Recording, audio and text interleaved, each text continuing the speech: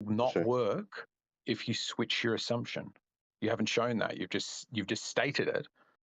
I just explained why. Because you're talking about heliocentric. I would just encourage you guys actually go research it. Right? You're talking about heliocentric model and then a geocentric assumption. You don't have any geocentric models, so you can't make that assumption. I mean, all you can do is talk about the heliocentric model. That's the dumbest thing I've ever heard. Did you know that your model claims that it's heliocentric, What but does your model claim? So if next time I get interrupted, I'm leaving. So your model claims that the heliocentric model can be treated and appears as if geocentric. You didn't know that? Sure. I mean, you can easily do it. Okay, so when you say there's no geocentric model, literally you can't postulate a heliocentric model without saying, well, you come up with it, treating it as if it's geocentric because of relativity. I don't. Literally because of relativity.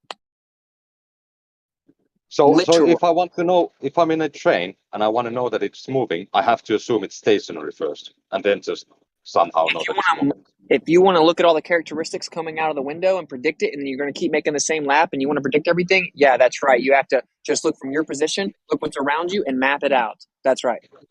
Yeah, I know that it's moving, not that it's stationary. Thank you. Okay, but too bad on the Earth. Too bad on the Earth you don't, buddy. So in real life, to do any model, you have to start with treating the Earth as if it's stationary and the sky moves relative to it as the central point. That's what this mechanism is. All these wheels are showing different portions of the sky clock moving with a assumed stationary reference underneath it. That's why it's layered with different... So now you're saying that it takes into account relativity, and it doesn't matter if the Earth is moving or the sky is moving. See, no, now you're saying that, well, because of relativity, it would just be the same. That's what you now have to say. That's what you said. You just said. No, that's what your model says. That's right. Yeah, if relativity taught us anything, it's that either the train's moving or outside the train's moving. Either one is possible. Yeah. So with this apparatus, what happens if the Earth is moving? What would be different? No, that's what I'm saying. It's convenient for you because you've made your position unfalsifiable, where you can say that relativity makes it unfalsifiable, where it says that everything happens exactly as if it was stationary and geocentric, but it's actually the opposite. Well, that's your claim. That's a cool. Yeah, proof of that though. It's it. You don't. Oh, so if you had proof of it, then why is it that you can't predict with the same accuracy as this thing did 2,000 years ago? We can even more accurate. You haven't told us how this apparatus gives you the location, the exact location, and how does it predict it to a second. You haven't told neither of those. So whenever I see the documentary, will you watch it? Will you watch the documentary? Yes, I will. Yes. So just so you know, they talk about how we can't fully understand how to imitate the predictions of this thing without just reverse engineering and copying it. So okay, yeah, but hold on. Part of it is because it's 2,000 years old too. Wait it. Hold on. If there's someone in the past that could predict weather, there might be a way that they predicted weather that I can't explain, but I can still make better predictions now. So it doesn't mean that the old predictions were better. It's just that I can't explain them. So we can predict the color of eclipses? Sure. I don't know. Can we? I've no idea. No, we can. Well, no, we can. It's based on the distance. Right, Gosho's right. So in your model, the only explanation you can come up with is that the spectrum of light is perceived differently relative to distance. That's what the model would necessitate. This doesn't factor that in. This doesn't factor in the Earth spinning and changing distance relative to other planetary bodies. That's not a formula that it uses. How does this predict the color? Yeah, I can't even remember. It's mind-blowing. This thing is so mind-blowing. This is why I get so triggered when people are so combative just because it comes from me. Dude, it is mind-blowing. The people on your side know that it's mind-blowing. It's mind-blowing technology that they can't fully understand. It took them years to even fully understand. And that's assuming that we fully understand it yet. And they also say that. They say it's very possible that we still haven't fully understood it. And so over years, they just kept discovering that it was doing more, predicting more. Since I know the answer to Moman's question, can I actually answer it? because all you said is, but no one knows or whatever. But yeah, it's pretty easy, moment. If it's since there's 223 lunar months in the whole lunar cycle, and then it repeats itself based on the Saros cycle. That's one of the things that's repeating is the where it moves in the range. So if it, I mean, let's say the first one is this color, then the first one is going to be it's the same color, 223. So it's just a cycle. the Right. anti-theory mechanism is awesome. I was into that shit before I even heard of flat Earth. Yeah, because it's just a crazy thing. It's like whenever awesome, I thought Ancient Aliens had some, I just thought they were interdimensional, but I would like watch it when I was brainwashed.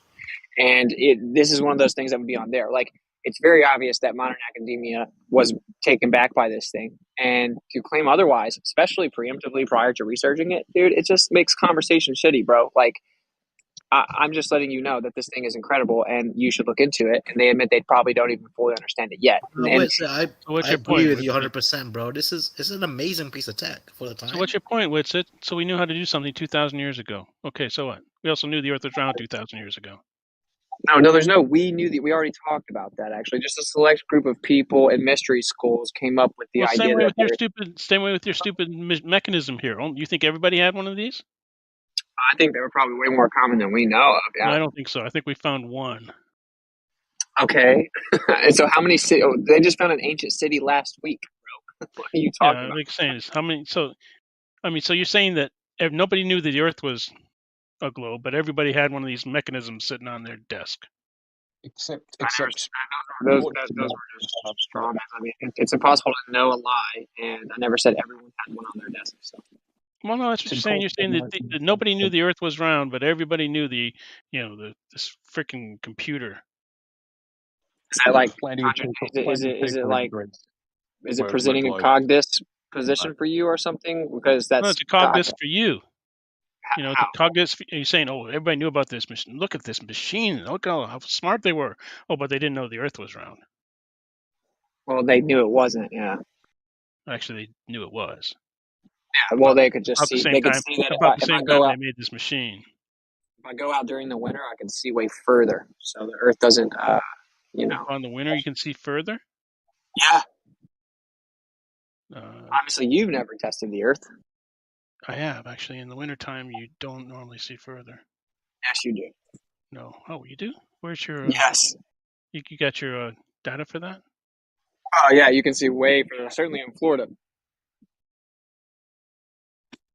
So I think everyone knows this. It's just like you can see further over a frozen lake than one that is in the middle of summer with tons of humidity above it.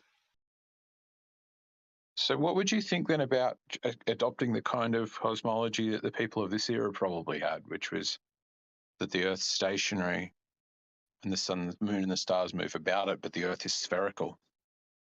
I don't agree with the the less than 1% of people that supposedly claimed that in history at that time. No, I agree with the other 99%. Who in 99% in this era of ancient Greece was claiming to be the Earth was flat? Yeah, they all claimed that there was a celestial sphere, and we observed the top half of it, which is why they depicted domes, and they depicted like in Egypt, they depicted girls standing over top of you. All over the world. No, it's like Egypt was way before Greece. I'm specifically interested in the ancient Greeks because it's thought that this mechanism came around at about like 70 AD. So, and you're saying 99% of people are flat earthers then? Because to me, like, if very smart people are thinking the Earth's a globe and presumably very smart people are predicting eclipses, I don't know. It seems to me they probably made the device. Where's your evidence that they didn't? So these people were so smart, but you think that they were wrong about everything, except for the sphere part. They got closer to what's right. They went from flat and stationary, and they went, "Oh, geez, this doesn't work because we can't describe the reason we've got eclipses, let alone the shape of the path they draw across the Earth." And yeah, but then they probably saw a selenium eclipse, and they were like, "Oh man, there goes that idea." Well, no, maybe, but I don't think so. I think Aristotle's own stuff said he saw ships going over the horizon. He saw the southern stars rise higher in the sky as you go south, and he started to think that we live on a globe. He's around this time. Aristotle also Is it the said same? that space was the metaphysical antithesis of matter. I think Euclid also said that the stars go below the Earth when they go south. He was a philosopher. He proposed ontological, Oh, metaphysical. mathematician. It was all, dude. He was a philosopher. Okay, so when he talked about space, he talked about it from a philosophical, ontological perspective, where he said space was the antithesis of matter. No, I It was was talking about philosophical. Euclid said that there's a celestial sphere that the Earth cuts in half, and the stars go below the Earth. Oh, okay, yeah, my bad. No, yeah, well, dude, almost everyone thought that. That's why it's so dishonest for people to say all of Greece knew, everyone in the world knew for 2,000 years. It's so not true, dude. It makes it hard to even have the conversation. Who are you debating? I didn't say that. Nobody here said that. You're just tilting at windmills now. So you agree that majority of the people thought the Earth was flat? Where'd Yeah, you I get think that people I think had a flat Earth cosmology in relation. I think there's a bit of parity with this now in relation to how much of it they'd seen. If they lived in a tiny little area of it, many of them did think it was flat. But it seems that the cultures that spread out at around the time they started to spread out started to give up that cosmology. Because they went places and they went, wow, those southern stars don't always do that same circuit in the sky. When I go down here, they're higher in the sky and I can see different constellations. Yeah, they were like, oh man, I got over here where I can see a different portion of the sky. That must mean the Earth is curving and spinning. It's a possible explanation. I think it's a pretty compelling one. I mean, the flat Earth today, with all of your technology and all of your support and modern abilities, doesn't have a good explanation for why that happens. So yeah, I think it's a pretty good reason. And if you go to the equator and you see the stars and the sun going on a straight line above you, I mean, they're not going on a circle. Mm. Interesting. Aristotle also thought he'd been all the way around because he thought if there are elephants to the east and elephants to the west, that must mean they're the same thing, and it joins up around the back. Where he was just talking about Africa, Asia, and Yeah, didn't realize India. you had the Earth like 4 times smaller than it was meant to be. Kind of like the first Greek that discovered it had the sun like way too close. Sure, yeah, people get it wrong. That's the thing. I don't expect them to get it 100% right. I expect that it will iteratively change. That to me is a sign of somebody who's got it right, as they respond to I mean, if they, I would wonder if they've got by adjusting their model. if humanity would suddenly, like, if there's one truth, like persistent truth about the shape of the Earth, I'd wonder that, like, is it true or not? Like, if it never changed. Yeah, exactly. If they picked one ages back and it just stayed that way, I would be like, that's a sign of something dodgy. That's why I don't trust religion much. Yeah, they don't change. They could be true, but So do you guys agree that all like everything we ever experience or observe from the Earth terrestrially can be explained geocentric Earth or the geocentric Earth? No, I don't think very well. I think that the better explanatory power comes with movement. That's been pretty much disproven once Galileo saw the moons go around Jupiter. But nice try. Moons going around Jupiter is a pretty good one. Just the movement of the planets. Let's stick on that one real Sometimes fast. we're close to Mars, and Let's talk about sometimes that. we're away from it. Well, yeah, but is it not possible that the cycle in the sky changes? I don't see. How is it that's exclusive? How is changes in the sky exclusive to the Earth moving? it changed the laws of physics, I would say. You said that the Earth was. You said the Earth is the center. Earth's not or geocentric. It's not geocentric. Galileo saw the moons go around Jupiter, pretty much proving that the Earth is not the center of the universe. Yeah, but to answer his question that he asked specifically, knowing the cycles, knowing that there's a cycle in the sky, like the Saros cycle is a perfect example, is not an indication in itself of anything. It's just noting the cycle. So it doesn't say. Well, to come up with the more you learn about it, you can come up to answers. But to know that there's a cycle doesn't tell you that it's a geocentric or heliocentric. Okay, but this is the important part. So when you came up with the Saros cycle, you looked at the sky and And it probably took a while actually because you had to really like factor in all these observations and the changes within. But actually, it seems that like with this mechanism, they actually understood the mechanism of the sky better, so they could predict the changes way before they observed them. Okay, now we just have the observations and the cycle's already established. So the Earth doesn't move, and all the sky has this cycle, and it repeats every however many years. That's how it was come up with. And whether you think it's moving or not, whether or not you think it's moving, that's how it was come up with, and everyone knows it. That's subjective, and even relativity agrees. Okay, so then then we see that My question is, if it keeps on repeating with the same exact cycle, how is it that that's more evidence for an Earth that's wobbling, spinning around? To respond to what you said, you keep saying a lot. You could have just asked that last question and not said the other stuff. But yeah, the serocycle, like I said, is based off the 223 lunar cycles. So yeah, they actually did have to observe those over time to get that record in order to have the serocycle to be able to use that to predict them in their future.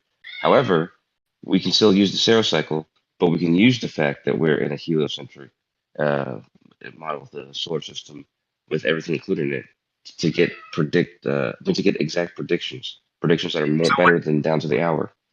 So you agree the serocycle will be useless in a certain amount of years, though, in the heliocentric model? Not useless, but its use is limited. It'll be wrong. I'm still not finding anything definitive as far as the person who made it being a geo versus heliocentric person. I mean, I completely agree with you. This is fucking amazing tech, way before its time, and I wonder why there's only one of a kind made. Why there isn't similar architecture of machines that we can say the same person who made this, because you can usually do that, right? It's almost like one person devoted his whole life to making this, and then he was killed, and nobody knew who actually made it. Or they were just more advanced. Or they were just more advanced in the past, and we came up with some story about how they were barbarians and shit, but they were actually more advanced and had the technology to make these. Or say the Vatican found another one, bro. So say the Vatican found another one. Do you think they would just go throw it on MSNBC? Because the Vatican still with it. I think. Wait, I'm going to say this real fast. The Library of the Vatican is estimated to be more valuable than every asset on Earth. And that's not even including the chamber. Here we go with the anti-Catholicism. So you don't even. This is mainstream information. Well, if I was the ruler of the world, the first thing I would do would be to pop open the Vatican's library. I mean, are they allowing people to digitize it? No, of course not. Okay. Dude, we already have better predictions. We don't need to recreate the Antikythera mechanism to use their predictions. Well, they did. And it says that mechanism uses the serocycle. It just made a device that can utilize it. Apparently, no. What the serocycle acknowledges is integrated into this machine. The serocycle is much more limited than this machine, though. So you should probably research it. I don't think so, man. And that's nothing I'm seeing says that. Oh yeah, boy. Wow. No way. Google's not going to tell you that the Earth doesn't move. No, I'm reading a paper of the guys who did in-depth, investigation on the translating it and looking at all the different parts and all that stuff. I posted, but yeah, it's not saying that it's more precise than the serocycle. Serocycle. What's funny is the guy. Sorry, I'm saying like the guy that came up with one of the main guys that was looking into this, he just honestly added the word globe, literally added the word globe to very famous ancient quotes from Greeks. And when he presents it, he actually pauses and says globe because he added the word globe. Because they're trying to understand it on a spinning globe, dude. That's why it took them so many years to realize how intricate and accurate it was, because they were assuming it was, primitive and inaccurate. No, what's it?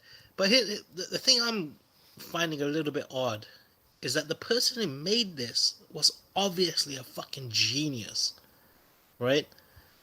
Mm-hmm. And I'm hearing maybe it was Apostle or Hippocrates or whatever. I can't pronounce them correctly, but those two people, around either them or their students, and I don't think it was either. I mean, I think that this is a one of a kind person that was making this thing. Well, I agree with you. That's all the stories about where it came from, even the fact it came from Greece, is literally just a theory. That it's just a theory.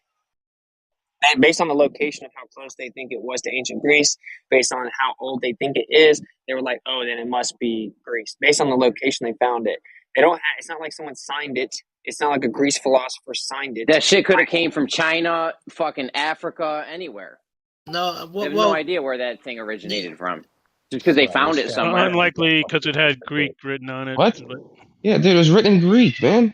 Oh, it had Greek. What the hell are you Greek talking symbols about? on it. so It had probably Greek not symbols on China. it. Wait. Probably not from China. Was Greek the biggest Natural language? internet. Was Greek the biggest No. language on Earth at one point? No. Okay, so Greek wasn't the biggest language on Earth at one point. Yeah, I but don't probably think didn't. China- It probably didn't come from China, and No, it probably Latin wasn't Arabic. Latin was pretty big, but Greek and Latin Yeah, characters. At this time, it Yeah. was Greek. Where were the Greek symbols at? On the Yeah, outside of it or inside? it wasn't big in China. Were the Yeah. Greek symbols on the outside or the inside? China comes from Sanskrit. It wasn't even close to being the same characters. Were the Greek symbols on the outside or the inside? Because I mean, all can over get it. some shit. Any of the symbols on it were Greek. Oh, I can buy some shit from China, write USA all over it. Does that mean it Yeah, you doesn't mean it could. came from USA? You're right, man. You're right. It could be from China, just written in Greek. That's true, man. That's a very important possibility to bring up. But it's probably not from China and written in Greek. It's probably from a Greek. Maybe. It's Yeah, probably from somewhere within the Greek Empire at the time. That's about as accurate as you can say it, I think. Thank What you. if That's it very says well made in said. China? there wasn't That a was a Greek big empire at the empire, time. bro. No, it wasn't. There wasn't a Greek. I don't know what the time is, though. Yeah, Yeah, Alexander the well, Great is the one who combined Greece into one nation, and it didn't last very long. I They love it, were though, they it's were city states. he wasn't Greek, by the way. Thanks He's for bringing this Macedonian, up, but man. that's another story. Yeah, What's but when he combined Greece together, that's whenever you could say it's like in one place. The calendar they had was a Metonic spiral, which is Corinthian in type, but not from Syracuse. I wonder if So the mechanism somewhere inside. in people using the Corinthian Metonic spiral calendar. I wonder if we can get a Right, key. which is still pretty speculative analysis because, the spiral calendar, it's just an acknowledgement of the cycle as well. So, I mean, it's a sky clock cycle, which makes sense, of course, because there's an ether field that has like a toroid. But anyway. So do you But think like it's possible then that these guys were globers? Geostationary, geocentric. I would say it's possible that they were geocentric clovers, I suppose, but it really throws a wrench into the simplicity of the celestial sphere being observed moving. So I find it unlikely. Why? But even if they, because it's just a Earth going through a celestial sphere, the stars go down beneath you, but you can't see it. So that's a totally different model. I guess it's not in the sense that it was limited to the perceivable stars, and then now they've wrapped those all the way around, and then introduced omnidirectionality. You know what I'm saying? But that dude did say that most honest recollection, which is if you do think these are great characters, which they resemble them, to be honest, then you could say, well, it seems like it came from someone within the Greek Empire, which got very big, and we don't know the dates. So I'm just saying, dude, but why would we act like they know exactly what's up with it now when they were wrong for like 5 years straight? Because that's how you get right, Witsit. You make a guess, it's wrong, somebody challenges it, proves it wrong. I mean, what I'm reading here in the wiki page is they originally thought Syracuse from the school of Archimedes. Then they thought, yeah, it is the Corinthian calendar, but it's not from Syracuse. Then they went and did some tests on the pots on the ship that it was wrecked, and they were like, well, the vases are a Rhodian style, so it could be which is similar to the academy founded by Stoic philosopher Posidonius, and now they're saying Hipparchus's theory. The mechanism uses Hipparchus's theory of the motion of the moon, which suggests the possibility he may have designed it or at least worked on it. So this is exactly what Mailman and I were saying before. If they said it's this one Greek guy made it the day they dug it up and they never changed that, and they ever change the year or anything, I would start to be suspicious of that.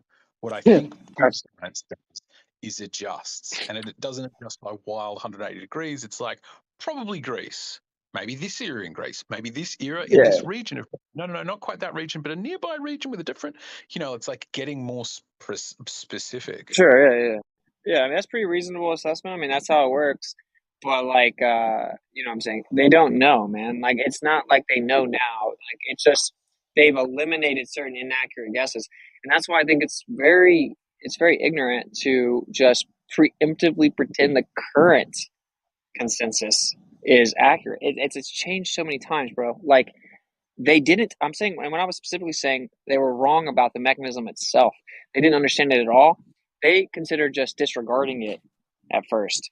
And it turned out to be one of the most intricate, amazing machines discovered in modern history. And that for years they reluctantly started to give it its credit, bro. So like they didn't understand anything about. I'm just saying I don't think that I don't assume these people are being subversive or dishonest and deceptive. I think they're genuinely trying to figure it out. I'm not saying that they're trying to lie to you. I'm saying they don't know. They don't know. Why did you say first that they were wrong, but at the same time they didn't know anything about it? Like, how can they be wrong if they don't know anything? Well, because no, they were saying that they were underestimating its predictability over and over. They were regarding it as useless, effectively, until they continued to look into it. And in fact, it barely got continued. Like the fact it got continued to be looked into was by chance of someone persevering through basically the consensus of it being something primitive and pretty useless and just like a part of a gear.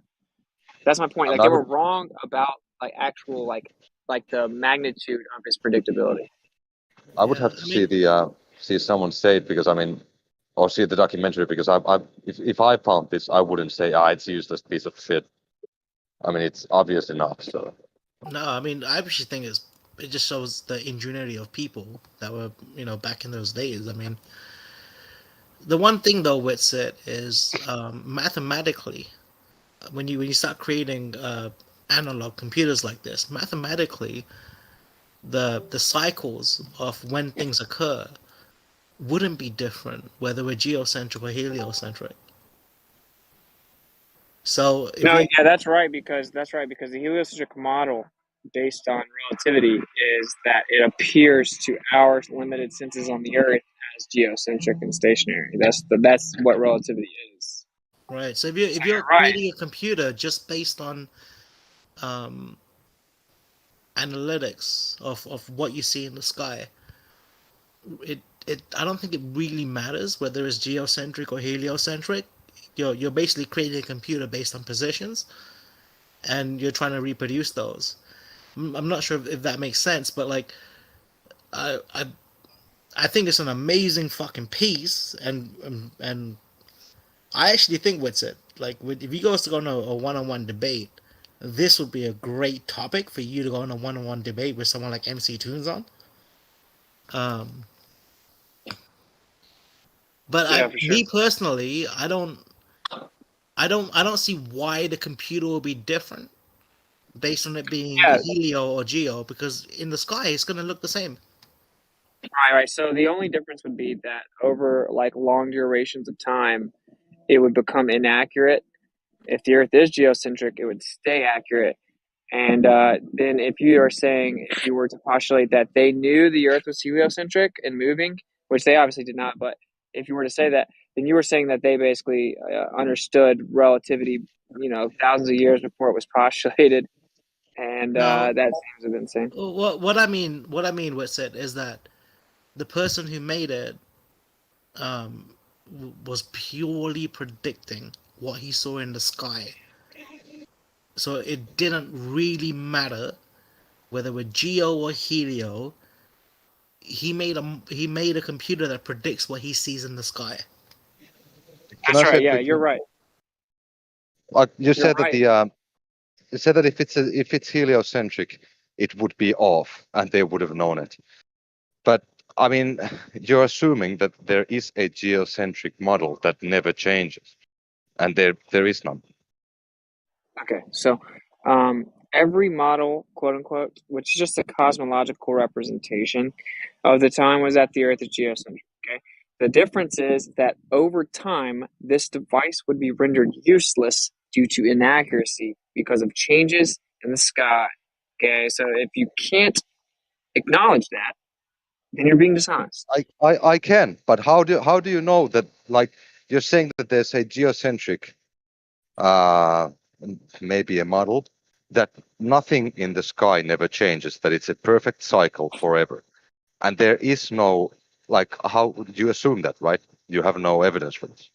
All the stuff that it predicts specifically never changes. That's right. Right, but No, but that's a claim. Well, it has never been inaccurate. So can you show me when it was inaccurate? With what prediction? Made by what? By this machine that no one knows how to use? Or No, they do know how. They do know what it predicts a lot better now. It's been like 8 years. so how Okay, how so accurate is it? And it's how? mind-blowingly accurate. Yeah, you keep saying that they know the locations and everything, but that's what you say. I mean, there's no evidence. How can it predict? Like, does it predict coordinates? How It does would it? just, yeah. I don't even know the specifics of the location for it. I've already said that. Yeah, so I don't know how accurate this is. Well, it's accurate in the sense it knows exactly when the eclipse is going to happen, down to the very second, and what color it's going to be. So it predicts a lot more than that, though. It has like 12 different gears on it, and each little notch is. I was just wondering, is that something that the eclipse is changing? Is that something that the model, the heliocentric model, says will change? I didn't know that. Well, like the heliocentric model had to be built upon this cycle, right? I mean, we knew that there was a cycle that reoccurred, so to postulate a different model, we had to factor that in. I just saw such a dope shooting started. But does NASA's predictions that we make now using the heliocentric model that predicts the location and everything, are those wrong? Is this very different to the Mayan calendar? No, it's way more. Yeah, it's just. I was just saying to a TikTok earlier, and I was like, Well, the Mayan better calendar not. could predict I don't even things. remember what it was about. The Mayan calendar could predict eclipses, right? And it didn't matter whether we were globe or helio. I'm just saying, I think like all of them are built upon a geocentric Earth. The functions that were used to figure this stuff out were the same. Well, the only way it's the same is that in 1915 there was a theory postulated that it appears to be geocentric, but it's actually not. So, of course, it's the same because relativity, the current model, which is based upon relativity, literally says that they're basically the same perceivably. That's not at all what it says, man. You keep misinterpreting. It is what it says. We keep on going over it. No, dude. Because if it's geocentric versus heliocentric, there's other consequences to. It's not just how it appears. You can imagine the Earth being stationary, and imagine that the entire stars and the sun do something weird that make it look like they're orbiting the. Not to make it look like it's orbiting, but to make it look like the Earth is stationary.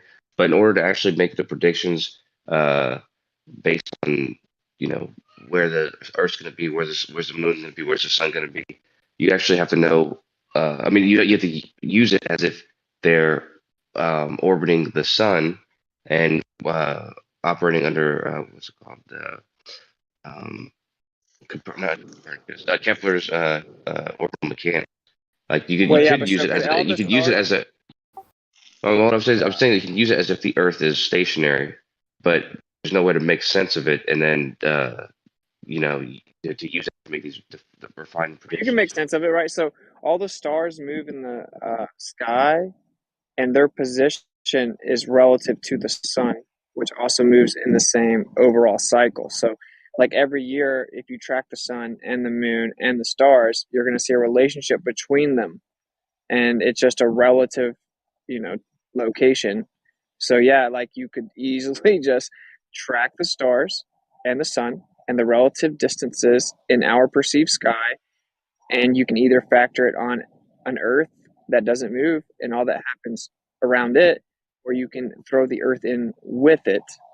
So that is what happens. I mean, well, what's it? The only thing that differentiates when you Hold on, consider Doug. when you can I get this out, Kosho, or do you have to go? Yeah, he was under what I said, and I'm trying to clarify because I don't see why. I forgot what he said now. I was gonna say. Go ahead. I was gonna say that when we talk about Geo versus Helio, in comparison to the stars, because you mentioned the stars, the only difference is the planets.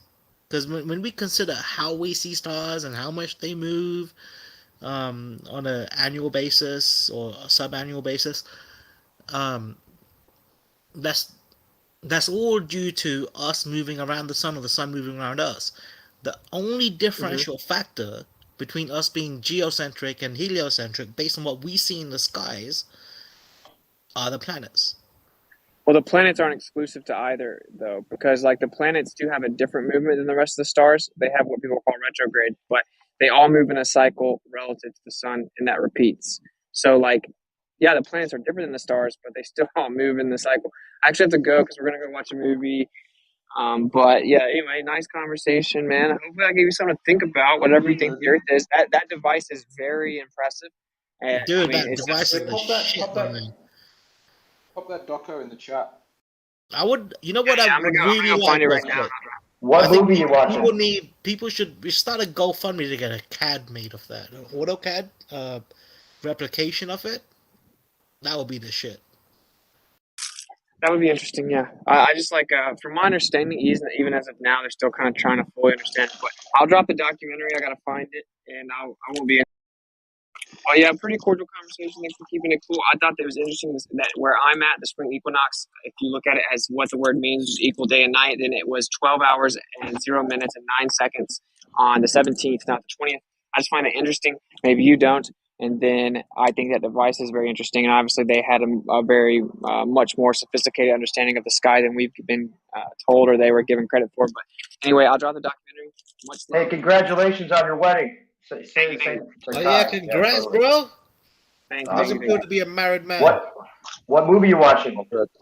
Well, our movies are something like I don't know, old world documentary or something, you know. Okay. Hey, what's it? Come on, why are you in your fucking honeymoon, bro? We are like our honeymoon is we just stay in a really nice place for an entire month. All right, bro. No flat. Can you do a no flat smacking honeymoon, or will that be the highlights? Well, I haven't been on Discord much in like the last month, so it's all good. She was fixing food. I had just grilled, so I was waiting for her to finish food.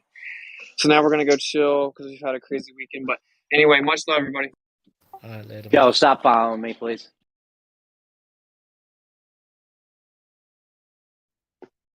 Yeah, stop following him with it. Dude, normally Witsit annoys the fuck out of me, but you gotta admit that computer's the shit. Today. Hey, I want to ask you guys a question real quick, the Globers. Have you guys heard of Corey Kell's Marx's device of the OS survey point? Never. All right, so Corey Kell the other day. I haven't heard of him. Yeah, go on. all right, so the globe math has it where the known distance to the sun. So you equate every 3 hours would be a 45-degree angle. You'll get 8 of those, which would add to 24 except hours. Again, the day isn't 24 hours. And you can't observe it from one spot. That's the problem. This has been debunked several times. You just refuse. How do you do it? Can you NASA, explain? NASA, let it finish so I can know what the actual thing is. So if it's more than 45 degrees, there's an issue. Can you explain to me why that's sure. fine? You got the same problem in celestial navigation.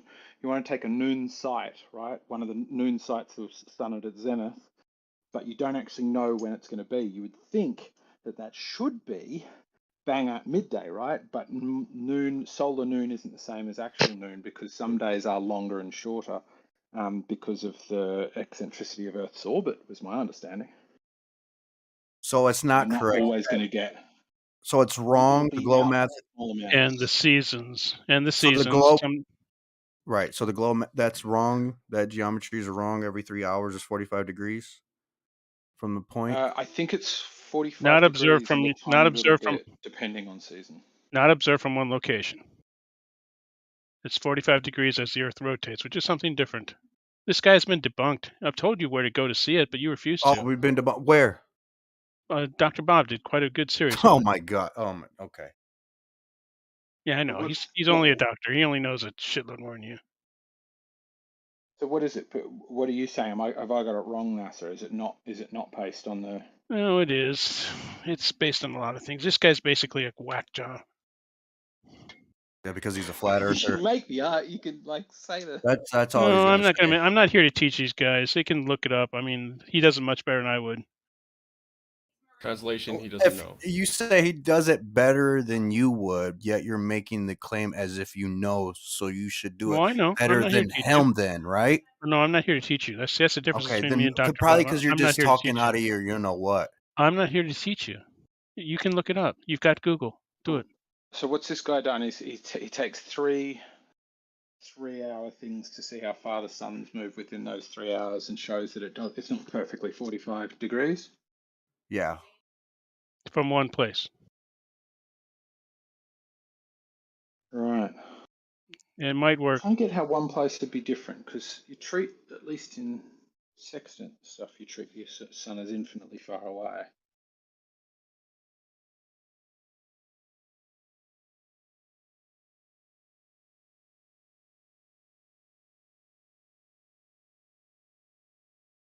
Okay.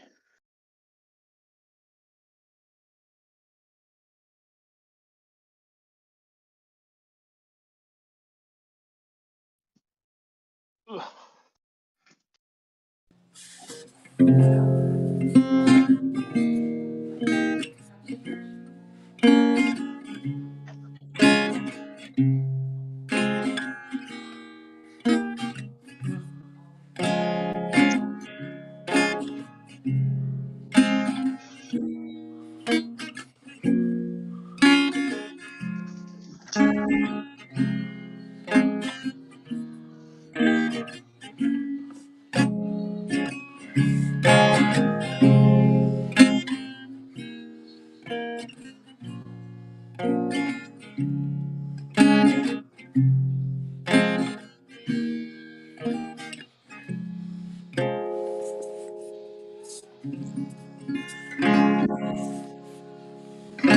So Keep it going. Keep it going.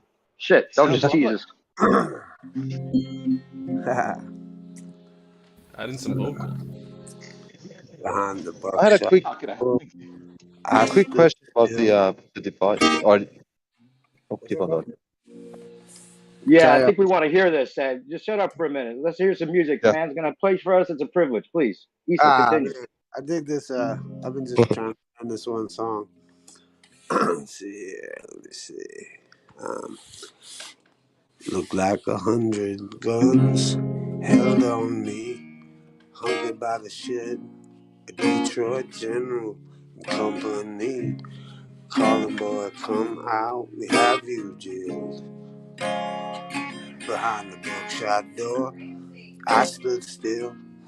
Wondering how the hell the bastards found me in those hills, clinging to a letter I wished I'd mailed. Go rest easy, Madeline. I'm bringing down the bank across this flooded county line. And when I get home, we'll have a grand old time.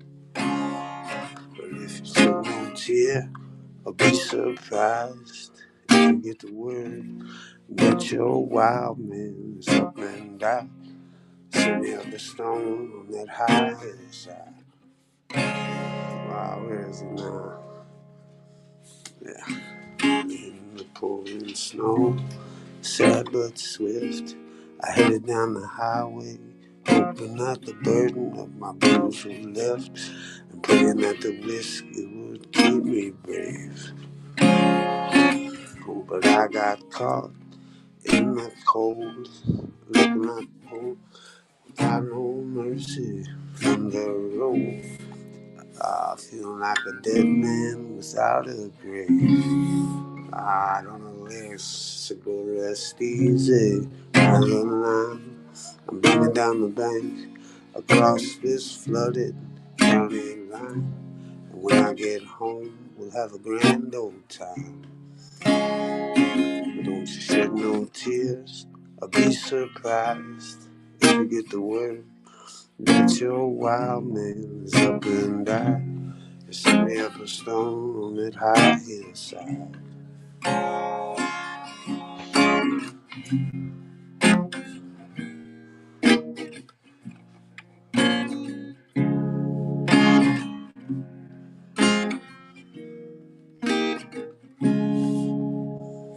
Bloodied up and chained, my legs still down.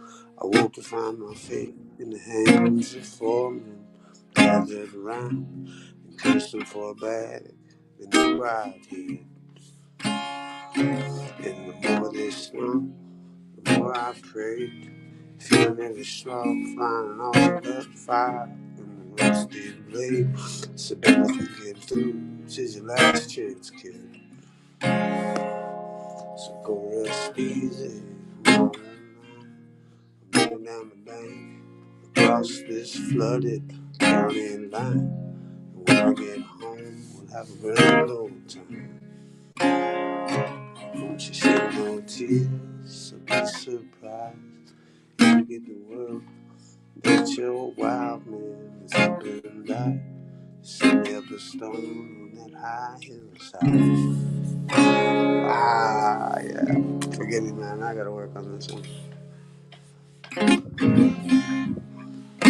Hey, I'd like to hear the one that actually is kind of like a tribute to the Ballers in a way, because it's like you don't want your stars and your moon and your sun taken away from you. That's part of what the song's about. I like that one. Yeah. I don't know, if you guys don't mind, I'll play it. I haven't played any of this shit.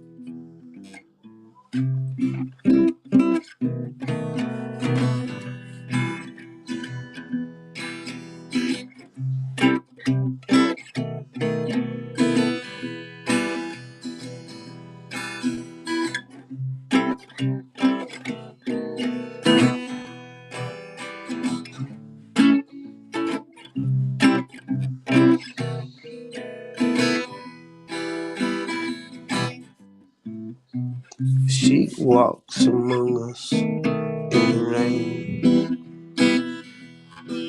Even tell you there'll be sunshine again. She'll take the food right from your plate. She'll steal the crumbs that you wanna save. She'll take your moon and your stars away. So many miles, so many miles. She'll take your moon and your stars away. And when you think about all this going wrong, could it's only an opportunity. Need another with some mysteries down the road to misery. Weave a little bit of fantasy, cause that's really what it seems like to me. She'll take your moon and your stars away. So many miles, so many miles away. Trillions of miles, she'll take your moon and your stars. Yeah.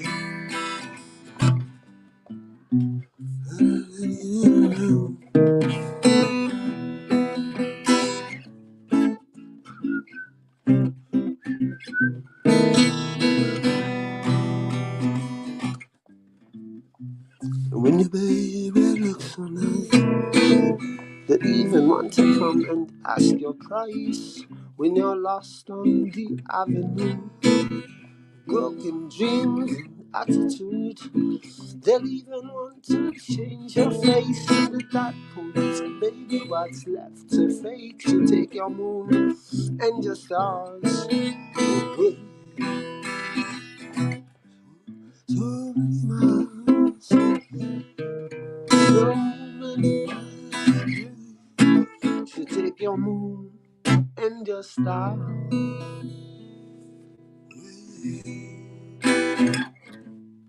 Should take your moon and your stars.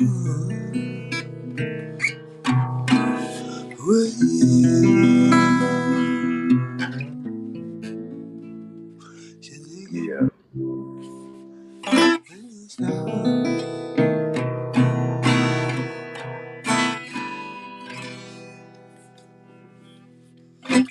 Yeah, brother. Nice. Thanks, bro. That's great. It's the sun, obviously, right? The sun takes your moon and your stars away. Yeah, man. Trillions of miles, dude. Trillions. Infinite miles away. Light years, bro.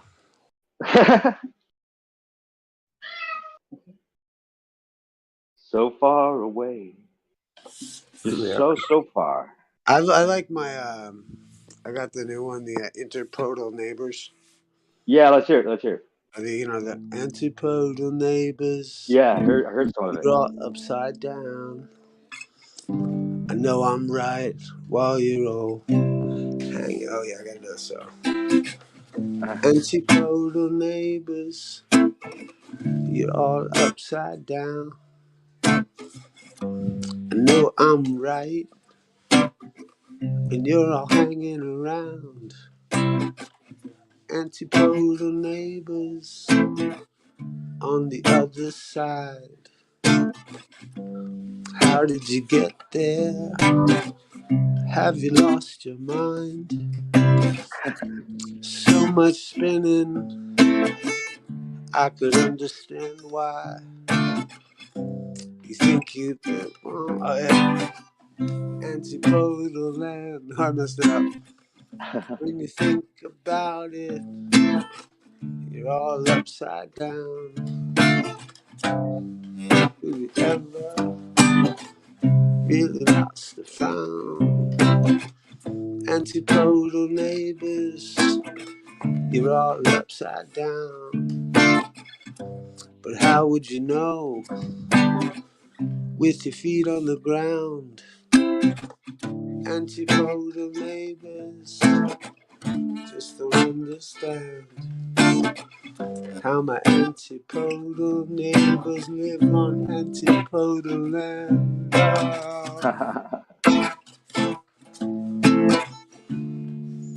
Love it.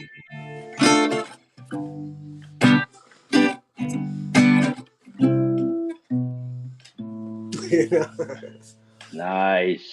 Yeah, it's the antipodal neighbors. Very nice. I like that. That's a new one. I like it. It's so funny. So funny. It's got such a good humor to it. It makes me think of sun. It's totally tangible. This one's for you, Kosho. Kosho was trying to convince me the other day that the sun is tangible. Yeah, completely. What was it? The sun. It's totally tangible. Yeah. Get there. Totally tangible. I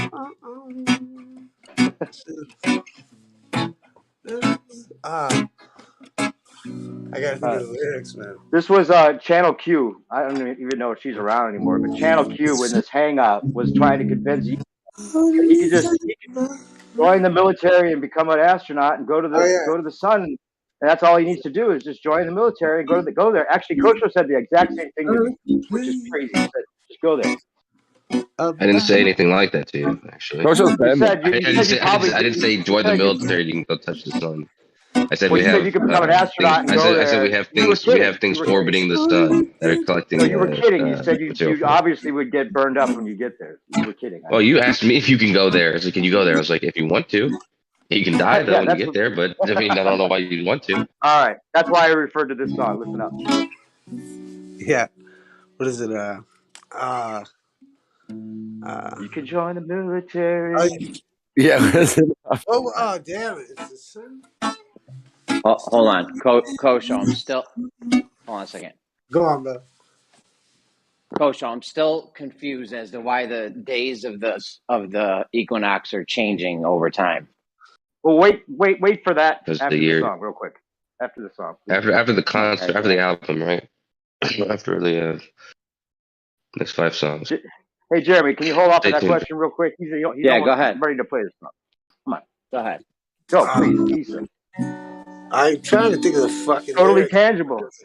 You can join the military. Well, If you... trying to remember. The sun is totally tangible.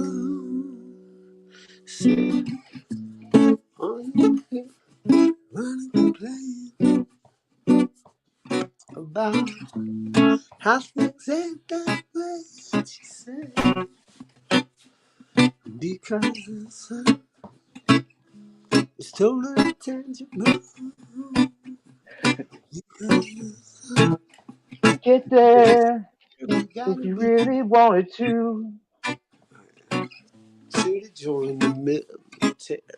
Designs on going to the Air Force. Oh yeah, so you can become an astronaut. Cause anyone can be an astronaut. Anyone can be an astronaut. Yeah, that's what it is. Should have joined the military with designs on going into the Air Force so you could join NASA, become an astronaut. Cause anyone can be an astronaut. Anyone can be an astronaut. Because the sun is totally tangible.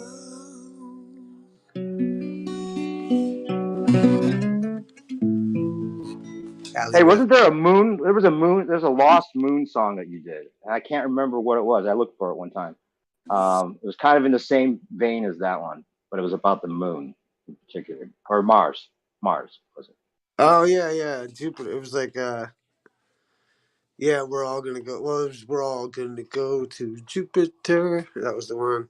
Yeah, something like And then that. there was Party on the Moon. Yeah, Party on the Moon. That was it. Okay, yeah. Yeah.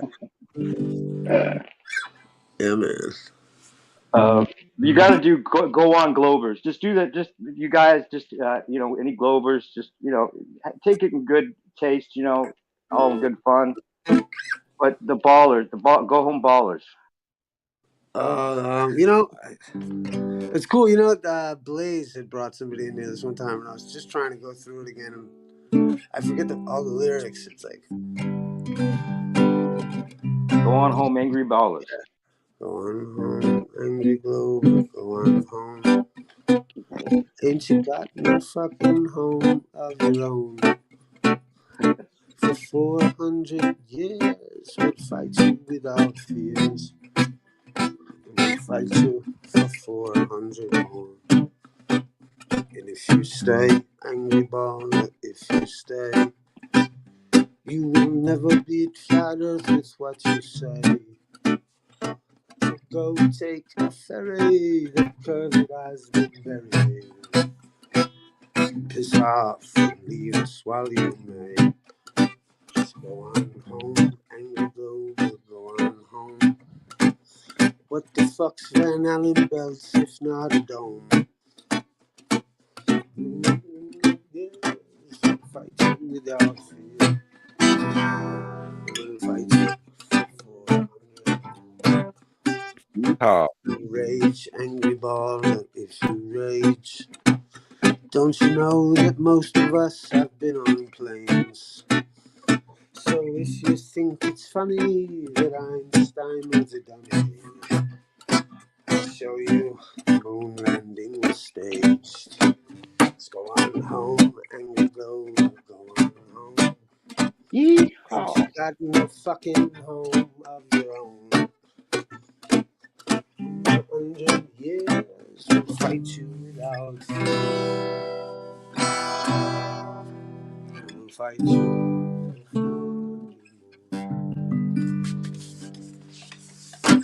Yeah, man. Yeah. Nice. Thank you, man. That was awesome. Oh yeah, man. Yeah, it felt good actually. In a minute, I gotta remember some of them lyrics I had for it too. Oh, it's great. Yeah, Great. This is how the hangouts used to be at Isa's place. You would do a little tune, go back into the conversation, then maybe a tune later. It was all cool. It was good. Like you're just hanging out in someone's living room. Yeah, man. Yeah, it's nice. Softens it up a little bit, man. All right, so I like to hear you. I like to hear you play the keys more than anything, Isa. You should do that. Right on, man. Right on. Thanks, brother. You guys should hear him on the keys, dude. It's fucking rad. We'll let Jeremy get to Kosho's response for the 9,000 All right, sure. millionth time. How the sun is completely Awesome. Tell me now the totally sun. tangible. It's totally tangible. Tell me now the sun is totally tangible and Lagrange points make sense. Yeah. Go. Because they sent a probe there. They totally did. if you guys want to talk about the tangibility of the sun, go ahead. Well, Kosho said they sent a probe there and they totally touched it, so it's tangible. They touched the sun. There was a man a long time ago. He said the sun was made of gold. Kosho didn't say they touched the sun. Did you say that, Kosho? No, I didn't say that. Anytime anybody says I say something, try to ask them what kind of shit they believe and try to see where they're coming from. And if they sound like a person who's wrong about a lot of shit, assume they're wrong about that too. Okay. Well, I said what I thought you said, and you're here, so you can defend what you said. What you said? I already said what I said again. When you said I said it last time, and I corrected you. I said what I told you was they sent a probe to the sun, and it collected material. It probed the sun. And it had sensors on it, and it detected material and all that type of shit.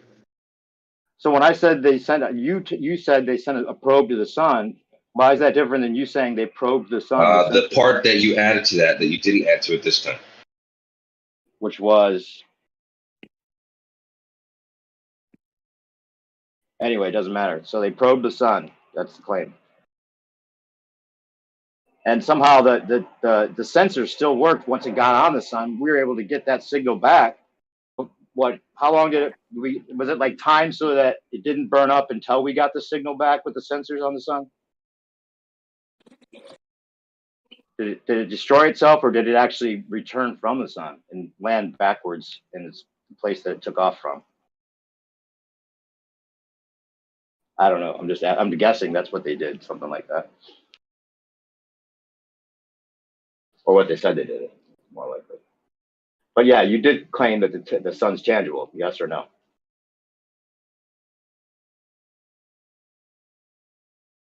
Never mind. Totally tangible. Go ahead, Jeremy, with your question. So yeah, something would have to be changing in the sky. I mean, our days are staying the same. You know, they're not changing except for when we had a leap year.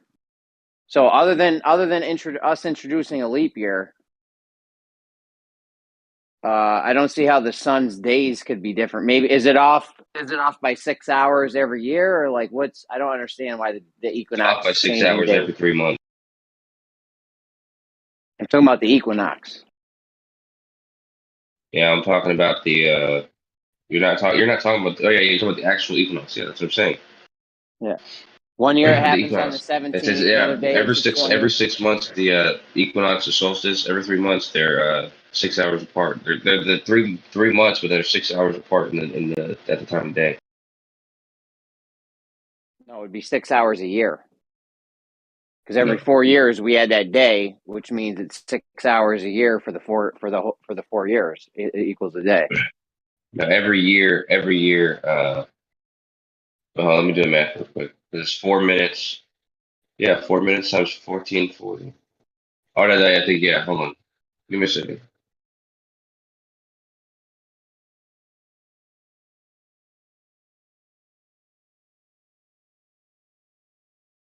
How did that? Oh, there's 360. Yeah, it's 4 minutes off, which equals after a year that 4 minutes a day is 360 days. I mean, 300. I mean, is 360 times 4 minutes, which equals a day. Okay, so the equinox is constantly changing because of No, this it's 4 just minute. it's not the That's same. the reason, the 4 minutes. No, I told you before. The reason why it changes is because a day doesn't fit perfectly into a year. Okay, so there's no reason to expect that the way that we have built our calendar to perfectly be matching what happens in the sky, because it just doesn't. There's no calendar that Well, I don't that know we've why ever you're had using a that matches what's sidereal. happening in the sky. Yeah, I don't even know why you're using a sidereal day, because this is the equinox is based off its position to the ground on Earth, right? That's right. But you're asking about Which the is a calendar though. 24-hour. Which is a 24-hour. No, I'm asking about the equinox. A sidereal day has nothing to do with this because it's based on the sun's position to the ground. Isn't that a solar day? Yeah, that's why I don't understand why you're talking about a sidereal day right now. No, yeah, I'm telling you the reason why it's the question you're asking now. The reason why it's different is because it doesn't fit into the calendar equally. So because of that, they're not going to have this systematic lineup every year. It's not possible to do that because they don't have the same number of days in the year, and the equinoxes. I mean, in the sorry, what is it called? The eccentricity makes it so that the longest day and not the longest day. I'm sorry. When we're closest and farthest from the sun, and then when we're experiencing the solstice and the equinox, they're like what is it, like 12, 15 days apart or something like that. So there's a lot of reasons why you wouldn't expect them to line up. Yeah, other than the position of the sun, other than the position of the sun and the position of Earth, nothing else matters, right? For the equinox, that's all that matters for the equinox, right? Well, no, so our position in our orbit is what matters. Yeah, so our position relative to the sun's position. Our position, relative to our orbit. It's our position relative to our orbit around the sun. No, all that matters for the equinox is our position relative to the sun's position, right? Let's try to keep it simple. If you imagine a orbital plane going around the sun, the equinox is going to represent a specific point on that plane. When we hit the spot. So we can reverse engineer this and find out that. So what's causing it to be different days? The fact that the number of days doesn't go into a year perfectly. So our year isn't like from January 1st to New Year's next year isn't based on that position around that orbital plane. It's loosely based on that position in that orbital plane, but we've made it so that we can use it so that it functions in reality. That's why it's going to be 6 hours off every. So it's going to be 6 hours off every. 6 and a little bit. A little bit. Yeah, I don't know what's going to cause. I don't know how much it's going to be off on top of my head. But I'm telling you that if you look at that orbital plane and you put Earth's position on any point in there, like the furthest or closest end, or the part it's at in the equinox, it's not going to the place that it is on the orbital plane is not going to be the same every year, because our year is not one of those cycles. Right, Jeremy, imagine how retarded it would be if it wasn't like that. We had to make a day, right? Because otherwise it will be fucking, the time would be, the time the sun comes up would be different every day, right? So that's why we decided, you know what? 9 to 5 wouldn't make sense. Right, that's why we decided this is how long a day is. Now, it just so happens that, we don't go around the sun in a certain number of days. That's why we have these little bits that we have to fucking add. Yeah, it's 6 hours short a year. Yes, we've already come to this conclusion. 6 hours a year. It would be nice, right? It would be nice if we could have a. It's off 6 hours a year, right, guys? A little bit different, 6 and a little bit. Yeah, I already said no. I said no to that. Why are you saying no to that? That's why we added the leap year to make the calendar match. Yeah, but no, dude. Other than the leap year, the calendar matches, right? No. No. Yeah, there's more nuances to the leap year. First of all, and second of all, even if you use the nuances that we have in leap year, it's still going to be off for like 13,000 years. Off What's by a the day. rule again, Kosho? What's the rule? For 13,000 years. So it's once every 4 years, except for on a century year. All right. Except for on the century years that are divided by 4. So when I said 6, when I said 6 and a little bit, I actually meant 6 and a little bit less. Okay, so give or take, it's 6 hours. And a little bit less. So that's what we would expect the equinox to be off every year. What I don't know, why is this throwing the equinox off? Because it's going by days. Okay, so I don't know. I don't get it. Dude, imagine the orbital plane of the Earth around the Sun as a clock. But imagine, at 12 and 6 o'clock, those are the solstices. And imagine at 3 o'clock and 9 o'clock, those are the equinoxes. And you're just looking at the minute hand go around the clock. Well, it just so happens that our calendar isn't based off of the positions on that clock. Even though it's closely related to it, it's not exactly based on it. So there's going to be slight differences between, where we are. I mean, when the clock is at 3 o'clock, like in our orbit at the equinox, what exact date in the year it is. It's not exactly the same. Like once we go around the clock one time, once we go around the clock one time, even though it says that it's an hour, it'd be like if it wasn't exactly an hour. It was something a little bit different than an actual hour. Okay, so what day was the equinox last year? 21st. And this year it was the 18th? Wait, no. This year, no, it was yesterday. It was 20th. So last year it was the 21st. This year it's the 20th. What was it the year before that? Do you know? Can anyone Google that real quick, please? I'm not going to, but in a whole minute, Jerry, if you wait about 10 minutes, I'll have something to present to you. Because I was working on this, and it's actually it'll probably answer that question as well as a couple others. If anyone has the Google, what's up? You said check the antikythera device. Listen, if anyone has the Google machine, can you find out which day in the past like 4 or 5 years, give me every day consecutively in chronological order which day it was. Yeah, Jeremy, let me get right on that for you. Get on that, Branch. Come on. Well, this is important. This could blow the whole lid off the heliocentric model right here. Because the sky can't be changing crazy like that and be going changing days like that on the equinox. That doesn't make sense. I mean, it makes sense to Kosho, so it must make sense. I want to base my reality on what makes sense to Kosho.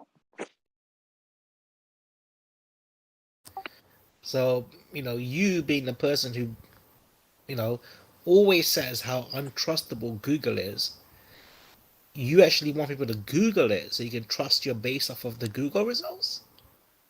Well, I mean, on what day the equinox was that we saw happen. So, I mean,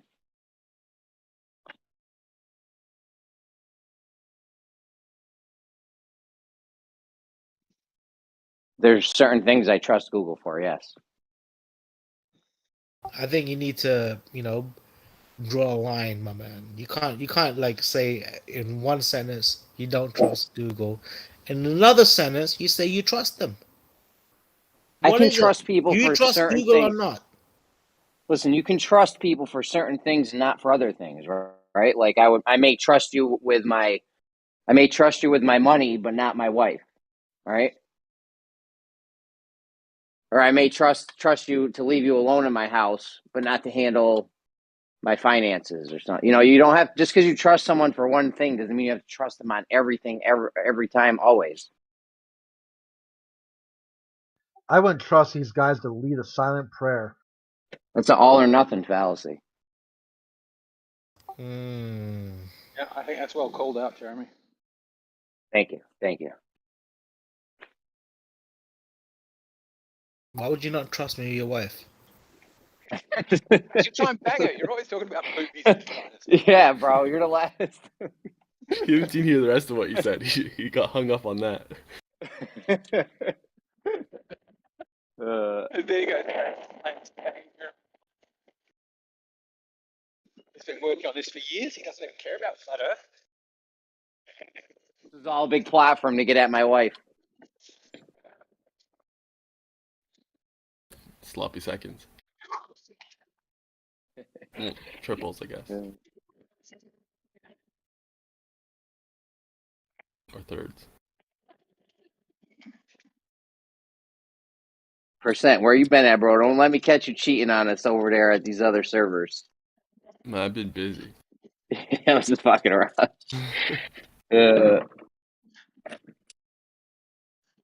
There's so many servers now, though. Like, They had a divide. Yeah, there was some kind of split from 24/7. So now there's like 18 Platinum servers. Oh, is it? What happened to 24/7? I don't Look know. at his ears Something just perk happened. up with the drama. I mean, come on. You're such a gossip, right? Yeah. Drama's interesting. Something happened. I don't know. Especially if it's good drama. Like, if it's just like so-and-so had an argument, that's a bit dull. But if it's like they've decided this whole wing is a psyop or something, that's fun. When Jeremy says it like that, something happened. I don't know. Like, you can't help but be interested. Yeah. Something happened. Something happened. I don't know what, but yeah, there's a lot of fucking flat Earth servers now. I mean, that's what we need, is to just everyone go make your own server. That way, we never know where to hang out at.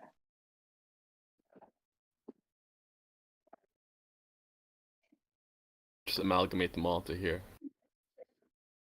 I mean, we can make unlimited voice chats in one server. That way, at least we'll know where everyone's at. I go through 80 fucking rooms looking for people these days.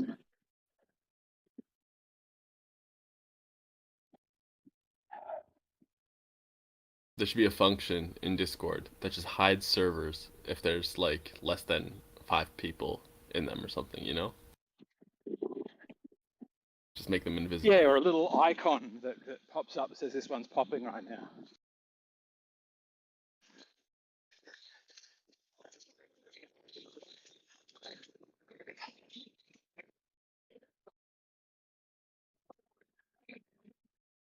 Hey man, I think you can do that, bro. There's this thing called Better Discord,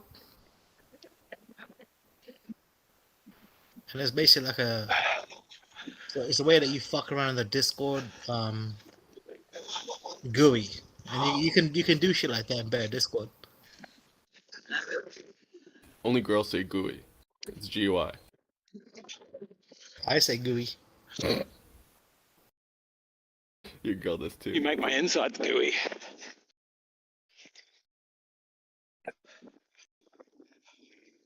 Where are you going riding? You sound like you're a man on a mission. I thought somebody was masturbating by the sound of it.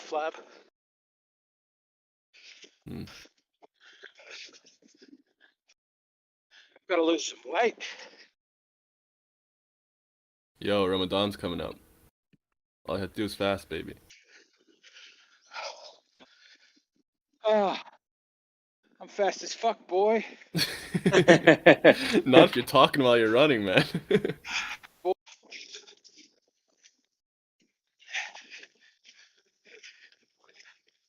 I like the TikTok when he's like, "Oh, he's trying to race me. 1, 2, 3, go!" And it's like that's like an audio for a whole bunch of clips. Never seen that one. What? Yeah. He's like, "Oh, he wants to race." 1, 2, 3, go, and then they start right. Like they'll do it with like a deer on the side of the road or something, or a Oh, I bird. see. I like the ones where like something happens, like run. They just book it. Run. Dun dun dun dun dun dun with that little beat. Yeah, I know what you're talking about. Run.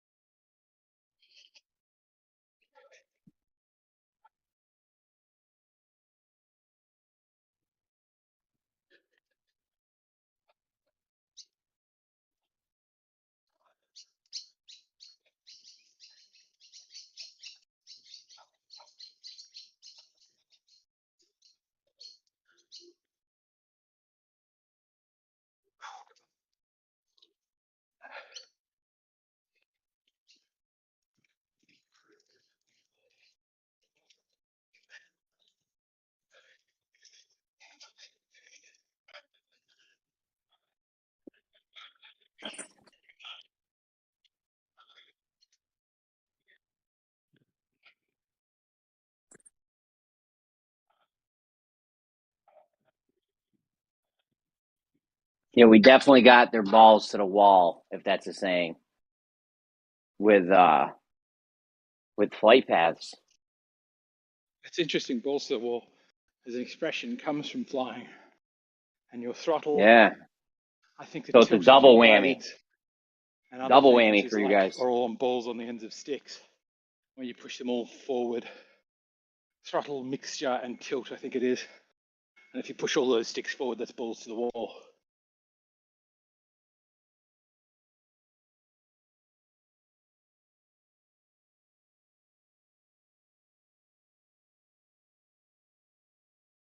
There's no way you'd be flying on a curved path.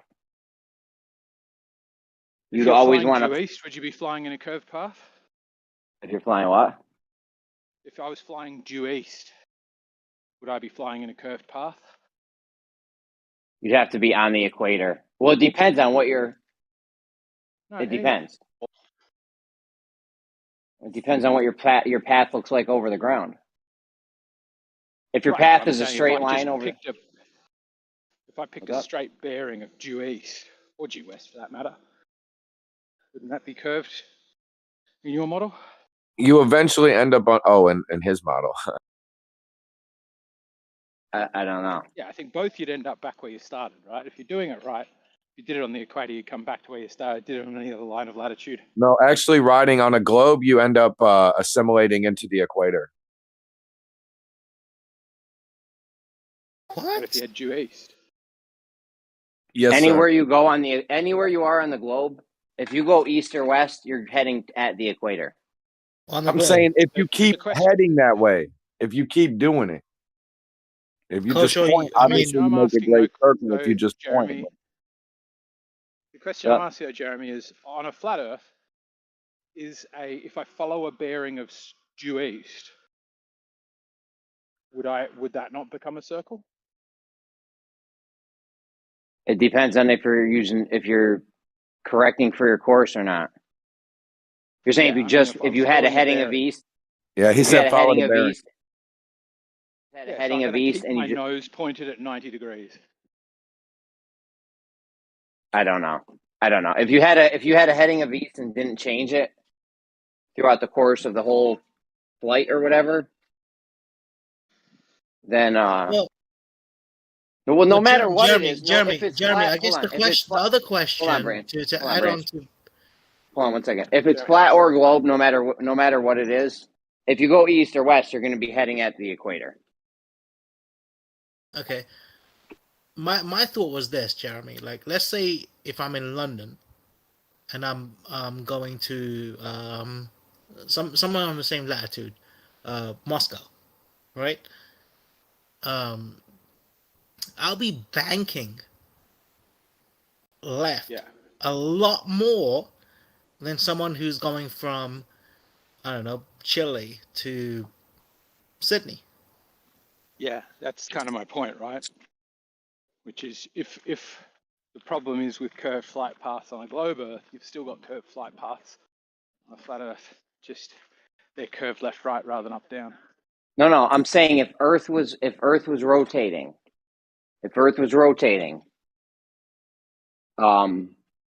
flight paths, if you were flying in a straight line, the flight path on the ground, like if you were to trace it over the ground, it wouldn't be a straight line.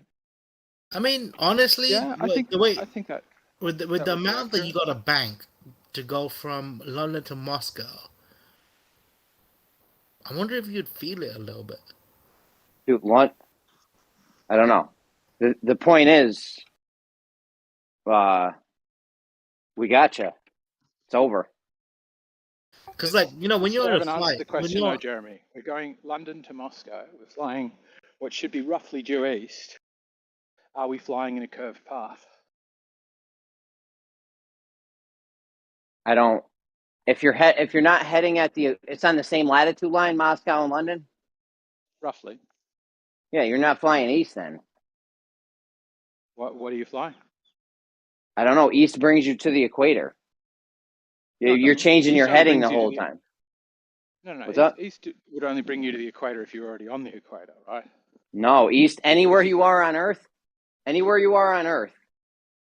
maybe save for the poles, east brings you to the equator. But how do you? So does west. Jeremy, that's completely different to what people say. The reason how people travel, right? They say that the way we go around the Earth is by having a different essence of east and west. Essentially, east and west is always going to be perpendicular to north and south. No, is how Flat Earth explains it. Which means you'd always be doing a circular motion. Which is what east is a circle. Right, which is what me and Riding are saying. I'm not sure what the fuck you're saying, Jeremy. Yeah, I don't know. I don't get the bit about the equator producing. So if you're flying, he's leaving out one word. He's leaving out one word. He means if you fly due west and then go in a you don't adjust your bearing. You just go in a straight path. If you're following a latitude line, hold on, Brandon. If you're following a latitude line on the globe, you're curving. You're not going you're curving left to right. You're not going in a straight path. Sure. So let me ask a question. I'll try and be like super specific. Take off my plane from London. I point it at a bearing of due east, and I keep my nose pointed at the bearing of due east. Throughout the flight, I want 90 degrees to be bang in the middle of my clock face of my bearing. Hold on. So you're going to take a bearing. Path. Hold on. So you're gonna get in your plane, take off, point the plane east, and then not check your compass again, and just keep flying in that straight direction. No. I'm going to keep it throughout the entire flight pointed at the number that says 90 on my compass. Then you're flying in a curved line, yeah. Unless you're on the equator, you're flying in a curved line on the globe model. No. I'm saying on the flat Earth model. Oh, on the flat Earth model, then you have to be. The equator has to be going in a circle, unless it's like the Pac-Man map or something. Right. So we would say both of ours would have curvature, because the same would be true for every path except would have that same thing going on, right? The difference is on flat Earth. If I fly from Alaska to Hawaii, right, and that's a straight line on the ground. That's also a straight line in the air. That's the shortest distance. On the globe model, though, on the globe model, though, when you trace that straight line from Alaska to Hawaii, it's a straight line on the ground, but you actually traveled in a curved path, which is a longer distance. You'll get no argument from me. Yeah, I agree with that. Yeah, but for planes that have to be constantly curving down for any amount of distance they fly from anywhere. The challenge I'm putting at your feet is, if it's a problem for planes to be flying in a curve and nobody to be noticing it, how is it that planes going east or west or close to anything except due north and south are going to be flying in a curved path? And that curve is going to be more obvious the closer towards the north you get. So the highest, most dense airspace is in Europe, right? The thing is, planes don't fly following latitude lines. They fly in great circles. They fly following a bearing, don't they? But the path is on. Yeah, but the path is in a great circle, so they're not. I don't. What's your question? So the point is, both have a problem with circles that the pilots or the passengers aren't noticing. Yeah. No, the paths the plane take is what I'm talking about. It's not a problem on the flat Earth because you trace a straight line on the ground, you're flying in a straight line, shortest path. It's only a problem on the globe. It's only a problem on the globe because now they're flying in a curved Do you path. just agree though that what those straight lines are is they're to a point on the ground, and then you follow a bearing from there. And what it sounded like you agreed with a moment ago was that due east is a curved line. So a bearing of 90 won't be straight, even if they're following that bearing. But planes don't fly that way, though. Yeah, they do. They follow bearings. Fly to a point and then follow a bearing. I'm pretty sure anyway. That's what I thought. Jeremy. They don't fly. Jeremy, let's assume London and Moscow are the exact same latitude, right? Yeah, planes don't fly following latitude. Hold on, lines, Jeremy. Jeremy, can you? Do you still have something to get out, or are you going to be able to listen to what I got to say? I can listen. All right. So basically, if you're going to fly from London to Moscow, right? Now, let's say you take a curved path through the line of latitude. Because of the way that the flat Earth works, your compass is always going to be pointing towards the North Pole, right? And you're always going to be moving 90 degrees from it, are you? Not if you're doing a great circle route. How can you be doing a great circle route on a flat Earth? I thought we were talking about. You're talking about I'm sorry. flat Okay, Earth? hold on a second. I thought we were. This is London to Moscow. So you want to do the great circle route through the equator? I mean, through the center of Earth. Well, why are you even bringing this up? Why is this part of the conversation, Jeremy? Are you just trying to derail? What? I don't even know what you're saying. So I'm trying to ask about specifically on flat. Let's pick two cities that are at the same line of latitude. We'll go London, Moscow, or Sydney, Perth. They're not intentionally going, oh, my job is to follow a line of latitude. But if that city's on the line of latitude, then their bearing. They wouldn't follow that. They wouldn't follow it though, because they only do straight lines to the city. Right. So, but what we just established is if the straight line. So, what about if it's that? If the line, if flights do navigate by bearing, those bearings would be curved in proportion to how close they are to east-west and in proportion to how close they are to the North Pole. Would you agree with that? Your mic's cutting in and out a little bit. Could you say that again? Sorry, the whippersnipper. If flights were follow bearing, and if those bearings would be curved, if the closer they get to east-west and the closer they get to the North Pole, would that mean that the planes then need to fly in circular routes if they're flying east-west? Planes always fly in a straight line. Okay, so if we're not going to be curving left, you're not going to be curving. You're not going to be curving left to right because you're in the air. There's no need to curve. You wouldn't curve. So London to Moscow, you wouldn't follow. London to Moscow, you just go straight line. They're flying in straight lines, bro, to the city that they're trying to go to. Right, but I'm trying to ask you, how could they do that? If just look at an AE map, the bearing for Sydney to Moscow is from London to Moscow is like northeast. It's virtually over the North Pole. But if you do it on a globe, it pretty much follows a line of latitude. If the pilots are following that line of latitude, their path must be curved if we're on flat. So either they're flying over the North Pole or they're flying in a curved path. Going over the North Pole was gonna be one of my points. Do you think, Jeremy, to go from London to Moscow, you got to go over the pole? What'd you say? London to Moscow, do you have to go over the pole? I don't know. How would I you do know feel? that planes fly in straight lines, though. Well, you know, if you don't know Moscow, I was going to call you Moscow for some reason. If you don't know, Jeremy, do you think maybe we should spend some time and try to figure this out today? No, I'm not worried about all that. I'm worried about the fact that they claim Earth's spinning, and they're not flying in straight lines. They don't take the advantage. I know. That's the basic Not only point. do they not take advantage, I'm pretty sure, depending on which way Earth is rotating, the flight times would be different, because in one instance, Earth's turning into you, and in another instance, you have to chase it, essentially. Dude, you know what? You had this whole conversation with Sean G, right? About this. And you guys literally talked for about 2 hours about this. Yeah, well, we can change topics. It's fine. No, it's not that. The fact of the matter is, you and Sean G got absolutely fucking nowhere with it, did you? That's because Sean is a stubborn motherfucker. It's okay? not that. Lil Sean G is the stubborn bastard.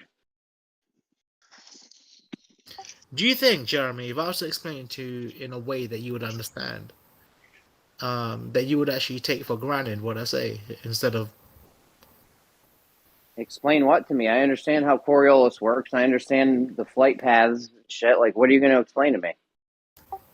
Why it doesn't make a difference whether you go east or west or not? Okay, but explain to me... That's why they always launch rockets towards the east. Because of the fleeing. I mean, in regards to Coriolis, it does make a difference which direction you go because of winds. Yeah. But those winds... Yeah, and you know what? Even the direction of the winds, you could potentially, in some way, say that they're a little bit influenced by Coriolis too. Because, I mean, what is a wind? A wind is basically just air going from high to low pressure.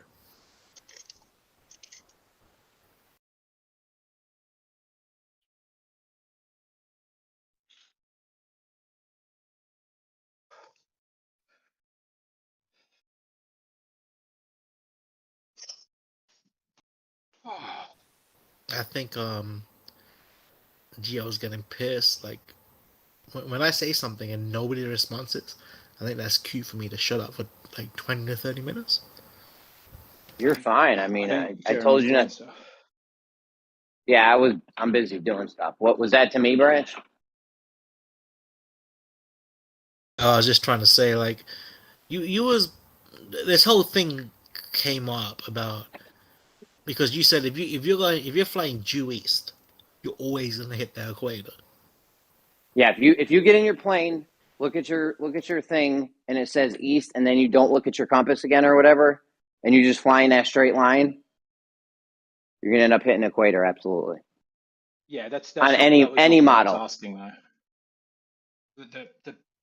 Well, I don't think that's the case for the globe. I think that if you start flying east from Sydney, you'll go over New Zealand and you'll keep just wrapping around one line of latitude. That's not how east and west works on the globe. Hold on. We can't hold on. We can't go on forward because that's wrong. Jeremy, the way you're thinking is northern globe. What he's trying to say is on the southern hemisphere, if you're heading due east, it's very different, isn't it? No, it's the same fucking thing. It's not the same thing, Jeremy. But you're right, Jeremy. You're right what you're saying on the globe. On the globe, if you head due east or west and you don't look again and you go to any great circle, and that every great circle will cross the equator. It either crosses the equator or it's on the equator or it is the equator. That's right, but true. Hit a great on a flat, circle. no, but you're right. I know, but Branch, what you're saying about the flat Earth model, you can fly east and you can never hit the equator in some instances. No, if you're far south enough. No. What I'm trying to say is, if riding on eggshells jumped up today and just started running east, like running like fucking who was it? Tom Hanks. Forrest Gump. Like Gump. Yeah, he's not gonna hit the equator. Yeah, if he kept straight, is what Jeremy's saying. East. On the southern hemisphere, if he kept going east. What model? Globe model. Every model. Okay, so let's hold on. Every model. Yeah, no, not on every model. So listen to this, though, no matter Brent. where you are on Earth, no matter where you are on Earth, You on an equinox, the sun rises and sets at the equator, right? That's right, dude. Yeah, so in No, reality, it rises and sweats on the equator? What do you mean? No. You mean it travels along the equator? That's true. But from every location, it's traveling. They're not looking at where it's traveling over on Earth. They're looking at the sun. So that's a weird thing to say. which is over the equator.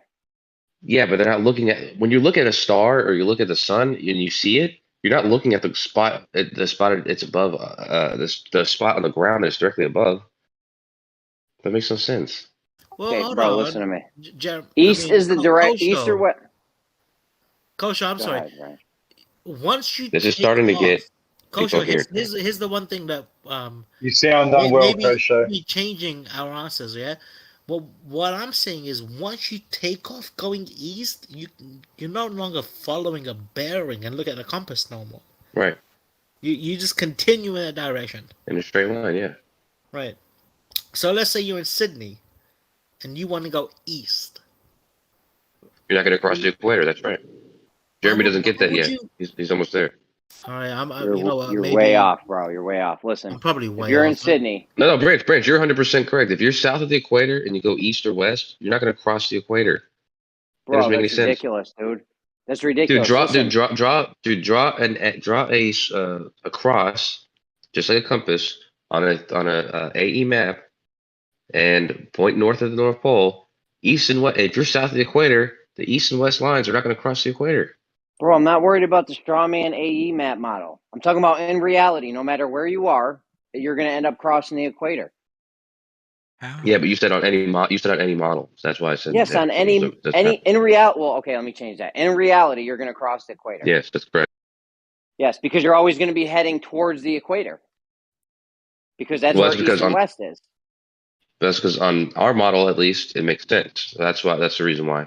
Otherwise, there's models where it doesn't make sense. That's true, but if you're saying in reality, that does happen. So if you hold the bearing, both models are going to drag into sun chasing. On the flat map, obviously you'll be banking to follow it still, and on the globe you'll end up going straight. Yeah, but that doesn't matter because he's talking about just going straight. If you put it across where the lines are straight, and one of those lines, the top line is pointed at the North Pole, on a globe, if you keep going in that straight direction, all great circles will cross the equator. On the flat map, if you're south of the equator, those two arms, the east and west lines, are never going to extend far enough to where they cross the equator. Yeah, if you point and go. I think I agree with you on the great circle must cross the equator because it's got to go through the center of that circle has to be through the center of Earth. What I'm struggling with is why due east would necessarily be a great circle route, not just a small circle. No. When Jeremy says due east, that's what it has to be. It has to be said explicitly. He only means you're looking straight east, or you're looking at whatever direction you're looking at, and then you go from that, and then just going straight from there. You don't look back at the compass again, dude. Like, let's say Riding woke up tomorrow. Let's say Riding woke up tomorrow, right? And he was like, helicopters. He was like let's assume Riding has a great sense of direction too. And so he wakes up and he says, "I'm just gonna keep," and he can run on water.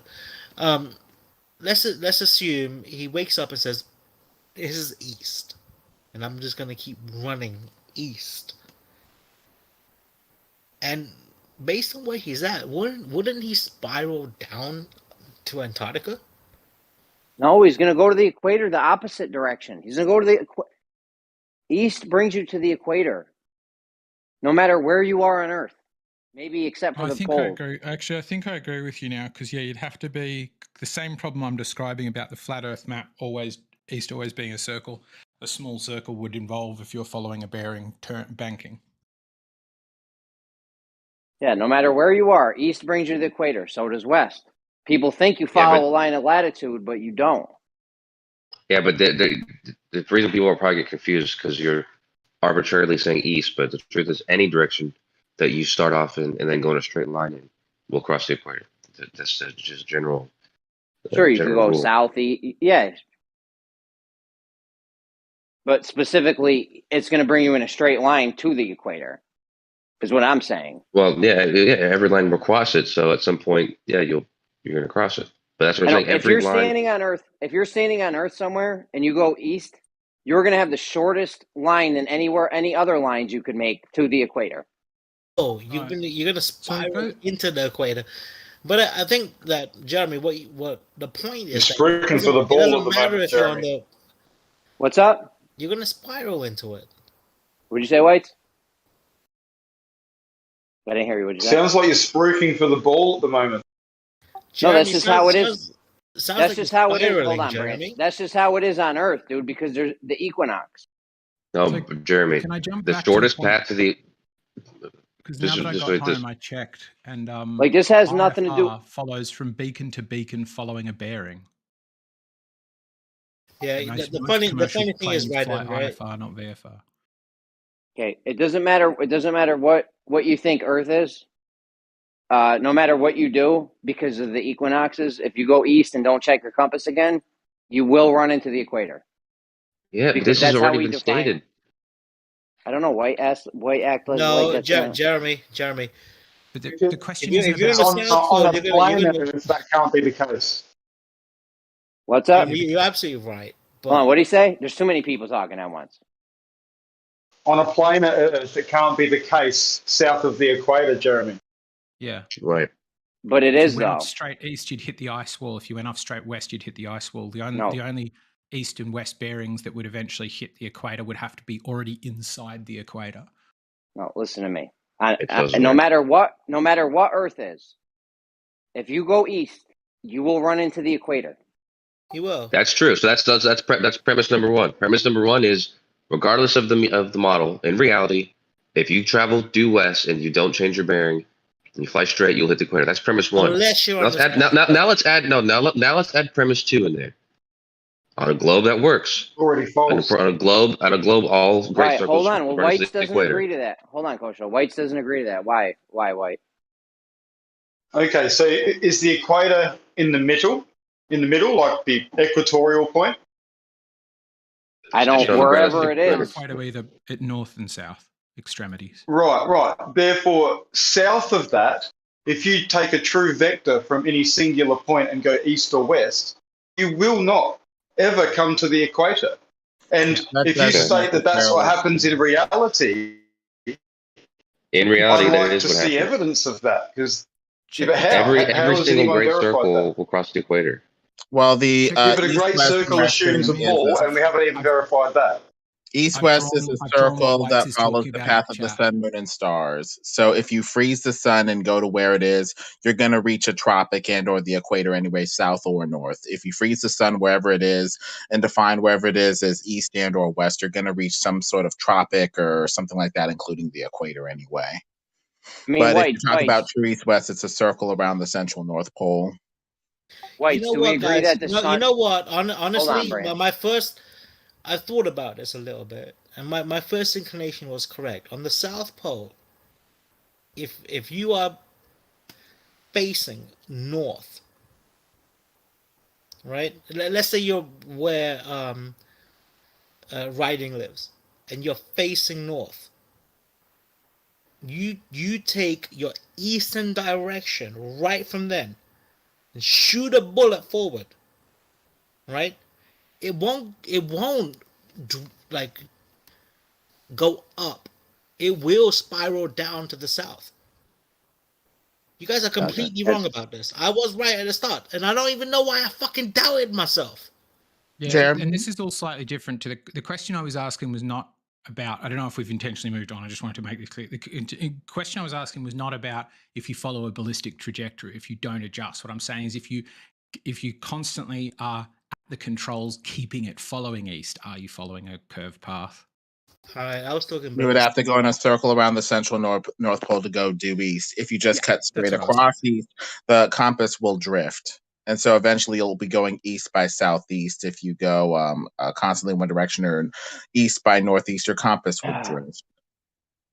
So, White, do you agree that on the equinox, the sun rises in the east and sets in the west for everyone?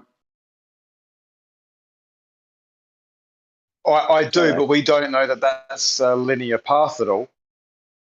Yeah, that's fine. Regardless of what Only path it one is. point. Regardless of what Okay. path it is. Regardless of what path it is. That's how our east and west are. That's how we know which way is east and which way is west. So if I go west, how am I not going to be ending up at the equator? Look at the image I put in the chat. Hold on. The grey arrow is me flying east from Sydney. The red arrow is me flying east from Guangzhou in China. Yeah, just in my mind, Jeremy, if you're south of the equator at all, and you take a perpendicular from your north, which is obviously going to be east or west, and you travel in that straight line, there is no possible way you can hit what we believe is the equator, the equatorial point for the sun. Yeah, but if the sun rises in the west on an equinox for the equator, and then I travel west, how could you not hit the equator? You're going to be traveling in that direction. Well, it depends on how you draw your east-west. If you draw a perpendicular east-west, you're going to get a bullseye plus sign for north, south, east, west. If you have east-west following the circular route of the sun, moon, and stars, you're going to get a circular east-west. So which type of east-west are we talking about, gentlemen? Perpendicular east-west? Well, he stated to never look at the compass again. Which one? Hold on, guys. Guys, hold on. Hold on, Branch. I'm trying to respond to what Lemon had just asked. I'm pretty sure what Lemon just asked. Yeah, go ahead. It's important. It's important that there is no difference. If you had a circular east-west, like on an AE map, still from your position, the east and west would be a tangent line right there, because it would go straight on in that direction. So even if it was circular east-west, you wouldn't be able to see the sun straight east-west, just because it was on the equator. You'd have to be looking. What I was gonna say is, I think it's a question to Jeremy, right? So Jeremy, when you say you start moving east, right, from your general position, are you saying you keep moving east in that initial direction that you went, or are you saying you adjust? Yeah, you're not adjusting anymore. You look at your compass. It Then says you'll spiral up. You will spiral up to the North Pole. If you're where? Let's say in London. Nope, you're gonna head towards the fucking equator, bro. The sun rises. Listen, guys, simple facts. Equinox. The sun rises in the west and Think sets about on the it, east. Jeremy. Hold on, Branch. I'm gonna state some. Hold on. I'm gonna state some basic things that we should all be able to agree on easily. During an equinox, the sun rises and sets west for everyone on Earth at the equator. That's how we define east and west. So far, it's pretty simple. Everyone's in agreement. Well, that's not how we define east and west. But I'll agree with you. How do you define I don't east agree and with west, that. then? How do you define east and west? Because we have at least two ways. Perpendicular to bloody north. Yeah, that's what I do. I go perpendicular to north, but you can define it perpendicular like a plus sign, or you could have the north in the center with east-west circling around the north, giving you a circle with a northern center. So which one is it? Yeah, of course. No, it's both. Any one point, it is perpendicular, but cumulative, it goes in a circle. But got to be that way on both, right? When you get to the North Pole and you're standing on the North Pole, everything is south from you. There is no west currently. Guys, I think the reason why you guys are mixing up your inflections on which direction you're moving is you're mixing up the flat and globe model. So on a flat model, right? Dude, this ain't even about models right now. Hold on, Jeremy, can I finish? Go ahead. On a This flat conversation's model, getting incoherent. on a flat Kosho, on a flat model, I agree you would move south, right? If you go east on a flat model, you would tend towards the south. But on a globe model, if you're going east, you would tend towards the north. Well, it's tend towards perpendicular east-west versus some sort of circle for east-west. And with a circle of east-west, the sun has the potential to circle anywhere within that north-south-east-west plus sign that I drew in that crude drawing. So your bearings are going to be all over the place depending on how you define east-west as either a perpendicular north-south-east-west, like a plus sign, or a northern center with a circle of east-west generalized direction. Centered at the North Pole. So you have two ways to define north, south, east, and west at that point. Describing it either of those ways, though, It's a great describing point.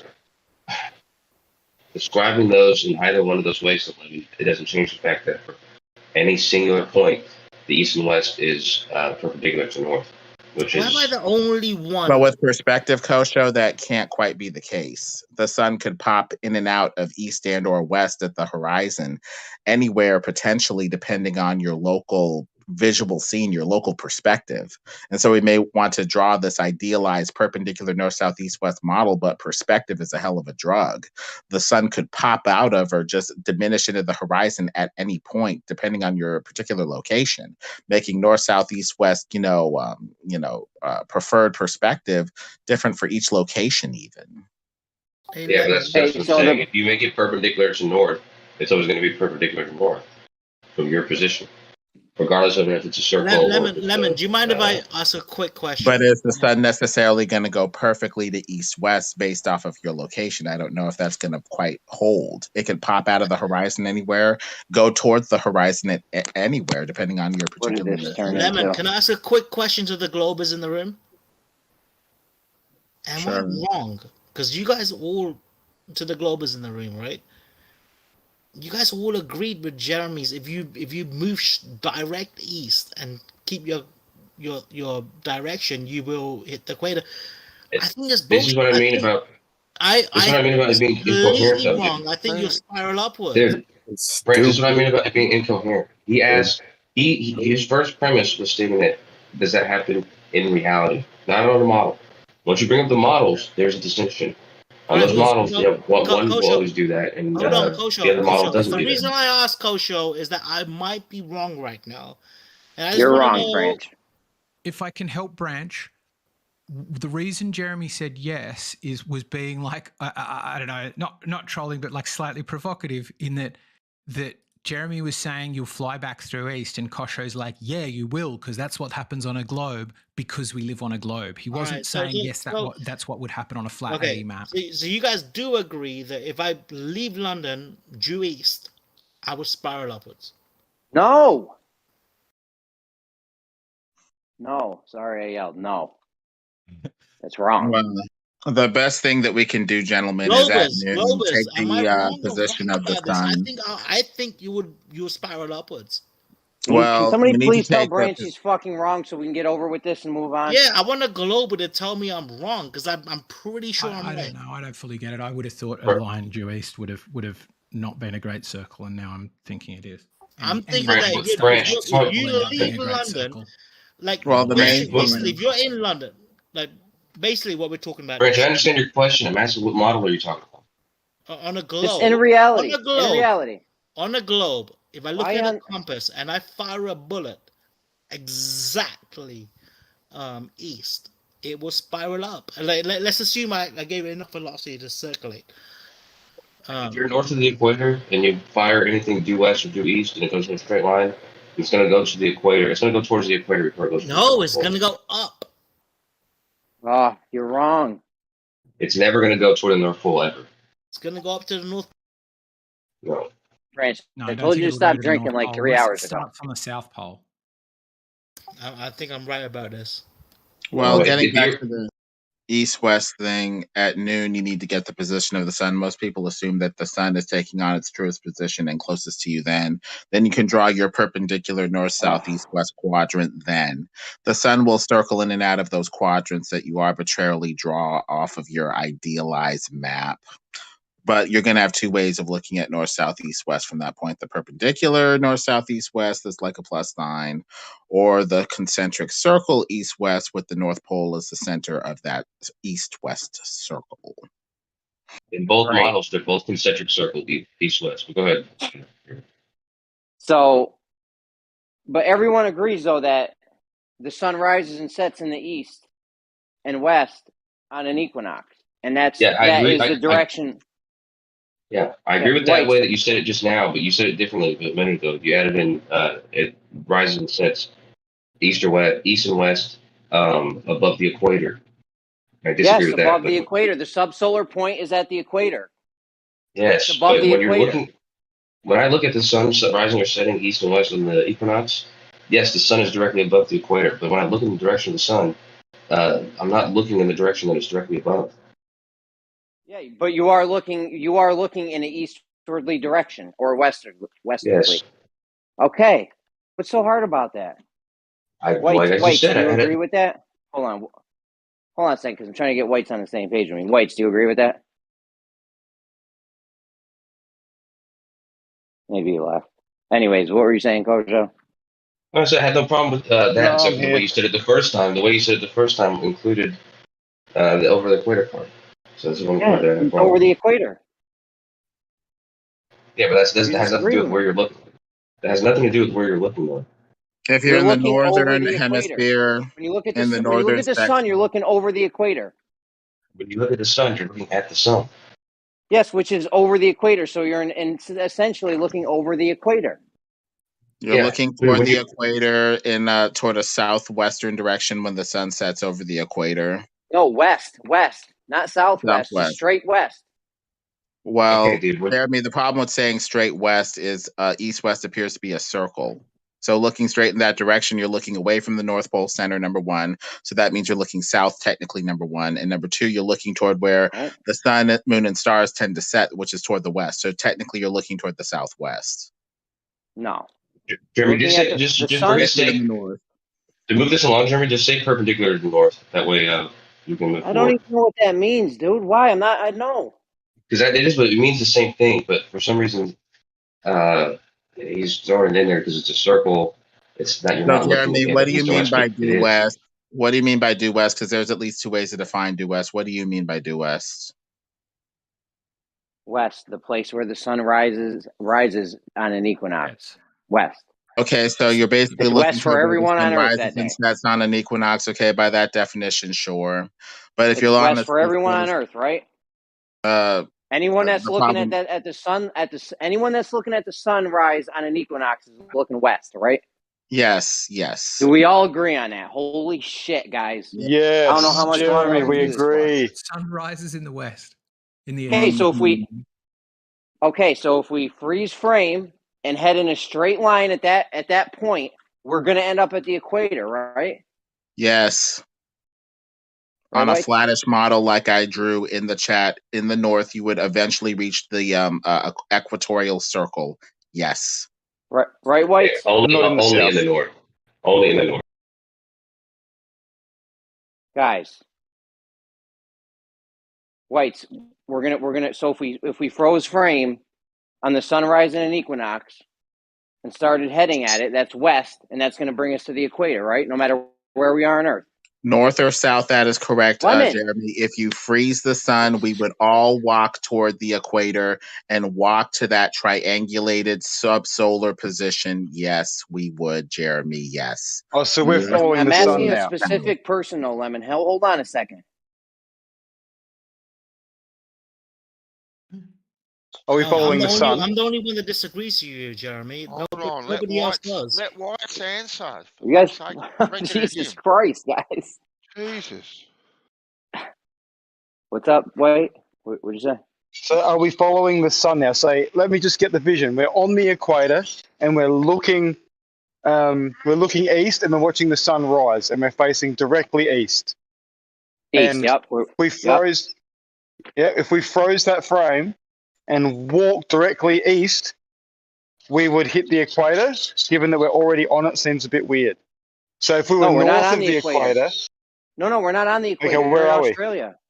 Anywhere. Okay, well then pick somewhere. I would never hit the equator if I chose my east direction, right? Because what you've got to remember is I'm in Australia, and when the sun's on the equator, Jeremy, like in the equinox, the sun's actually not rising east to me at all.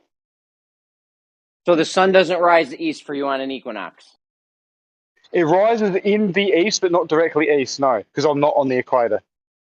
It rises south of east at the moment. Actually, 105 No. degrees it was the other day. It doesn't matter where you are on Earth. On an equinox, the sun rises east for everyone. Yeah, that's true. There might be there's a slight difference listen, possibly, but maybe it's only I didn't phrase it correctly. It's an equinox. The sun's rising. We're gonna freeze the frame. The sun's rising east for you, right, White? Well, in terms of north and south, it's east, yeah, but not true east, no. Not true east. Which way is true east? Well, that would only be on the equator, Jeremy. What's up? All right, guys, can I try to explain this? Like, let's say that we go back to the London experience again, right? You're facing north in London. You're facing the North Pole, right? And you. What accent do I have?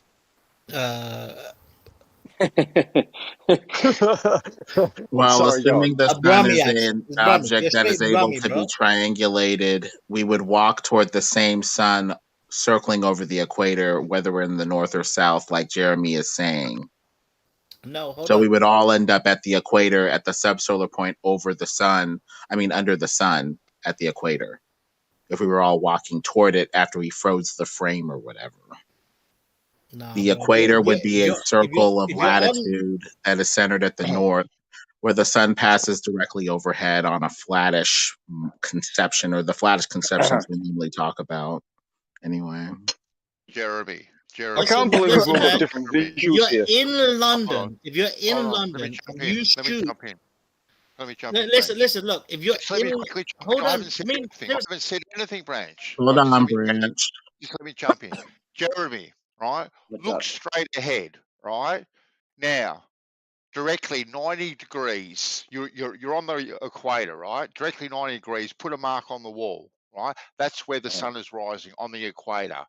All right. Okay. Now, take a step forward or a couple of steps forward. That mark is still on the wall, but now you're in Australia. Okay, then. So, and the sun's still rising in the same spot on the equinox. So it's not exactly due east.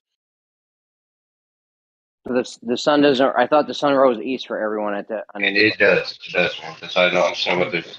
It's if you had a compass in front of you and you were it was pointed at the geographic north, at least, it should say east and west when the sun's rising and setting on the equator. It seems like it's location dependent. I mean, in one location, if you go to timedate.com for you, but it's different for fine, somebody Lemon. else. Hold on, Lemon, because I'm going to say something.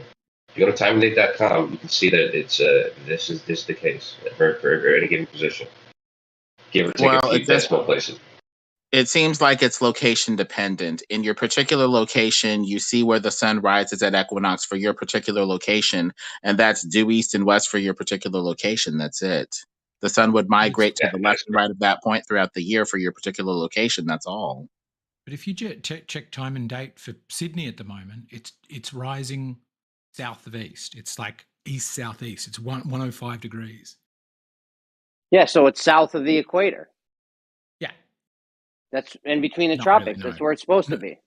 Not really, no. Sorry, it's not quite, because the explanation for it, at least on the globe model, is that because we're tilted towards the sun, our lines of latitude, our due east is tilted up slightly.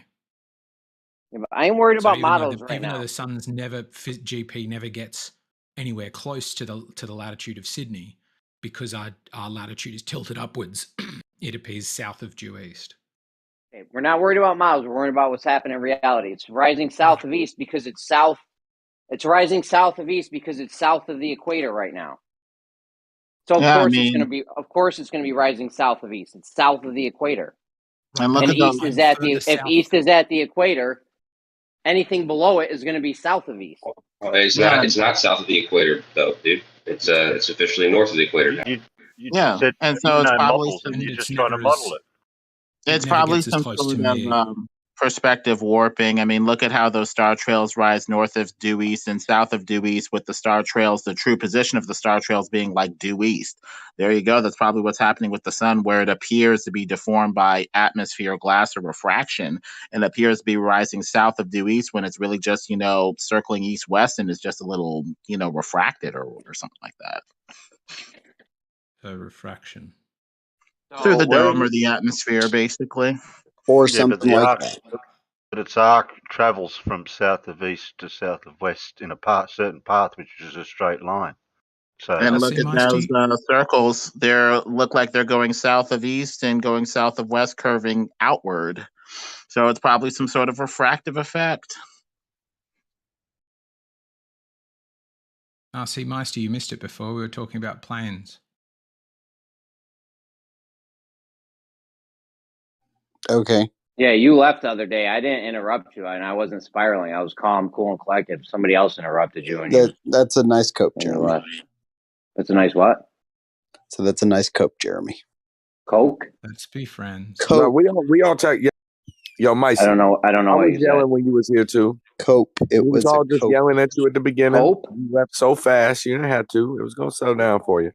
So That was a nice basically, we cope? had I don't know what that means.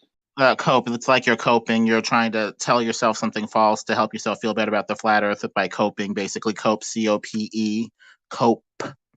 But obviously, it's rising south of due east and setting south of due west or whatever in this similar fashion here with this refraction off of the dome atmosphere or something like that.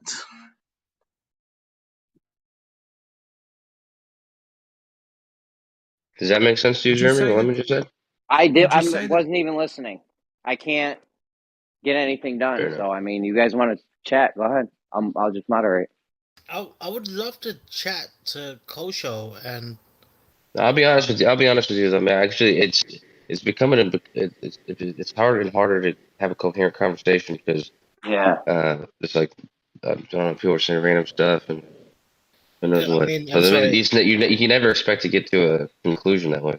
But I mean, what I was talking about, Kosho and writing, is whether or not going east will spiral up or down on a globe. She's still on this.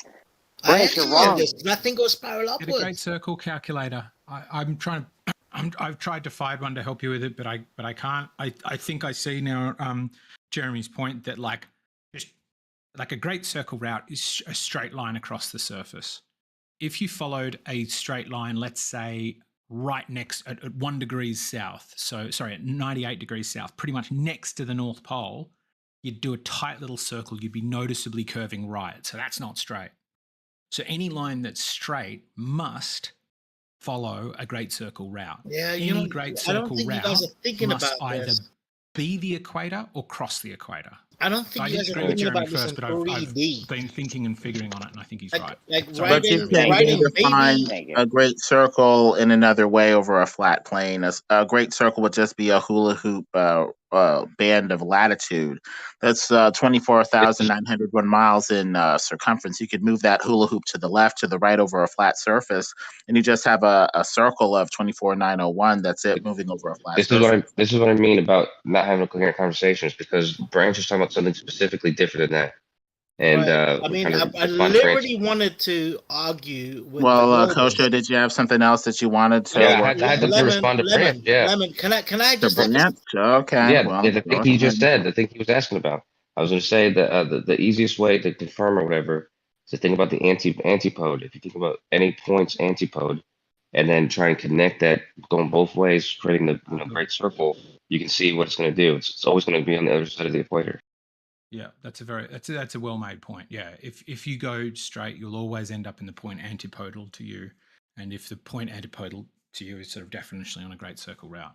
Nobody's ever done this though. The circumnavigation. We're not saying whether we've done it. We're just trying to explain it so Branch can understand what we're saying. Make your Branch, did you get that? Branch is not processing. No, I what's mean, being okay. So said. the way I'm picturing this, right, writing and Kosho, yeah, is let's say I'm standing facing the North Pole on a sphere system right? And I shoot a bullet straight east because of my angle to the North Pole on a globe surface, right? That angle, I mean, that bullet would actually be directed upwards, even though I shot as a tangent to my latitude. That question doesn't make any sense because there's no east and west at the North Pole. No, I'm saying I'm in doesn't go- London, bro. I'm in London facing the North Pole. Oh, okay, you're facing the North Pole. No, it's not. I told you. So the antipode of London is going to What be you guys somewhere. are forgetting, what you guys are Hold on, forgetting. Branch, just trust me, dude.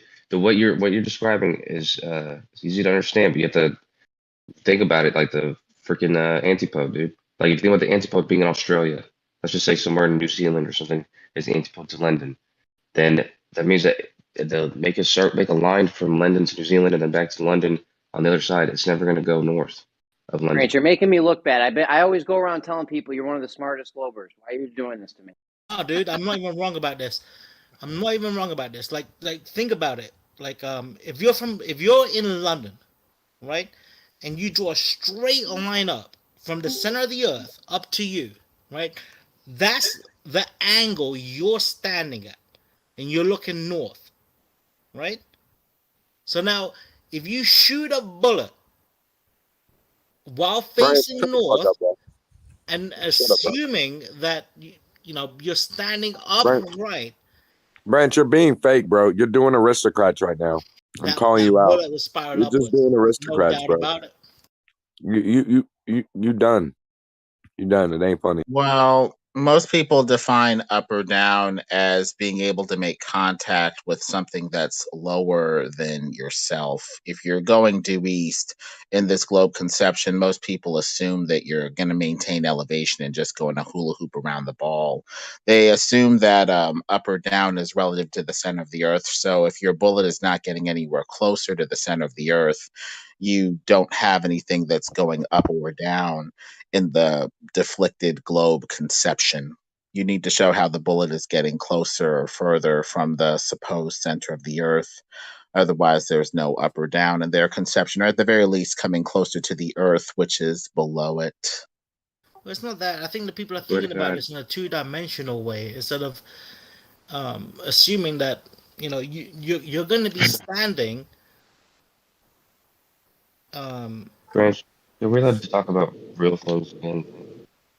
I feel like I'm starting to agree with the Nadan that you're just getting around. I'm lost with Branch's scenario.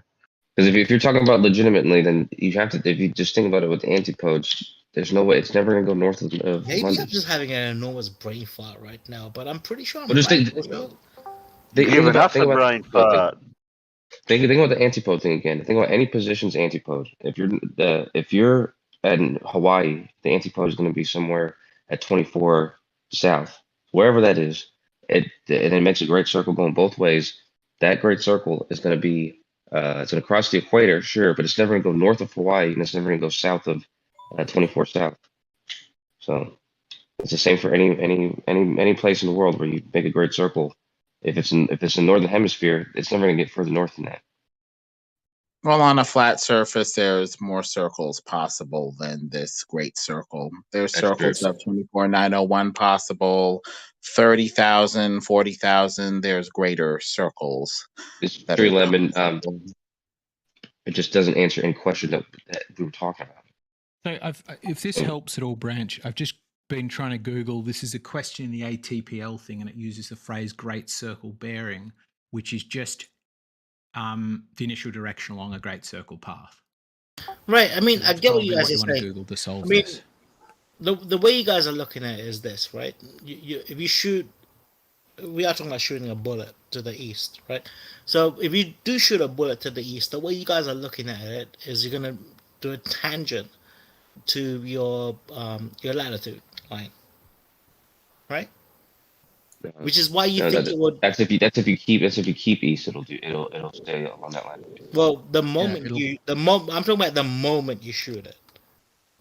So let's say the line of latitude, to make this easier, let's say the line of latitude is 89 degrees south. So you're 60 nautical miles from the south from the South Pole, right?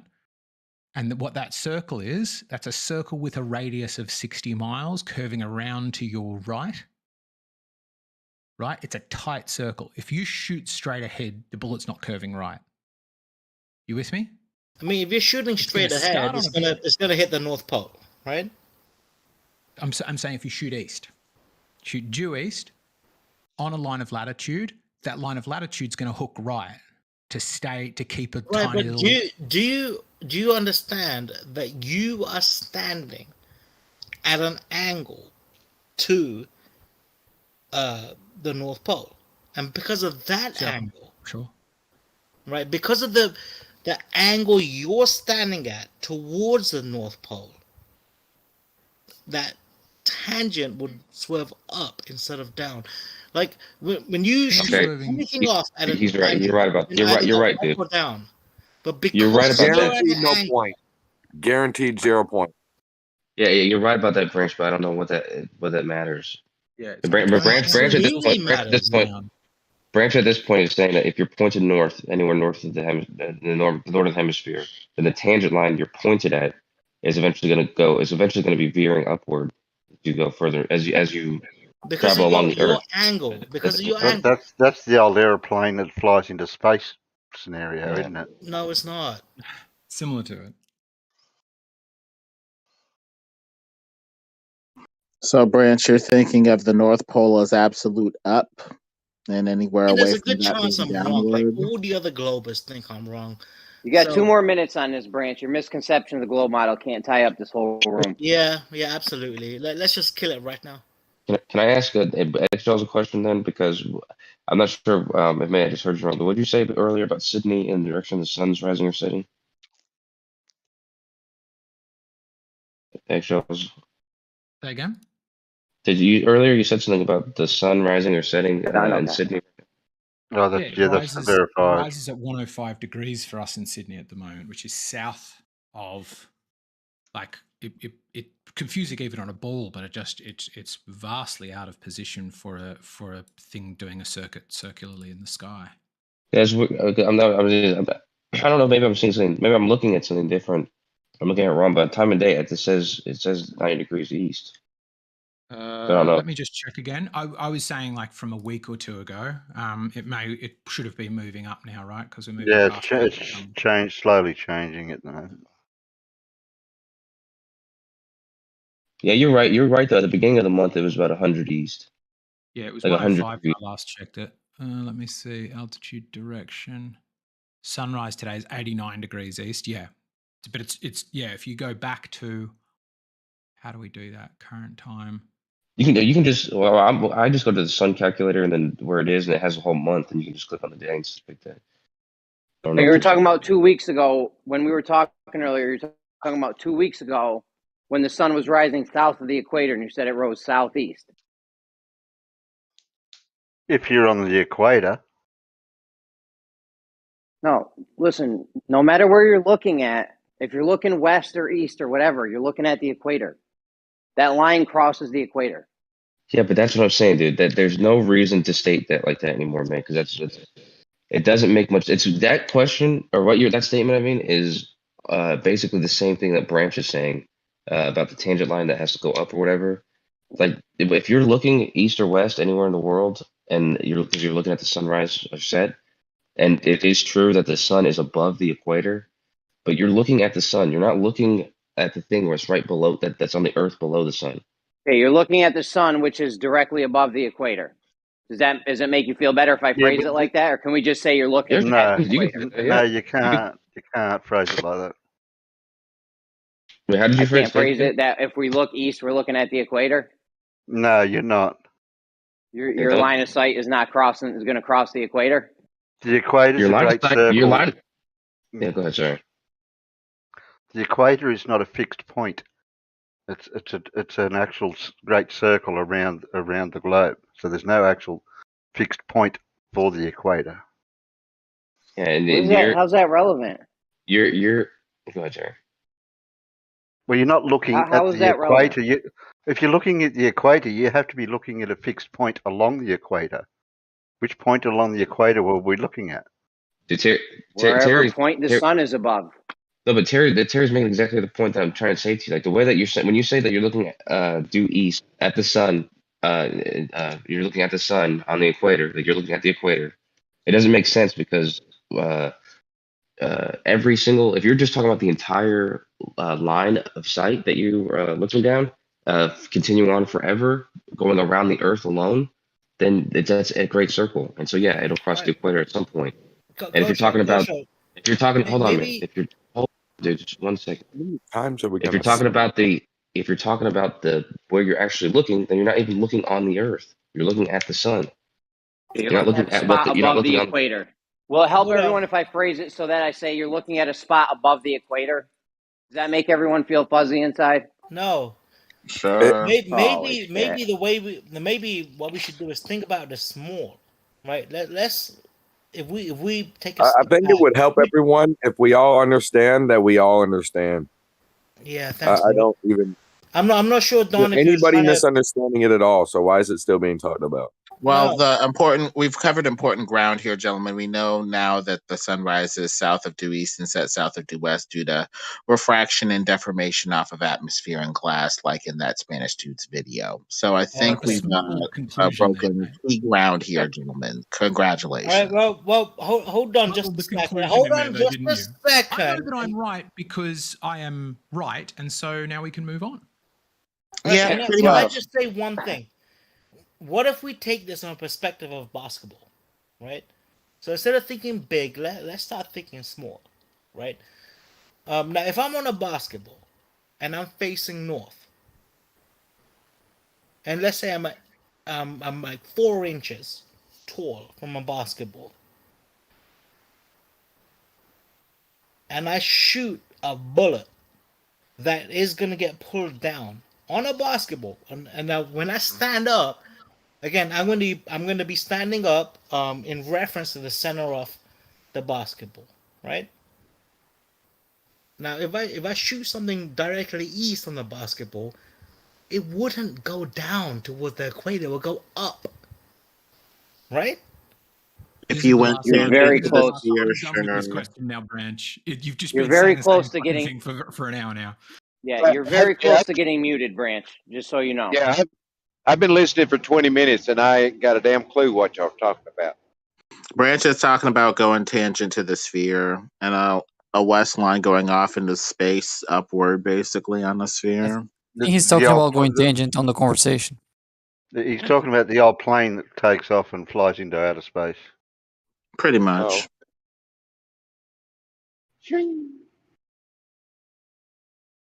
So we just had the equinox. Did the sun rise and set in the west and east for you guys? And everywhere? Everywhere on the Earth it did. 90 east. Yeah, the sun sets and rises everywhere on the Earth. Yeah, I'll agree with that. What? No, but I was just looking at it for Sydney. And yeah. For the equinox, yes. Yeah, but Sydney's north of me, so if the sun's setting at that degree in Sydney, and I'm south of Sydney, so that means it's north of me. Guys, don't. Okay, I don't know what you just said. So the sun. Well, that's the the sun same rose thing and as set. the equator. If the equator's north, if Sydney's north of me, if you're saying the equator's north of me. So it rose. I don't know what you're saying. Well, the tropic of, I guess the equator would be north of him in Australia. So if you're talking about where the sun actually is physically, it would be north of him. Even though we say it rises due east, it's actually physically north of him. So there's a bit of a contradiction there. Direction east takes you to the equator. If you just don't change your bearing, because we know that because it rises in the east and sets in the west on an equinox above the equator. Yeah. So, Jeremy, I'm in Sydney, right? I don't know. Are you? Oh, you're in Sydney. Sydney, really? It's not my turn to watch here. I'm just south of you, really. So you're north of me. Yeah. But where is the sun during the equinox? What is it overhead? It's over the equator. Okay. Is the equator north of me? I mean, parts of it, sure. No, The all of part it is. where the sun rises. That's all of it is. Yeah. All of it. Sorry, buddy. And I'll, map, yeah. yeah, I got The part where the sun rises is directly east of you. Yeah. And the equator is not east of me, right? Mm. All right. The spot where the sun. What's up? My boy doesn't want me to talk to you. So anyway, someone else can That's carry fair. it. That's fair. That's fair. My point. We're just going circles, really. You're doing the right thing.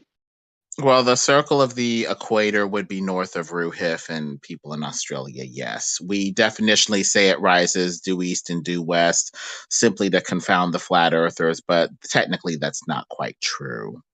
Your due east and due west would just be defined based off of your location and where the sun rises and sets for your particular location. That is all. It would not be That's not all. universal east-west for all places and all times. That's absurd. That is not all at all. Okay, the east and west for everybody on Earth. This. I'm about to state a fact. Okay, and there's nothing that anybody can say to disagree with this fact, unless they want to disagree with everything in the world. Okay, but east and west for everyone, no matter where you are, except for north or south, are going to be perpendicular to the north. If you have some place that or some compass or something like that is pointed north, then east and west for anyone in the world is going to be perpendicular to that direction. Yeah, that's true. fact. And what's also That's true is, so the equinox, everyone on the world sees the sun rise and set on that same axis, the east and west axes. So all those things are true. Definitionally, sure. You see where the sun rises and sets for your particular location and set that for your particular location as equinox. But beyond the location, it would vary from here to there, whatever. Yeah, slight variation due east, due west, but not northeast or like off north or off This is south. definitional. Wherever the sun rises for your particular location would be quote unquote due east and due west. That's all. That's not how it's defined. That's just a fact. The fact that happens, that's true. Yeah, that's the way it's garbage, defined Simon. is perpendicular to north. In other words, the sun's going over or on the equator, like directly over it, on the flat Earth model. You say Imagine it that way. perpendicular to north as if there is a line that you're perpendicular to. When is this line of due north drawn? Is it drawn during noon when the sun is directly overhead and you get a line Not directly poking overhead, but you said from it. the The sun highest through point to of the the sun. North Pole? Is that when you draw this north-south line? When do you draw North your is your north-south celestial pole or the highest point of the sun. That's the direction of it. Yeah, so that's another hole in the mainstream flat Earth model, is that shadows, according to how it's modeled, like on the azimuthal equidistant projection of the sun going in a circle versus shadows actually during the vernal equinox don't match in real life. Well, one necessitates a curve and one is straight. Well, we need to see Another what lines win for we're the using for Pac-Man north, Earth south, model. east, and west. So Pac-Man it flat looks like Earth these model. definitions are all over the place. Pac-Man flat Earth model does not have an issue with that issue that I just explained right now. We don't have a Let me real ask the same issue. question of you, right? For the last 6 months, the sun has been rising south of my east. Okay? South of Of east. course, because it was south of the equator. Of course, it would rise but south. he's It's south. I am south of the tropics. Right? The sun is Okay. never south of me. From the winter solstice, When you look at the sun on the equinox, it's east. When the sun moves south of that, you're going to be seeing it southeast. This is not a shocker No. or a surprise. Listen, I am south of the tropics, right? Is the sun ever south of the tropics? Physically. No, but it's south. South It's does the south sun go? No, it goes between the the equator. tropics. Hello. Yeah, I know it's south of the equator, right? But in my summertime, how far south does it go? Up to no further south than the Tropic of Cancer. Or Or not not Capricorn. No problem. Right. So it's the latitude of the sun never goes below 23.5 degrees, correct? Physically, supposedly, yeah. And that's always north of me, right? I am south of the tropics. The tropics are north of me. Mm-hmm. Do you understand? What are you trying to Yet, say? in the summertime, Who the sun fucking rises cares? south of east. What is this? Okay, the sun is south. Bro, I The can't sun hear is what he's south of saying the because everyone's speaking over him. Nobody has south of said the. shit for 4 hours, All Glory. Nothing. The circle. So We the could sun go is. east. We could go north. We could go east and go around a ball. I have a ball. I could go to the side of a ball, around a ball, up a ball, You're down a done. ball. I mean, What are you talking about? I'm talking the about the fuck guy are that's y'all talking saying about? from his location below the Don, tropics. That guy. Glory, guys. Could you guys just not just please don't add anything? It doesn't help the thing if you do that. Just let them back and forth and contribute. What? Control your So you emotions. see the I sun. would like to plea for a point or some evidence or some data, please, and something that actually matters. And since you guys are posing, let me like get a couple sentences out. Since everyone's one at a posing like time, they want guys. to have One a at a time. discussion about what model it could be, let's actually put some evidence or some we'll get conflicting, mutually exclusive positions on the table. So basically, the same reason why sun. those concentric circles appear to be deflecting toward the southeast or the southwest, toward that guy's index finger, is why the sun appears to be doing so too, even though it's clearly toward the north. It's just refraction or deflection off of atmosphere and or the dome. Come on, Lemon. I've asked a bunch of Right times, there. Lemon, why you haven't or nobody has shown this with points rather than lines. And I know I'm not the first person to say this because I've heard Ruhif say it too. Why haven't you tried to find or recreate this with points? And is it possibly because it fails to work? This only works with lines but lines aren't stars. So you want to turn those concentric circles into dotted lines or make them into dots? Is that what you want to do? If you do that, you're going to get a circular path anyway, whether you have a bunch of dots or a bunch of connected lines. So what you're saying is ridiculous. You'll still get the same long exposure trails like you do in the bottom right of that video anyway. It's not about the path. It's the fact that you'd have stars going in and out of the circle in that scenario. Hold on. Ruhif, you're hot micing. Yeah, I'm still talking to Jeremy. No, you're hot micing while you're not talking. Yeah. People are over talking me, so. Hold on, we're gonna mute you, Ruhif. You're hot micing. Excuse me? I'm not hot mic. I'm talking to Jeremy. There's girls we heard in the background. Well, let's get back to the conversation. You know how we feel about girls in here. All right. Well, Ruhif. So, Jeremy. Yeah, go ahead. Somebody go ahead. Yeah, Jeremy.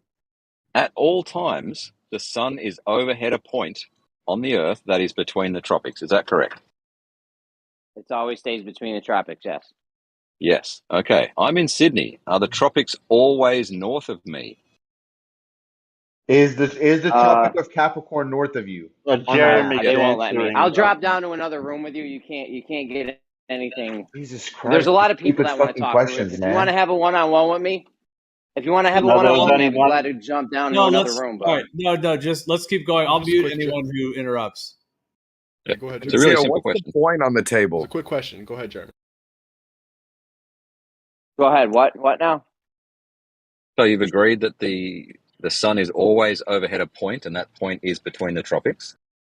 Yeah. So the second question is, are the tropics always north of me in Sydney? Depends on what direction you're looking, because we can be looking in a direction east. We could be looking in a direction east, and if we're doing that on the equinox, the sun's going to be rising, and we're clearly going to be looking across the tropics, right? Are the tropics north of me? It's a very simple question. He's trying to get you. He's got a gotcha for you. Just play along. I'm telling you right now. Can you mute people that button in? If you're looking east on an equinox, the sun's going to be rising. You will be looking over the tropic, and you'll be looking east. No, the tropics are north of me. Does the sun rise on it? Hold on a second. Hold on. Show me a diagram or a map or anything if you're looking that shows east, the tropics south of me. if you're looking east If you're looking east on an equinox, you're hot micing, Ruhef. If you're looking east, I'll sit about the car. Hang on. I'll sit over there, buddy. Ruhef, Okay. you're hot micing, bro. You're hot micing. Yeah, I can hear you, Jeremy. Yes. So if you're in Australia or wherever you are, and you're looking east, you're essentially looking at a spot above the equator, which means you'd be looking past the tropic. No. That's a Show fact. me any That's a map fact. diagram. No, it's not. Show me any diagram or map where the tropics are south of me. Am I looking east on an equinox when the sun rises? Yeah, but you're only doing that because Is you're that picturing a crossing globe the in your head. tropic? In a tropic. Yeah, show me a map or anything where the I can be tropics are looking south. east. So I can be looking east and be looking at the tropic, right? No, you can't. Not on a flat Earth. You cannot. We're just talking about what happens on a flat Earth. This is so simple. The tropics are north of me. I just described how they're east. It depends on where you're looking at the tropics. No. It depends on the Earth being a globe, Jeremy. That's what it depends on. No, it depends on where you're looking at the tropic. If you're looking at the tropic, Ruhef, I know where you're. Shows the tropics to the south. Yeah, I know where you're going with this, but maybe you should just define that that the person's looking north. No, the tropics if you're are looking north of then me. yeah, it's north. If you're looking north, then yeah, it's north. That's what Jeremy needed to see. He just said yes. Because you're looking north. The tropics north of you, sure. Okay. Yet in the summertime, the sun rises south of east. Sun rises in the south. Okay, and when you look at the sunrise, are you looking north? No. No, I'm looking like south of east. Not relevant to anything you just said. Where is the sun? Where is the sun overhead? This is such a basic geometric disproof of flat Earth. So basic. Well, technically, Ruhef, it you'd just be shows us looking that northeast. Only one version of the flat Earth, not all of them. You're looking northeast. Yeah. Show me any The map. sun is on the dome from that Show me angle. any map. On the half of the I flat got Earth. one for you right now. We Hold can't. Ruhef, jump down to live stream too. No, he wants you to fucking brainstorm flat Earth models, Jeremy, and everyone else is doing it but you. Dude, I'm not worried about some. I mean, seriously. Well, hold on, you guys. Okay, so we could split the room. Hold on. We could split the room into 2 live streams, or if everyone wants to just stay muted for like 5-10 minutes, we could let Jeremy and Ruhef actually work this out. I'm interested to listen. It's up to everyone what you guys want to do. I motion for the second option. Yeah, please. I want to hear the conversation. Okay, then all the mods just just temporarily mute anyone who interrupts, and I would like to ask if anyone could not interrupt, at least just for a couple minutes, and let them fully talk it out. Okay, go ahead, guys. Can I offer one bit of help for them before they start? That's it. You're getting muted. I don't think you were here for this bit, but Jeremy was saying any line will cross the equator. Any straight line will cross the equator. Hang on. Is everyone else getting? Which would also cross the tropic, right? Sure. Cross the tropic. But that's why I'm offering that point of clarification. He's of the belief that any line due east or any line due west would eventually cross the equator, so necessarily it will cross the tropics. On a globe. I don't know. In reality, we're just talking about what happens in reality, right? Hang on. I'll just drop and come back because my audio. Wait, so it's a globe? He's running away. He's running away. He's fixing his bike. No, he's ran having away. trouble. That pussy. He's having trouble with his internet. Even his mic's scared. Yeah, even his internet's scared. All right, so let me say this what I'm going to say here. Okay, so with this, I'm going to post an image. So this is like one of these kind of globe type projection things, but it just shows the tropics. Of course, you could look at one that's on a globe as well. Here's one here. Well, actually, that one's not good because it doesn't show Australia. But what I wanted to point out, all of these, I'm trying to find one that shows Australia, but on both a globe Earth type model or a model that's like the AE model, the Tropic of Capricorn are still north of Australia on both. Thank you. Sydney anyway. So he's trying to say that this doesn't work on an AE map because it's because the Tropic of Capricorn is north of Australia. However, it's the same on a globe. Do you not understand? It depends on which way you're looking. If you're looking east, not same on a globe. if you're looking east, is that Tropic of Capricorn line north of the south part of Australia, Dom? I've done Sydney as a red dot. It's north. Yeah, It's but there you go. do you understand? Do you understand how the sun rises south of east on a globe? Supposedly. I understand the story that you've pitched about it, and I'm fully aware of it. Yeah, I don't know if everyone makes else sense, right? Does it make sense absolutely, on a globe? Okay, so then you absolutely don't understand it, Gio. It Then you don't absolutely understand not. it. Absolutely not. That would Then you happen don't if the understand sun was a projection too. The reason is that, see what they say, you guys, is that because the Earth is tilted, they try to make it sound like the light of the sun is able to be south of Australia. But let's keep something. Hang on, let's keep something very, very clear though. When the sun is at the Tropic of Cancer on any model, it's at the Tropic of Cancer, meaning that little circle, the little yellow circle in the sky, it is right on that Tropic of Cancer line, which is still north of Sydney. So what they're trying to say is this weird deception where he's like, oh, because the Earth is tilted, the light's Tilt is irrelevant, Gio. shooting at it. Tilt is. Oh man. Let him repeat himself again, Bandy. Let him repeat himself and ignore the people. We're going to have certain personalities that want to just dominate and interrupt. So you'll just be muted for a second. Okay. So what I was saying is that what they did, okay, Ruhif, you can explain it, but what you're trying to say is that because in general, it's because the Earth is tilted and the light shining and it shoot. However, again, the circle of the sun is at the Tropic of Capricorn. It isn't south of that. So just because you have the Earth tilted, you still have, even though you say it's 93 million miles away, you still have that little yellow circle is on that red line on that map, the Tropic of Capricorn. Understood. Now I'm going to try and do this in words because I can't draw the diagram.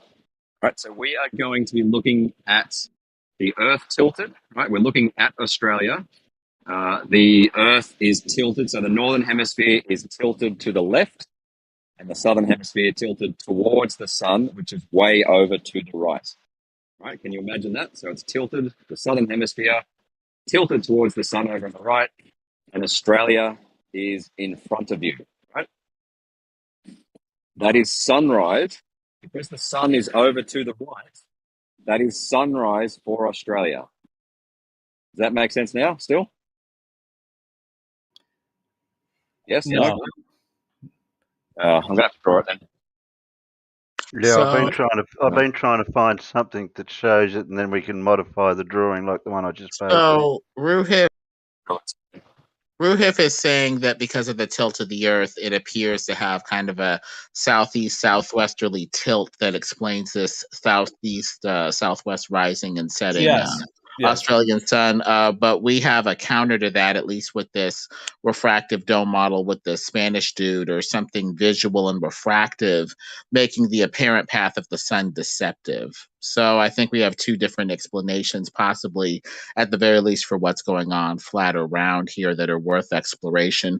You would be looking physically toward the northeast if you're looking at the sun where it physically is over the tropics on a flattish model of some sort with the north toward the inner central section.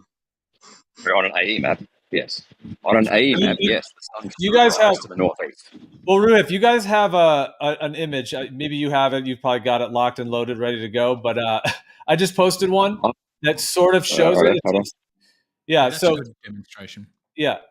So they try to say because it's tilted, you've got these sun rays hitting it parallel as they need in their model. But here's the thing. Although that side of the Earth would all be lit up in a globe model, that's fine. There's light there because however, there is a circle of the sun. There is a little yellow circle that we all see in the sky. That is what's on the Tropic of Capricorn. That is what's rising south of east, not these parallel random rays. It's the circle of the sun that is rising south of east. Not the rays hitting the one more time. Not the rays hitting the Earth. It is that circle which is traveling on the Tropic of Capricorn, which again on a globe is north of Sydney. So let's imagine we're down the far south of Southern America there, and it's we're on the Terminator line, so it's sunrise. All right, the subsolar point is northeast of you, right? But the sun, you can see it from the sun's rays. The sun is south of east. This is simple. Refraction, The sun is viewed as a circle in the sky. So it's on the trop. Do you know what the Tropic of Capricorn is? It's a line through the sky, right? I call it a line on the Earth. Well, the Tropic of Capricorn, when it's above you, if you were to walk out right now and point at the Tropic of Capricorn and run your hand along it, like point your finger up to the sky and then run your hand along it, you would be going along a line. So that is the Tropic of Capricorn.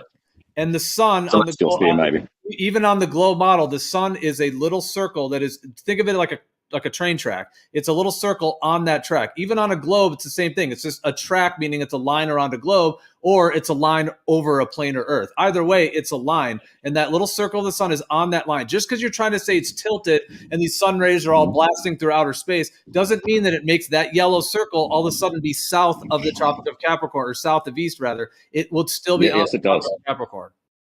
Yeah, the fact that you still don't acknowledge that that's where it would rise means that you don't understand it. Okay, well, here's the thing. It's not about what I do or don't understand. There's a room listening, so go ahead and give your response, and everyone can make their own decision. Go ahead. I've already done it. I mean, I can draw it properly when I get home. But okay, that first diagram that you posted is good enough. I haven't really heard you say anything. Could you try to explain how the circle of the sun is not on the Tropic of Capricorn in your globe? No. The subsolar point, where the sun is overhead, that is northeast of you. Which would at that point be okay. So that what he's talking about is just the circle of the sun and the position right where that meets the Earth. So when it's on the Tropic of Capricorn, that's where it is. It's along that whole thing. So okay, that's where the point is. You're agreeing that that's north, where the circle of the sun is visible. Yeah. The subsolar point is northeast. Yes. But you can see from that diagram that you posted that the direction of the sun is south of east. Anyway, I'm going to go on mute, and I'll draw a diagram when I get home. Yeah, it's once you see it, it's a hole in that model. It's an inherent hole, in my opinion, but I'm not speaking for him. On what? We're talking about a globe. What are you talking about? Well, the example he's talking about is ultimately that it doesn't work on the flat Earth model. Because we're seeing on the globe, we're seeing the sun go straight, east to west, straight. A straight line, east to west, okay? On the flat Earth model, the sun's rotating concentrically. It doesn't go straight anywhere east to west. It does go east to west, but in a curved pattern because it's going in a circle, concentric, right? But in our reality, or at least what I think, my interpretation of what he's saying is on the vernal equinox, you can see that sun goes straight from east to west. And it's not an illusion, or it appears to go. No, it actually does. Shadows confirm it as well. It's actually not. It's actually not what he was talking about. It's not. It's actually not what he's talking about. You're talking about something different. He's talking about the sun rising south of east and setting south of west in Sydney in the summertime. Visually, it does that because of refraction. This geometric abstraction where you have to invoke a tilt to explain why the southwest-southeast tilt of the Earth explains the sunrise and sunset is unnecessary with a refractive dome or an atmosphere deflecting the apparent path. Lemon, eventually you're going to have to graduate from refraction and prove or demonstrate this refraction. We have a demonstration right here with this Spanish person. I don't know if you haven't grown tired of hearing yourself say the same shit over and over and over again. This is actual demonstrable quote unquote science, the stuff that you guys invoke but don't actually care about because of your theoretical nonsense. He's demonstrating that the path is deflected toward the southwest and southeast right there with the circles curving outward. South would be toward the outer portion of the flattish plane. Lemon, refraction means bending light. And your initial statement that I responded to, you're basically saying it doesn't. I acknowledge that it doesn't work on the flat Earth model this way, but it actually does because of bending light. And I'm saying, prove it, demonstrate it, visualize it. In that Spanish person's video, you see the light bending toward the south. There's your solar path right there. An apparent bend toward the south. And I will. That is not actual. The sun's actual position is northeast over the flat plane with a deflected southeast southwest. You're in robot mode again. I need to stop you. Don't robot mode.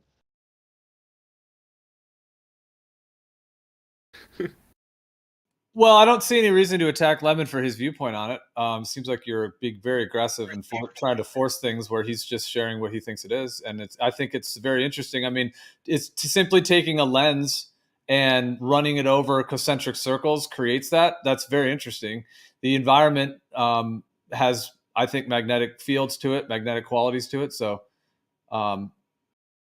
guess what? You notice I would how the agree. stars in that when you put the dome over it, you notice how the stars in one direction spin one way, and then in the center it goes straight, just like how we observe, and on the other side it goes the other way. You know what I'm talking about, right? Yeah, it's right there. That's just a basic and vortex guess what? pattern. That's just a very basic vortex pattern. Toroidal field, electric fields make this. There's All right, also don't unleash all your knowledge on us. Some of us can't handle it. Just slow down for a little bit there, pal. Hey, Glory, No, just try to keep up. Just try to keep up. But the thing is, it looks like it's some sort of refractive effect off of atmosphere or dome or whatever. Or whatever you want to make up at this particular time. Well, by the way, Jeremy and Ruhif were kind of going on something. I don't know if Jeremy, if you're still there, but I think we kind of didn't. You guys never had that conversation. Do you want to finish that? I mean, I'm in my car now. Can you hear me okay, or is there a lot of background noise? You're all right. It's good. Not as good as your other one, but it's all right. Go ahead. So we agree that when you're looking east on an equinox, you're watching the sunrise, which is above the equator. So you'd be looking past the equator essentially, and which means you would have to look past the tropic, right? Right, Ruhif? Yes or no?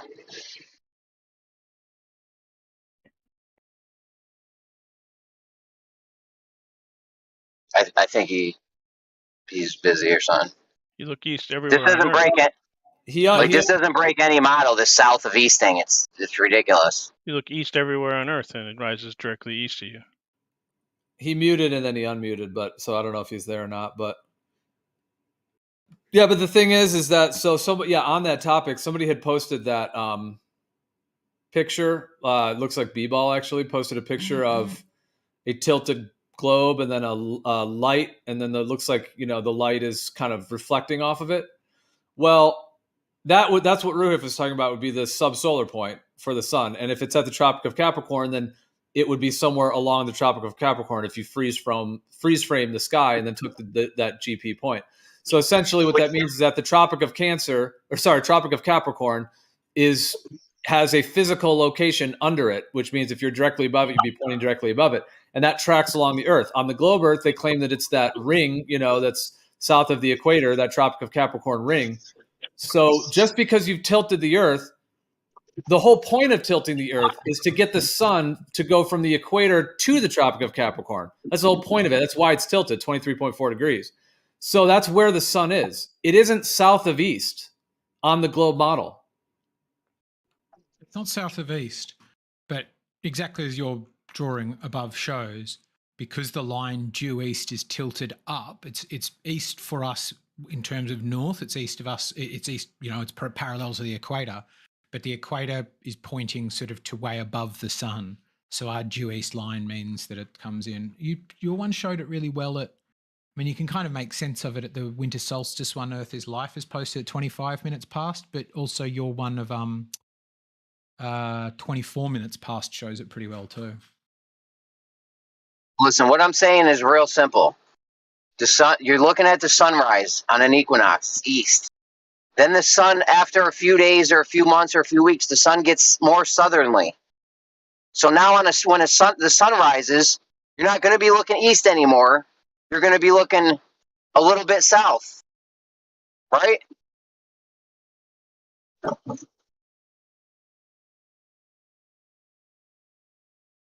I don't fully follow. Can you say that again, Jeremy?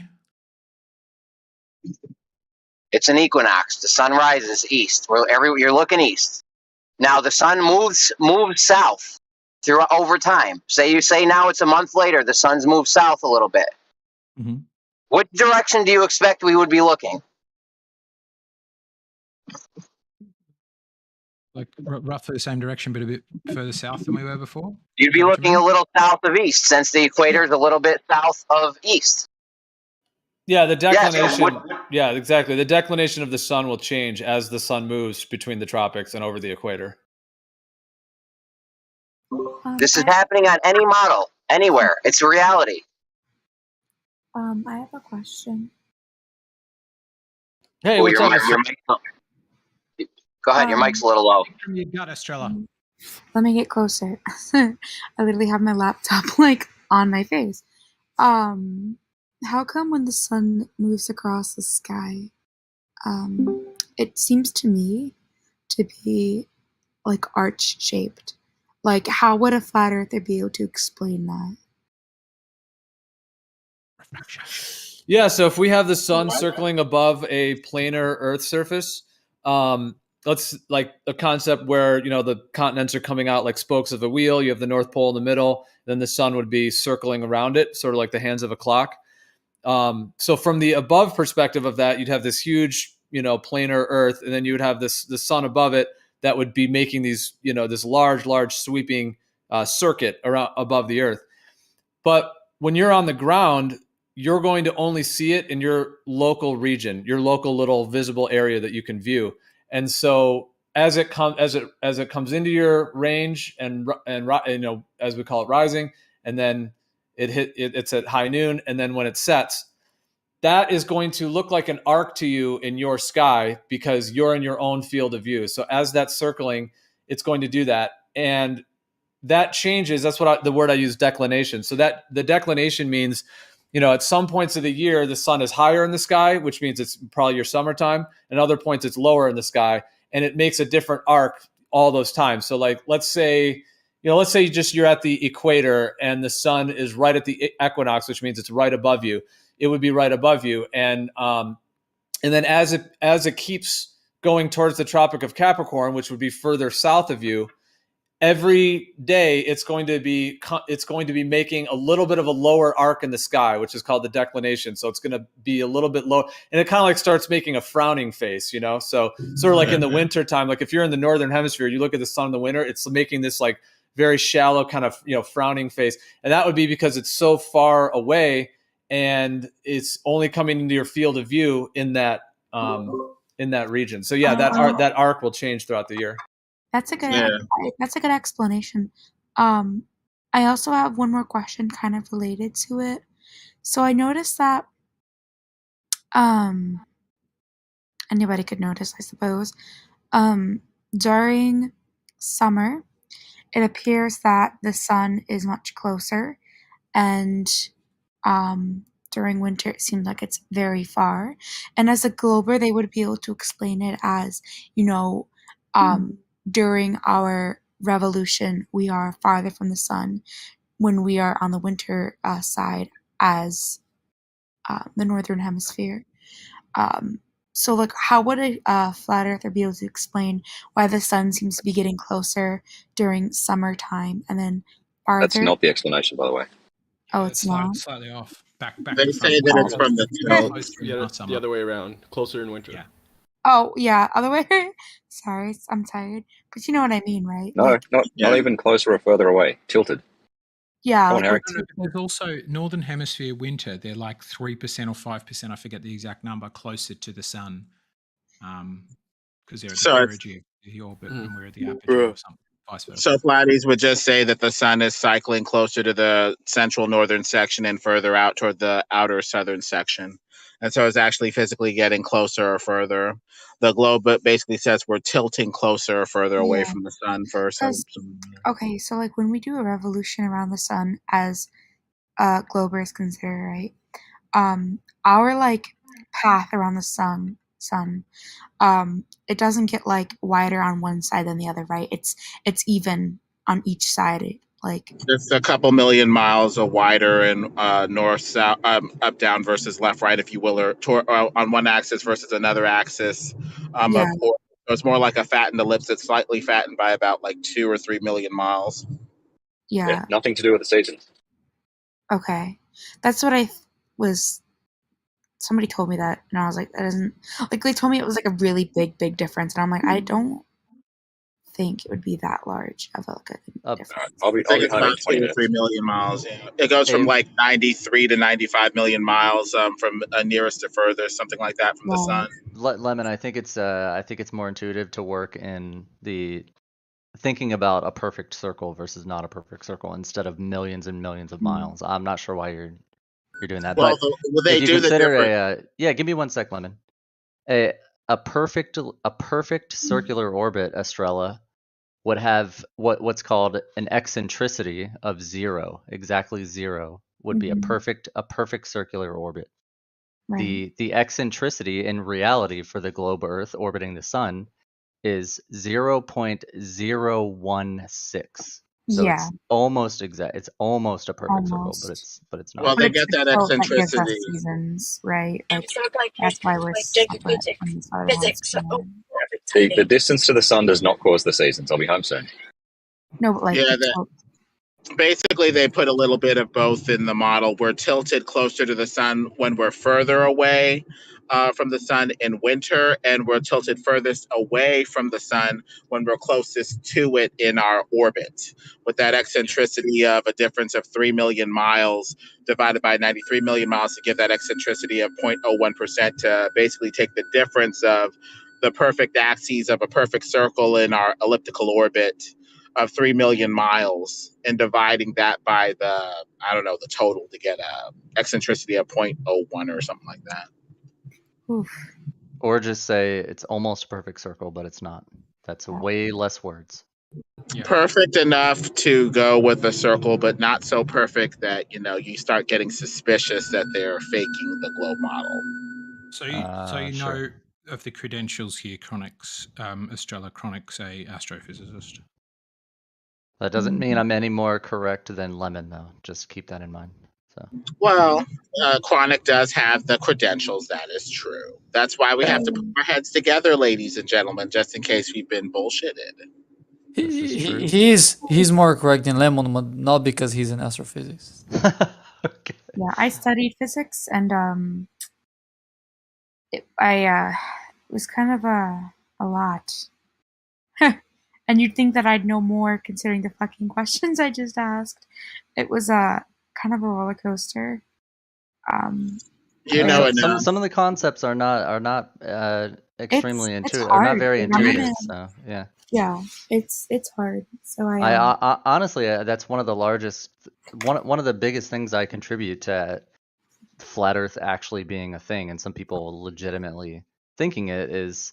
So some of the concepts are not very intuitive. A lot of them are if you just take a little bit of time to think about the 3-dimensional physics, geometry of it, but some things aren't so straightforward.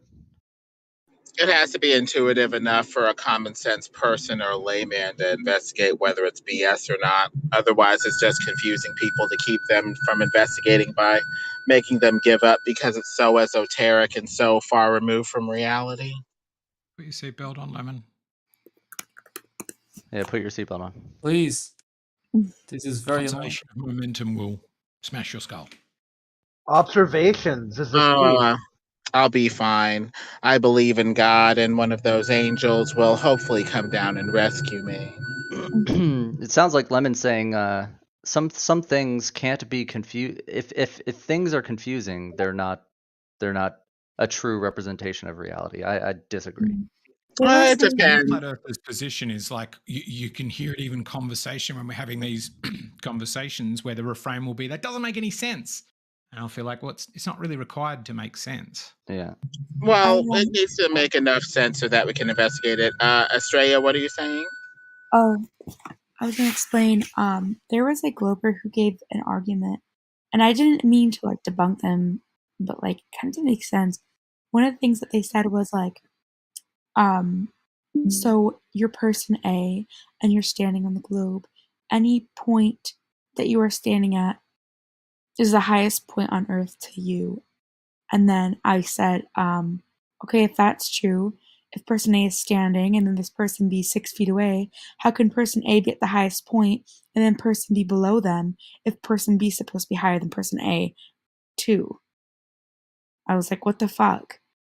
So Yeah, it doesn't Is make this sense. other symbol paradox? I don't know. I don't know. It's like who is the highest, for like how are you Yeah. going to determine where the water flows if you don't have a highest point? You need to Yeah. have an absolute highest point then for Yeah. I don't know. gravity, flow, and all that. Curvature isn't elevation.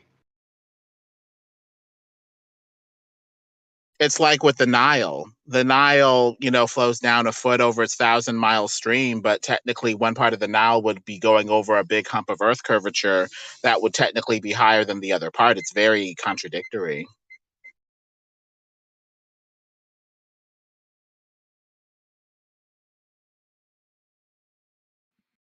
Also, we have the horizon, which appears to rise toward the level of the eyes, despite the fact that we're supposed to be on the highest position on the ball with everything curving down and away. It's kind of like they're trying to bring in flat perspective and marry it to this ball in some sort of Frankenstein perspective ball model that really only makes sense on a flat surface. We see flat surfaces rise toward the level of the eyes, not balls.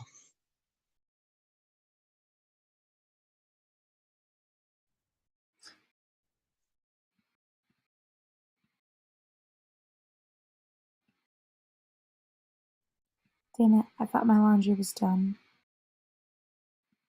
It was silent. And then I was just like waiting and listening. And then I heard it continue. It pisses me off. We also I have. had. Oh, go ahead. I was just saying flat water. What were you saying? Well, no, if you wanted to continue on that, because there was something I was gonna say before about the last topic of the sun, like the distance of the sun and all that. Oh, please continue. Okay, I was just gonna say with Estrella, because I think the next thing she'd asked was about, how the distance of the sun works in that way,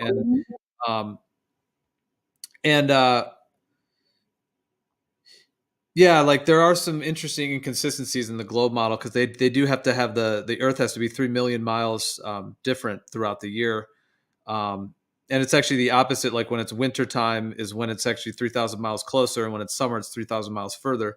However, they try to explain that it's not actually the distance of the sun that causes the seasons, but the tilt of the Earth, just that little bit of tilt. They're trying to say from a 93 million mile sun that causes the seasons. Yay! Well done. But I was just gonna say, like, my understanding on a planar Earth, when you have those circles of the sun going around, the North Pole, you would have like the equator, and then you'd have the Tropic of Cancer, which would be like an inner ring, and then you've got the equator ring, and then you have the outer ring, the Tropic of Capricorn, and those would be 23.4 degrees from the equator. So Tropic of Cancer is 23.4 degrees north, and then Tropic of Capricorn's 23.4 degrees south. And then, like, if it's summertime for the north, and the sun would be on the Tropic of Cancer, like that inner inner ring, and it actually would be closer to you, and that's why, like, I think we feel more infrared heat, we get more sunlight, etc. It's summertime, and then as it starts going, throughout the year, it goes out to the equator, like kind of like a record player making slightly larger circles out to the equator, and then eventually all the way out to the Tropic of Capricorn, and that's when it would be wintertime because it is actually further away from you. So you're getting less infrared heat, you're getting less light, your days are shorter, and all of that. And then it's vice versa. Obviously, people in the South, that would be their summertime. So yeah, I just wanted to share that, like, not only is it making that different arc through the sky, in my understanding, but it's also moving away in distance. As far as I can tell, they've never proven that the Earth actually has an axial tilt. It's somewhat inferred by the necessity of their model to explain why we see Polaris way too far south, up to 23 degrees south, number one, and to explain away the seasons, number two. But we don't see an axial tilt of the Earth relative to any sort of body in the space photos to show that we have an actual tilt at all. It just appears to be inferred by necessity for the model, as far as I can tell. Hey, Gio, you almost had it. You're a little bit off on it. Seeing Polaris from where did you say, Lemon? 23 degrees south? 23 degrees south of the equator. Yeah. I've never heard of that except for Robotham said something about that, but I don't think anybody's ever actually proven that. Yeah, that's never happened. But Gio, you were close to. It doesn't really have to do with the distance to the sun.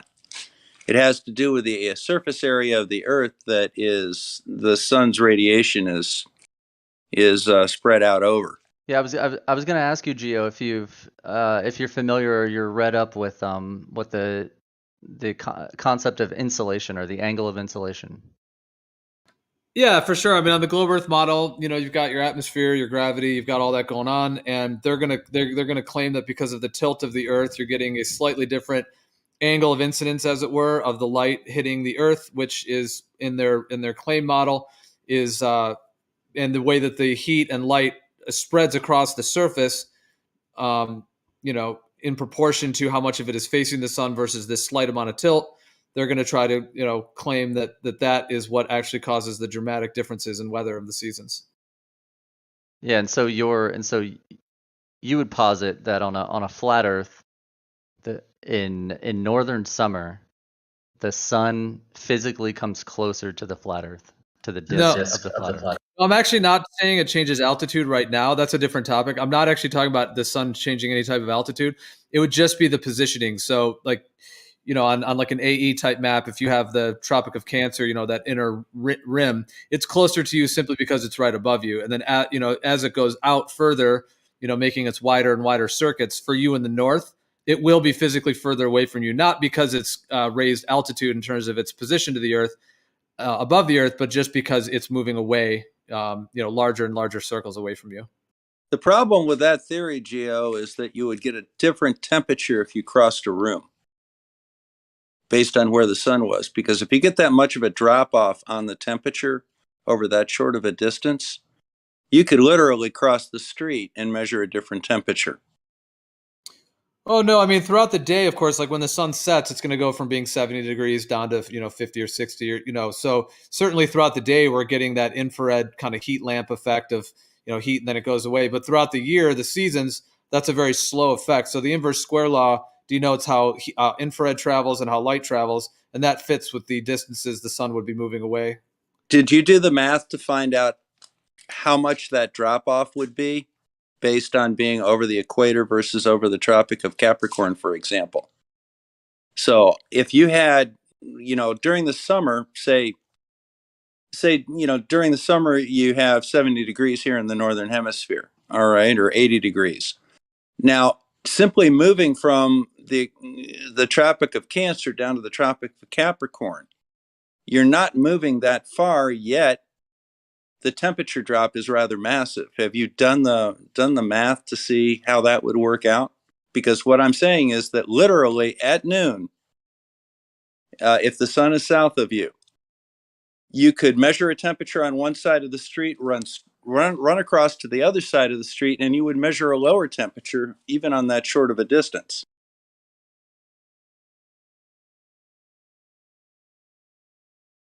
The difference in temperature between South Florida and North Florida would be dramatic. That's 500 miles.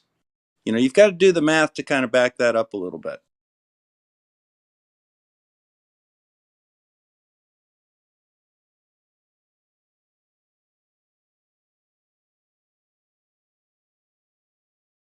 Hey, Bond. Did you hear this morning Brian's logic? And I quote, "Doing square roots is not something I know how to do." Square roots don't exist. It's just a pantomime. Mm-hmm. So that actually came out of the mouth of a alleged subject matter expert for celestial navigation. Yeah, I can't do square roots. It always fascinates me.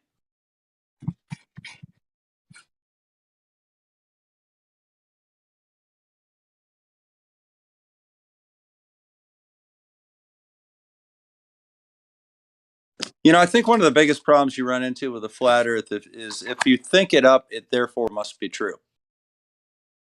You don't need to demonstrate it or do math or do anything else to kind of back up your claim. If you can think of it, that must be the case. Weak straw man. Yet accurate, yet completely accurate. It's a straw man because it's not accurate by definition. Ha! Right. That's the best part. If flat Earth was so ridiculous, they wouldn't even need the straw man then. Yeah, but you see the problem, you can call it. Here's another good example of that. He called it a straw man, yet we just saw a demonstration of it. I'm not saying that some flat earthers wouldn't do that, but you're trying to make it seem like the thing you run in with flat Earth, that it always happens when that's not the case. Most flat earthers are very careful about what they say is speculation and the truth claims they make. I've not seen that. No, not in 3 or 4 years of watching this community very closely. There are certain things that are very common throughout the community, and one of them is making a claim that, well, if this can be done, therefore it was done. That's frankly not true, especially if you've listened to any flat earthers respond to the question of why would they lie. They, are quick to distinguish between speculation and truth. Why would Flat Earth lie? Because they have their entire narrative is based upon a conclusion. That wasn't what I asked. I said when they're posed with the question, why would they lie? Why would these organizations and, the governments lie? They are quick to distinguish between speculation and truth claims. So your straw man does not apply in the majority of the cases. Well, I don't know what straw man you're talking about, but and I also don't believe the straw that's man that you were making was an argument from ignorance, wherein they claim something and they automatically assume it's true in the absence of evidence. That's what they do. Except they don't. Well, except they do. For the most part, demonstrated I'm sure some many times. But you're making a blanket statement, a generality, and you don't. It is a blanket statement and a generality, you betcha, because that's based on years of observation of the flat Earth community. That is a typical modus operandi that they have. Yes. In your opinion. In my opinion, and that of many others. Who else are you speaking for? Just bullshitting. I second you, Bob. Who else gave you the authority to speak on their behalf? Ruef just seconded me. Dr. two. Lee McIntyre is another good example of that. Who studied how many is many others? Denial. Yeah, that's two right off the top of my head. Damn, that's a lot. And I bet you that if you polled any of the flat Earth debunkers, I think that they would agree with me. So many, man. Well, yeah, there are quite a few. You betcha. And I don't know about that, actually. I don't think the majority would side with you in making that black well, let's and go white ahead. absolute Let's go ahead and do an example. Flat earthers, in general, they just believe any random speculation they hear. Yes. What they do is that's not what my statement was. However, that's not what my statement was. You wouldn't be in the flat Earth if you didn't tend to believe things. But my statement was very specific, and that is, it is a common approach in the flat Earth that if something can happen, it did happen without any evidence that it did. For a good example of that is the moon landing denial. If we could fake the moon landing, we did. I don't think I've ever heard anyone make that claim. Literally, in all of almost a decade being in these discussions, I have not heard anyone say that once. Then you haven't listened very carefully. That just because it could be faked theoretically, it was? No. Everyone I know that knows the moon landing's fakes for multiple reasons. It has nothing to do with just because it could be faked. In fact, there's an opposite thing that's said in the Globe where they say that even if it could be faked, it would, quote unquote, they would say it'd be harder to fake than to actually go there. That's a thing that is said, which is absolutely absurd. And that's absolutely true. You could film it for virtually nothing. No, you can't. That's not hard at all. We didn't have the Stanley technology Kubrick was filming. Stanley Kubrick was filming the most advanced space movie at the time, 2001: A Space Odyssey, in which he was making these fake backgrounds look fairly convincing. And there's all these connections with him and NASA. Very much. There was actually a specific camera that he borrowed from NASA that is documented as well. So he clearly has ties with them. There's pictures of him with JPL. Excellent example of my point. It would have been very, very easy for them to set up a nice little studio and film that absolute garbage sea-level Hollywood deception. Excellent example of my point. Thank you. Nobody said it was fake just because it could. The question is, was it faked? And Yeah, can it's a humans weird even go shifting of to the the burden of moon? proof. And if it was faked, how was it faked? Which is what I'm describing. It's not because it can. It's how they did it. Did we go to the moon? You and I, no. All right. What variation of the definition of we did I just use? That's another classic example of science I don't know. denial. You'd have to Taking a word out of context. define that. No, I don't, because it was in context. What was the context of the we that we were using, and why were you so quick to say you and me? No, that's what the word we means. That means you and I. No, it does not. It has. You have to define what you mean by we. I don't need to, because I used it in context. What was the context of the term Bob, we? the contention of a claim. The contention of a claim. What was the context of the we that does not mean used? that they're automatically claiming something else. They're just contending your claim because there's a viable or possible alternative. Just because you're claiming that there's a possible alternative doesn't mean that that's actually the truth. Yeah, but what alternative are you referring to, and what context? That they faked the moon landings in this context. So let's go ahead and finish off this. What was the context? Go ahead. What was the context of the word "we" that I was just using? Was I referring to you and me as an individual, or we as in mankind?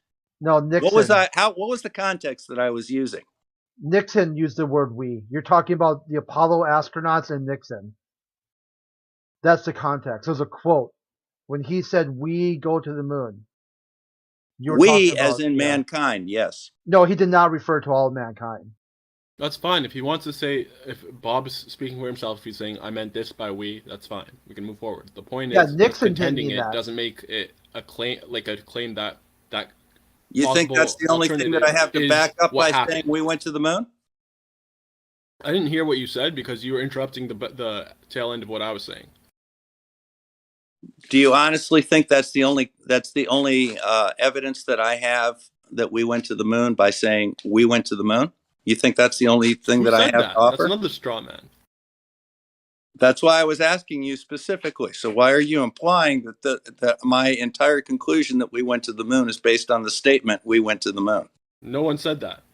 I think you're arguing with yourself. So you understand that I have context and I have verification and I have warrant to believe that we went to the moon. Yeah, in your opinion, in my opinion, you don't have any definitive evidence whatsoever that you went to the moon. No, really? You didn't. I got proof. Interesting.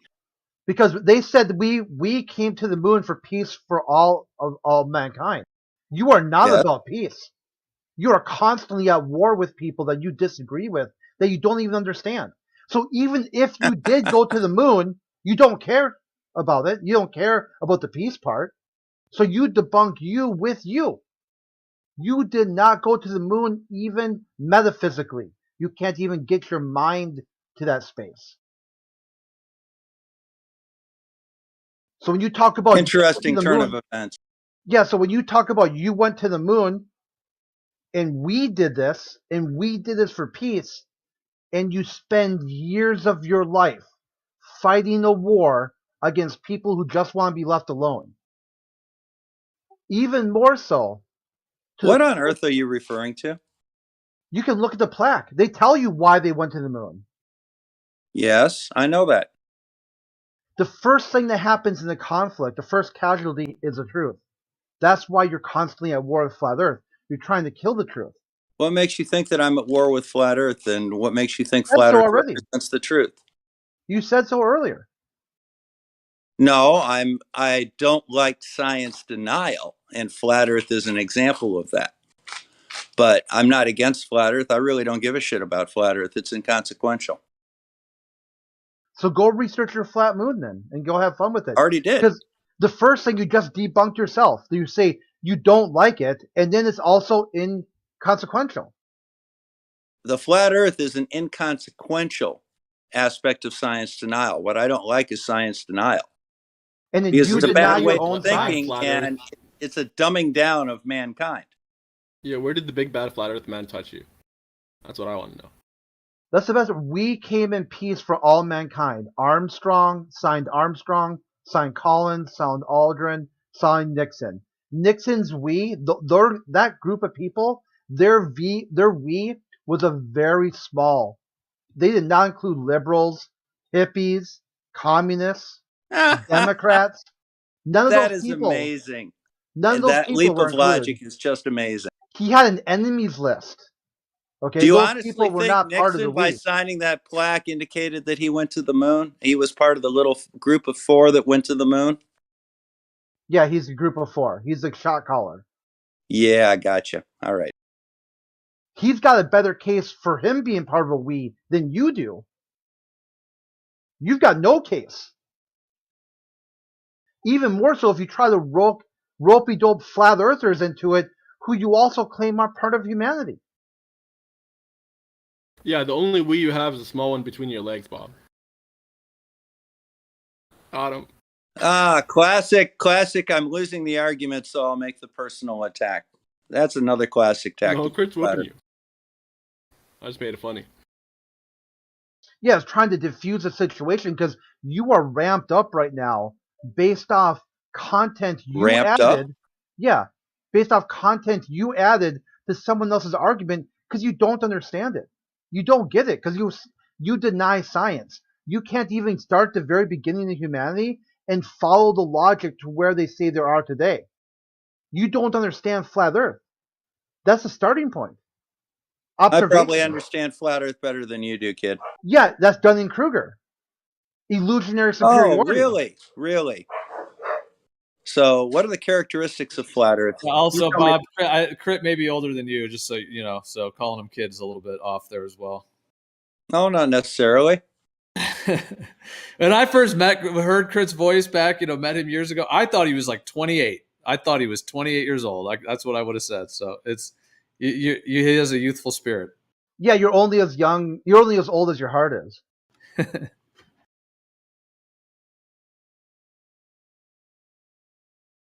It's like these emo kids. Yeah, it's like these emo kids constantly flipping out about caring. They're caring about other people. That in of itself debunks the globe. Carl Sagan told you to do anything other than that to showcase just how brilliant the heliocentric model is. He called it the overview effect. He wrote a book called Blue Marble, the pale blue dot. Told you exactly what it means for humanity, and you deny the science. I would follow a pale blue dot just because it seems like a better way to live life and kind of lines up with religious values. You'll deny it because you're worked up about someone thinks differently than you. When in reality, every single person thinks different. You should embrace the differences instead of trying to use it as some sort of wedge issue to grind humanity to a stop, and then kill the truth with some sort of cringe online warfare. Why do you think I'm interested in flat Earth? Wow, that's pretty poignantly said. Why do you think I'm interested in flat Earth? Damn it, I missed it. Could you repeat it, Crit? That was on fire. Well, you can play back the live stream. Yeah, that one's good on the books. Well, I guess Bob, you'd have to answer that for yourself. What right? I mean, I already have. I'm interested in the flat Earth because I like to see. I like to understand the errors in logic that are used in science denial. That's rich. Yep. Do you think Crit's right that you're kind of waging a bit of a warfare against your fellow man? No. Here, this right there, Carl Sagan. It has been said that astronomy is humbling and character building experience. Where's your humble? Where's your character building? And what do you think he meant by that? Yeah, exactly. This same what thing. Did he mean by that? And character building. No, you tell me why he said that. What do you think he meant by that? Yeah, exactly. You leave people alone. You don't think of yourself as better than other people. You're be humble. It's very simple understanding. That's not what that means at all. Yeah, and character building means that you'll have a force of presence. So you'll be able to advocate for why it's so important. That's not what that phrase means at all. He says there's no better demonstration of folly human deceits in the distant image of our tiny world. So he can look at pale blue dot and say, look at all this conflict you guys are doing, all this nonsense going back and forth, it's meaningless. But that's an excellent example. That's an excellent example of reading the words but not comprehending what they say. To me, that it has nothing to underscores do with what our he was saying. responsibility to deal more kindly with one another. What do you think? And preserve the cherished pale blue dot, the only home you'll ever know. You're only going to know this home. What do you think it means, Bob? The reason astronomy is humbling and character building is it puts things in perspective for you. The universe itself is extremely large. No matter how important you think you are, you're just a very tiny part of that much larger whole. And it kind of gives you a humbling experience to kind of put yourself in context and not to and understand that you can do the best that you can do in your life and treat other people well and try and keep your life somewhat in context of the fact that you're part of something much, much larger. Well, that's a beautiful sentiment. However, on a planar Earth type Earth, could be said as well. I mean, the Earth being it's a massive plane. It's incredibly glorious, and of course, we can only even see a small part of it, or even we only interact with a tiny portion of humanity. And the heavens are this vast expanse that how vast it is, whether it's 1,000 miles or 10,000 or 10 million light years, whatever it is. So that could be said on a planar Earth as well. It's not really specific in my mind to a heliocentric globe Earth type concept, but it is a beautiful sentiment in that way. Like another example of trying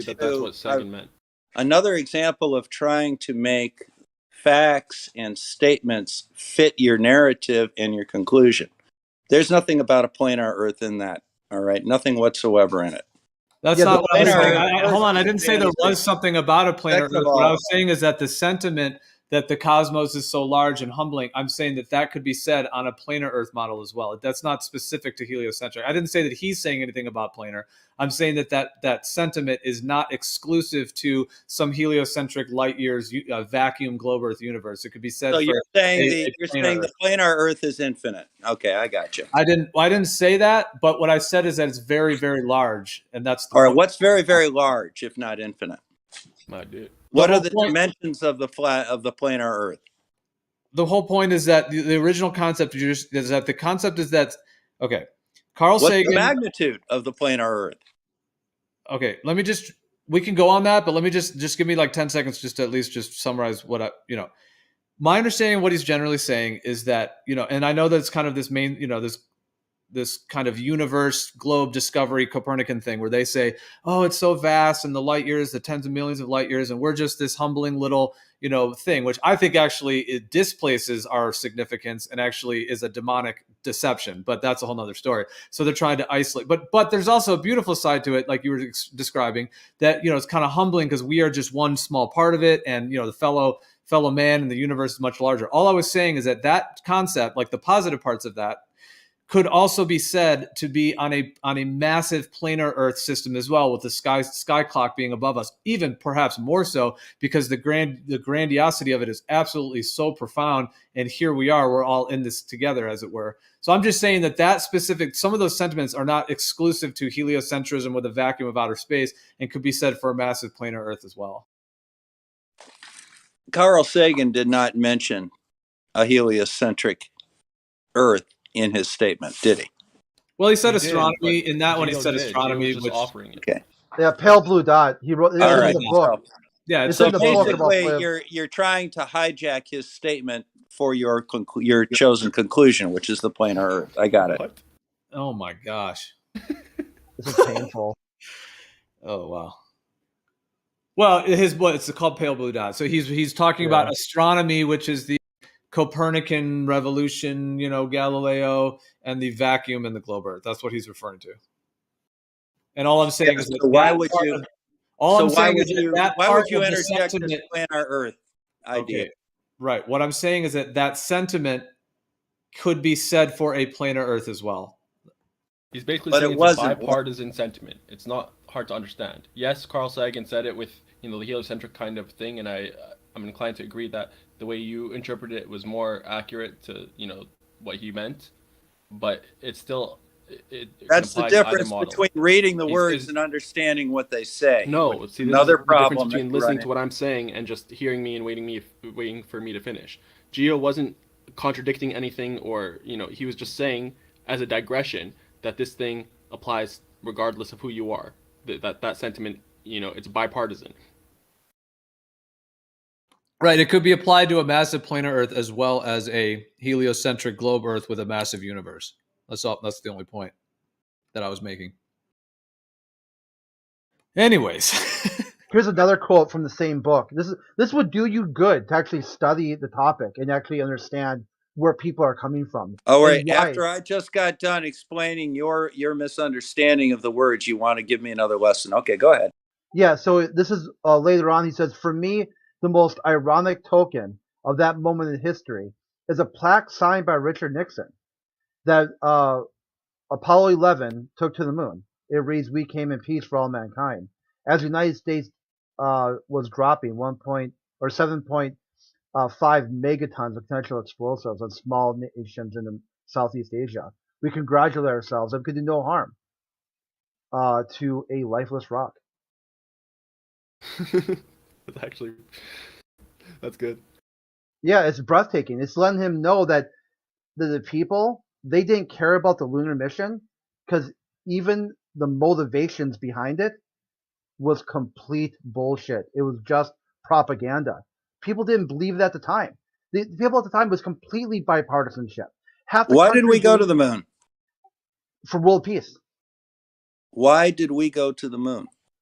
They said for world peace. I don't care what they said. Why did we go to the moon? Yeah, the we in that statement is Nixon. He said he did it for world peace. Okay, so once again, you're trying to isolate it to 4 people. What about my dad? Which one's your dad? Armstrong, Collins, Aldrin, or Nixon? Which one's your dad? Okay, my dad was one of the 400,000 engineers and other people that worked on that project. Okay, so where did he sign? What was he doing? What was my dad doing? Did he sign that was on the moon? He was compartmentalized. Compartmentalized. Okay. So again, this great secret that was kept from the people actually doing it. I got it. Yeah, man, the propaganda is just what they sell to the public. What they have people working on are engineering projects. They're just farming people's engineering for totally different uses and not going to space, and then just selling us the propaganda space story to keep the scam going. It's just a classic scam. It's not even that unique of an idea. Interesting paranoia. Gotcha. Yep.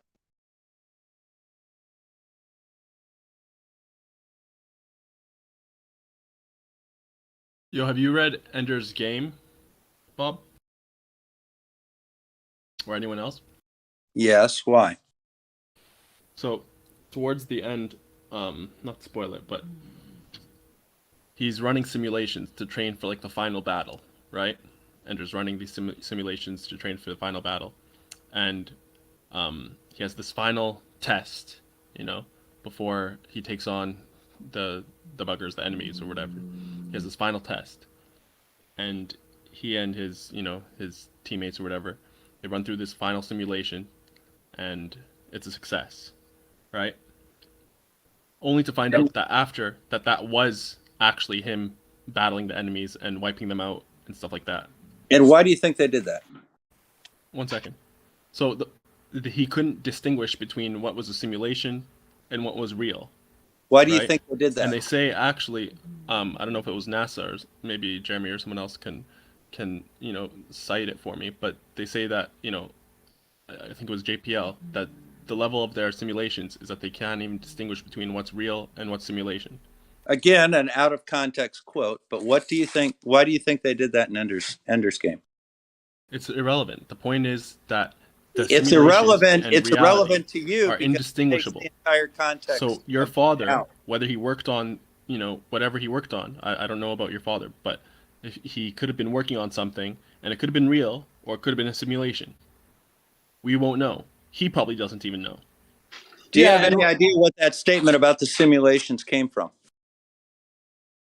Does it what not was apply? The context of it? What was the context? Does the fact not apply? Yes, but what was the context of that statement? It doesn't apply? So What we was the can distinguish context between of that simulation and reality? What was the context of that statement? Does the principle apply? Yes or no? You haven't explained to me what you think. No, you're trying to, like, you know, offer up a red herring, and I'm not taking it. I'm telling you No, the principle you of haven't not being able to explained what tell you between think the simulations concept was. and reality at these high level, like, you know, these institutions and the work that they're doing. You can't actually distinguish between them. Are you denying that? I'm simply asking you what context you think that, or what message you think that puts out. What was that? Let the What was that? record What was show the that he context? neglected to answer the question. Well, I guess hold on. Let me jump in and say this. I guess you guys would have to clarify what you're talking about. What I might think Bob might be talking about is that there's, look, it may or may not be, but there is an official documentary about NASA going to the moon, and there are various interviews with people that were in it. It has nothing to do with moon hoax, nothing to do with them lying about it. It's completely like mainstream legit, as it were, in their minds. So in one of the interviews, one of the, I forget what his position was, one of the, you know, mission control guys. It was Gene Kranz, I believe. And he basically, okay, if that's the same one that we're both thinking of, and he basically said that they had no way to tell whether it was, when the actual quote unquote moon landing happened, that they had no way to decipher whether it was a simulation or whether it was real. They were just getting the data into their systems, and it was no different than a simulation. He did say that. It was, yes, because they were training as they were going to fly, which meant that they had artificial data coming in, and it was very difficult to tell that it wasn't a real moon mission, except of course they weren't going to the moon. Except yeah, I think we just said the same can't thing. Prove that. We just said the same thing. You can't distinguish between what's real and what's simulation. How do you know the real thing ever happened? Right. Because that's kind of what he was saying in the documentary. There's a lot of other data that comes in. Like there's a lot of other data that comes in to confirm that it actually was happening versus being a simulation. But simulations were that good. But they lost all that. They lost all that data, they right? They didn't lose that data at all. That's another classic 2015 flat Earth argument. Oh, they lost all the moon data. Well, no, they didn't lose the moon data. They lost. Well, they misplaced and or they say they recorded. What did they lose? The original telemetric data. What do you think they actually lost? The original telemetric data. Did they have copies of it? They gonna lost their mind. Did they have copies of it? No. Is that data readable nowadays? What was that data on? How was that data recorded? I think you're asking questions instead of speaking what you want to say. How was the data recorded? It wasn't. What was the media that it was on? It was on 1.5 magnetic tape, which is unreadable nowadays. Did we have copies of it? What are you claiming? What are you claiming? You're claiming that we lost the original tapes. You know, Bob, remember when Crit was saying earlier that you're going to war with people? It sounds like you're in a lot of aggression right now. Yeah, I know. It's classic to say your opponent's triggered. But I'm not really saying that. I'm just maybe we could dial it back and not like be screaming. No, I'm asking you a simple question. What was the original how was the original data recorded? What did we actually lose, and was that the only copy? The first casualty in the conflict is the truth. My understanding of it is, and they may have changed their story, they may have done damage control. I don't know where it's at now, if they change or they claim that they have something. But from the 60s, 70s, 80s, 90s, et cetera, through all those years, my understanding is that there's there's the telemetric data that is put onto these reels, these physical reels. And whether it's a simulation or whether it was quote unquote the real one, they have this data on these reels. At some point, people were wanting that information, and they found that it was unavailable. And then NASA kind of came up with a few strange excuses that they did publicly say. At one point, they said they lost it. It was destroyed. At one point, they said something about parts of it were recorded over, etc.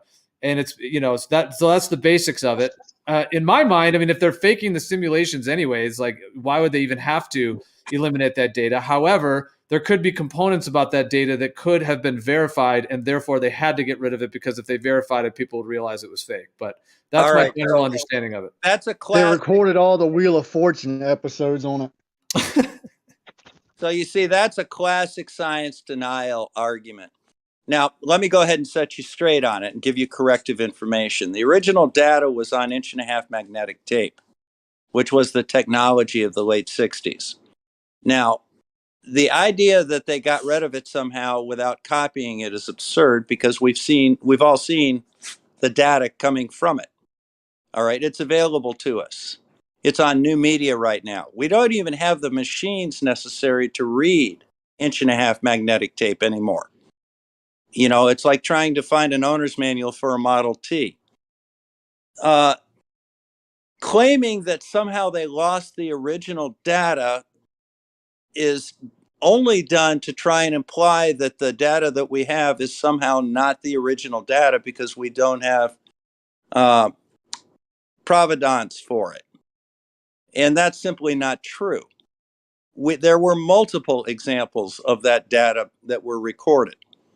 So the entire idea that somehow they lost the original data or recorded over it or recycled it or whatever is just designed to try and sow doubt in the validity of the data that we have. And we have That's what all they of say the it data. themselves.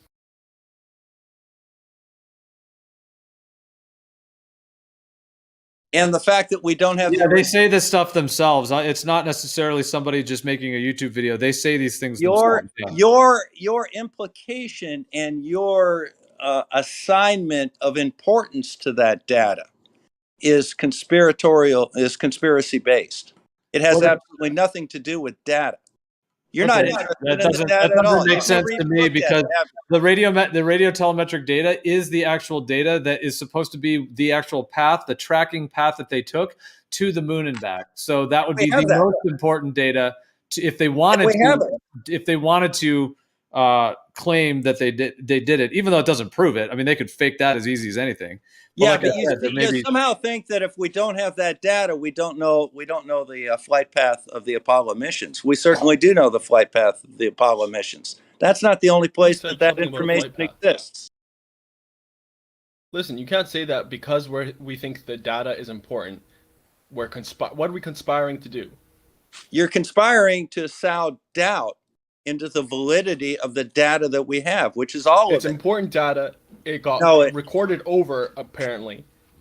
There is doubt. Historically, if they lost the data, if they lost the original tapes historically, that would be a tragedy from an aspect of history and primary source stuff. But it's not like we don't have the data.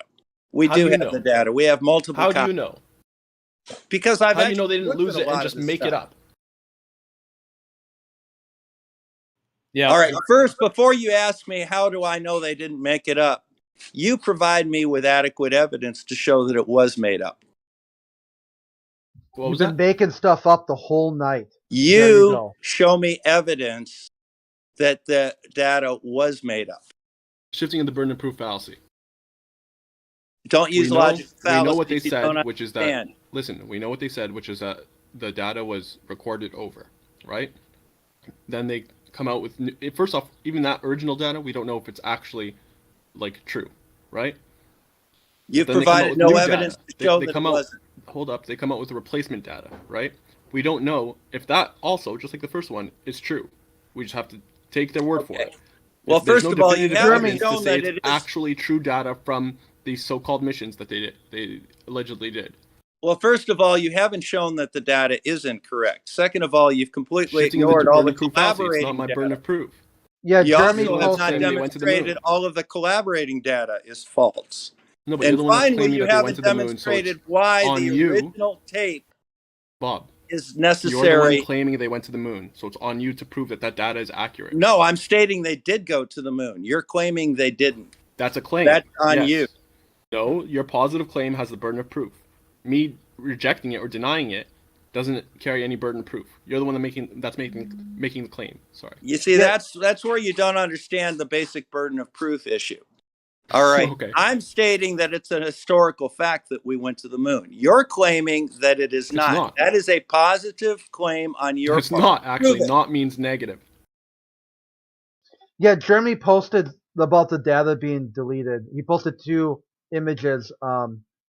Number 1 that says, after the 1969 moon landing, the data was completely lost. The data tapes were used, recorded all the video and telemetry data are all gone. It's all gone. You have not demonstrated that that was the only copy? Yeah, researchers have never found what set out to uncover. The missing Apollo 9 telemetry tapes are also gone. So you got both 9 and 11. And you haven't demonstrated that that has any bearing whatsoever on the historical record. You haven't demonstrated that that was the only copy. You haven't demonstrated that that was the only means that we have to verify that they actually went there. Yeah, I don't need that. You haven't demonstrated any of that, so until You haven't demonstrated do that, anything. Yeah, I don't I'm just need going that. to That's disregard enough your for me. claim. Yeah, I'm good that you disregard it because that's all I need to know about you.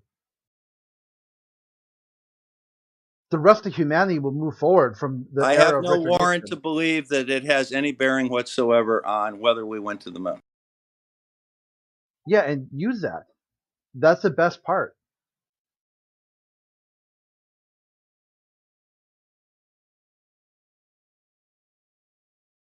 See, all you're doing is you're employing the tobacco script. Doubt is your friend. You can add that too. Add that context too. Certainty is I not would negated call by it doubt. atheist logic. I just do not believe the story. Even more so if their cover story is they deleted all the evidence, all the proof that they could ever offer was just erased. But you see, you haven't demonstrated that's the only proof.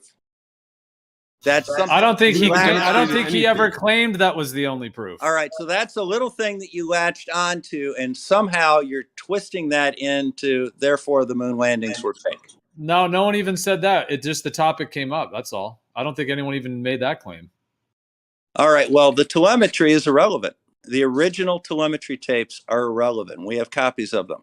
Not a problem. Prove they're accurate. You prove they're not. Shifting the burden proof fallacy. You're really not getting it, are you? Yeah, but you see, the thing is, first of all, you have to understand what the fallacy actually is. I'm stating that there are so many different verifications that we went to the moon. You claiming a positive claim that somehow we didn't go to the moon based on the fact that we lost or destroyed the original telemetry tapes on 1.5-inch magnetic tape somehow changes the fact that we went to the moon. That's your claim. Go ahead and do it. Are any of these various verifications is a single one of them definitive evidence beyond reasonable doubt? Yes. Give us it. Eyewitness, the people that actually were The there. eyewitness testimony is definitive evidence beyond a reasonable doubt? The people that were actually there, absolutely. Yeah, they would have no reason The to lie, fact right? that we have physical evidence that they were there because they brought because back they're completely physical. objective, All right, you're talking neutral over me again. third-party members, right? No, you're talking over me again. We have physical evidence that they brought back. We have physical evidence that they left that is used to this day. Stop gish galloping. Choose one, which is definitive evidence beyond reasonable doubt, and we'll dissect it. Gish galloping is not an appropriate term to use for that. Choose one. I'm stating that here's the evidence. We brought physical evidence back. We left physical evidence there. We have individuals that were actually there and did it. We have civilians that monitored the radio traffic and actually took photographs of the capsule in cislunar space. Okay, great. Let's go with your first one. Let's go with all of them. Of physical we're evidence. going to go with all of them. We're going to go with all of them. Yeah, you're scared to actually discuss it in terms of specificity, right? So let's talk about one single piece of evidence, physical evidence, that is, definitive. That there's no shadow of doubt that it came from the moon. Go ahead. Absolutely not. We're going to talk about them all in context because they're all mutually supporting each other. You're scared. No, that's the way you make an argument.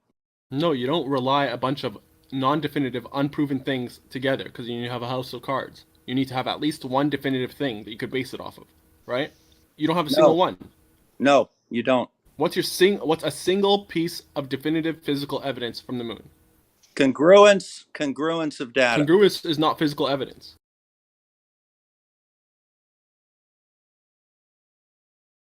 I've made my statement. They're all And I've rejected mutually supporting, and we're going to go with all of them. We're not going to sit down and try and attack one like your argument about the original telemetry data tapes. You made your statement.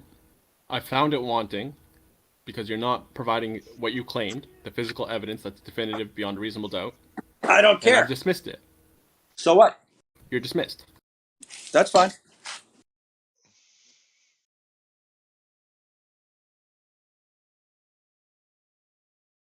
Come back when you have the evidence.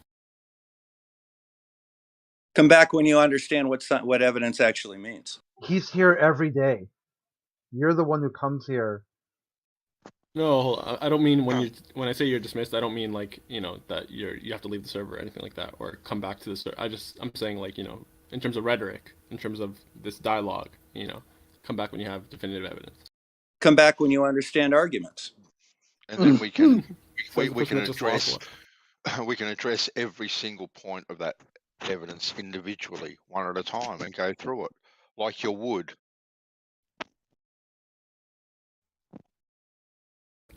He's like the wood, petrified.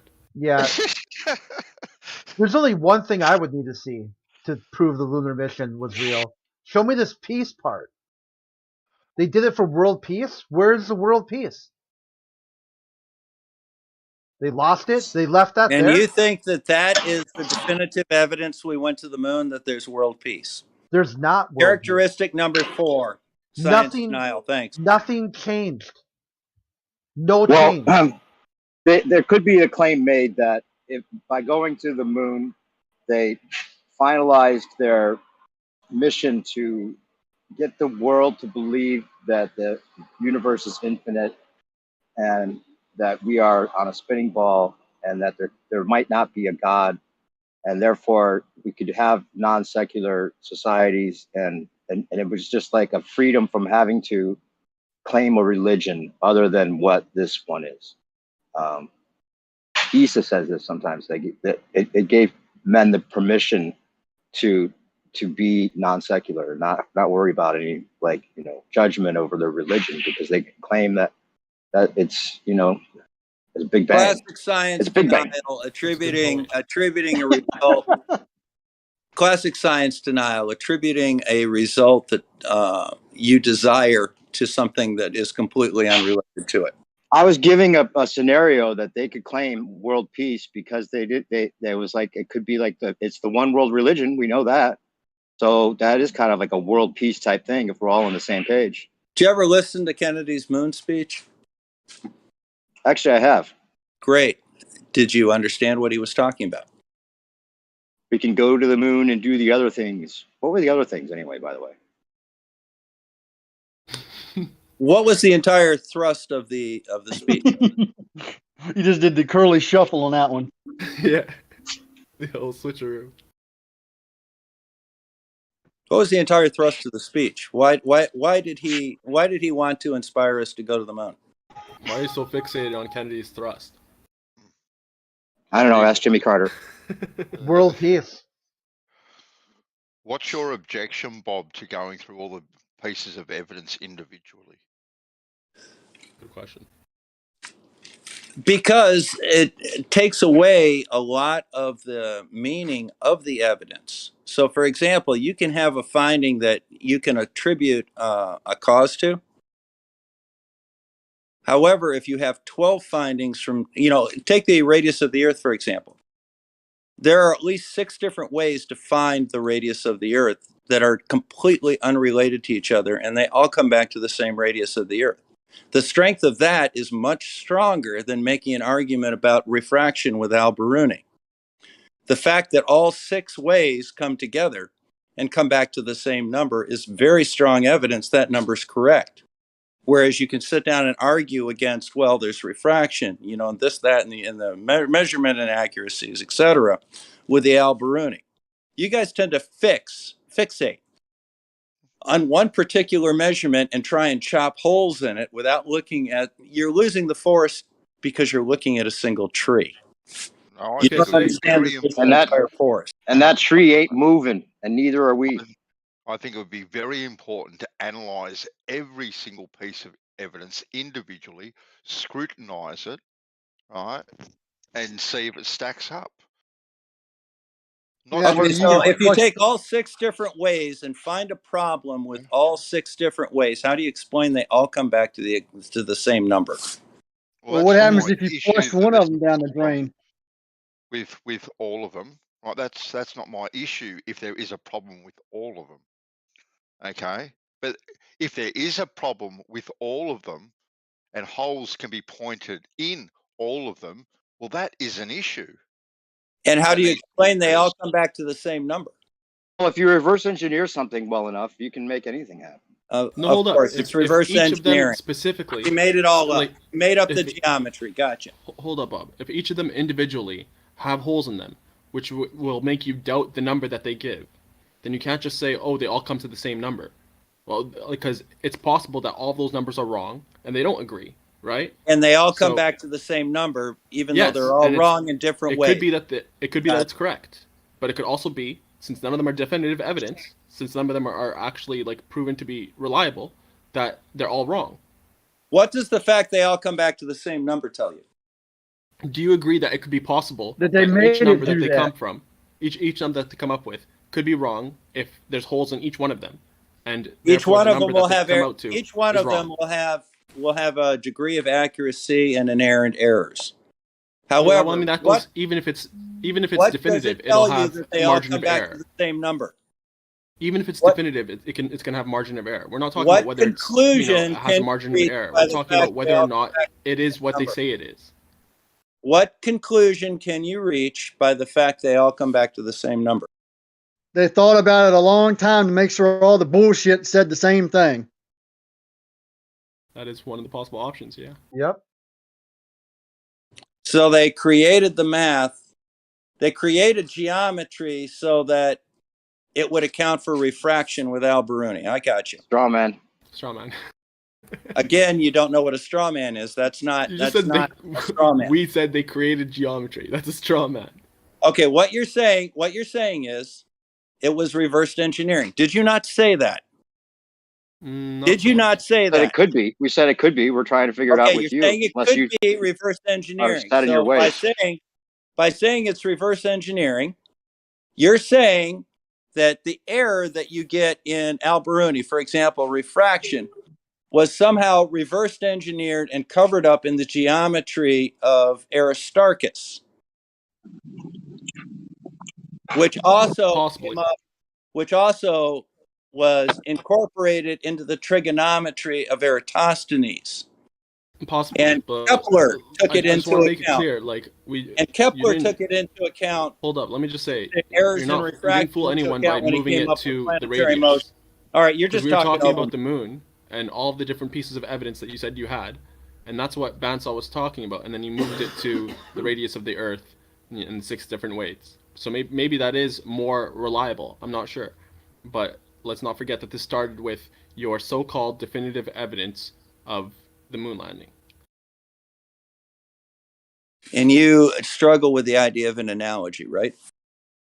I don't. Not at all. Okay, then great. What's the analogy between 6 different ways to find the radius of the Earth and 5 different ways to verify that we went to the moon? Well, if it's an actual true analogy, then you would have as much reliability in these 6 different ways as you would in the 5 different ways for the moon landing. Okay, so the concept you agree that I think you moved it. Hold on, let me finish. I think you moved it to the radius because you're more comfortable, because you're convinced yourself that there is more definitive evidence for your claims in that realm. Now that is an actual true straw man, because that's not my argument. My argument is I think this is what you did. That's not a straw man. Okay, all right. That's me speculating as to why you did what you did. This is a good example of a problem that you run into. I used an analogy of the radius of the Earth to discuss the multiple different ways that we can verify we went to the moon. And I did that because people are more familiar with understanding the radius of the Earth. Although when I tested them the other day and asked them to find 3 different ways, under the globe model, what are 3 different ways we determine the radius of the Earth? There wasn't a single one that could answer more than 2 of them. They only knew the two that they got on the YouTube videos. They didn't know any of the other ones. Now, once again, I'm using an analogy that we have multiple different ways to verify that we went to the moon, all of which come back to the same answer, much like we have 6 different ways that we can find the radius of the Earth that all come back to the same answer. Okay, The fact give us that they one all definitive. come back to the same answer. All right, give us one definitive piece of evidence beyond reasonable doubt for the moon landing. One of these 5 reasons. We actually have physical evidence from the moon. Such as? Which is documented. We have rocks and we have regolith from the moon that is documented from the point that it was picked up to the point that it comes into storage in Houston. And these rocks are proof positive to have come from the moon. Yes. Where's your Or verification? the Masonic flag, right? There's moon dust on it, right? Where's your verification that they definitely came from the moon and nowhere else? The fact that there's photographic evidence of where they were physically picked up, by whom, into what sample container, brought back, unopened by what technician, in what lab, and where they're stored right now. The chemical analysis of it is known. They've not been exposed to oxygen. And they're basically moon rocks. Do you actually believe this bullshit you're saying? No, he doesn't. Because I've seen the actual catalog entries. Yes. The catalog entry can be fibbed, bro. It's not hard. You just write something that it is up you're to not you actually to show doing. that it's up to you to show that they were falsified. No, you're claiming that this catalog entry is true. You don't know that. You can't possibly prove it. You don't have the clearance. If you don't have a video like showing the entire chain of transmission from when they picked it up from the moon, brought it down to Earth through all of that, then you can't claim definitively that it's from the moon. The entire At any point when there weren't eyes on it, it could have been switched out. It could have been faked. All right, and that's for you to prove that it was done. All right. No, I'm rejecting your claim that it's definitive evidence beyond reasonable doubt. I've just injected reasonable doubt. I've shown you there is reasonable doubt because any one of them at any single point in time, hell, even that place that you call the moon that they so-called took a picture of could have been on Earth. You have no evidence of your reasonable doubt. You don't need evidence for doubt. Yeah, you need evidence for what you claim is a certainty. Okay. You do need evidence of doubt. Really, you need evidence of doubt? Yes. Otherwise, all you're doing is saying, if you had evidence, it wouldn't be doubt. If you had definitive evidence, it wouldn't be doubt. All I've got from you is certainty. You have no evidence to say that the chain of custody recorded in the catalog is false. Well, I do. I gave you the reasons. Hey, you want to show me that Neil Armstrong was in Area 51 in July of 1969? Straw man. No, that's not. I have doubt that he was there. Well, I can have doubt all I want. Did I claim that, though?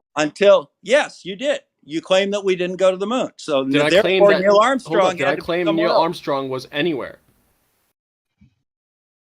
I didn't. So you're strawmanning me saying, "Oh, I have doubt of this claim." No, you absolutely did. Look, you don't even know what a straw man is, so don't use logical fallacies. I don't think you know what a straw man is because I just all right. Down. If you seem to think that claiming Neil Armstrong was not on the moon in July of 1969, the absolute indication or the absolute conclusion that you have is that he was somewhere else.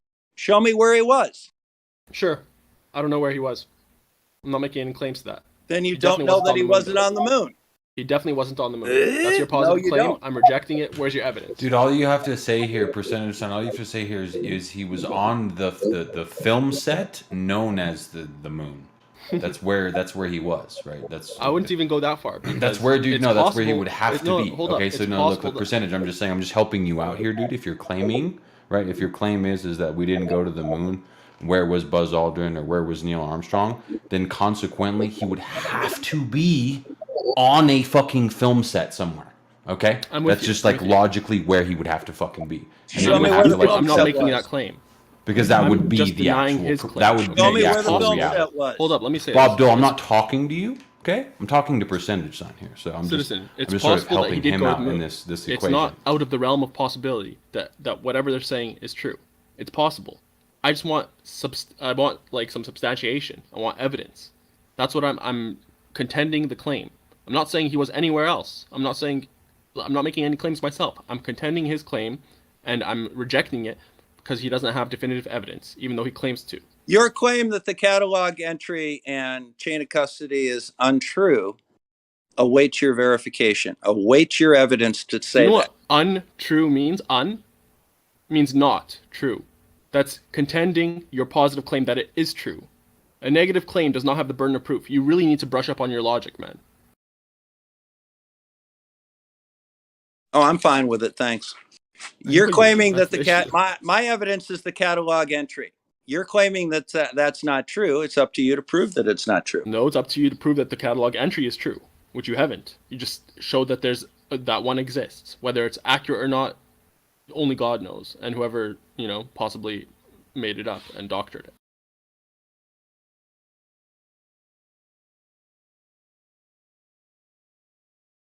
The catalog stands on its own. Sure it does. Were you there when it was made? Is this I all don't on need to video? be there. That's not a requirement. Yeah, the only requirement for you is to have faith. See, this is an example of saying because it could have been faked, it has to be faked. Which goes I never back said to it has my to be. original premise did you hear on me the just flat Earth. literally 30 It seconds can ago be to faked. say to Citizen that it's possible it's all true? Okay, so this goes back to the original statement that I made. In flat Earth and in science denial, if it's possible, it therefore is true. So Lord you're have mercy. making the claim that it's possible to fake the catalog, therefore the catalog was faked. I just told you it's possible that they did go to the moon, and that it's true. So going by what you just said, I'm now saying that they went to the moon. Like, listen to yourself, man. I did.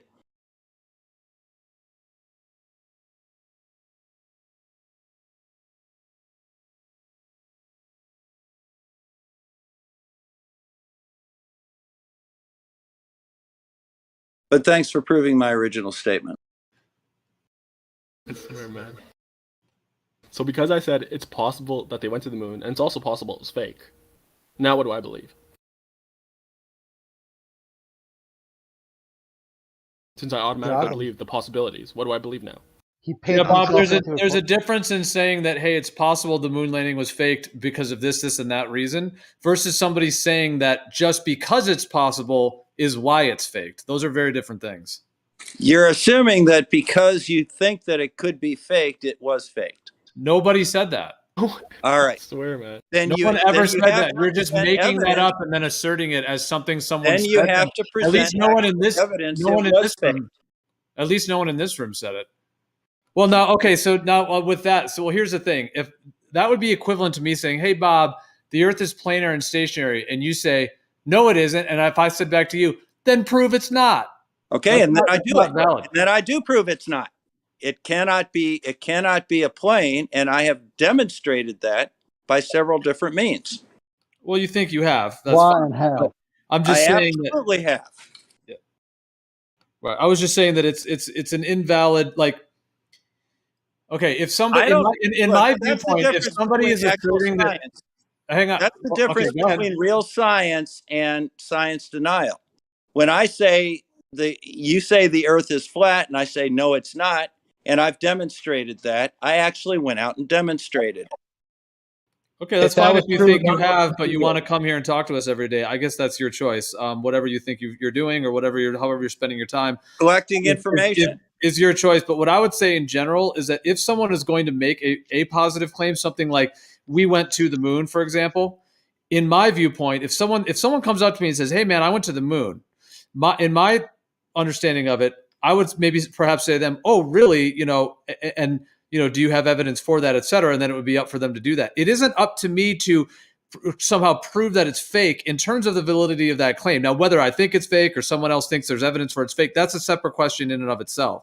But if somebody makes a positive claim, they say something is positive, then it would be their role to show evidence or bring something to the table for that, rather than just demanding that the other person has to prove that it didn't happen.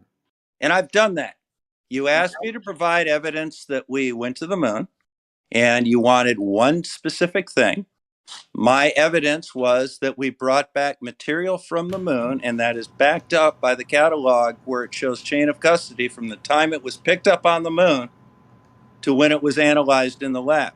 Dude, that could all Your be only fake, Bob Dole. response to Your that error is, here, your error in this entire equation is that could be faked so easily. You have no idea. You think that like this whole chain of go ahead. custody. Hold up, Bob Dole. I'm not done talking. You think that this whole like chain of custody thing that was in the hands of Neil, and then it got passed down to some guy at high command at NASA, and then it got passed down to some tester, and then it's all documented, right? Do you think you have this like elaborate story, and you think it's all?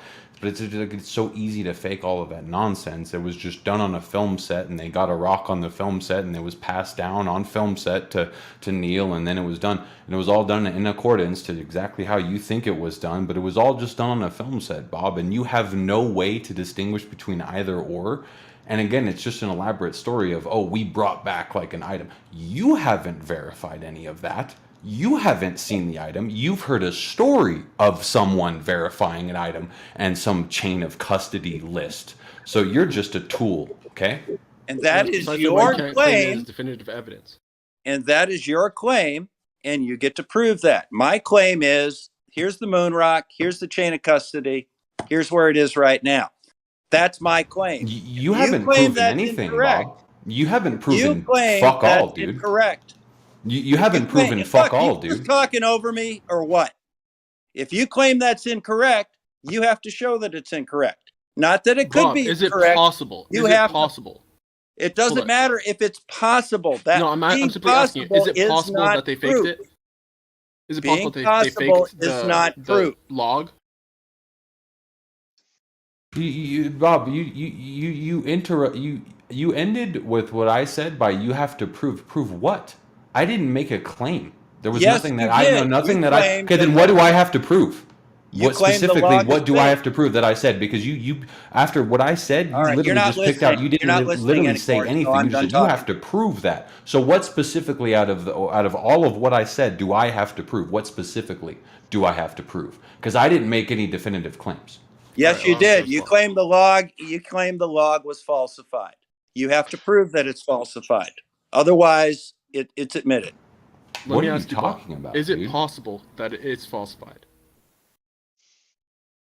Is it possible? Anything's possible. You have to prove that that was the case. All right. So since you admit that the log was possibly falsified, how can you claim then that it's definitive evidence beyond a reasonable doubt? You have to raise that reasonable doubt with evidence. I just did when you said it's possible that it wasn't definitive. That's not reasonable doubt.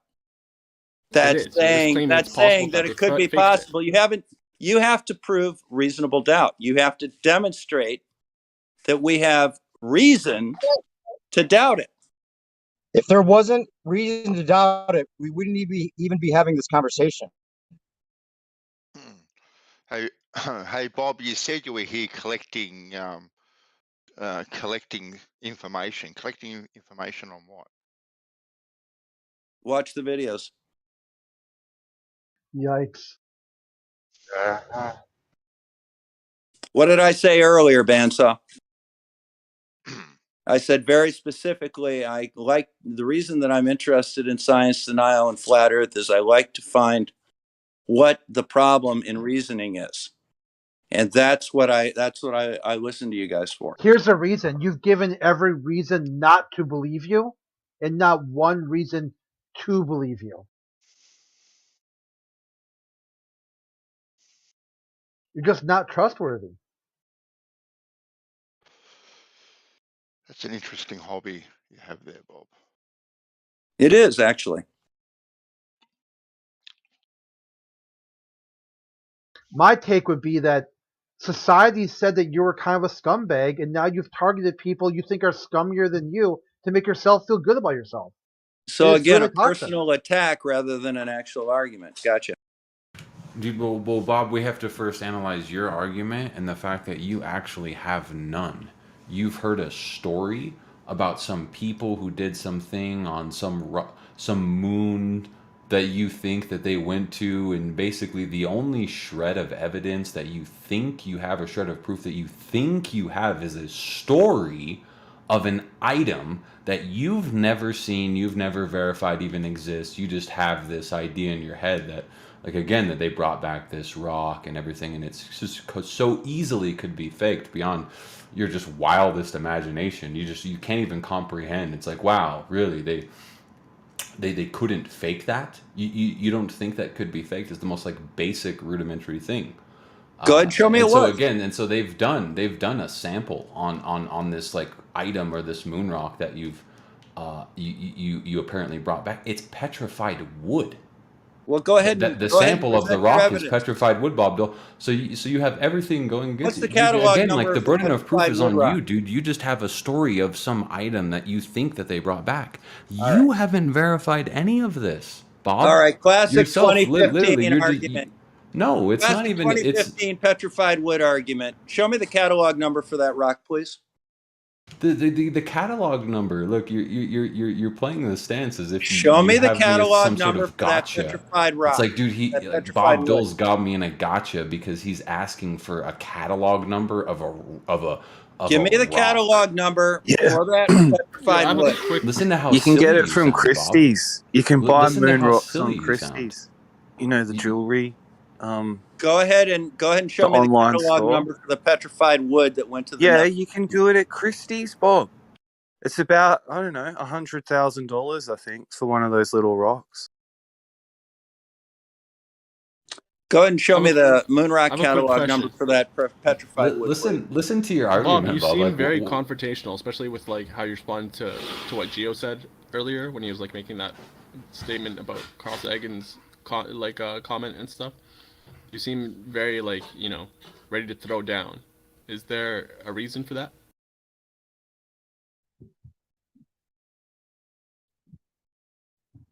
You're a science denier and a big fat poo-poo head. That's how it works. Dude, Merlin, you just need to give me the number for the catalog of item of the rock that they brought back. You don't have the item number of the rock, bro? Go Dude, show me that's the- literally, go ahead bro. and show You me don't the need. You need catalog to entry no, for that dude, petrified Merlin. You wood. need to understand that you need to have the catalog number of the item that they proved that they brought back of the chain of the command. If you don't have that, then the Custody, moon not landings are provably 100% real, bro. If you don't got the item number. Look, unless you can demonstrate proof that that petrified wood was passed off as a moon rock based on the catalog number that it was logged in on, I really don't have any comment about Bob Dole, based on nothing. This is incoherent babble. You're just spouting words and like literally just like hoping that they make sense. None of it makes sense. Is there your whole petrified wood like to begin with? imaginary thing of like fetching some catalog number of some rock that they ostensibly brought back from the moon trip that you think is real? Dude, it's all just hokum. Like you're playing You a really haven't good role. demonstrated that Bob piece of Dole, you're playing petrified a wood was really passed off good as a moon role. rock. And it's just What are you like the talking funniest about, thing. Like, Dole? listen, your argument has been reduced to like, give me the number of the catalog, and I could like literally give you any number I wanted to, and it would just like it would work, right? I could give you the catalog number. Show me that petrified wood was actually a moon rock. Is there petrified wood to begin with? Yes, it was petrified wood. Show me that it was a Where real did it come moon rock. from? It was a joke, actually.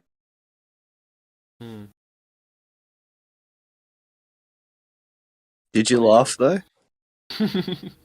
Yeah, I thought it was kind of funny because, you know, you listen to all of this nonsense. Everybody in the flat earth seems to try and fixate on this piece of petrified wood from the Netherlands. When was that wood given to the government? Tell me exactly who got that piece of petrified wood. Let's see if you even know the story. Who got the petrified wood? What were they active in the government at the time? How much did that petrified wood weigh? And what was the total amount of available moon rock in the world at that time? Zero. You haven't looked into any of this sort of stuff. You're not critically thinking at all. I just answered your question. Zero, because you haven't shown that we've been there.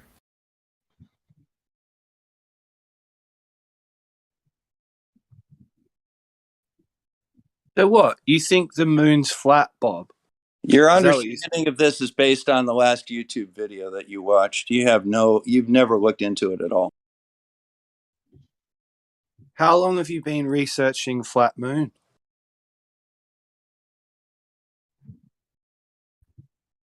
No, his channel is Research Flat Moon because he already debunked Flat Earth. See? Okay. That's hilarious. What a legend. It's actually called Research Flat Moon because from the surface, the moon looks flat.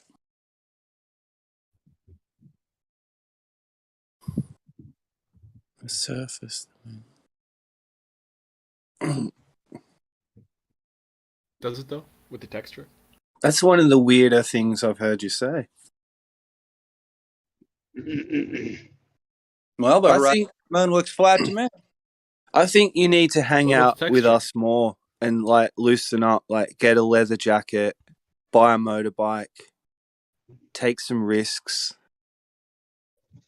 What do you reckon? Stop I already denying have the them, science. thanks. What about the apparent texture, Bob, of the moon? What about it? How can you say it looks flat when there's apparent texture? It looks flat to me. Therefore, it's flat. Yeah, it's a bad troll. No, he said it. Use his own words. That if that's where he wants to go with it. And you can do whatever you want to do with that. For you. So just flip the script now. I'll show you how a globalist should act. I'll be humble. In character building.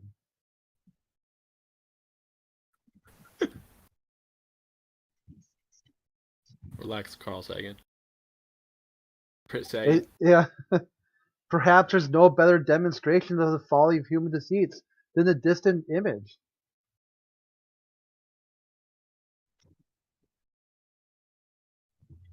That's what one thing that's interesting too is like they would go into like a planetarium, look up at the domed ceiling, see the flat moon, and be like, ball.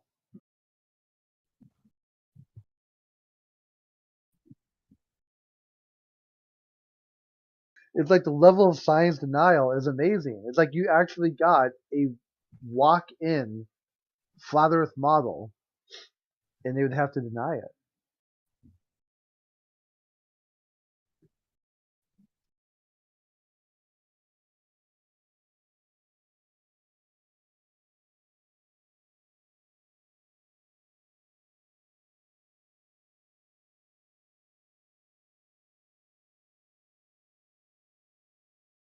And if someone's, just say hypothetically, if my big hang up was science denial is a big issue, why would you even mess with flat earthers? Even more so if they're irrelevant. There's enough science denial out there that's people in charge of the show, running the show, who are out there making decisions affecting everybody. But see, the goal is that they want to punch down. They figure if they punch down, they're powerful. They're strong. They won't punch up because they'll get smacked. You know, the systems of power and control will be like, no way, Jose. Not on my watch. So they punch down. They think they found someone that they can attack and have cover for years. Wouldn't it be easier to Same kick? answer, Lori. Same answer from this morning or 2 days ago. Same answer. Everything You're you quite. say. What was the question? Yeah, Hold on. everything you Hold say. on, Gio. Hold on, Gio. Yeah, only sorry. one answer. Hold on, Gio. Hold on, Crit. You're quite rude. I was Yeah, it's talking still and the you same immediately. answer. Hold up, Crit. I don't know what he was going to ask. Yeah. It's Go okay. ahead. It sounded like it was a triggering from something I said. Let's see. I'll use a flat Earth model and make a prediction here. I was just making a joke that it's easier to actually kick someone than to punch down. There it is. I knew it. Flat Earth confirmed in real time. Flat Earth confirmed because I made a joke. Yeah, even when Okay, exposed. makes sense. Welcome to Flat Earth, Lori. Now you know there's accuracy in the Flat Earth predictions. It's really this cringe thing. They hear one word and then just spiral out of control. No, he's just trying to make a dumb joke. Don't be so hard on it. And it is true, actually. It's easier to kick.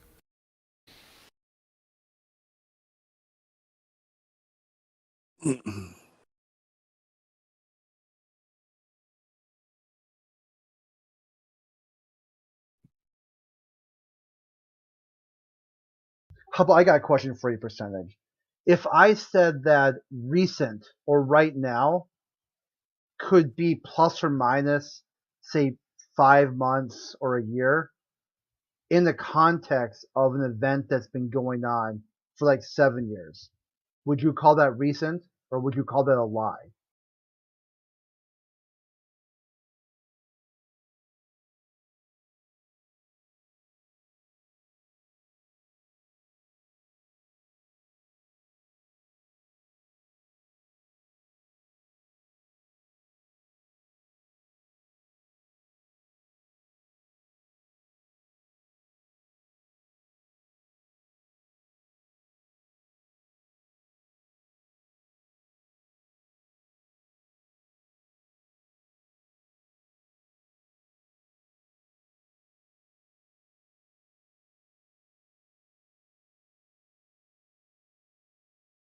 Is that like a really long suspense that went too long?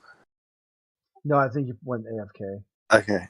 I think that was a little bit too dramatic. What's the suspense? Crit asked percentage a question, and I literally felt the earth stop. Hey, Crit, if you really want to ask a Crit, you gotta fucking You get a make ticket. Yeah, ticket. Gotta make a ticket. You can't. Yeah. You stop with this bullshit. Yeah, You're go trying with to the do, asking ticket. questions. There's You're obviously no not gonna get an answer. You got just like the other day when you were spiraling out of control about skin color. That's your color right there. You could do a ticket. Crit, one thing I will mention, because you did say a lot of poignant things tonight, but this idea of like, waging war against your fellow man, would you say that perhaps you do that a little bit with some of these fighting stuff you have with a lot of people? Like who? I'd say there's hundreds of people, it seems like, that you have stuff going on with. Okay, if hundreds won, who's won? Branch. Jin? Also, Jin? Branch, when he starts talking about a ticket, an issue that goes back, 6 months, that I have no control of the ticket. Like, let's solve it right now. Time now. Geo, do I have any oversight on tickets? I'm not sure what you're referring to. On the server. On this server, do I have any control over text chat color or skin color? Can I change, vary, or modify anything on this server with a ticket? Do I have any control or agency here?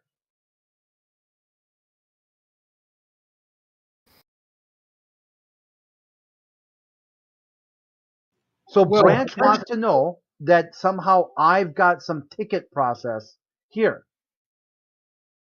Well, I've told him over and over again, I've got nothing to do with it at all. Zero. So maybe you can settle it. Do I have it? Can he get feedback from someone else that no? Especially text. Crit. All right, Branch. What sense are you making of this? What does this mean? I mean, there is a support ticket, system on the server, like a whole, so people can create a ticket, and if they did want to request something like a text color change or something, they could do so. And I'm open to suggestions and things. The mod team is, and myself. So, I mean, if someone said, "Hey, I really want the color of this role to be something different, and this is the key code for the color or something," I mean, that's the purpose of the system. People can submit. So is that what he's referring to, or what's? But I mean, what Kurt was asking, yeah, he doesn't have the permissions in the server to change things in that way. But is that what you're asking him about, or what's going on? Yeah, here's the first time it was brought up, September 28th, 2021. Is this something going back from like a different server? Right here, this server. Here's the first It time. seems like something came up, like one of you trolled each other, and then now you're just in this like troll loop where you're just troll stalking each other with this like initial troll that doesn't even sound like it was a very No, it's not a troll. It wasn't a very well thought out troll to begin with. He asked me a question about text. He asked me a question about text chat color, and he won't take the answer because he thinks I'm trolling him. So if you could answer for him to let him know that a ticket is what he would need to do if he wants to change text chat. Yeah. This has been going on nearly 17 years. It's that Yeah, clear. It will clear it up just like this, just right now. I have a feeling that this might be connected to the text chat color spiral down in Gempandas that happened. Am I right or am I wrong? You're thinking about it way too deep, Laurie. Okay. I mean that may not be why I initially asked him to create a ticket.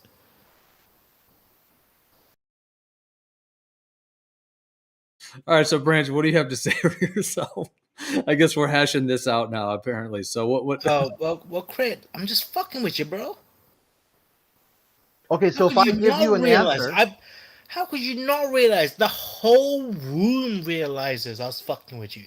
Well, Gio didn't. Like, I the honestly whole room was thought not. that you Gio realized didn't. I'm fucking with you too, and you're just playing along. No, Gio thought there was some sort of actual conflict going on. It was what I said it was a troll. I said it was a not very well thought out troll in the first place, and you guys have been looped in some kind of thing for all this time. I will. The same answer. I've given him the same answer for 6 months. No change. Nothing new under the sun. I will say this though. I will say this. Tomorrow. All right, so then what is the loop? Like you just keep telling him to create a ticket, and he keeps asking you to create one or something? Is that what's going on? No, he had said to me, "Why is my color blue? Tell them to give you a better color." I said, "Well, you can, because I have nothing to do with TextCat color at all." Can you confirm that, Gio? Have I done anything for TextCat color on the server? Yeah. Well, right. Yeah, no, but so not at all, right? Brent, is that what your side is? I don't know why we're even processing this, but I guess you guys just started doing this thing, and I've seen you do it in text chat, so I guess we're talking about it.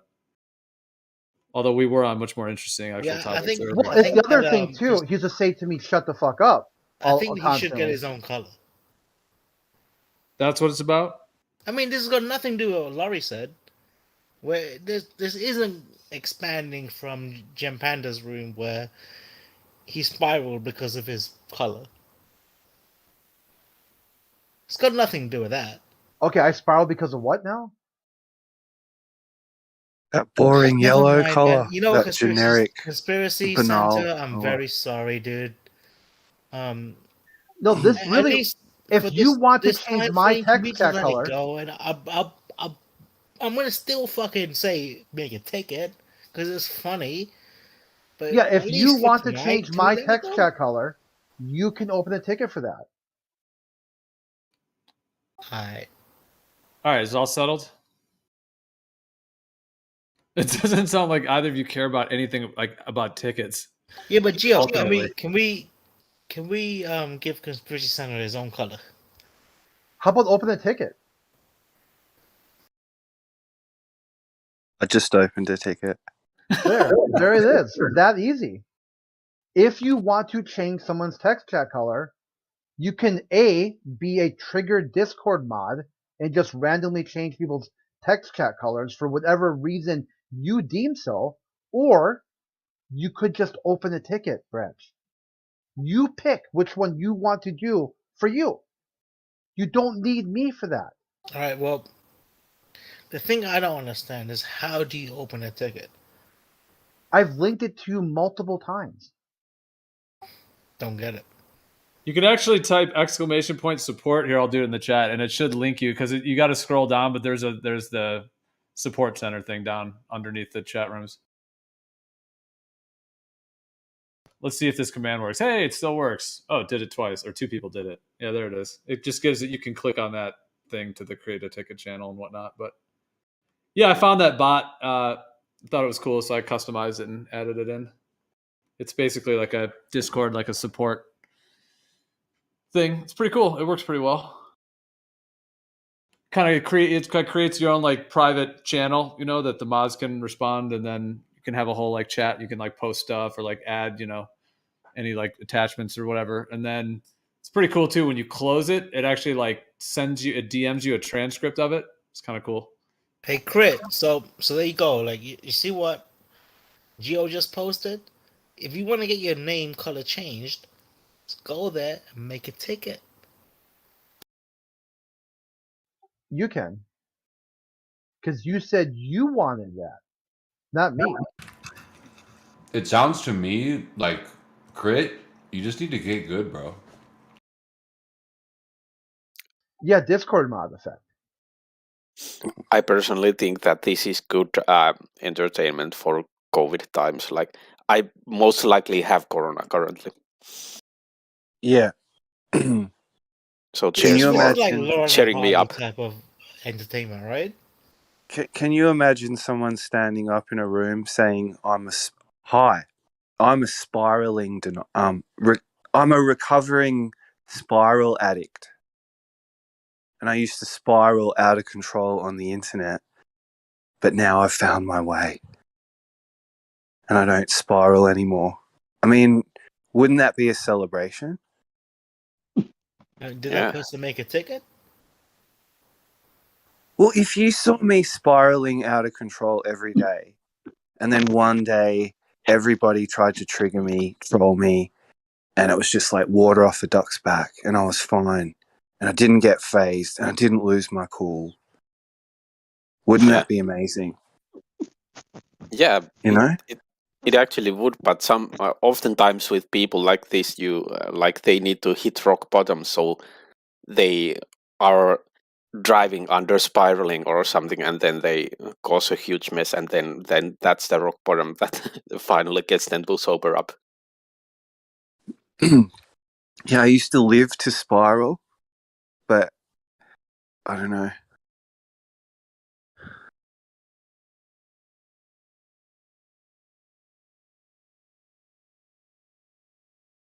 Sometimes I use spiraling as an excuse to take everything that isn't working out in my life out on other people that I love and care about on the internet.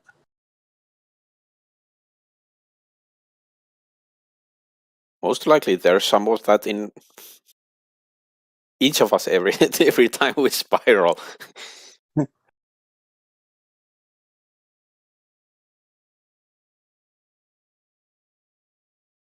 So you're somewhat extroverted.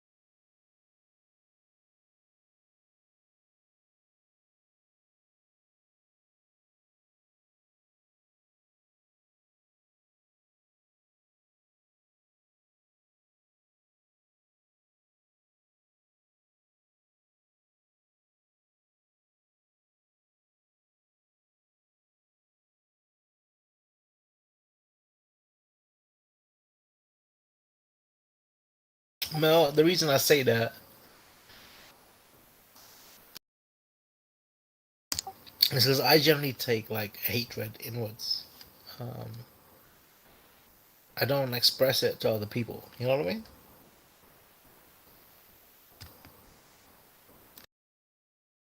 My bad, bro. Maybe a bad thing to say. I apologize.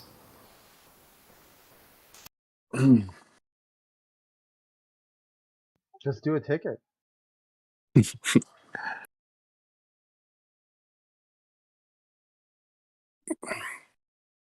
See here, this is what the wrong thing you did on the screenshot I posted.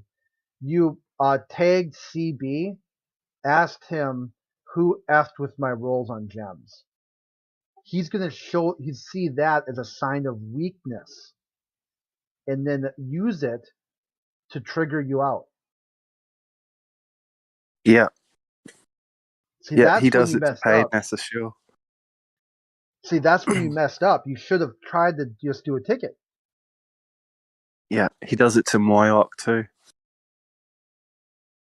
Yeah, in Lori, a lot of these guys are they give them the autistic retard role. Yeah, and Moyoc will be saying who muted me, and CB will be like posting his screenshots in main chat with laughing, tears coming out the eyes emojis.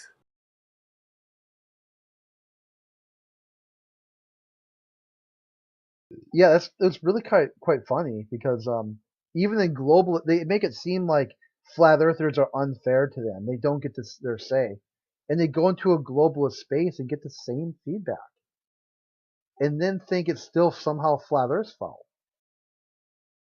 No, they did that all on their own. If only there was a way for people to make a ticket about shit like this. There is.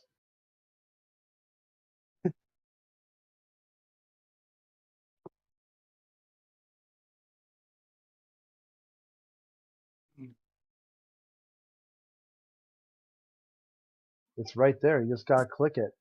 Click it to make a ticket. In Do it while Discord, you still can too, because in the future there might be robots, and you might need to get a token, and you send your complaint to the robot, and they don't really understand because they're not human. So.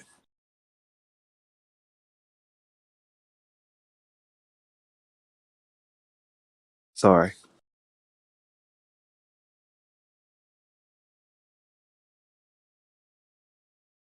Would a robot say sorry? Do they even they could. understand what sorry means? Well, they program them to say that as a de-escalation technique. Right. You're just a human, you wouldn't understand? Like on an automated phone system. And if they don't, like, say if you just screw with it, right? Because sometimes you're in the automated phone system, you just want to get to the operator as quick as you can. So just start pushing random numbers and stuff.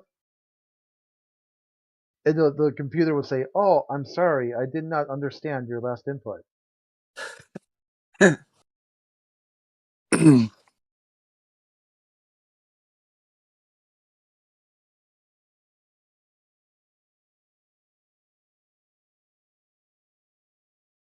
It's like before I retired, doing travel plans or travel arrangements for like some of the lawyers and stuff. It's like I would not want to go through the phone system. Just quick as I could. How do I get a hold of a travel agent? Tell them exactly what I want, and then call me back when it's done.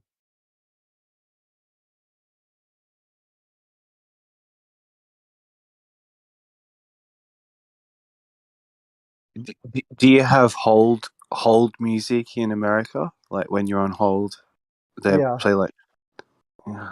Yeah, like there's there's a really funny one where I saw it on I think it was Instagram or whatever, where it's like let me get it real quick. It's hard to describe. I was gonna say that no, Mel, we don't. That's an Australian thing. Like when we're on hold in America, like we haven't figured out hold music yet. We just don't have it. We just sit there in silence. Yeah. Yeah. I think I'd freak out if I won't sing it, but like the elevator music. Yeah. Oh my god. It does something to you when you're on hold. Being on hold's really weird for me. I can't handle it too long. I mean, but in today's day and age, yeah, being on hold ain't that bad. Because you just lay yourself on down to continue a day and age. and just wait till someone picks up. You put on low volume, you don't actually sit there and listen to the whole music, right? What if you're on hold an hour and 45 minutes? It doesn't really matter. It's just sitting on the side. But again, that's a very long time to be on hold. A lot of places in America, at least, they have this whole callback system where like they'll call you back when you're like next in line. Yeah. Yeah, we're starting to get that too.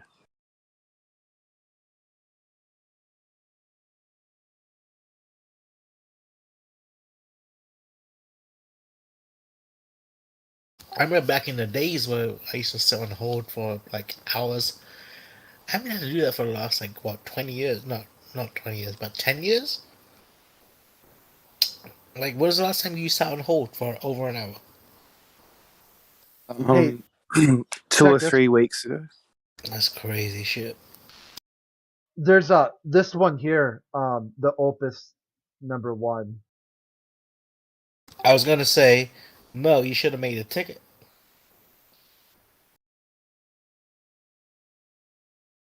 If you go to Twitter, they have VA hold time. You'll see people like take a screenshot of how long they're on hold when they call the VA. Hours, 4 hours sometimes.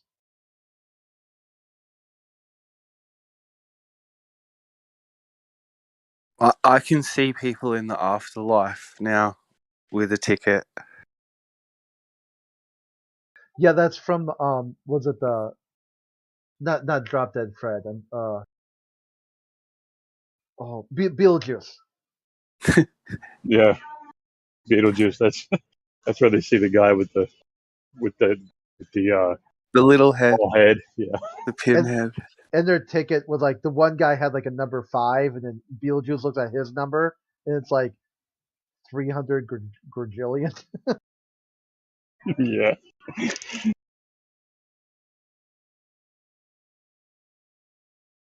And I think you're mixing up taking a ticket with making a ticket. Like when you get given a ticket to tell when you're next in line, that's called taking a ticket. But what you need to start doing is making tickets. What do I need to make a ticket for? What don't you need to start making tickets for? Yeah, for anything. Pick something. The color of your skin. No, that's your issue, not my issue. I meant when I said skin, I actually meant chat. Yeah, that's your issue still. That's your issue, not my issue.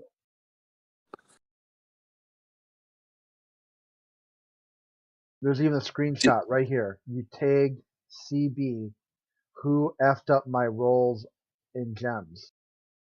Then you click here, Discord. Your topmost role for a user defines user color. So you have to do the ticket for you. And if you have a problem with my text chat color, you could do it for you also, because I don't. I don't care about text chat color. I guess the reason why I do this, Conspiracy Center, is because Geo tried to explain it to you a second ago. And yet you still think this is like real fucking like talk. Whereas it doesn't matter what I think, or it doesn't matter what I this think. in my mind is banter, and if it's not banter for you, I'm gonna stop. You can do whatever you want to do. Do you find this you banterish? Sure, use that answer. Okay, this is banter for you as much as it is for me, right? Yeah, Now continue. go with that. You do like you find this as banter. Go ahead, yeah, use that answer and follow it to its full logical conclusion. You don't need me to figure out what you think banter is.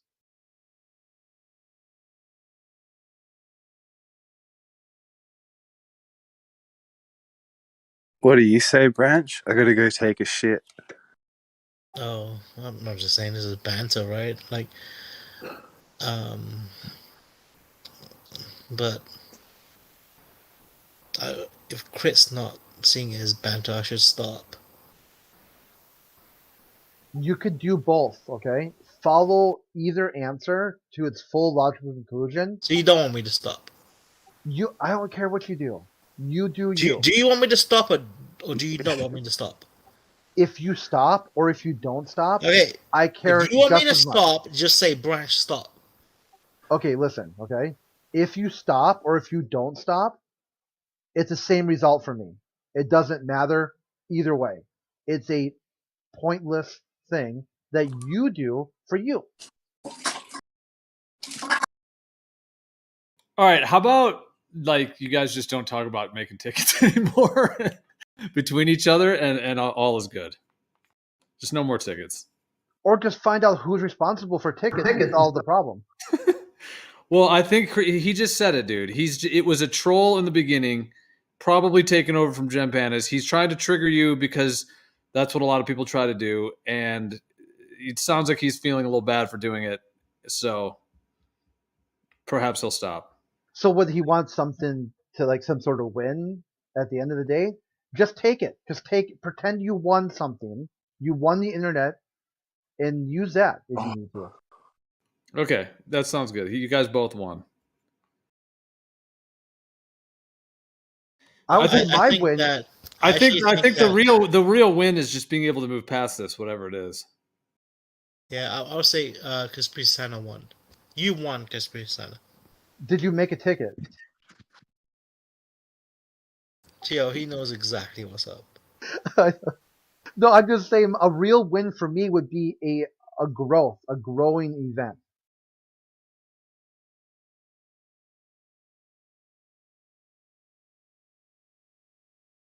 Well, I thought maybe we were there, but then I came back and I heard you guys still talking about tickets and doing the same thing. So I guess I was maybe thinking it's not quite there yet. No, it was. It moved on to a different topic, more about what sort of what legacy sort of thing could be. So Branch wants my text chat color to change, but he really doesn't want to do a ticket.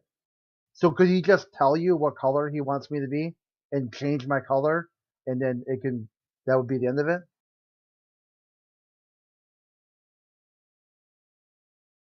Or just tell him no. He'll say, hey, I want Crit's text chat color to be X color. And then you tell him no, and then that's the end of it.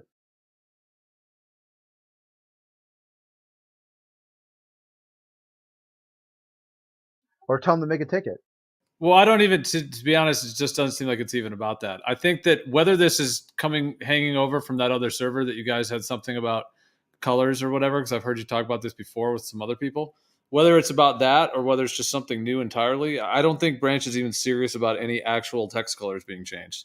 He kind of admitted a minute ago that his banter is just these sort of troll banter. And at this point, maybe it's a thing that you know, I mean, I could see this being like the way kids play or what. I'm not calling you guys kids, but I'm just saying, you kind of like when you're like, you make up like funny names for each other and in like a playful way, the kids do that. I don't know if that's what you guys are doing here or what, but it's sort of like, yeah, it's not a type of banter I'd be into, but I guess maybe it's something that you guys are into. I don't know. Yeah, I say I'm into it because for me, it highlights and showcases my flat Earth model. Nothing new under the sun. I try, Gio, what I try to do, I try to have a different type of banter with every person. Like I've got people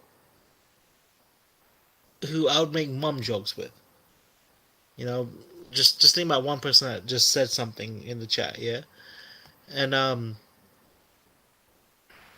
it'll be just a funny thing. We make mum jokes, and that's our thing. No, yeah, I got you. Not serious fucking mom jokes, but just we get it. You know what I'm saying? Yeah, for sure, dude. I've had that with people before in different ways. Yeah, throughout my life. Yeah, especially there's some certain particular thing. Like I remember, that. Well, anyways, yeah, there's a couple I could think of where. Yeah, things like that. Well, I was just gonna say there's just one like comedian. It's not really worth going all into, but it's like, and one of my friends and I used to always, do like bits from that comedian's, repertoire kind of thing, and that was kind of our thing. We'd joke about it and laugh about it. So yeah, things like that.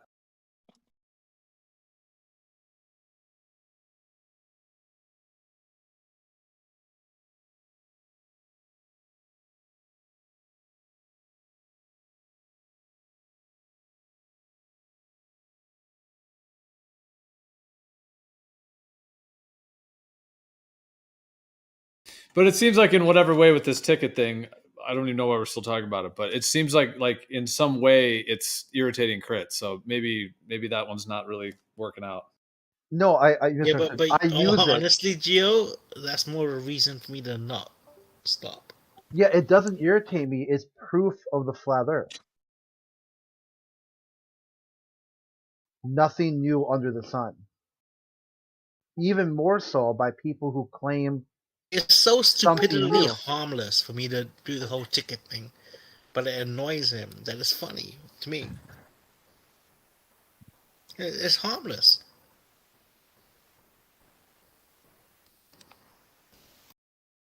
Yeah, it's kind of why I refer to this as troll stalking, where there's sort of some troll going on between two people, and then they're like, sometimes it's one way or the other, like one person's troll stalking the other, or it's both ways, like they're both kind of troll stalking each other. It's like you seek each other out to do these, like, whatever it is, the banter as you called it. This one seems more or less benign, but apparently we've just spent the last 20 minutes talking about it. So 6 months, 20 minutes is nothing.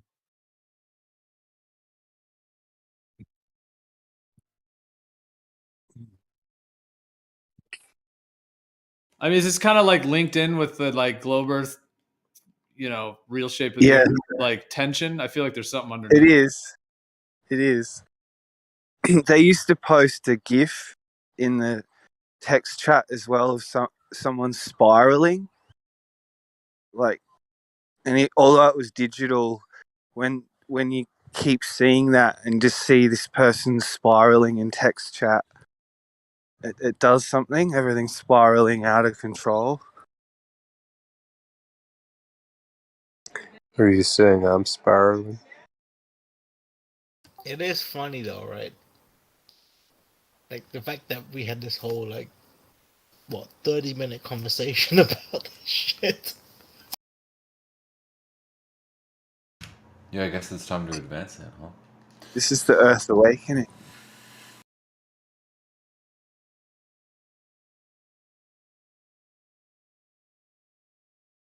What did you say, Citizen? It's time to what?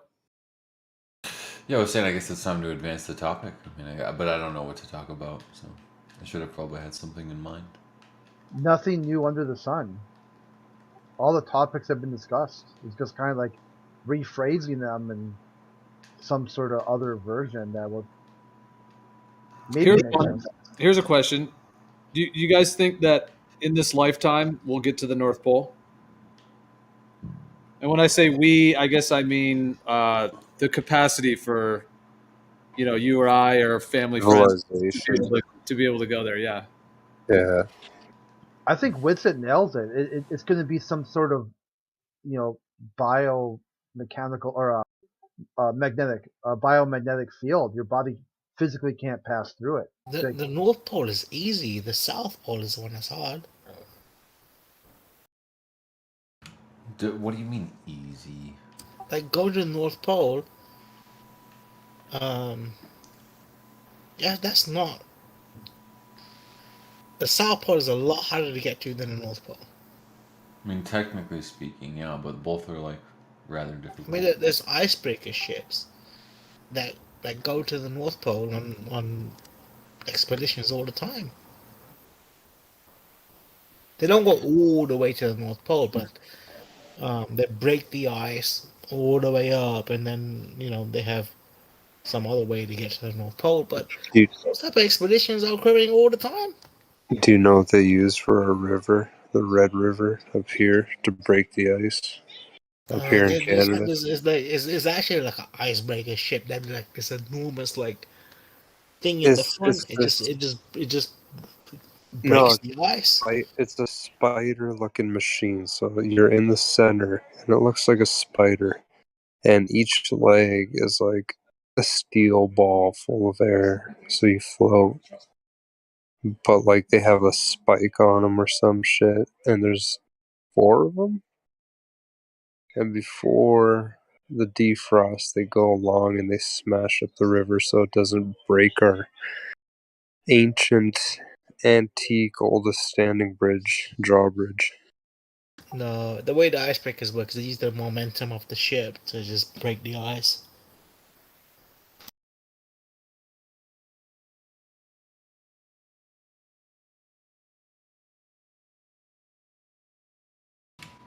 No. Seriously, sure. Google it. Icebreaker ship expedition to North Pole. One Google search. You know what I'm talking about. Maybe I'm wrong.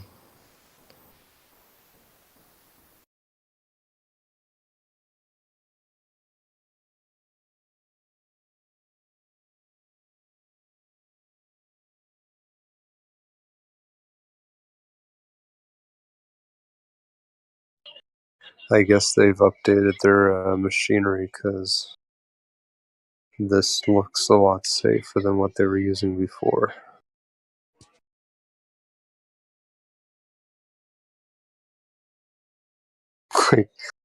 You should have seen what they were using before.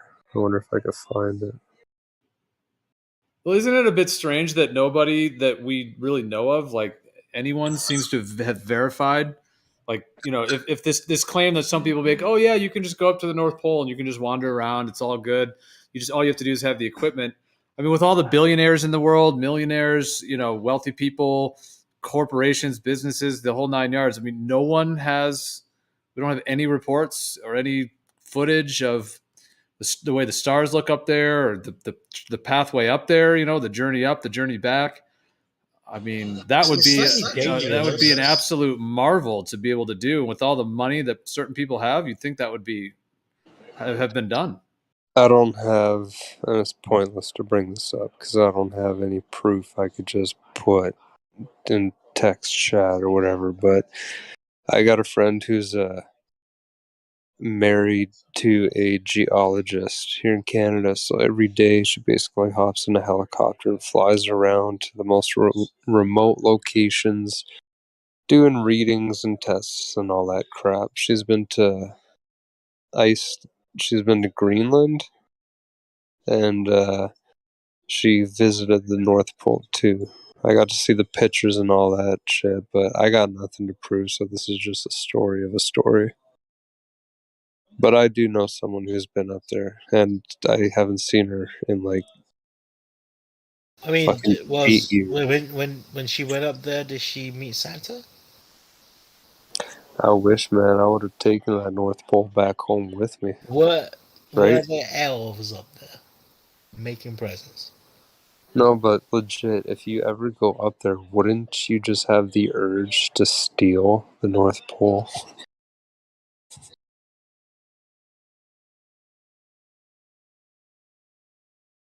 You know, I always thought those little bitty flags that we have on the North Pole. But again, all these that's not the true North Pole. That's the tourist North Pole because you can't get to the North Pole. Well, that's what I'm saying. Like, well, yeah, exactly. I mean, whoever you knew, yeah, she wasn't all the way there. No. I mean, Greenland or whatever is, you know, sort of getting a little bit up that way. But, well, then what about, I mean, all these old maps that are very detailed, that show these 4 islands and the 4 rivers?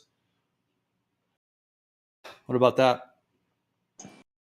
See, I lean more towards. No, Geo, that's I lean more towards it's just inner ice. Earth theory. I hate to break it to you, Geo. It's just fucking ice up there. Hold on.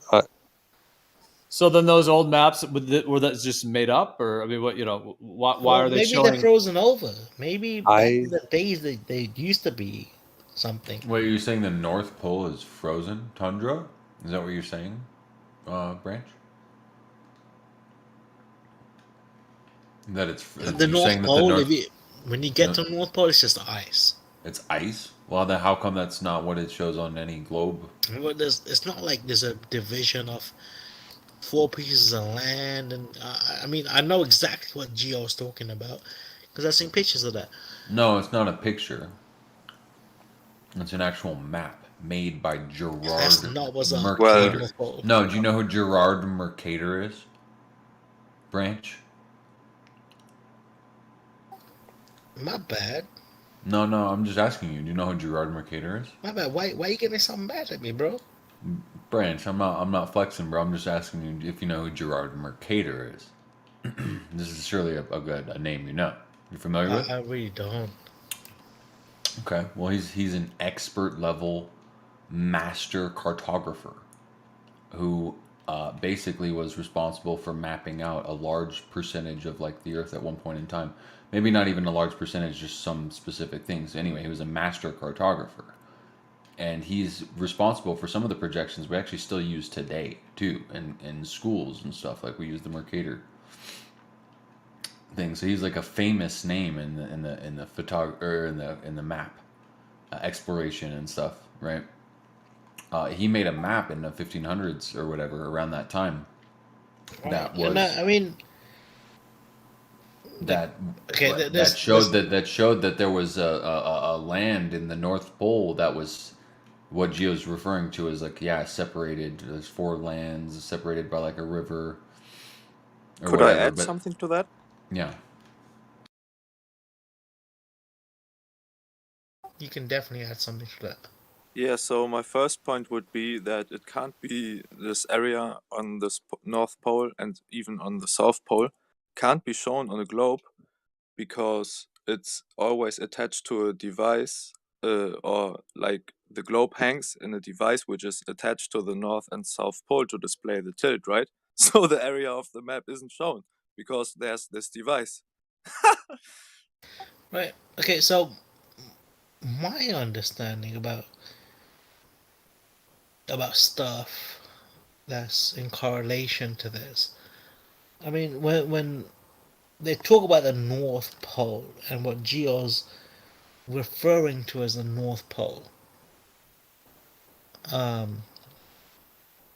is that more of a spiritual thing? Well, as it's opposed to based where we upon actually live. I mean,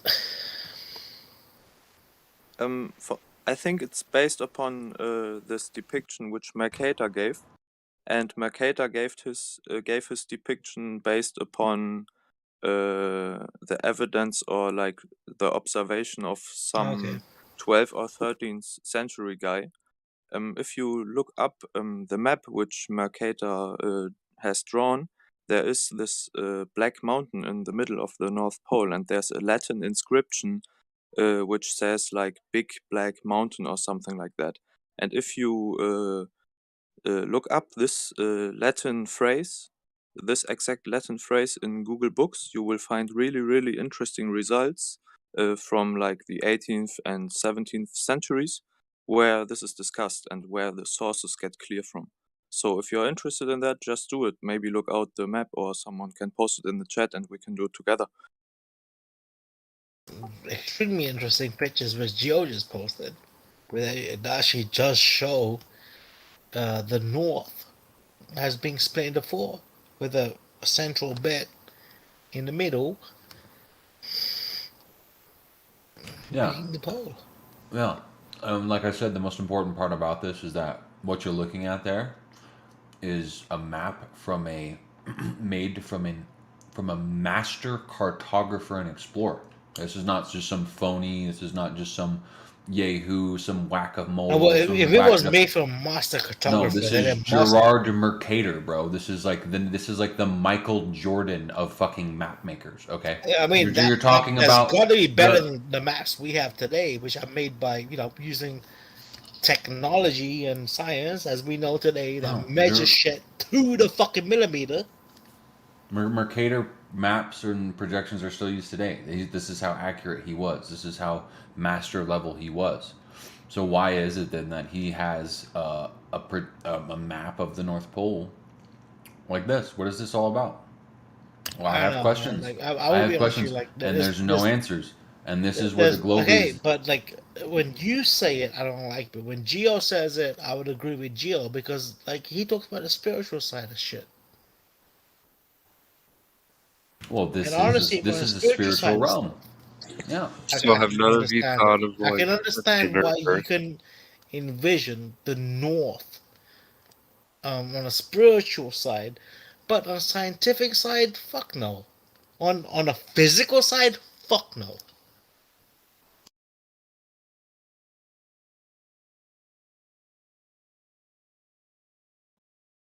What do some other globe Earth believers think about this? The fact that Mercator himself, who, you know, their Mercator globe projection thing is based upon his work, and that he has these specific maps that are all not showing distorted curvature, but are essentially planar maps, and also show a lot of this detail at the North Pole. Which one's the North Pole? Which one's the South Pole?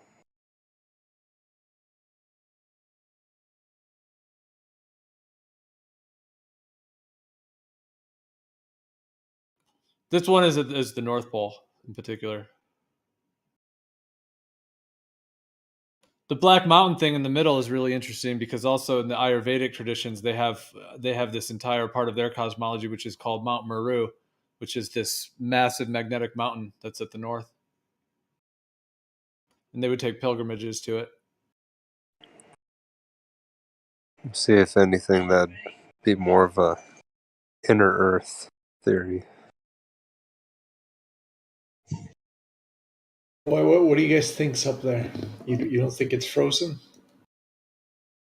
Well, why are we postulating what's up there in the first place, right? If it was known, it should be known. We wouldn't have to talk about it. The reason why we're talking about this in the first place is because obviously no one knows fuck all about what is up there, okay? And same with the fucking South Pole too, okay? These are zones that we just can't go, okay? It's even if we were allowed to like quote unquote go up there, if it was legally like allowed, good luck. So do you have a ship? Do you have a plane? Do you have the resources to go up there? Who does? Who the fuck do you know that has a plane? The other side will say that there's do you know anyone who has imagery. a plane and can fucking fly anywhere they want anytime? No, you don't. You barely. You might know one person. You know what though? There's people in these rooms that may have that fucking resource to do that shit.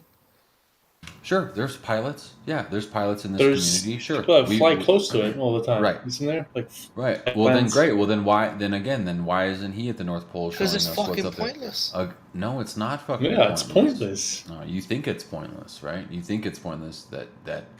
Yeah, you think that there's nothing because you believe. Look, that Google just Google images nothing. North Pole. There's pictures. Right, exactly. exactly. Yeah, Google gave you your reality and you accept it. No, I'm just saying there is some. Yeah, there is. No, Google spoon fed you your pictures of where you think you are. No, you ate it hold on, wholesale, and let now me you're ask. telling me that you think that you have a Nate, Google consensus reality that you're now trying to sell me. No, I reject it wholesale. You Nobody's bought trying to into sell it, you and you're anything. trying to pawn it off on me. No. Hold on, you're going on a rant. Deep breath. He's doing a live, so he's got to cover it. Well, what I'm trying to say is, so there's imagery now. It could be, obviously with imagery, it could be faked or it could be, we don't know, right? It could be somewhere else, so we can't, pinpoint exactly if that is actually a North Pole. But there is imagery, and that's, that's something that we could look at, right? Whether it's, what's your response to that? Fantastic. Yeah, we have imagery. That's great. I agree with you. We do have imagery. We can analyze that. That's fantastic. So you think like a lot of it is fake? I didn't say that. No, I didn't say that. No, I said we have a lot of images, just like you said, and we can analyze them, and that's great. But again, I mean, it just comes down to the fact that like no one. It's like Geo illustrated earlier. It's like, why? How come this is not like you're just saying it's pointless to like go up there? We have imagery. Google gave us this imagery. We have a consensus sort of notion of what's up here. We have a consensus sort of notion of what's up here at the north. I think because we have Google imagery, and that's great and all. Would you go on an expedition if you could? Of course, I would go on an expedition if I could, but these things are just they're insanely costly. They're expensive. As we know, you may not even have the right to go up there. You can make a run for it, sure. Like, of course, you can get in your boat or get in your plane and make a run for it or book it up there for sure. But are you going to be stopped? Who knows? Who's tried? No, Have but you I tried? mean, there's Do no. you know anyone who's tried? No. But hold on. Let's think about it first. It's probably hard. Like on a regular boat, we probably can't get there because there's a lot of ice. And we need like a special type of equipment,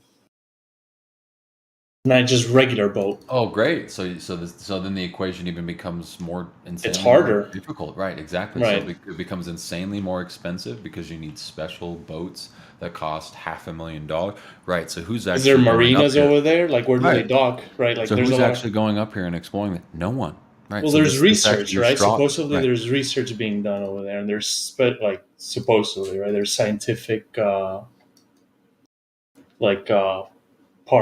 what do you call communities, but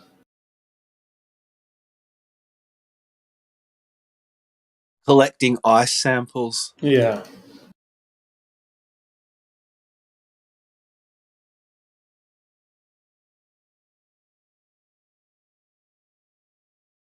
I mean, isn't it pretty intense that like nobody has verification of what's up there? I completely agree that the North and South Pole are such a mystery. Nice, Gypsy. I really do. Good shit. But I think of it in other terms of a flat Earth. I don't want to say hollow Earth, but if anything, yeah, fucking hollow Earth. That explains all the other planets and their protrusion of the magnetic fields and the radiation protruding from the North and South Pole on every flippin' planet. And then ours. Like, it only makes sense to, and a way to describe this is, if you think back to whatever, this isn't flat Earth side argument, sorry, cut me off if you want, but back around the Big Bang, a bunch of dust scattered, shit, blah, blah, blah. You know a conch shell in the sea? You know how they form? How they're like a solid, but they're hollow? Nice. Like, you know what I mean? So Conch. my Yeah. theory is over time, we're just spinning because everything is spinning and spinning and spinning, and Earth is hollow, but not. It's like a conch shell. Mm-hmm. Like glass blowing. You got to keep turning it, right? More like a conch shell collecting. Okay. Yeah. Just this time.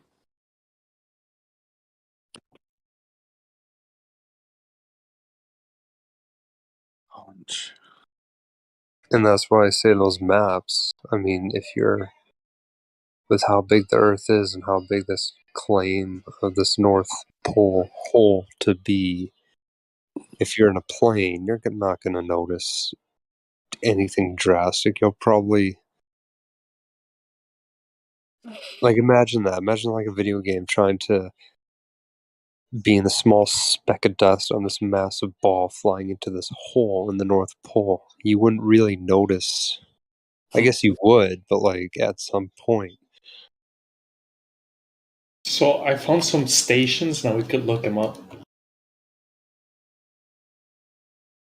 What are you talking about? You found some stations. Like a research station, supposedly in the North Pole or near that region. Okay. Oh, what does that mean? So we have some stations up there. All right. No, man, it just means what I just said. I'm gonna look it up. Well, no, I mean, I'm just saying that, like, all right, you know. Yeah, I don't know. There are research. Supposedly, there are research stations. Sure, I'm sure there are. I wouldn't doubt that there wouldn't be like some sort of stations or facilities up there or outposts or what have you up there. Sure. Okay, but what next? So they have outposts up there. I mean, we know they have outposts at the South Pole too. The fact, look, I mean, look, I don't think the fact still remains that these areas are mostly an enigma, and they have been an enigma, even though you think that, they're down there, there's people down there, there's outposts down there, there's research stations, or whatever, there's people there. Okay, great.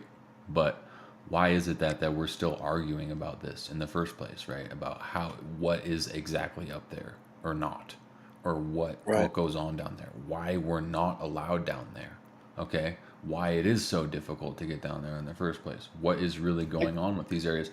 Why is there why are there these old maps that show us different things up here? Was this a cacophony joke? Was this some expert level cartographer playing some joke trick on humankind, being like, ha, gotcha. This is just some joke mountain and land area up here with some rivers. Up here's a joke, gotcha. Or was it maybe not even from him? Was it not even, maybe it wasn't even Mercator's thing, and someone put this in history saying Mercator did this. Maybe it was a ploy. Who knows? How could we know? It is all interesting nonetheless, though, and the fact that remains that, yeah, we cannot go down to these areas as easily as you think. Like, no matter what anyone says, it's like, yeah, there is the Antarctic Treaty. That doesn't stop anyone from technically going down there. Of course, we can book it and make a run for it, but does anyone have the resources or the fucking wits to do that? Who's going to do that? Who's going to lead the expedition to the North and South Pole and go figure this out? This is why I think the Globies and the Flat Earthers should come together. We need to band together and sort of figure this out together. Let's all do this. Let's do a GoFundMe and let's do an expedition and let's go on this, because that sounds like fun. Right? We want to frozen, man. There's nothing there. What's the point? I'm telling you ahead of time. Most of your money is going to go to making sure you're warm enough, because minus 60 plus is the winds, intense winds. It's just. Dude, I live in Canada, and the coldest area, we've hit records of minus 63 with wind chills of 60k, and that was brutal. Up there, you're looking at 100 knot winds plus at minus 60. Probably zero visibility, right? Yeah, it's going to be. It's going to be a lot of money and a lot of logistics and time. It's a good idea. I like the idea, but realistically, how much money do you think that's going to cost? Would you go, Jen? Right, and then the time. Yeah, I would. Yeah. Antarctica would be the one I want to go to. Antarctica. If you've never felt a cold wind on your face in freezing weather, try freezing your face. Dude, Jen's gonna be at the front of the boat, like in Titanic. Once we get there. Yeah. Ice ahoy! Yeah, you're gonna be up there thinking you could fly off the front of the ship. What about submarine, Gypsy? Couldn't you get underneath all those winds? There you go. Well, it's you. I don't think you can go. The water's frozen. No, it's not frozen everywhere. Well, Jen, we were talking originally about why is it that we have virtually no footage, verification, validation on any level, or any firsthand reports. Yeah. Sorry, I just had to do something. Of anything of the North Pole. That's a good point, isn't it? That is a good point. I thought you were going to say Antarctica. I was going to say there's lots. Yeah, it's a good point. The only thing I've seen of recent years would be the BBC Jeremy Clarkson, driving the Toyota Hilux to the South Pole, to the North Pole, sorry. And at some arbitrary point, I think they chose, but they reckon it was the North Pole. That's all I've seen, and it was just a wide expanse. There's a video out there Top that Gear. People don't believe. Yeah, Top Gear. Bang on, Top Gear. Yeah. Yeah. Right. There's a video most people don't believe, but it's from a helicopter, a plane, or some view of the North Pole, and you basically see what looks like reddish fire radiation protruding out of it, like it's hollow. Yeah, but where is any footage? Yeah, I've seen that too. Who knows what that is? I want to see that. It might be. I mean, Seems It's pretty such a hard video to I'll find. look it up. I mean, there are a lot of ancient legends about there being a maelstrom, like a massive maelstrom, at the north at one point. So that concept resonates, but that actual footage, I'm gonna say that's not it. Whatever that is, but It is a valid question, though. Why the secrecy? That should be as famous as the Mount Everest and alike. You know. that's Yeah? what I'm saying, Jen. I was saying, yeah, that's what I was saying. With all the billionaires in the world, millionaires, big corporations, all these different, governments, everything, you would think that the North Pole, even if it is just an icy expanse, I mean, it would be incredible astronomically. You could see the North Polaris right above you. You'd have a complete unique view of the whole world, universe, Earth, whatever you want to call it, than we've ever seen before. The 24-hour sun would just be magnificent. You took the words out of my mouth. Yeah. Yeah, and with all the billionaires, I mean, no one that we know has been up there. Nobody, that anyone knows, virtually no footage, no. So yeah, it's very strange. Other than some of these, claims of, government outposts or whatever that they have up there. Yeah, exactly. Why the secrecy? Why the secrecy? That's the question. What is this? Look at this. Is this an actual hotel? And then, Jen, we were looking at those. And then we were also looking at those old Mercator maps that show the land and down. everything at the North Pole. Yeah, and it's like Citizen was pointing out, like why this guy, Mercator, who is this master expert, well-known, cartographer, etc. Why would he have claimed to be him? I mean, also like he was saying, it's possible that it was just added in or that it's a deception, but it is from his, work that shows all of this detail at the North Pole, and with a little black mountain, like a black mountain in the center, and then the four islands and four rivers at the middle. Yeah. Which then links into a lot of these ancient cosmologies where they talk about, these massive mountains, like a massive magnetic mountain at the North Pole. So what do you think of all that? Oh yeah, I'm with you guys. I mean, I'm very skeptical on all this. I think in today's modern times that we're supposed to be living in, we should have this should be a regular challenge, just like the South Pole. I think there should be more information available to us. Why the secrecy? What's going on? That's where I am with that at the moment. Like I said, I'd love to go there. Let's go see it. Yeah, Shouldn't be a place that no human being can go to. If you're a billionaire and you've got the money, or a millionaire and you've got the money, you can do it, and you can get the logistics right.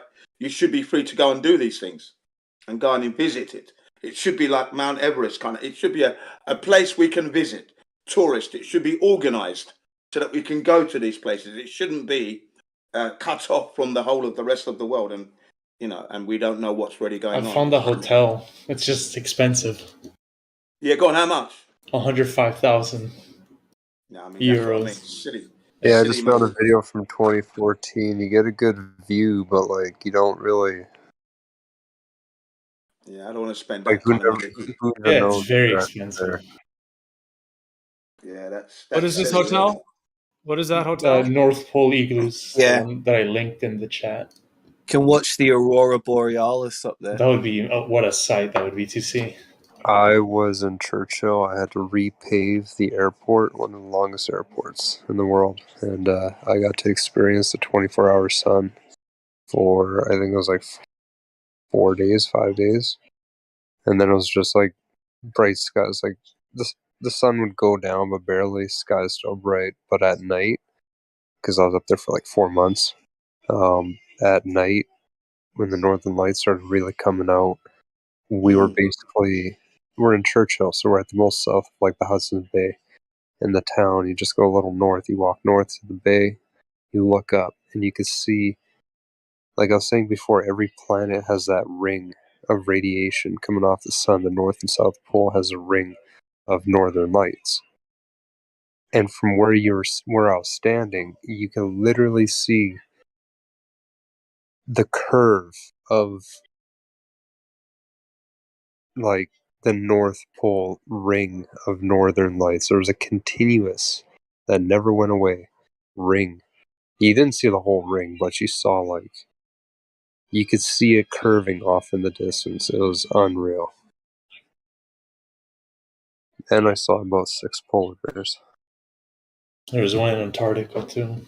But I would wonder what, like, right at true north, what it would look like. Because I don't know how where this exactly is located. Yeah, well, I mean, our compasses point there as well, so there must be something very significant on the on the Earth for all of our compasses to point there, meaning that that's all you need to be able to know that you can get there. So it's almost as if the entire system of the Earth is designed to lead you to that point. Whatever that point is. That's the rock I was standing at with the view of Hudson's Bay behind it, and that further distanced, you can kind of see it curving a bit on the left side there, like off in the distance, but it doesn't Excuse me. that's what was actually there. And to Yeah. prove that I was there, check this out. The curve, are you talking about the Earth curving, or are you just saying that the sky looked that way, or what are you referring Like to? if you were to put a halo over the ground of Earth, whether it be curved or flat, if you were to put a halo, you could Yeah. see the Well, that curve. Yeah. I mean, whether or not that's okay, so yeah, whether or not it's happening or not, I at least know what you mean with that. There's me standing at that rock just to show I'm fucking speaking facts here. And the legs that you see of my coworker who's in the photo drunk as shit, stripping to run into the bay. You can see his legs in the middle of the legs there. He's like, "What are you doing?" He's like, "I'm going in." And yeah, he went butt naked. Cold as shit. Yeah, it was, but That's you got funny. to swim in the Hudson's Bay. I had to like open it on my browser to see it larger because Yeah. I couldn't see it on the Discord. But yeah, I see behind there's a dude running. That's funny. Wait, what? Where was this again? Or what's the? Churchill, Manitoba. Okay. They pay professionals to come out and do building art. There's no one up there, man. There's Oh yeah, I see it. It's a very small town.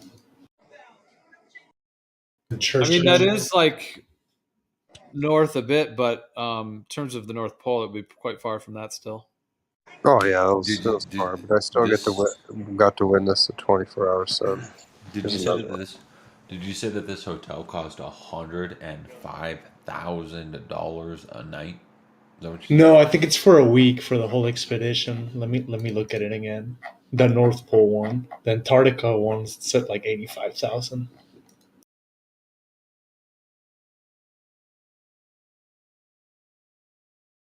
Let me see about. It's still expensive as shit. And where's that claim to be located? It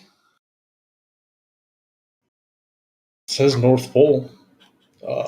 Let me see. I got. It just says. It says hold on. It says Rovaniemi Arctic Circle.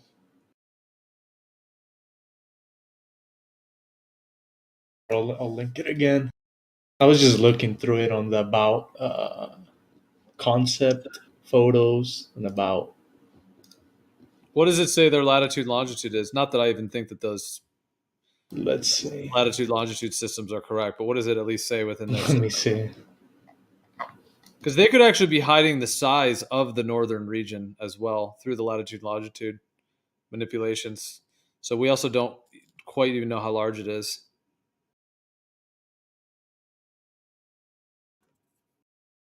When I say we, I mean, other than like government agencies, I just mean the rest of the people to verify that, not just the NASA government thing. You see that image of the sun I got? It was pretty sick. In the bottom of it, you see right to the left and right of the sun, the little rainbow dots. Those, and then you can see a faint line jetting out from each side of it.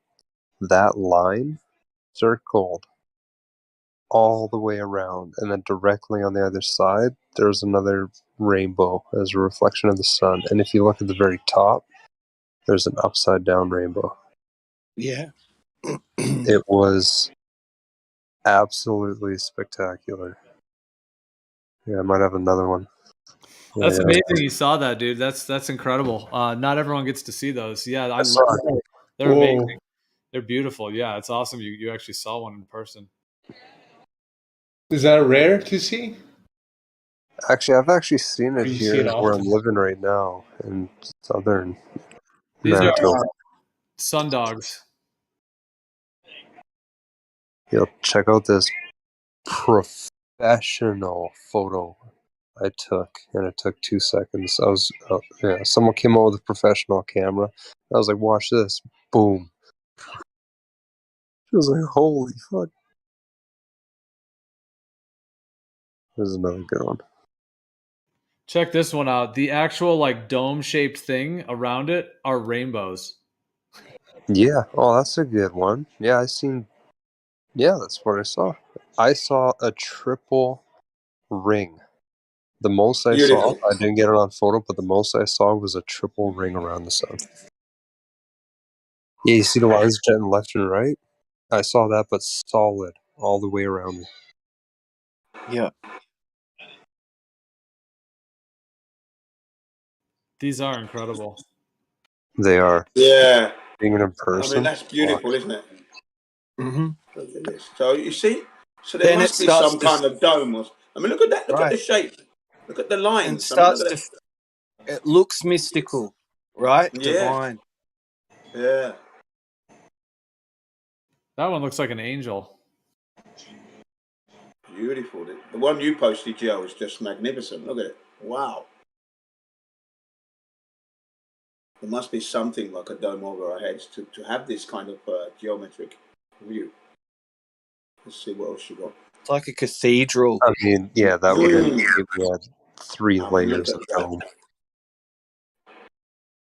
And these are real shots, yeah? They're not touched up and, My shot is the real shot for sure. I mean, I'm showing you enough evidence I was fucking up there. I think all the ones I posted, as far as I know, are legitimate actual photos, except for the second one, the one that has that big one in the sky. That's just the only one I'm not 100% sure on. Like there could be some lens flare in that, but the other 3 I think are fully authentic. Just that one that looks a little bit gorgeous, yeah, authentic. They might mess with the lighting a little bit, like make it more. Yeah, I think people who live in that region are lucky. That's all. They really are. You know. They are and they aren't. I don't know what you have that's like our Manitoba housing. That's like housing for people on welfare type thing. But for Manitoba housing, people in Churchill are completely under different rules where they basically pay your rent. You still got to find a job or a way to help out in the community. But if you make $100 in a month, they're still covering your food and your, yeah. Yeah, I mean, yeah, the system will fuck it up and devalue the place. I know what you mean. I'm just talking that they're able to see this spectacular view each day or whatever the seasons are. If it's all the time, they're lucky, I think. But of course, the system that we have in place makes life difficult to live on it. Yeah, and the extremities like that would be even more difficult. I can imagine. I was gonna say too with these sun dogs. I just posted another one that really shows like a magnetic field, and it's like a quadrupole magnetic field. Like if you could finish that circle, then you would have the north, south, east, west, like the 4 poles, and then you have the one in the middle. Yeah, yeah. Shows that. Yeah, it's really fascinating how it shows that actual pattern. It's like that quadrupole toroidal field just right here at a sunset. Yeah, I think that 24-hour sun, man, that to behold that now you've lived, to see that is to know your Earth is flat. Yes, come on. So you think that because it has kind of a hemispherical shape to it, you're saying that so how would that work with a dome? Because let's say if you're on the beach and you're looking at one of these and you see, you would be looking at, the sun in your local area. So I would think that, on a massive Earth, I mean, the dome, it would not have that sharp of a curve to it. Yeah, I see what you mean. Yeah. I see what you mean. Yeah. because the circumference of. But then again, you don't know. You got to let's have a look. When I was in Churchill, this is as low as the sun got, and then it just kind of continued to drift to the right until I got to like morning time, whatever, and then it started rising again. Yeah, that's awesome. You got to see that too. I haven't seen that. That's amazing. Yeah, you're literally watching the sun circle the Earth. That's right. That's what I mean. It just circles right around you. That is confirmation, you see. Did you go in the summer?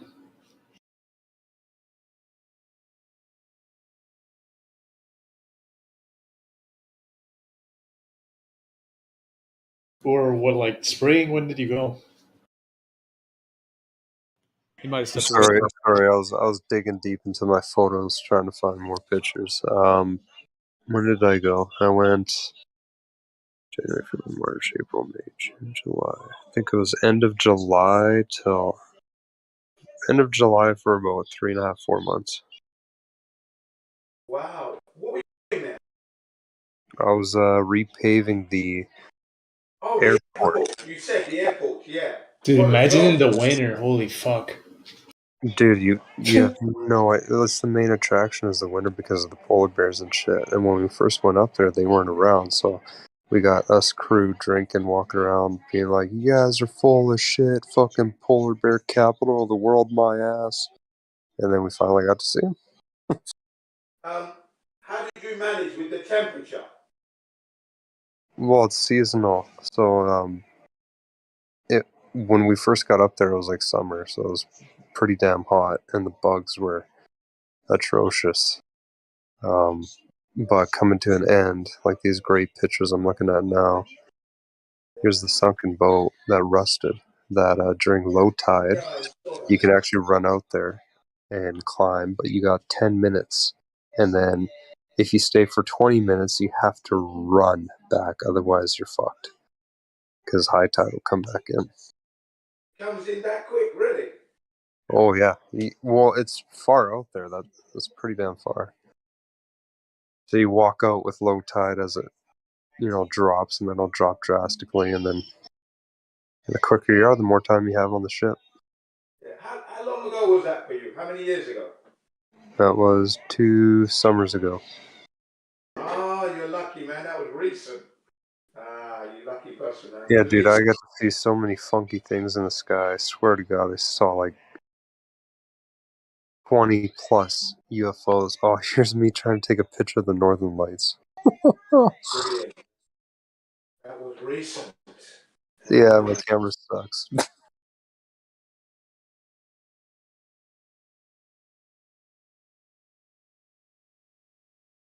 Oh, there you go, So, Jin, would you only go to the 24-hour sun as well, yeah?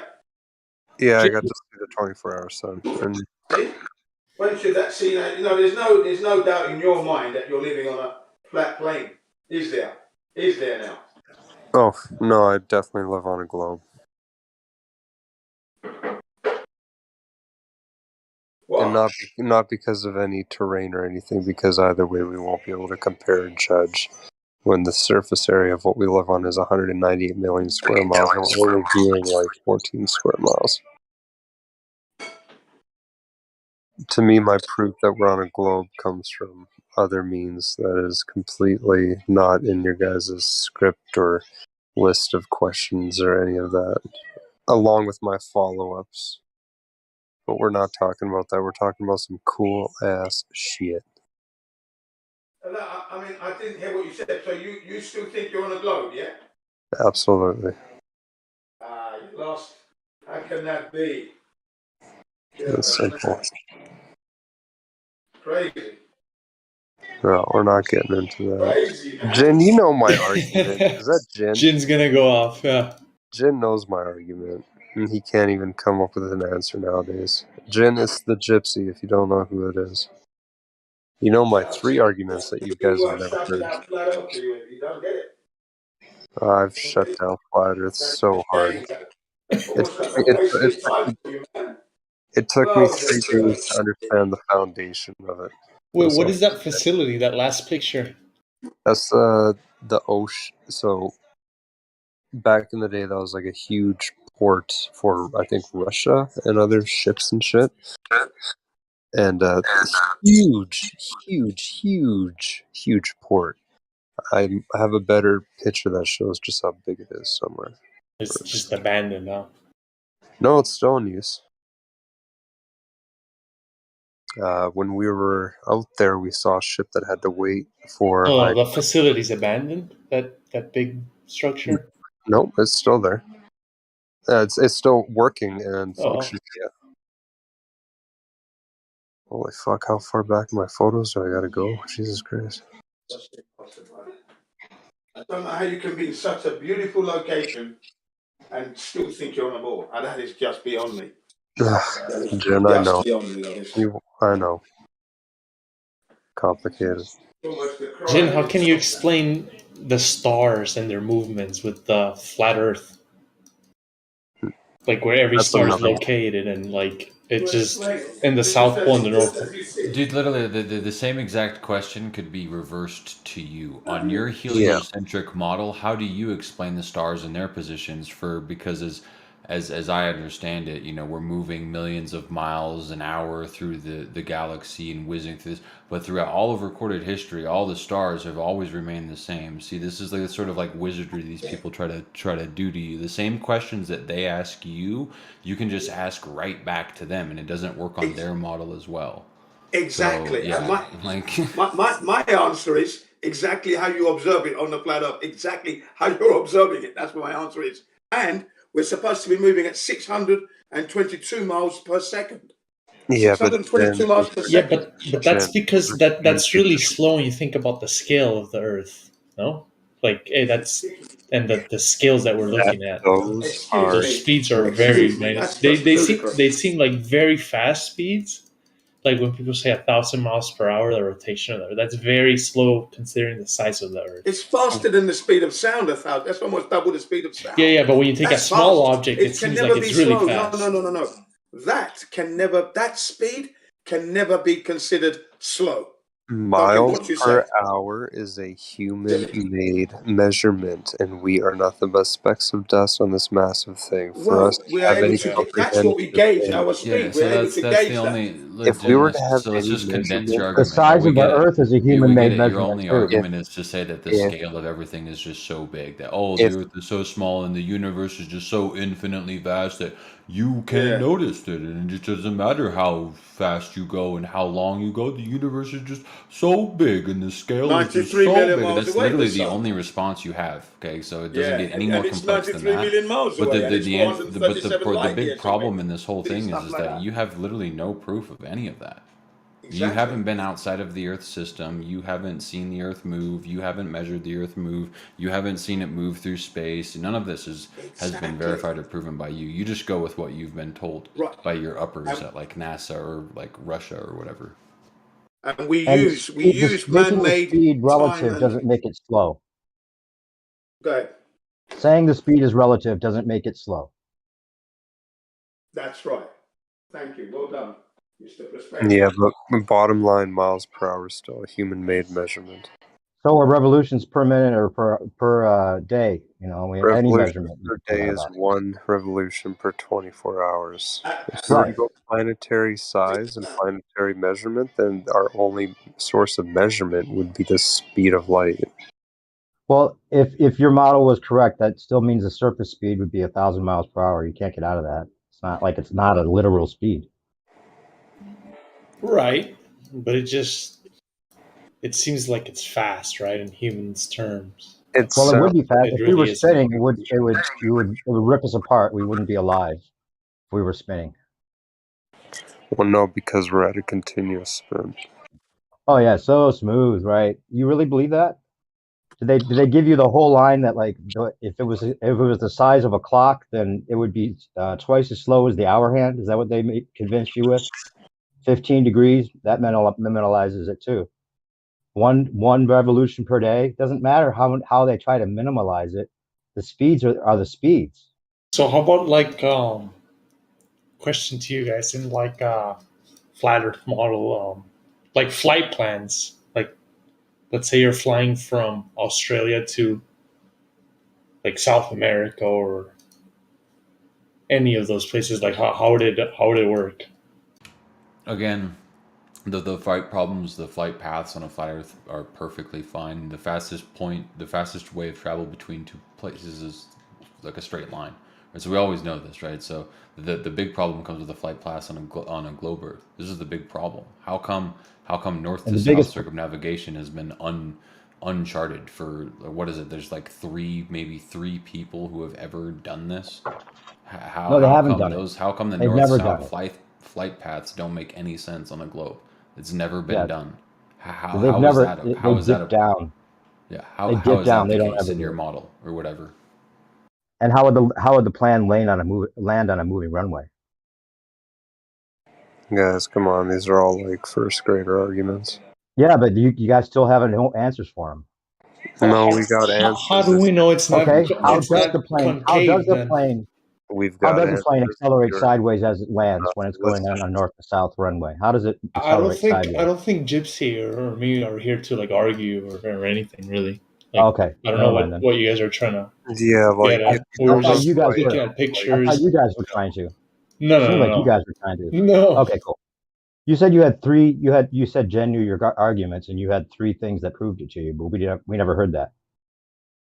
Oh, I think that was Gypsy. But Gypsy said that. Yeah. Yeah, that was me, but no. If you guys are sticking to the first grade arguments, you're not worthy enough to No, share. it's just you just mentioned airline flights, so these are some of the things that come up. You're talking about flight paths. That's also remedial. I never said flight paths. no, Somebody did. I never That was said me. flight. Okay. He did. He did. Your friend, whatever. I'm not even trying to attack you. It's all cool.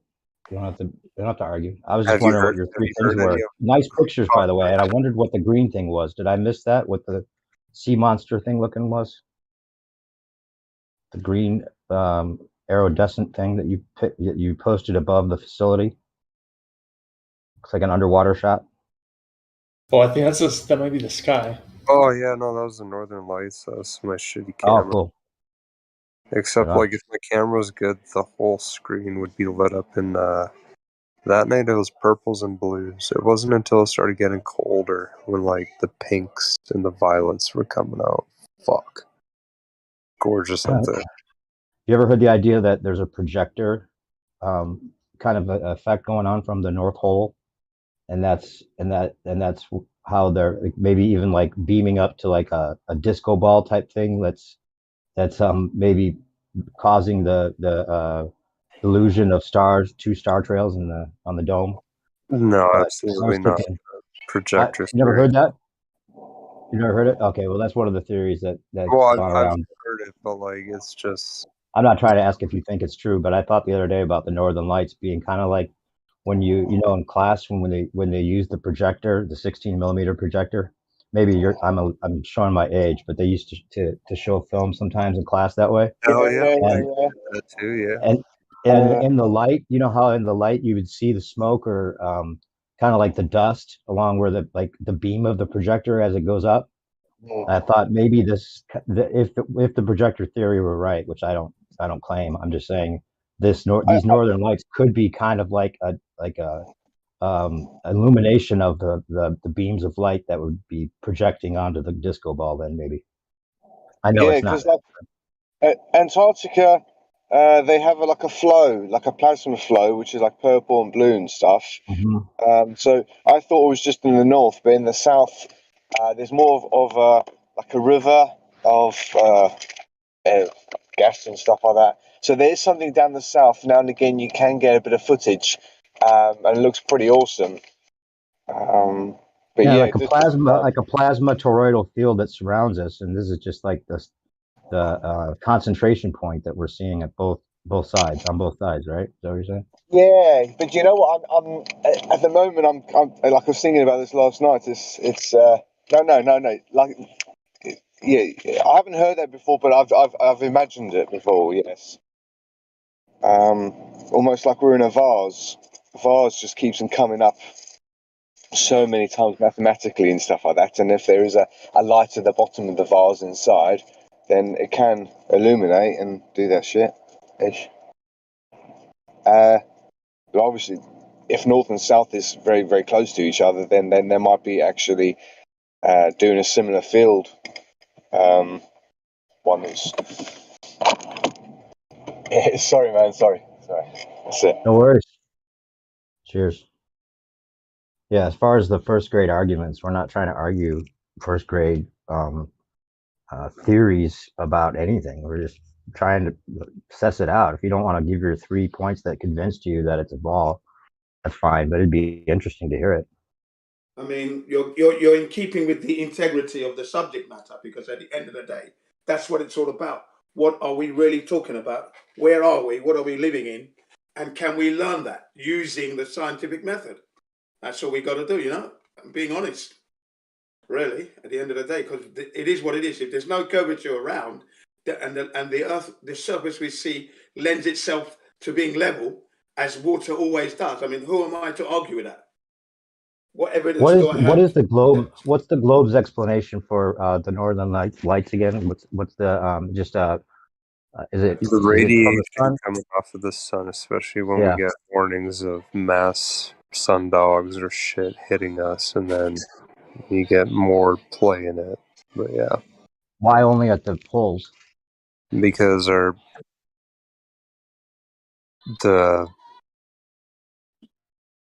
fuck is the word I'm looking for? Magnetic something? Oh, well, No. it's more than the magnetic. There's like, how many fucking layers do they say we have? Like 18 with all these different fucking things. There's a combination of all the outer layers hitting the Earth and just where the North and South Pole are that have and create the shield around us. That's just where the magic happens. Magic? Yeah. I know what you mean. Yeah, yeah. So you think you're spinning, huh? You really do. So what's the flat Earth perspective? Of the Northern Lights? Yeah. You know, Flat Earth tries not to make any claims that they can't verify, you know, or have a good reason for necessarily. But Now plasmatic you're field, It's just the sun, isn't it? plasmatic field, It's the sun. ether, It's the sun's ether. light.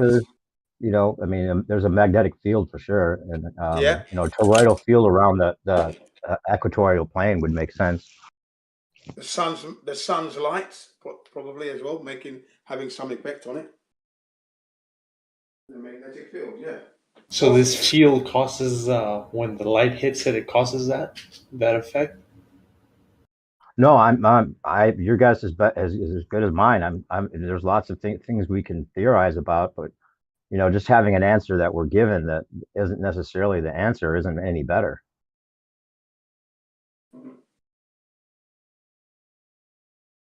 If it's good enough for you, I guess it's fine. But I don't think I'm spinning. And none of us feel it, so that's pretty strong evidence right there that we're not. Just to begin with. Their base axiom is that we live on a stationary Earth. We can all agree on that. No. Yeah, no, I don't Oh, agree you don't with feel that like either. your senses don't tell you you're on a stationary Earth? I don't think our senses Would your tell us senses be able everything. to detect anything further than the planet that we're on? I'm just asking you if your senses tell you that you're on a stationary Earth without the theory about the ball. If you knew nothing That's about a the good ball, question, you but with wouldn't the have same any reason to question- think you're spinning. You would never assume you're spinning unless But you were with told the that. same question, how would you understand or feel the motion? How would you understand or feel or have your senses beyond the planet that we're You'd living know on? it. You'd know it from running, Yeah, there's lots sailing. of ways If you you would. can fly, you'd know what motion is all about. You'd be able to Yeah, understand it from the when you're in environment you a live in. car and you're driving, doing consistent Right, 100 here on km Earth, here on highway, Earth, here on smooth Earth. highway. Surely. So I Yeah. don't know if you guys can Talk hear me. about I'm in a first loud grade environment. explanation.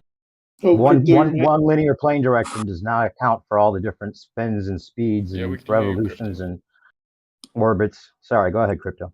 Sorry, none of that matters though. With respect, like what you're making a claim of movement and then saying, well, you wouldn't be able to feel it or measure it because. But that's not the point. The point is that you need to prove that motion initially, and then we can move on. Sounds like a nice nightclub you're in.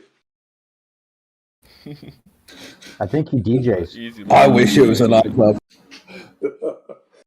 No, I'm just in a coffee shop. To be honest, I went to bed about 9 p.m. and I got up at like 5 a.m. So I was like, I'm bored. What shall I do? There's that kind of bustling going on there early in the morning. Wow.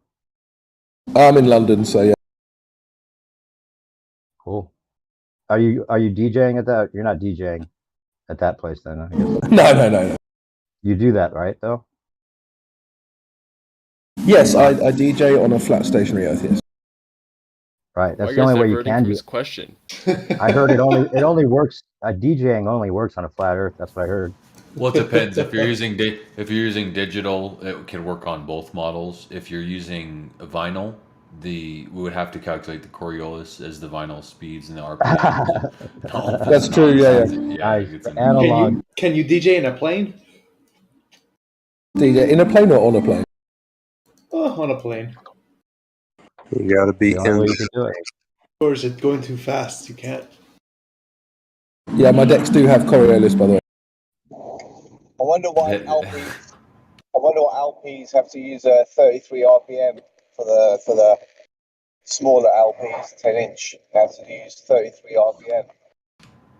Ooh, 33. Yeah, it's specifically the Coriolis negation algorithm mod built into your vinyl system. So that's what you have, Crypto. Yeah, what's weird is that at the end of a 4-hour DJ set, you find your vinyl has moved 15 degrees. Dude, does that throw the BPMs off? Like, how do the BPMs like respond to the rotation? That doesn't make sense. I don't know. I have a nerdy maths guy work that all out for me.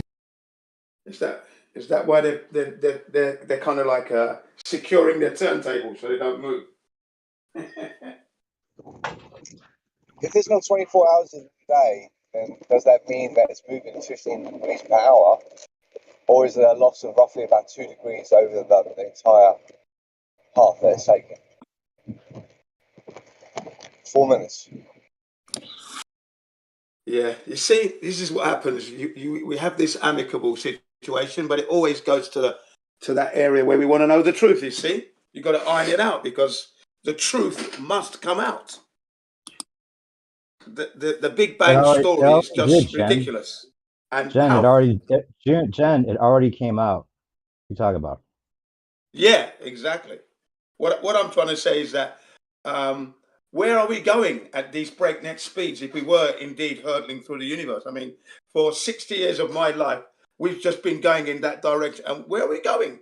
How wide is space? 60 years is a long time for this thing just in my lifetime to be moving through space. Yeah, 60 years with no parallax. That kills the ball right there. Yeah, there you go. Where are we going? Where am I going on this ball? Where are we headed? What's outside the flat Earth? What's outside? I mean, there's no space. How would I know that's that? an impossible question. How long's a piece Why of would string? anyone know that? Yeah, how long's a piece of string, mate?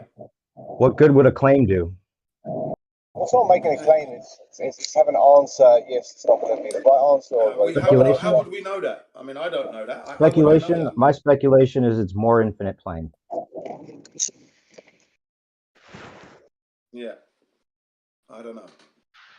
I'd love to find out, though. I would love to find out. I would love to be in the position to be in one of those Sherpa vehicles, or be it a blimp, you know, and be investigating that. I would love to be in that position today, right now.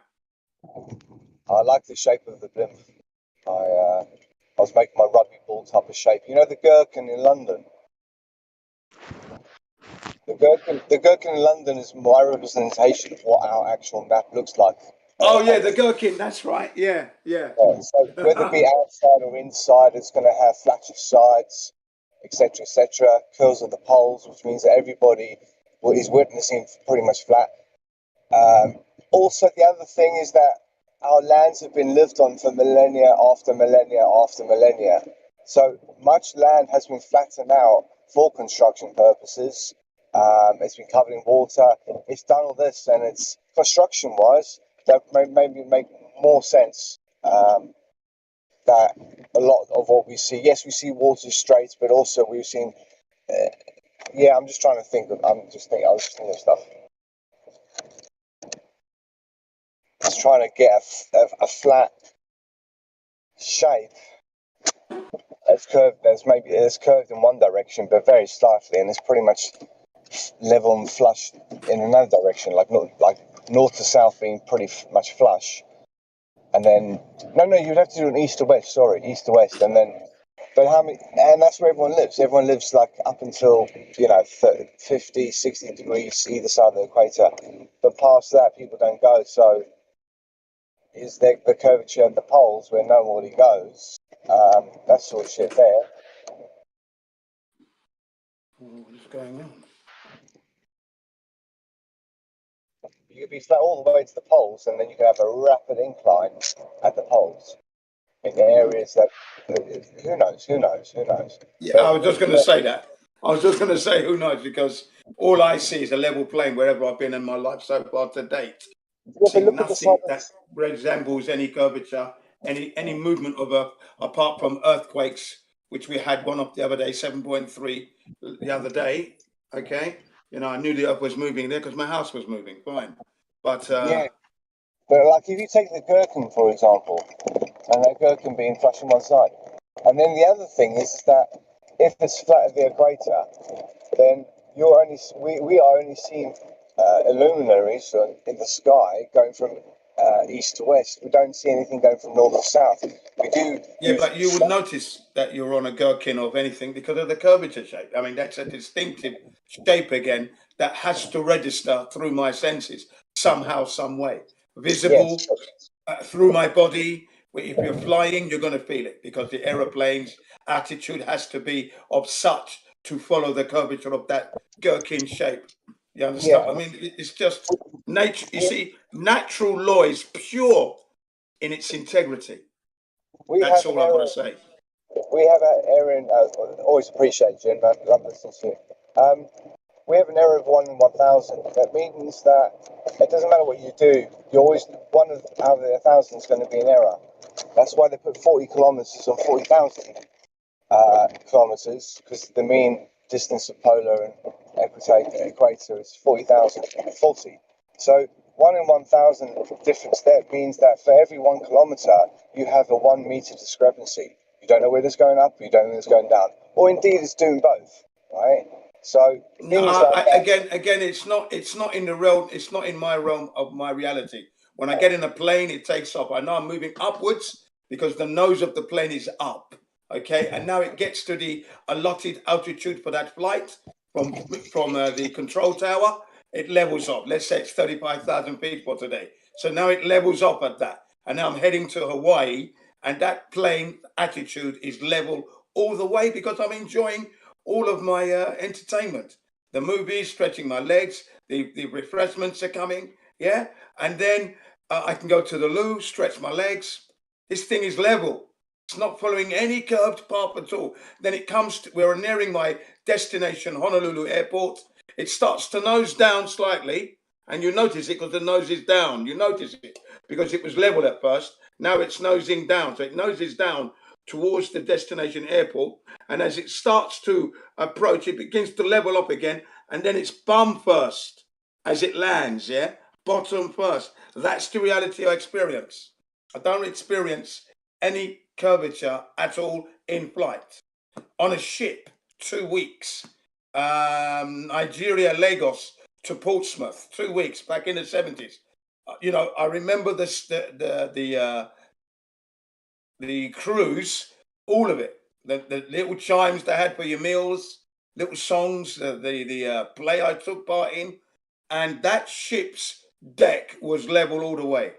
There was no tipping and angling of the deck. It was like a level deck all the way.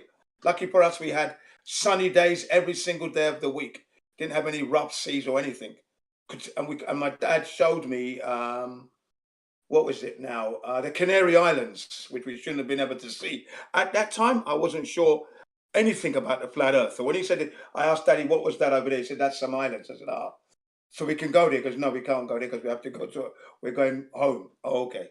Right, that's it. So that was amazing. I will never forget. And I did that twice. That journey was twice.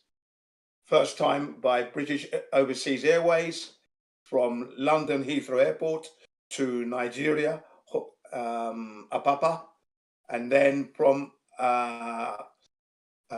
Lagos, Apapa, Port back to Britain, and then the reverse. Portsmouth to Nigeria, and Nigeria back by plane. And on both occasions, I didn't experience anything to do with the globe at all. Nothing. To date, it's not there. It's not there.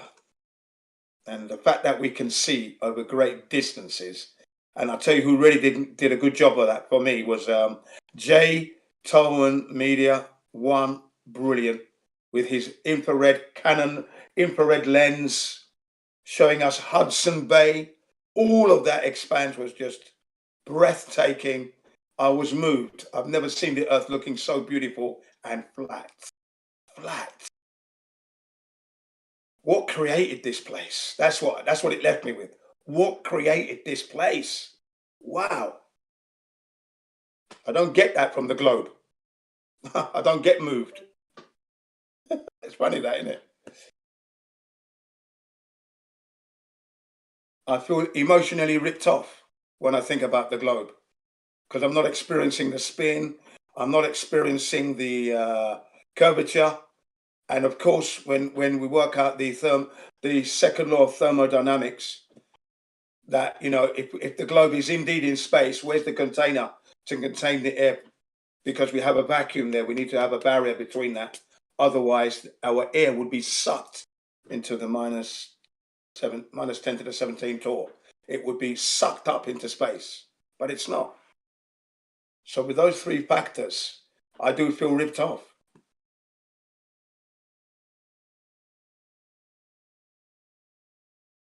You know, you can tell it's a rip-off, isn't it? The globe just rips you off. Rips you of your time. What else? And your emotions. To know it's flat is to be emotionally moved. You don't know it's globe. If you did, you'd be able to show it and describe it and, you know, give me that deep emotional feeling. It doesn't come from any glober at all. Never heard of a glober expressing the beautifulness and the what am I looking for? You know, the magnificence of the flat Earth. You don't describe the globe in that same way. Never heard anyone. Blue marble. Thank you very much. It's a blue marble. It's curved, but you can't see it. It's spinning, but you can't notice it. We're in space and you can't verify it. Really? Yeah, we're living in a simulation, and it's not a simulation as in a computer. It's a real life simulation, and like they're using all the tools that they can get their hands on, like NASA. Yeah, exactly. Yeah, it's total simulation, and they've got it worked out really well. And you know who the perpetrators are. You just follow the money, you know. Yeah, and that's why they can't get those games out quick enough. I mean, gaming is making more money than all the Hollywood studios and film producers, you know, combined. Gaming is making more money because gaming is all about the synthetic, like you said, simulated world. That's what it is. So the more people that get into gaming, the easier it is for them to believe that this what did you call it? What did you call it? The world we're living in? Simulation. Simulating the matrix. Yeah, simulation. Yeah, exactly. It's very easy for them to get into that because So that's where we're heading. Even the TV programs, there's lots of that on TV as well now. So the simulation is like a big game? Yeah, of course it is. Massive game. That's what it is, isn't it? It's not real. Yes, people are getting more and more confused in their synthetic gaming world. Do feel sorry for this generation. Really do. I'm glad I was born when Kennedy was alive. For that short time that he was president, you know, he left an enduring legacy there. That a lot of the young Americans are missing and not connecting to at all. Really. Was life simpler back then, Jim? I think it was purer and more essence more integrity, yeah, I reckon so. Yeah, the decay started. Kennedy was trying to clean it up, okay, but it had already begun, that decay. It had already begun. Yeah, First World War, Second World War. Kennedy was born into that, and after himself being in that war, seeing people he knew died, his own family members died in the war as well. You can tell he genuinely wants to bring peace. That was the Kennedy age, I would have to say, the age of trying to bring peace upon the earth, because war is just nothing, and when it just killed unnecessarily, indiscriminately, and he was trying to say that what is the point of having wars if we use the nuclear weapons and there's nothing but ash left, no food or anything? So we need to dismantle these things because it's like contradiction to living, and he wanted to create peace. And what did he do? He kind of like constructed the peace force, yeah, around the world, dedicated to not having wars. I think that was good. So no, yeah, life was simpler back then, yeah, but the decay was coming in, and they took him out, took out his brother and his children, and look at where we are today. Go get your needle and put that diaper on your face. This is where we are. I mean, it's a joke. This is where we are, man. It would have been a much better world had Kennedy had achieved his 4-year, or maybe he might have been a 2-termer. And then after that, his brother would have taken over. So it would have been a nice 16 years of the Kennedys for the Americans anyway, and for the rest of the world. Because what Kennedy decided to do really did affect the rest of the world anyway. And the world was looking to America as direction. It was, because America seemed to be, even though Russia supposedly was leading the space race, but when it came to democracy and freedom and that, the world was looking to America for some reason or another, but they were. So America was influencing the world in a positive sense, but it's now influencing the world in a negative sense at the moment. Yeah. So at least I can be honest to admit that. And I was born in England, so in England we had a big American influence. That's why I know so much about your country, even though I've only been there a few times. But I do know. What do you think changed the whole perception? As Afghanistan and Iraq, or mostly was it like the 2000s? Well, yeah, I mean that was our Pearl Harbor, if you will, if you want to put it like that, because that was a joke. That was an assault on humanity. Even though it happened in America, it still affected innocent people in Iraq, children, they're being born deformed today, so. Yeah, the Iraq War was the biggest joke. Yeah. Not like an actual joke, but like shouldn't have happened. Yeah, it should never happen. Yeah, I mean, there were people in America that left America to go to help the Iraqis. I thought that was brilliant, and they were asking him, these guys, and what if the Americans' planes start bombing it, and when we die there? That's what they said. But they didn't want to be on the side that was doing the atrocity. Do you see that? That's integrity, isn't it? Yeah. Yeah. Yeah. So, everybody needs to look back at history a little bit, and then you can make sense of what's going on now. And then if you have children, you can educate them, to the finities and the pureness of this earth. If you know it's flat, then teach them that. Let them know that there's people out there who are twisting the truth because they want destruction, war, killings. That's what they want. They want to slave humanity, and you pay for the wars, you die in the wars, and they live, but they have the worst life, these people.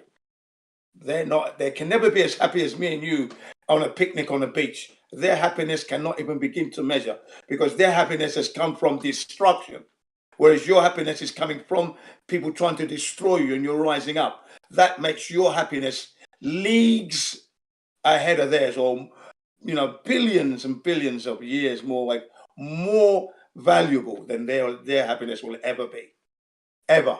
And when you tell them that, it doesn't matter how much money they have, they're still lower than you.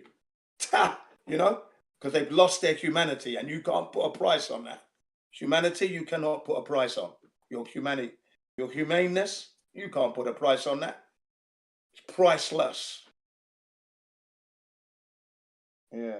So let's not forget that, guys and dolls. Don't sell yourself short. Don't sell yourself out, and don't sell out to humanity. You can't sell out, folks, if you never buy in. Correct. Unfortunately, you're born in, and your parents may have bought into it.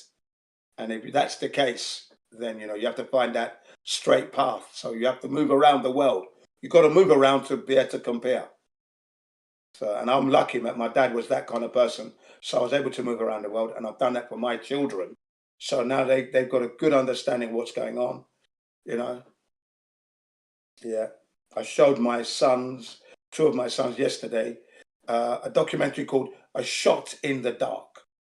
Okay, A Shot in the Dark. It's about the jab and how dangerous it is. Okay, but I showed them, look at how these children, these little babies are crying. And I mean, I was almost in tears when I saw it. Dude, Yes. I'm not like even joking one bit when I say this. I come from another server. I spend a lot of time in this other server that I'm from. And in this server we have some dude who is like really vocally against anti-vaxxers and all this stuff and blah blah blah. And he's been very vocal about it. He's like very military based and very pro-vax, get your vax, get the jab and blah blah blah. He's been like, for the last like 2 years, blah blah blah blah. Well, I guess he just recently got like one of his boosters or whatever that he was like mandated to get. And he ended up coming down with Bell's palsy.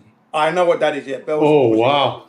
Yeah, All of a this is a sudden? guy that I know. Yeah, this is a guy I know in a server. Like, this is real shit. This is like someone I know, who I've known for like a while on Discord now.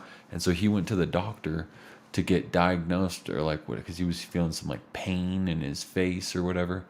And the doctor was like, yeah, you got Bell's palsy. And so he put him on some medication or whatever. And I guess in most cases, and I didn't know this, but like Bell's palsy is temporary.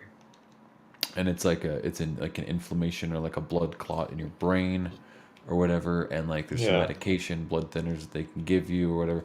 But like, I mean, there is some sort of like permanent residual damage that's going to happen as a result of that, even though it does get cured. I have a friend. Face is fucking I have numb. a friend. Third booster, his lymph nodes were inflamed for 2 weeks, and he had the same lymph nodes that he got the shot on. Like I think it was his left armpit that the lymph node got inflamed, or that side, and he had cancer when he was a kid.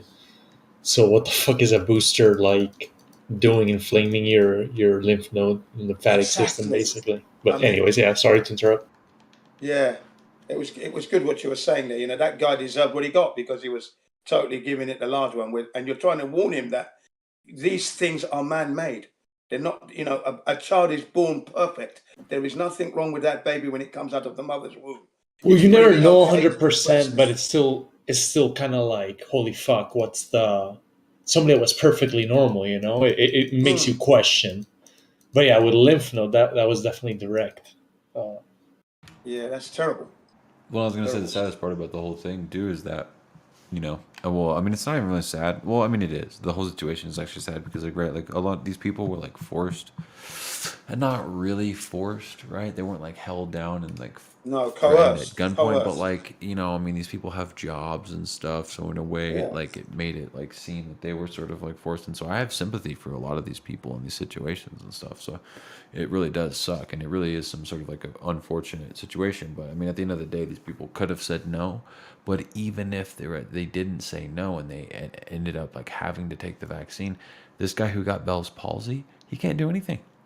There's nothing he can do. He can't sue. He can't sue Pfizer. He can't sue Moderna. He can't take him to court. He can't do anything. What did the doctor say? Like that it was unrelated, right? Like it's just. No, he said it was related to the vaccine. He really? He 100% told him that this was Bell's palsy related to the vaccine. But then he should be able to sue the company. And there was a small chance, or what? Like, what were the odds, or like? Oh, it's extremely. Well, I mean, it's not even that it's extremely small. that you get bells is actually more common than you might think. Yeah. But this is the sort of thing that we're now, it's Right, not that's surprising suppressed. to me. It's suppressed. It's suppressed. Shit like this, and everybody should know. Like, even if it's, let's just say, small percentage, it's still something people should know. And why get something that, if you're healthy already, why risk the chance of something like that? You know, why even risk it? Yeah. Why risk it? Yeah. If you have all the knowledge, because It's if you like when don't, they force if you're not athletes to informed, get it. then That's the biggest fucking, like, athletes are healthy. They're supposed to be like, that's why they're athletes. They're taking care of their bodies. They're trying to be the best at the best. They're forcing them right. to get a fucking experimental cocktail, basically. Yeah. The Poisonous fuck? toxin. Yeah, I agree. I'm with you there, mate. It's mad. Absolutely ludicrous. Absolutely ludicrous. So yeah, I was just showing my children some real visuals, graphic visuals of what it looks like for a baby to receive seed. Can you see that baby crying its eyeballs out? And there was one baby, his eyes rolled back, right? His eyes rolled back. It was like he was almost going to die after he received the injection. Oh, it was fucking. You got to watch that documentary. It's called A Shot in the Dark. No, I don't think you'll get it on YouTube, but you have to get it off BitChute or YouTube or whatever. Brand YouTube, sorry. But you can watch it there. Maybe even on Facebook, it may be. But you watch that, right? And, it's just, oh. But I wanted my children to see it so they know what we're talking about here. This is what I'm There's a telling lot you. of money behind these vaccines, too. Yeah, billions of dollars. I mean, look, America back in 2019, the manufacturers grossed $500 billion, right? And that was from the drugs and that plus vaccines. And then they made $50 billion just from the schools vaccine program. So they got $50 billion plus $500 billion for drugs related to the injuries caused. So that's 550 billion in 1 year. It's a lot of money. That's just from the US. If you're going to factor in the world's money on top of that, who are using those drugs, you have to add more money to that, increase. How about And what else was how there? about all the money afterwards from the costs? Oh yeah, because of the shutdowns and shit too. a lot of money they're making. They're making a It's lot of money out of this. Money flowing everywhere. Yeah, yeah. They said that some of the drugs that are being produced are grossing more than half the countries in the world's GDPs. 3 drugs in particular. A year. Can you imagine that? 3 little drugs can gross in 1 year more than some of the countries in the world's GDP. Wow. That's just outrageously ridiculous. But that's what they reckon.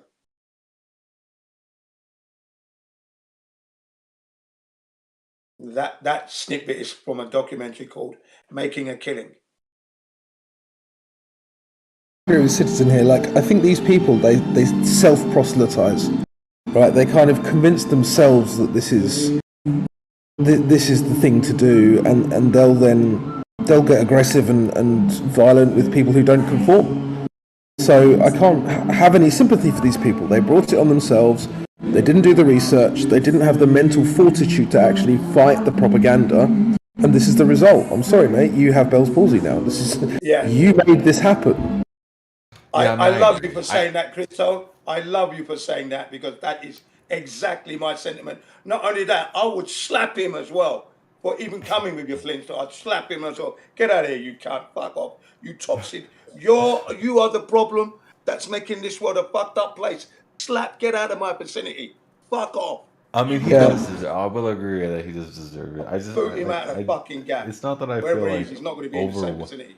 It's not that I feel overwhelming sympathy for him. I just do. None. I'm sympathetic to those in the situation where like their workplace like mandated it. These people are like relying on their job. they have like mouths to feed, they have like things, and it's like yeah, he could like, say no, Everyone should have said no. Everyone should have said no. They should have done the research. For to do the research is to come to an understanding that it's a scam, and then you sue these people. And if you don't, you band together. You can't sue Well, them. but that's the thing though, Jen. I know you can't. They made a lot of provision. You just can't. You can't sue the hospital.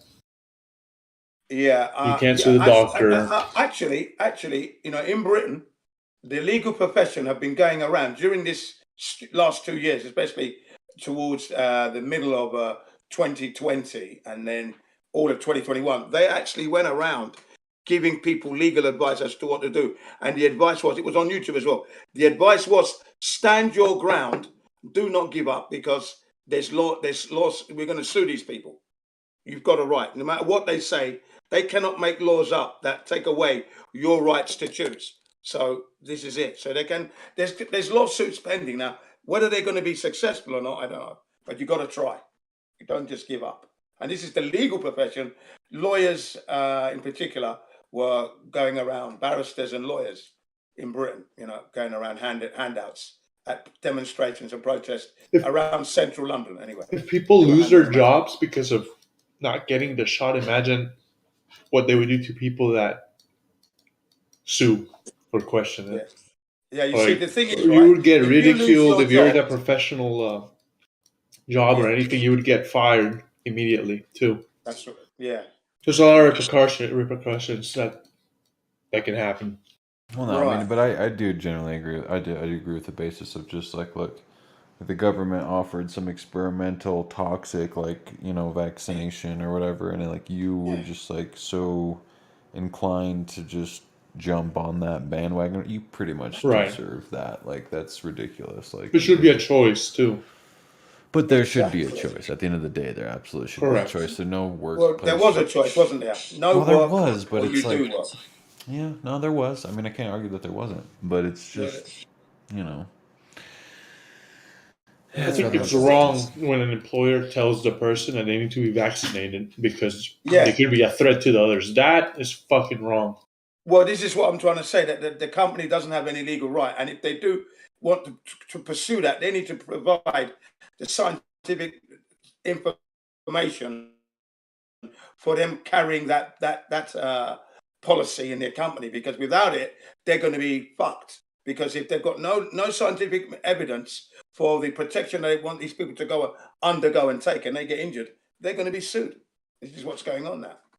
Because the British government didn't have the right to mandate everyone wearing masks because they didn't produce the scientific evidence. Yeah, but I think most countries made laws or made it so you can't sue because of we know this, right? Yeah, we know this, and one of the interesting thing that's evolving from all this sort of thing now is that we know that there's like all these worsening unknown heart conditions that they're sort of coming out with, right? These cardiac ailments, myocarditis, right? And and even more interesting is that they're saying is like, I'm seeing articles and stuff about quote unquote long COVID worsening, this whole idea of the long COVID is I hate that. right. Well, and then the funny thing about that is how are we able to distinguish between the damage that the COVID did and the vaccine, right? Because the vaccine gives you COVID. So at what level are we able to distinguish between the damage that maybe the original COVID gave you, or was it the vaccine and the COVID, right? There's no way to distinguish Some people between get any both of them. too. They can just come out and say whatever they want about the long COVID or the COVID damage, and it could just equally be the vaccine that's doing the damage. How are we differentiating between what does what? There's no standard. There's no method of telling you. You know what I'm saying? It's like did you guys see they're locking down in China, in certain parts of China, like Shenzhen? They locked down recently again. Yeah, I heard it yesterday. Yeah. On BBC News. Yeah. So yeah, Crazy again. they're doing it. I It's wonder not why. good. And then they also mentioned that China is thinking of, well, it's actually offering support to Russia, preparing to send troops, possibly. That's what I saw on the media, and then China has denied that. Oh yeah. Right. They would, wouldn't they? I think if they would probably do it under the table. Why, like, even freaking say it? Yeah, true. Right? Just They'll just outright and do it anyway without regardless. Yeah. Right. So good luck to that guy with the Bo Pawsley. Now he's going to shut his mouth now. Keep your mouth shut. And make sure if you've got grandchildren, don't put them under the firing line, will you? Silly ass. Jesus, right? Yeah. Fucking. You know what I mean? You know, no fucking brain. That goes away though. Apparently, I don't does. know. Like, This woman, this black impression woman, that- still got it. I mean, in Black some woman, rare I know. cases, I'm sure it could be permanent, but in most cases, if caught early and prescribed some medication, apparently the Bell's palsy goes away. But again, like, we have to think that, like, it is some sort of like blood clot clogging issue with the brain. There is going to be some sort of, like, even if it does go away, there was some sort of tissue scarring, brain damage that was done in the initial thing. So yeah, he's permanently neurologically, like, fucked over from that, you know, and he's gonna you know, like, you know, it should teach like these people a lesson, and everyone who Look, it's partial paralysis of your face. So half your face is numbed up and it doesn't move. It sags, it loses, you can't control it. So it's just flopping I did down. okay. That's the when your face like part freezes. Yeah. Okay, and it's like I remember hearing about that. I remember hearing about that, bro. He Some went people on got cam. that. Yeah, He went on cam, and I saw. I remember hearing about that. Also, remember hearing about the myocarditis with the heart, where it like your heart gets inflamed. I think. Yeah, it gets inflamed, and then the arteries crack. They crack, and then the blood is seeping out, and then your heart fails. You can die. But all that apparently is treatable. But still, fucking. I don't know about that. Imagine a vaccine. vaccine. Yeah, I don't want anything. I don't want. It's not treatable because once your heart is cracked, that means you risk when you do your exercises and stuff like that. Now, you know. So no. You see, like, it's permanent damage, permanently kind of weakened. It never heals back. Right. It's never going to be 100%. Yeah, and you don't want scar tissue on your heart because it has to be supple and able to work. You know, so if it's going to be having scar tissues and that, those scar tissues crack and there's more leaking. So it's a never-ending downward spiral. Really, I just don't want to be in that position. Especially if you're healthy, why even risk it? Exactly. This is what I was saying. In my to some opinion, people. that's. I was asking some of these nurses, like, look, I haven't been sick in over 40 years. Do you think I should be getting the vaccine? And she said, yes, I would. I should. I said, but why? I said, look, I have not been sick in 40 years. Why would I need one now? I mean, how can that Do you walk a lot? I cycle, I walk, I run, I climb. I do exercises on the floor. I sit down, I stand up, I sit down, I stand up, or just on the ground. Because we spend a lot of our times on these chairs and sofas. You understand, right? But you need to be sitting down on the floor, really, and then work from the floor up, using all your muscles to get up. Your hands, your legs, you know. Try it. Try that. That's a good it's a good workout.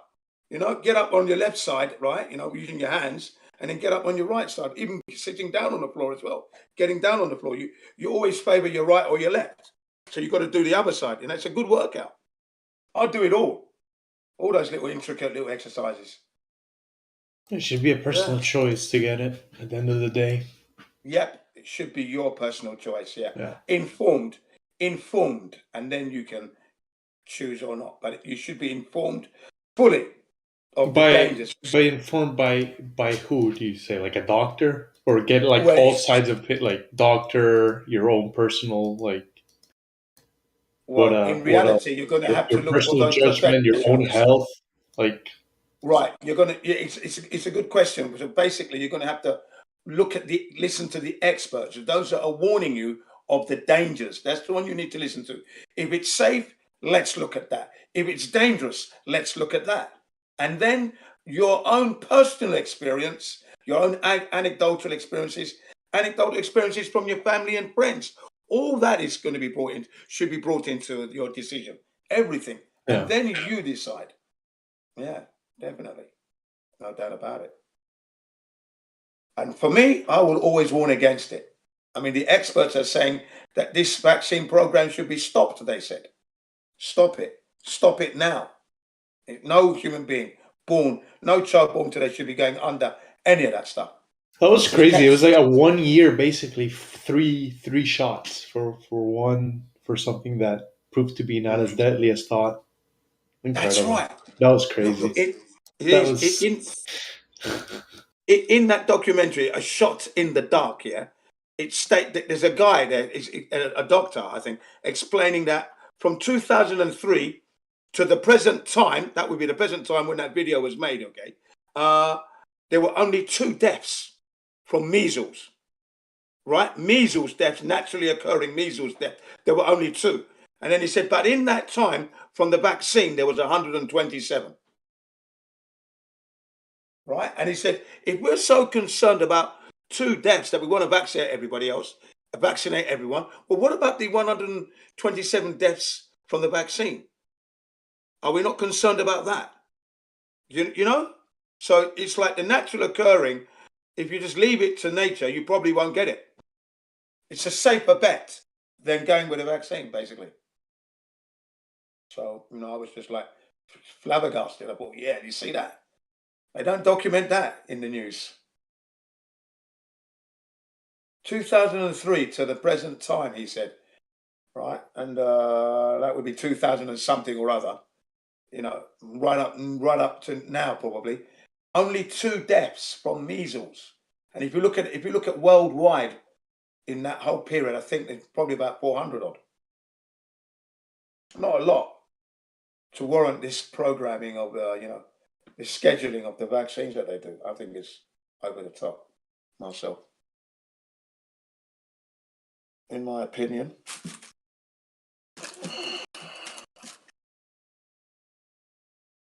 I'd like to say go and see your doctor and get some advice, but I don't even know if that's a good bet. I don't know. I don't even know. You know, all I say is research it for yourself. You know what your doctor's going to say. Listen to the guys that are saying it's dangerous. Why is it dangerous? What information do they have that you haven't seen? You know, you haven't even. People are worried about the corona and they've never seen it with their own eyeballs.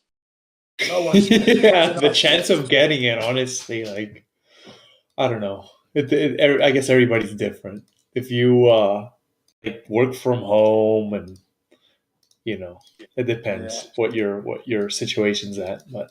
Exactly. I go to the supermarket and the laundrette and the shops, and everybody's masked up. Really? They're masked up to the eyeballs. Oh, Every wow. single one. Still, like, to this. Yeah, you go. I'm the only one. I am the only one. I went there yesterday to collect some water. Everybody was masked up. Masked up. I was the only one. I was laughing. I just thought, you silly people, you haven't got a clue, have you? Still haven't got it. Okay, let's wait and see. Crazy. The little kids have got masks on. Oh. Here in Japan, that is. Yeah, there's probably like barely any cases, if any. It's nothing here. It's crazy, yeah. I said to people, what, is it India? It's going to come around the corner anytime now, is it? And you know what I said to them? It's not in the country. Fuck. I remember Australia would get like 10 cases and they would lock down everything. Certain parts of Australia would just completely lock down. Yeah, you can hear the doors locking from here. You know what I mean? I know what you mean. Yeah. So what are you guys are hurting your economy way more by doing this. What are you doing? You know what I mean? I just said to the people, it's not even in the country, yet alone in this town. Fuck, get out of here, man. Silly.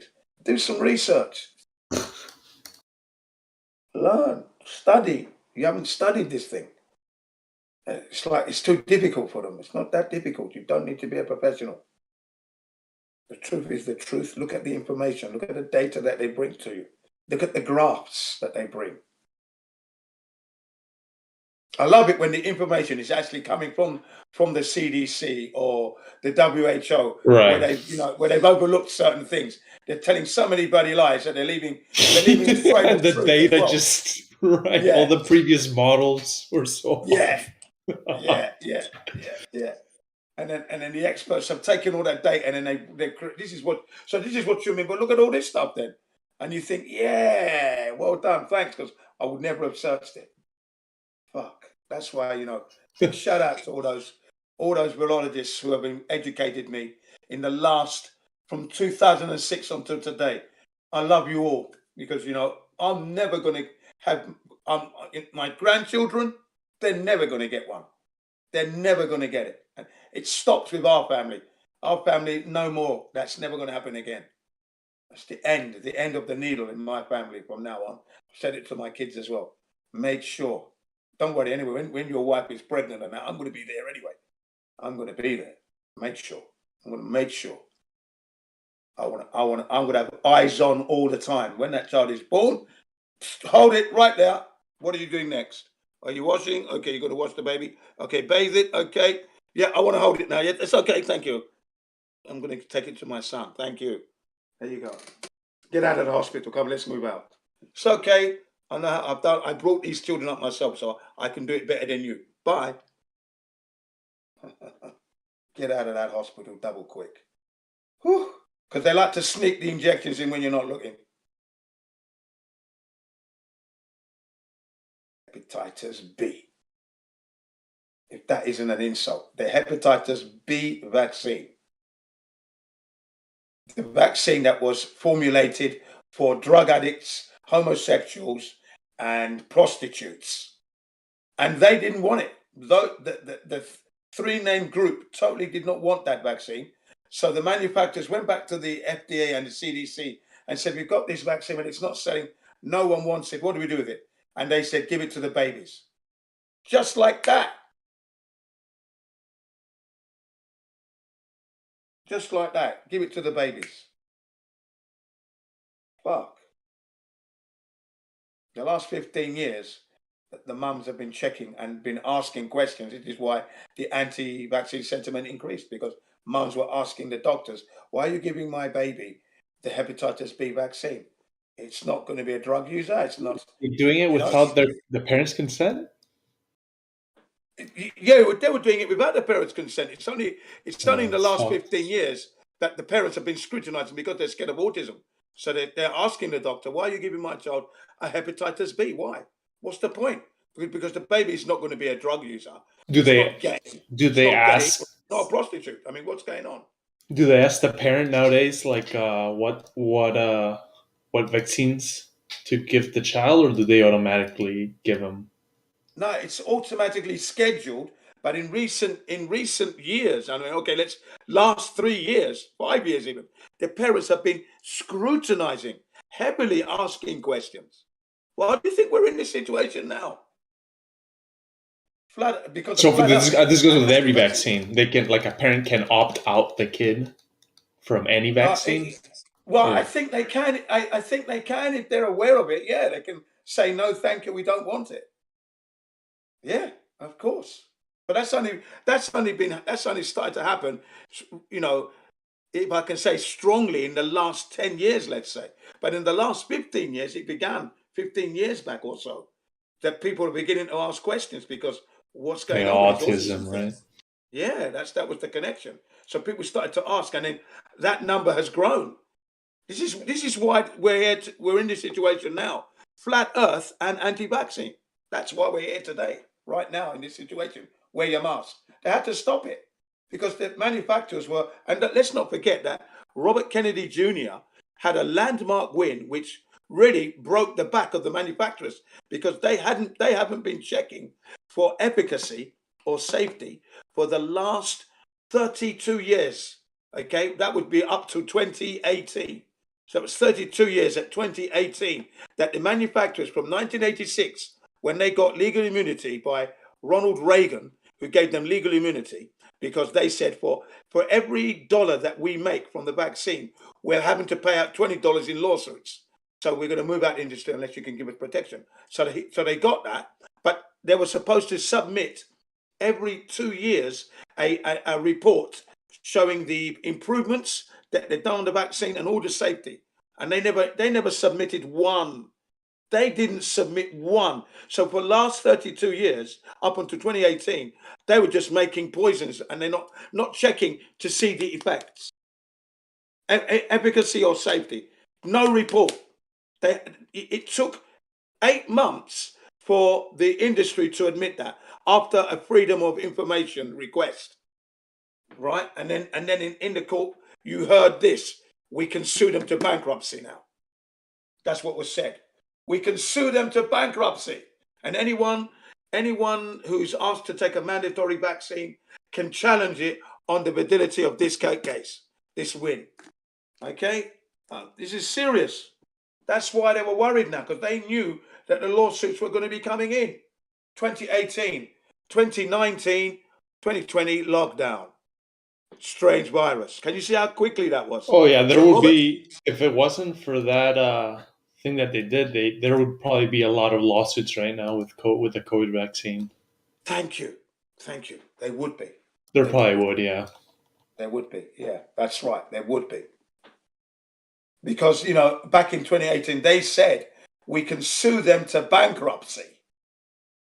Because there's lots of people. Yeah, class action lawsuits. Yeah, you got it. Because people's children were damaged. I mean, they know, and every single one of them was told it wasn't the vaccine. And that's in the documentary called the Shot in the Dark. Every single one of them was told it wasn't the vaccine. Every single one. There wasn't one person. Yeah, I mean, they don't want to create panic, right? Even if they know that it's bad, or if it's there's a reaction, a bad reaction, they don't want to. Yeah. In 2003, right, the manufacturers of the vaccine, together with the FDA and CDC, they met up in a place in Georgia, some kind of Canachuga River or something near there. Secretly, they met up to assess what their vaccines were doing and look at the data. And it showed that indeed the connection to autism was there. And do you know what they did? They just carried on. What was it that I remember hearing something about, like, it was like I think it might have been in Africa where there was sterilization due to some vaccines. Some kids got sterilized, and that tried to get swept under too. Yeah, that was in Africa. There was in Africa. Yeah, in Africa. And India. Oh, India too. Yeah, that was Bill Gates's polio vaccine, okay? Was making the women. Like his foundation might have had ties to maybe the ties to the charities that were involved in that, or That's correct. So you'd like Doctors Without Borders and that. You know the ones, Elon Frontiers, the French. They were the ones that were supposedly administering all these vaccines under charitable umbrella. They're doing charity and trying to help. But at the same time, they were poisoning the Africans. That's what was going on. You see? Yeah. No, they didn't know that this was happening, right? And then this is my question. Did they know or not? I don't know. But I mean, what I would like to believe, honestly, is that it's just rushing things and not knowing, and then trying to not let things get keep it hush so there's no panic. Yeah. It's like negligence, but they thought they were doing good. They fucked up, and then it's like, whoops, let's not let it be known. Yeah. And then the Ebola virus, for example, and that is definitely man-made.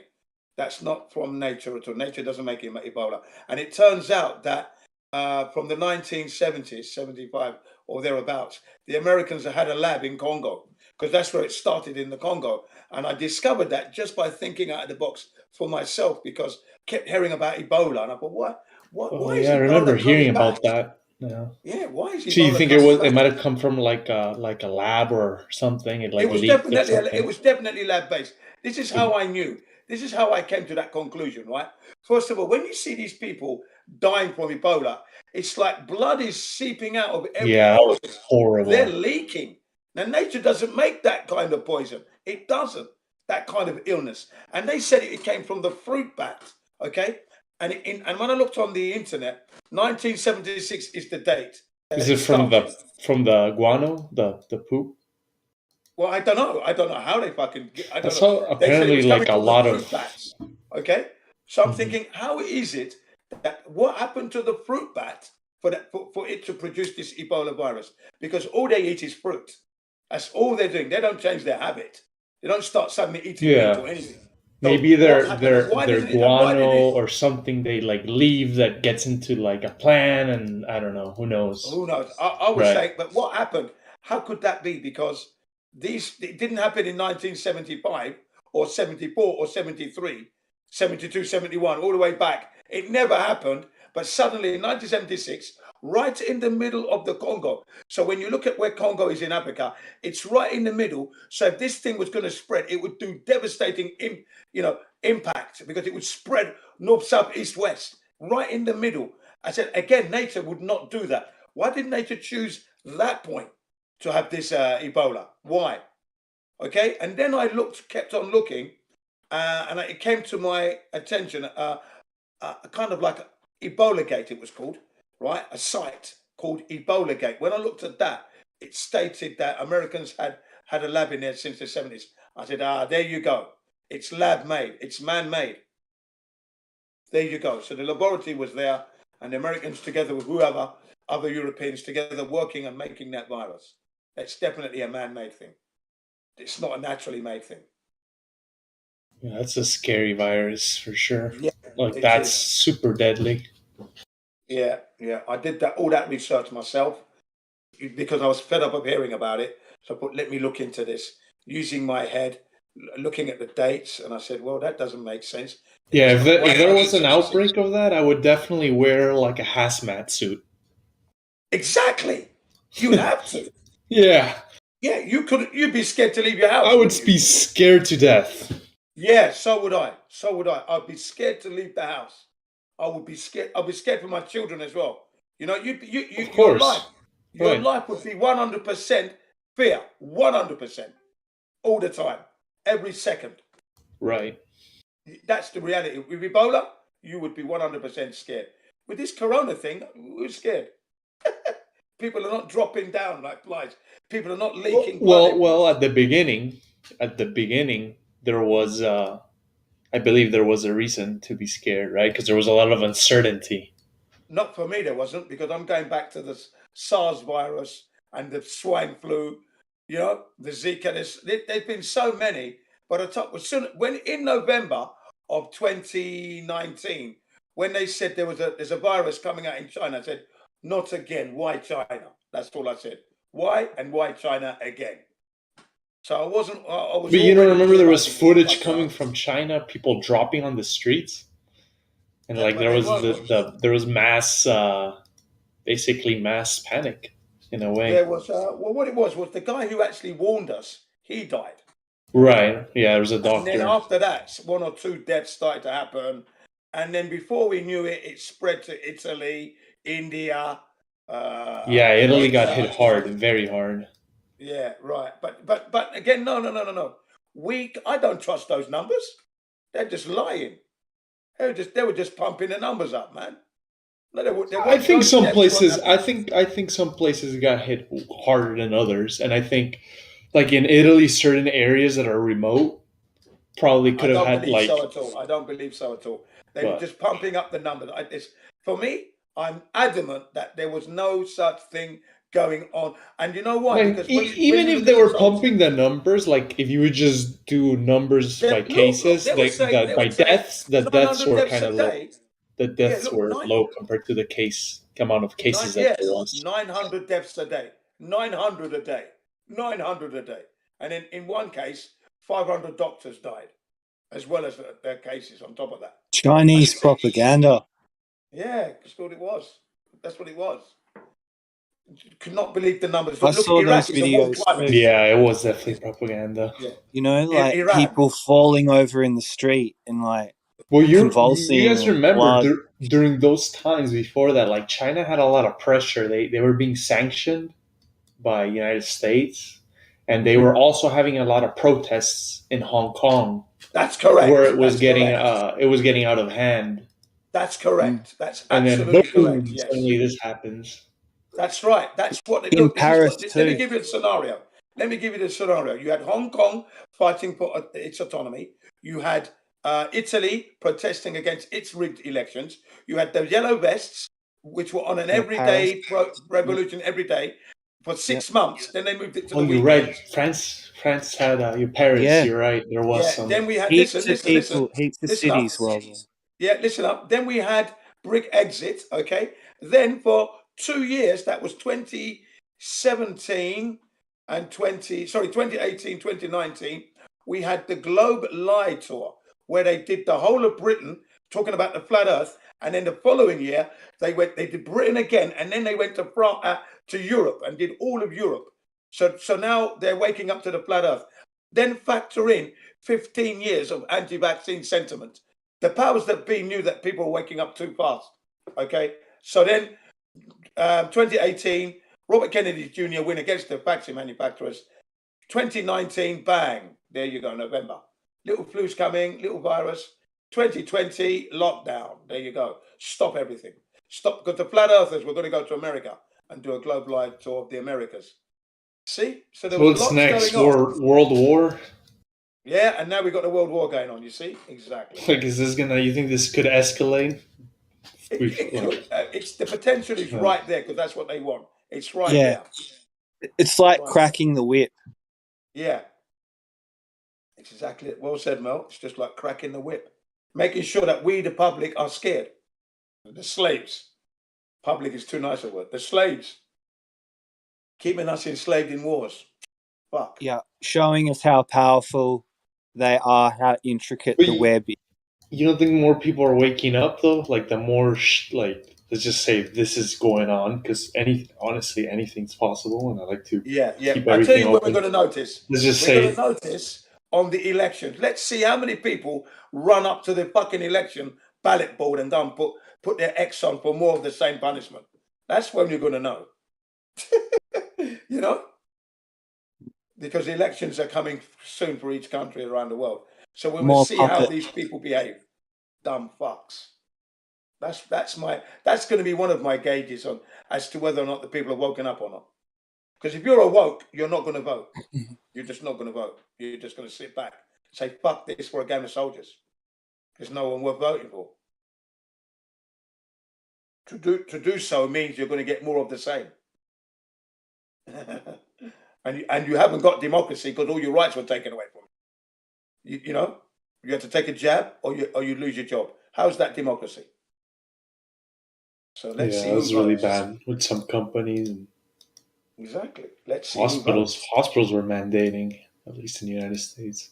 That's right. What I want to see is who still thinks they're living in a democracy, because it's purely a dictatorship. You can clearly see it now. Surely, it's obvious now. Dallas David reckons that they're cloning dictators to keep their bloodline alive, so they always stay in control, like an immortal kind of being that never dies. Yeah. That's fucking crazy thought. I've heard his theories too. Crazy, but cloning is something that they could do. But yeah, they can do that now. They can do that now. They did the Dolly the sheep. So now they can, right? Yeah, I don't think they could though. Like what, 70 years ago? Yeah. Yeah, that's the big question. How far does technology really go back? You know, our capability. Right. Yeah. How far have they advanced? Same question. And also, the more technology that we have, will that like essentially wake the person more? I think those who want this technological advancement are the ones who are sleepwalking. Because they don't realize that it's imprisoning them. They think it's it's making my life easy, but basically it's a technological prison, but you just don't see the bars, but it's there. But you're also exposed to more ideas, though, right? Like, for example, now we're Yeah. able to communicate and share our different ideas. Yes, that's which we brilliant. couldn't That's do before. Correct. Yeah. Yeah. That's To why have an they're open shutting us down. discussion. So this is That's part why of they're shutting us technology. down now. Yeah. Well, that's why they're Triple shutting edged us all down. sword. Right. Look at what they're doing. Look at what they're doing. You can't talk about certain subjects. Yeah, You that know? to me is March 28th. Apparently, like they're gonna be more strict on what's deemed misinformation, I guess, or Yeah. Misinformation. So like I don't even know if we could post things about like vaccine like damage and shit like that. Like that could be considered essentially like thought hurting. crime. Yeah, like Exactly. you're hurting, you're endangering by misinformation, essentially. But we're not. But we're not really, because the stuff we're posting is coming from a reputable source. You see, this is where we need to be. This is where we need to be able to stand up and sue these scumbags for accusing you of doing something that you're not doing. You see, but that's what's got to happen. But then again, they're going to say, well, it's in our small print. But the more times people try to sue them and highlight them, they're going to move away from these mediums onto mediums that are platforms that are more free, that allow you to do this. Because that's what's going to happen in the end anyway. People are going to leave the likes of YouTube and Twitter and Facebook and shit and move on to the real stuff. They're all the same, though. They're all like, if you see it, they're all doing basically the same thing when it comes to their rules. I don't know. I think Rumble's still free. Rumble? BitChute's still pushing. Library. There's a few out there that are Here's still. the problem with some of those, like BitChute, but you get also a lot of like, BS too. It's like, I don't know. Of course. You get like, who knows what's could be psyops, right? It's a balance, isn't it? It's a balance. You're going to get some BS as well. But like when you look at like Twitter, Facebook, like they're all basically, in a sense, getting more strict on what people can say. Yeah, I don't know. One country Even in Discord shut too. down Telegram.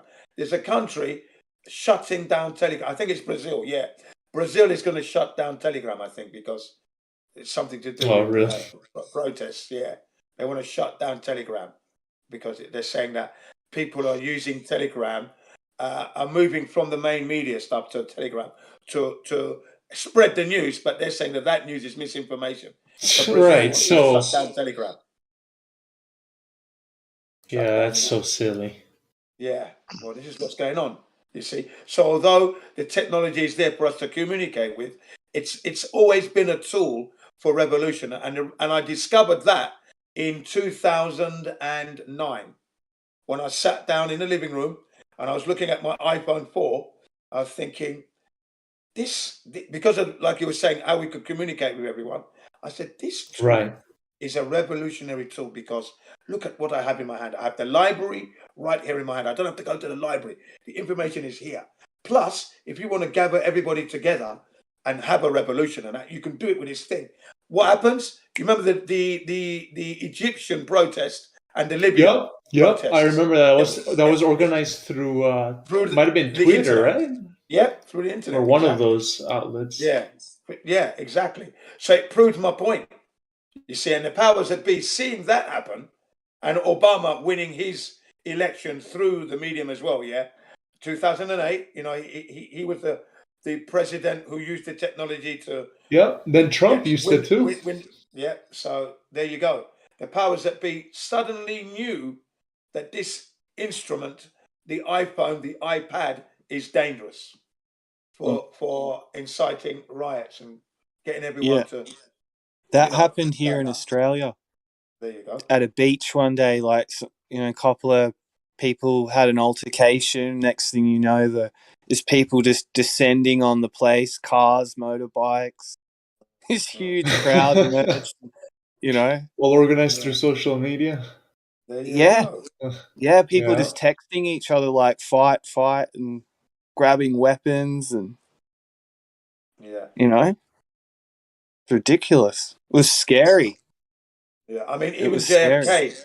Look, even JFK said it that if the governments that was in the government before, right, that he took over from, So obviously the opposing parties are there. So he's basically saying in a roundabout way that if we allow the opposing party to get back into power and to continue on that linear that they want to carry on with, it's going to end up where the society will have a revolution, because that would be the only way to right the wrongs. So he said, I'm not going to be a president of that. He's going to honor the job and deal with the situations that earnestly need doing for the people of America and the world. He stated that clearly. Yeah. All right. So he stated that if you're going to have a autocratic dictatorship, you're going to end up with a revolution. And that's what should happen, is that you should have a revolution to stop that. Okay, there you go. That's what I liked about JFK. In the short time that he was in, he knew he was under pressure because he was trying to do good, and he started slowly, but as soon as he started to meet with resistance, especially with the Bay of Pigs fiasco, he knew he had to move quickly, you see, to try and get these things moving. He was a good man, and he knew he was in trouble. He knew he was in trouble. His life was being threatened. That's why I give him a 10 out of 10, because he proved his worth. He died standing up as the president of the country to do the right thing for the integrity of that job, and he died doing that. That's what he proved to me. That's what he proved to me, yeah? There's theories that maybe the mob could have been involved. Oh, they were definitely Apparently. involved. They were definitely involved. Not could have been, they were. Also, Jack theories Ruby about was like the people mob, people wasn't from he? the Bay of Pigs being mad at him too, like correct. that because he kind of like let down. Yeah. What he did was he didn't let down. He didn't want to escalate. Well, to in their World War view, he did. In the people that went there, right? That's correct. But in our view, he prevented World War III. Okay, and the people who organized that behind his back. In fact, he said, "I expect you to shut down all those training camps that you've got." So he knew who knew within his party. Get that sorted out, right? Get that sorted out. And then he said he was going to smash the CIA into 1,000 pieces. You know? Yeah. That's why he took out Wallace from the head of the CIA or whatever it was. He removed him. Oh, from his really? post. I didn't know Yep. that. Oh, yeah. This is what I mean. You know, I mean, I'm interested in the American history because it has influenced the world, as well as Russian history, as well as British history, as well as Australian history. You've got to put it all together to get a good picture, right? And the country with the most influence has been America, of course. So that's why I'm interested, because it was, for me, I saw it as a child, I saw it as a beacon of freedom, right? Right up, you understand, even in the 70s, right? They took out Kennedy in the 60s. I was born in 61. So when Kennedy died, I just had my second birthday, okay? My birthday is November 18th. 4 days later, he's dead. Okay, and I remember my uncles and aunties crying their eyeballs out. Do you know what I mean? You know, they were really it broke them. Yeah, and I couldn't understand. You won't why they forget were that. crying at the time, because I was only 2 years old. But I began to realize, because every year they'd have the anniversary on TV, the Kennedy deaths. Every year, it still happens right up until today. So I began to understand why my parents were upset as I got into the Kennedy thing and I started to learn. remember the Princess Diana death. Oh yes, when I was young. I remember that as well. Yeah, that was she was Very taken out. tragic. Yeah, that was really weird with the brakes on that vehicle, right? That was kind of odd what happened. The thing is, right, the bodyguard survives and reckons he can't remember a single thing, which is like a load of bollocks, because you are trained to remember. You're not trained to forget. When you do military training, you don't train to forget. You don't. You understand? And he was a bodyguard for Lady Diana. So he's going to be of the highest level. He's not going to be a run of the mill bodyguard, right? So he was bullshitting when he said he couldn't remember anything. Yeah, he just want to disclose anything. Yeah, he didn't want to disclose anything. Of course, that's the reason why. That's why I don't believe anything he says. Are there actually people that are trained to forget? Well, you know what I mean. Some people. Okay, here's another one. What if it was a really traumatic event where it like completely he wanted to blank it out too? I doubt that. No, you can't. It No? wouldn't be like that. No. I mean, look. Or you don't even want to talk about it? I've seen worse than that. I've seen and experienced worse than that. So no. It's bullshit. There's no blocking it out. There's just no blocking it out. You can't. You cannot talk about it, but you cannot not remember it, is what I'm saying. You cannot not do that. Even if the years go by, it's still there. You can't forget it. Not something like that. You just cannot.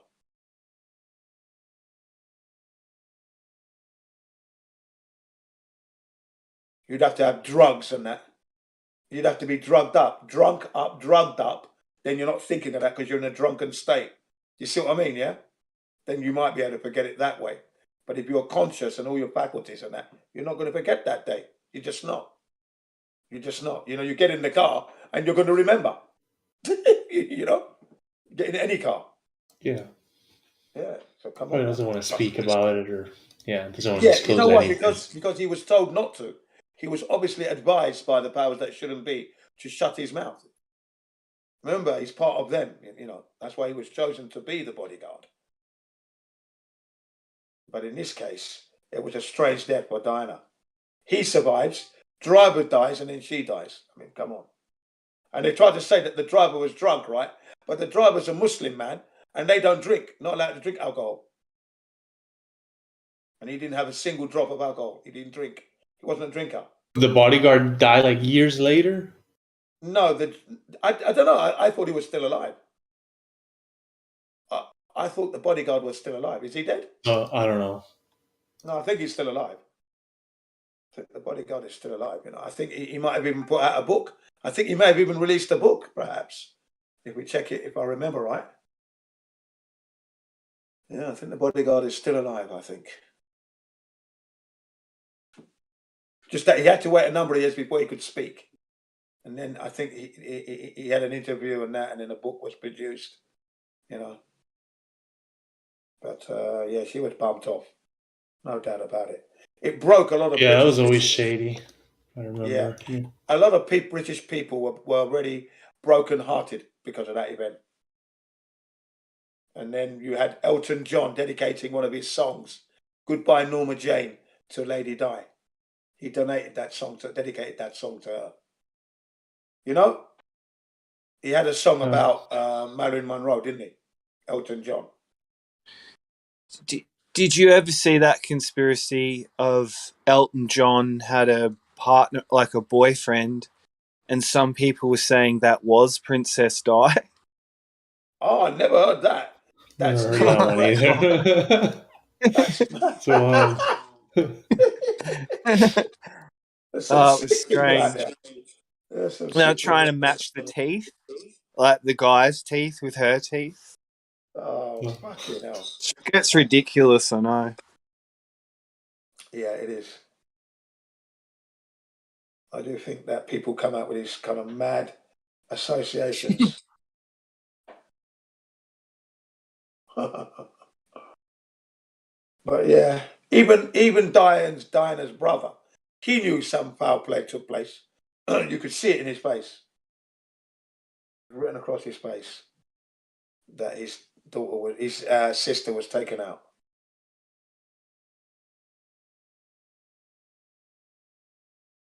I don't reckon Harry looks much like William.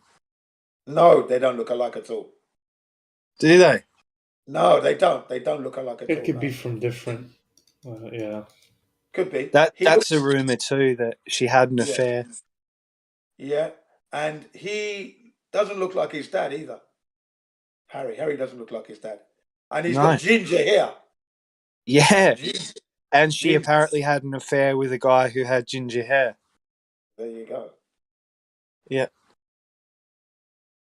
Yeah, because Prince Charles was putting it about himself right before the wedding day. Right before with the Camilla. wedding day. Yeah. Yeah. Before the wedding. Well before the wedding. So I thought, bloody hell, what's the matter with this man? He was a wanker anyway. Prince Charles, what a wally. Honestly. The only good thing that I could say he said that was good was British architecture isn't so good these days. Or architecture around the world. You know, we talk about all the intricacies and the curves and the intricate, shapes that were being done back in the day. He complained that there were too many straight lines, no imagination, nothing, and he complained about that. And I agreed with him on that. I thought, yeah, you're right. And he said that in the 80s, I think, when he made that point. He was fed up with the architecture of modern architecture is rubbish, he said, compared.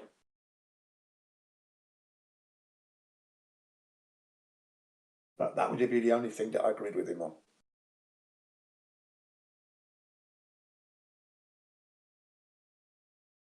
And he's next in line for the throne, isn't he? He's next in line. It's been decided. Because there was talk that maybe Charles would forego that formality and give it to, who is it? Harry, what's the other one? William. William, that's it. Yeah. Give it to William. But no, Charles is going to be king for a short time. So we're going to have a King Charles in Britain. King Charles, like back in the old days, yeah? For a short time.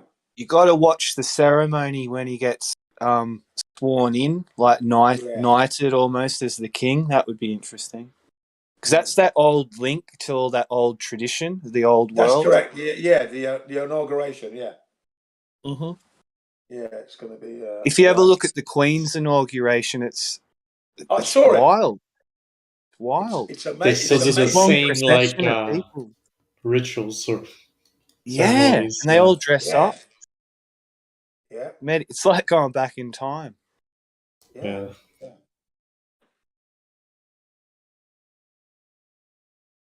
And they've got no power. And the crown, because she, what is she? She wears the crown, but I haven't seen the king's crown. That's a good point, isn't it? I think it's the same thing. Is it? It might be. They might change the inners. Maybe the inner satin or whatever that is might be changed for a different colour, more male, perhaps. But I think it's the same thing. Who knows? Yeah, it's a good point, isn't it?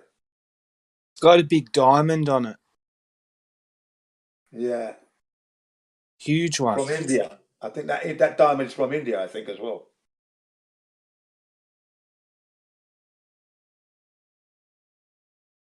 Yeah. It is amazing what crown the king would wear, yeah.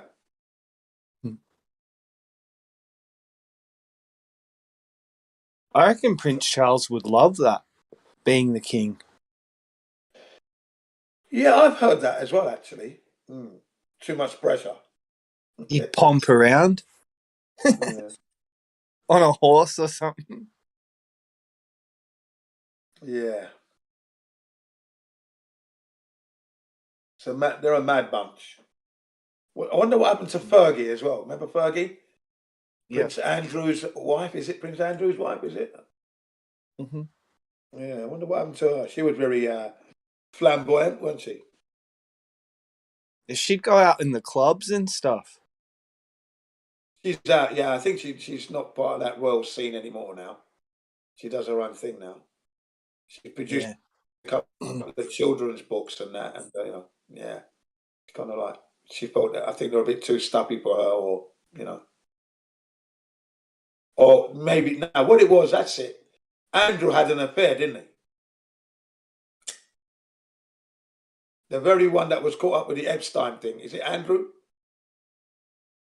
No, Edward. Edward. Is it Edward?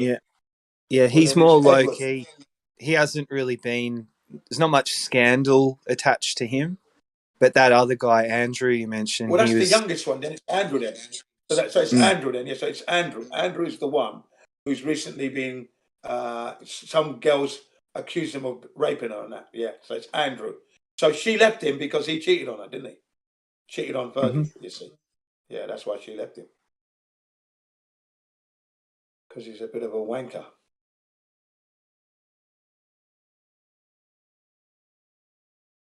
Look how it ended up. Being accused of rape by a 17-year-old.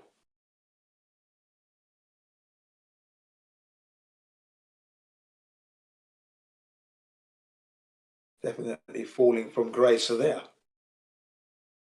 Not that he had any in the first place.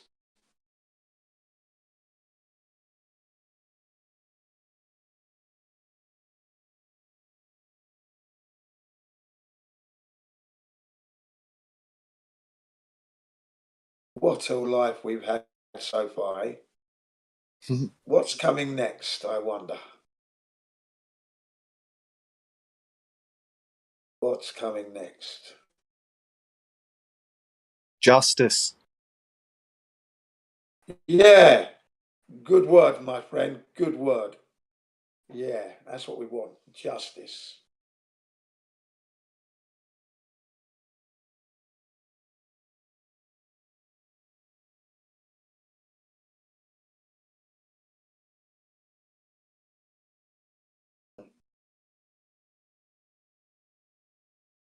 I don't know if I'd want to see them pay though. Like if the powers that be apologized, if they could, No. They got to and pay. then were They gotta honest. pay. No, they got to pay, man. Strip them of all their wealth. Everything's not. Anything with the Rothschild name on it gets totally erased. Put them in prison. They can work from prison for a while. Have a taste of prison food and prison hours, solitary confinement. Have a taste of that for a number of years with your apologies. The richest people in the world all go to prison. Exactly. Strip them of their wealth. It belongs to the people anyway. People have died not knowing the earth is flat. Return money to the people. Definitely. They've made money through the destruction of the human race. And the deception. They've got to pay every penny back. And then the rest of their time, they just live it in a jail. Stay in jail. Die there. That's the kindest thing. You're lucky you're living. Because really, you should be 6 foot under. You know? They brainwash people to go and kill another person in another country. They've made money from the death of people, death and destruction. No, they've just got to be in prison. 1 meal a day and do all that work. One healthy, nutritious meal it'll be, but it'll be one a day. You know how they had the Spanish Inquisition? Imagine if it was the public and all the notorious people of the world would have to appear before the public and we decide their fate. Exactly. Yeah, Just that'd put be nice. him in a gulag. Put him in a gulag. Yeah. Bring back the guillotine. Yeah. Yeah. Heads will roll, literally.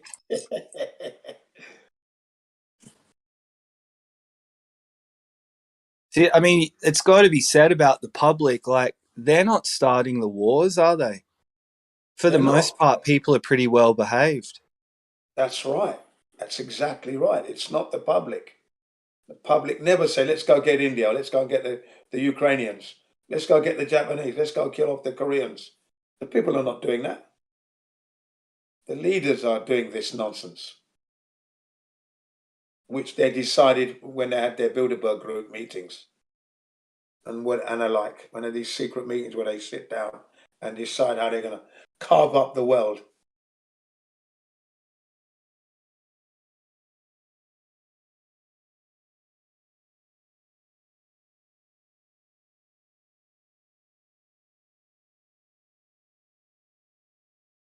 Yeah, it's terrible. Just been one big, massive deception.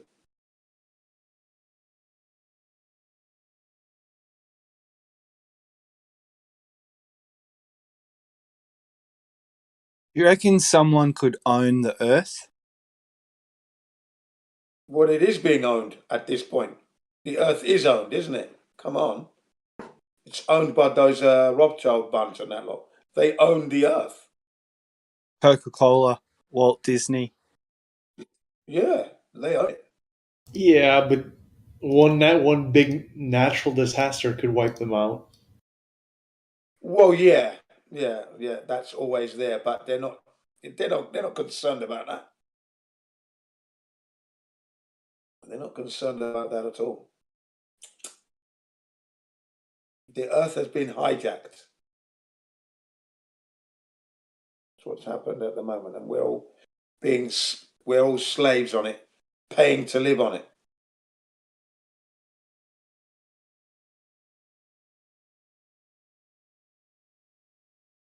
And by rights, it should be free. Everything's there for free. But not free in the way of, you still got to invest the time to grow your vegetables and your plants, and, so it's still going to be work. It's not exactly for free. But, we've got this system in place nowadays, just devaluing the human race.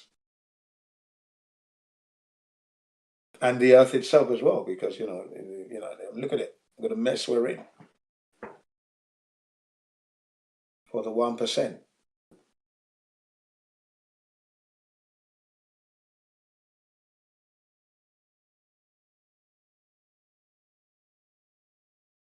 Just think, there's soldiers out there firing missiles into people's homes.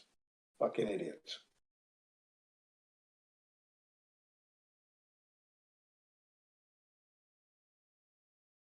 I think the heroes of this stupid unwanted war are the citizens of Ukraine. The actual citizens are fighting back. And they're beating the Russian soldiers. Can you believe that?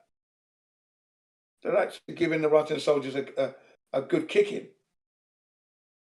Yeah. Yeah, I think they thought they could just storm through and face little to no resistance. And the Ukrainians said, nope, we're going to fight back. That's right, yeah. And they're doing a grand job, I think.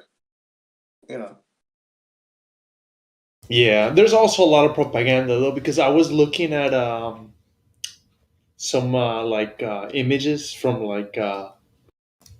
that I saw, like footage, combat footage, and I saw Ukrainian I don't know if it's military or civilians, but they're shooting from a residential building. It looked like. Oh, right. Yeah, so then you figure when the Russians strike those buildings, perhaps they're shooting at targets too. So it's when the news will say the Russians are just shooting at civilians for fun or on purpose, but it's still horrible. War is it's bad. Yeah, war is bad because innocent people are just dying. Yeah, and obviously you got innocent. Yeah, they get caught up in the fire, right, from both sides. They've worked hard to save what they've got, their meager belongings, and now their house is being bombed. Right. They've been bombed out of existence. That's the crime in itself, you see. Yeah, horrible. Yeah. People are losing. That's everything they have. Some of those people are losing everything. Yeah, but I did say this though at the beginning. I said, well, let's not lose sight of it all. Remember that their government just brought them through a pandemic, okay? A pandemic, and now it's raining bombs. So they've only got themselves to blame at the end of the day.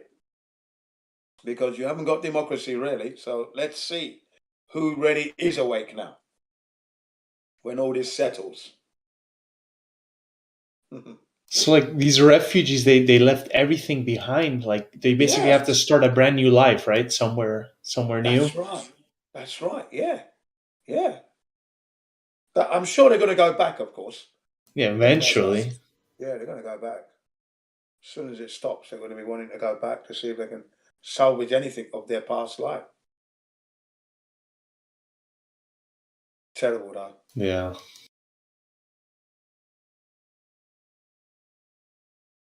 See, lucky you weren't born in the Ukraine, eh? You're lucky, huh? Yeah, stuck there. You gotta basically restart somewhere else. Yeah, lucky you weren't born there. I'm glad I wasn't born in the US. I'm glad I wasn't born in Russia. Glad I wasn't born in the Ukraine.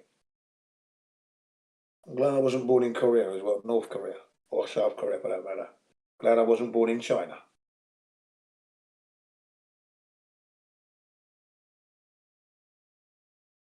Do you like living in Japan?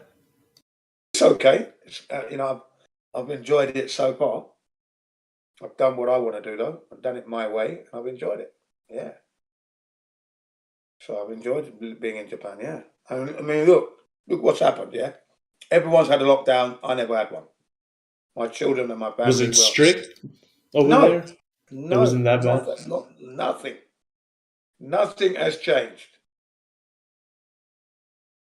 Except that people are wearing masks, but I didn't. I've chosen not to. They would let people go into like places without masks? No problem at all. Really? No problem at all. Yeah, they're not enforcing it. But the Japanese are very obliging. They comply, but I didn't, because I just knew there was. Why would I do that when I know there's no danger? Just doesn't make any sense, does it? Yeah, no. I figured in Japan I thought they were like during the pandemic. I thought they were enforced. No. The Prime Minister Abe said, "Look, we don't have the law in place to enforce anyone to wear the mask. But if you could help us and cooperate, we'd appreciate it." Basically, is what he said. But at the same time, he was saying, "Please let your kids go and play in the park." You should see. So I knew there was something wrong there. It couldn't be serious if you're saying, "God, allow your children to go to the park and play." He stated that live on TV. Okay. After mentioning the fact that he's got no law in place, he then said, so that the children don't feel any stress because the schools were being closed down, so they don't feel like they're cooped up in the house, allow them to go to the park. I'm thinking, but hang on a second, the virus is dangerous. Open your windows, right? So you can let the virus in your house and then let them play in the park. Is this thing dangerous or what? What are you saying? You were like, wait a second. Yeah, hang on a second. What are you saying here? Yeah, didn't make any sense. And this is what I was saying to all my students. I was explaining to them, does that make sense? That we've got a dangerous virus out there, it's going to kill everybody, okay, but leave your windows open to freshen the air. So they said that was advice from the government, from the health ministers and that, and let your children have to go and play in the virus. Is that clever? Does that sound like a contagious virus that can kill you? No, right. That's what, it was obvious it was silly. But anyway, I never wore the mask. My children don't wear it. My wife wears it now and again for the customers who come in. But in general, she does not wear the mask. I haven't worn it once. We went to the children's observation day at school, and everyone's using the sanitizer and, washing their hands and putting the mask on. I've just walked straight in. I just said, no, thank you. No, thank you. And walked straight in. I had a friend at the beginning of the pandemic. He was so paranoid. He was using one of those gas masks. Yeah, now that's the one you need to have. He went to the grocery store with that. Yeah. Now he would have been the coolest man in that place, because that's the mask you wear. That's the one. You don't wear this stupid paper thing. You've got gaps everywhere. If it wasn't indeed contagious, they'd all be dead in the shop. They'd all be contaminated now. So your friend did the right thing. Because that's what I was saying here. No, the right mask is no mask. Well, this is at the beginning, right? He was scared shitless. At the beginning. I was just saying that, look, if you're going to wear a mask, that's the mask you need to wear if you're going to wear one. Don't put the paper one. He was scared shitless. What a loser.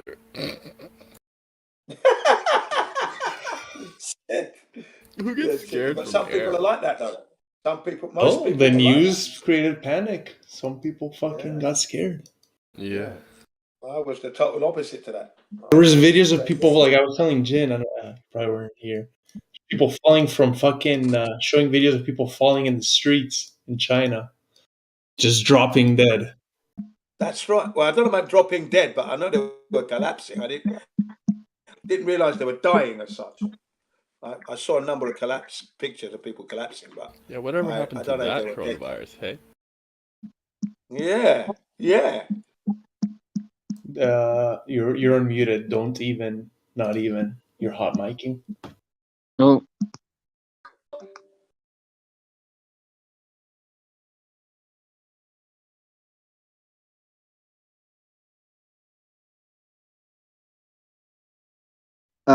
Hey, oh, what the hell?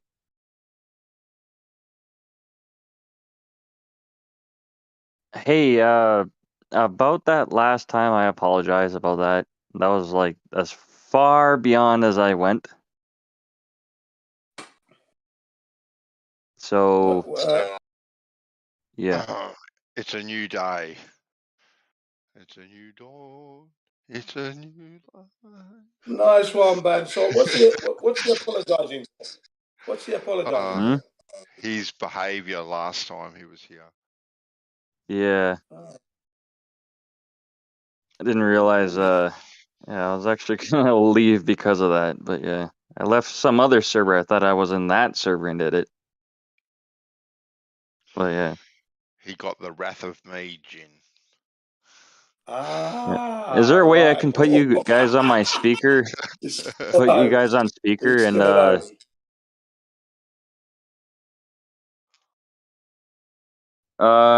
say? by the way, I hope that I'm not looked at as, you know, like someone that's, you know, like a low reputation type thing, if you know No, what I I mean. think no, you're fine because you've actually apologised. That means your integrity scales just shot right back up again. You know, so don't worry. Well, I mean, I apologize a lot though. Anyway, Canadian? Move on. All right. Are you Canadian? Oh fuck. Okay, hold on. Yeah. As long as you acknowledge your wrongdoings, I think that goes a long way to appeasing, you know, the situation. Really. So there you go. Most people don't apologise these days, or they don't know how to apologise. Okay, I'm sorry. You know.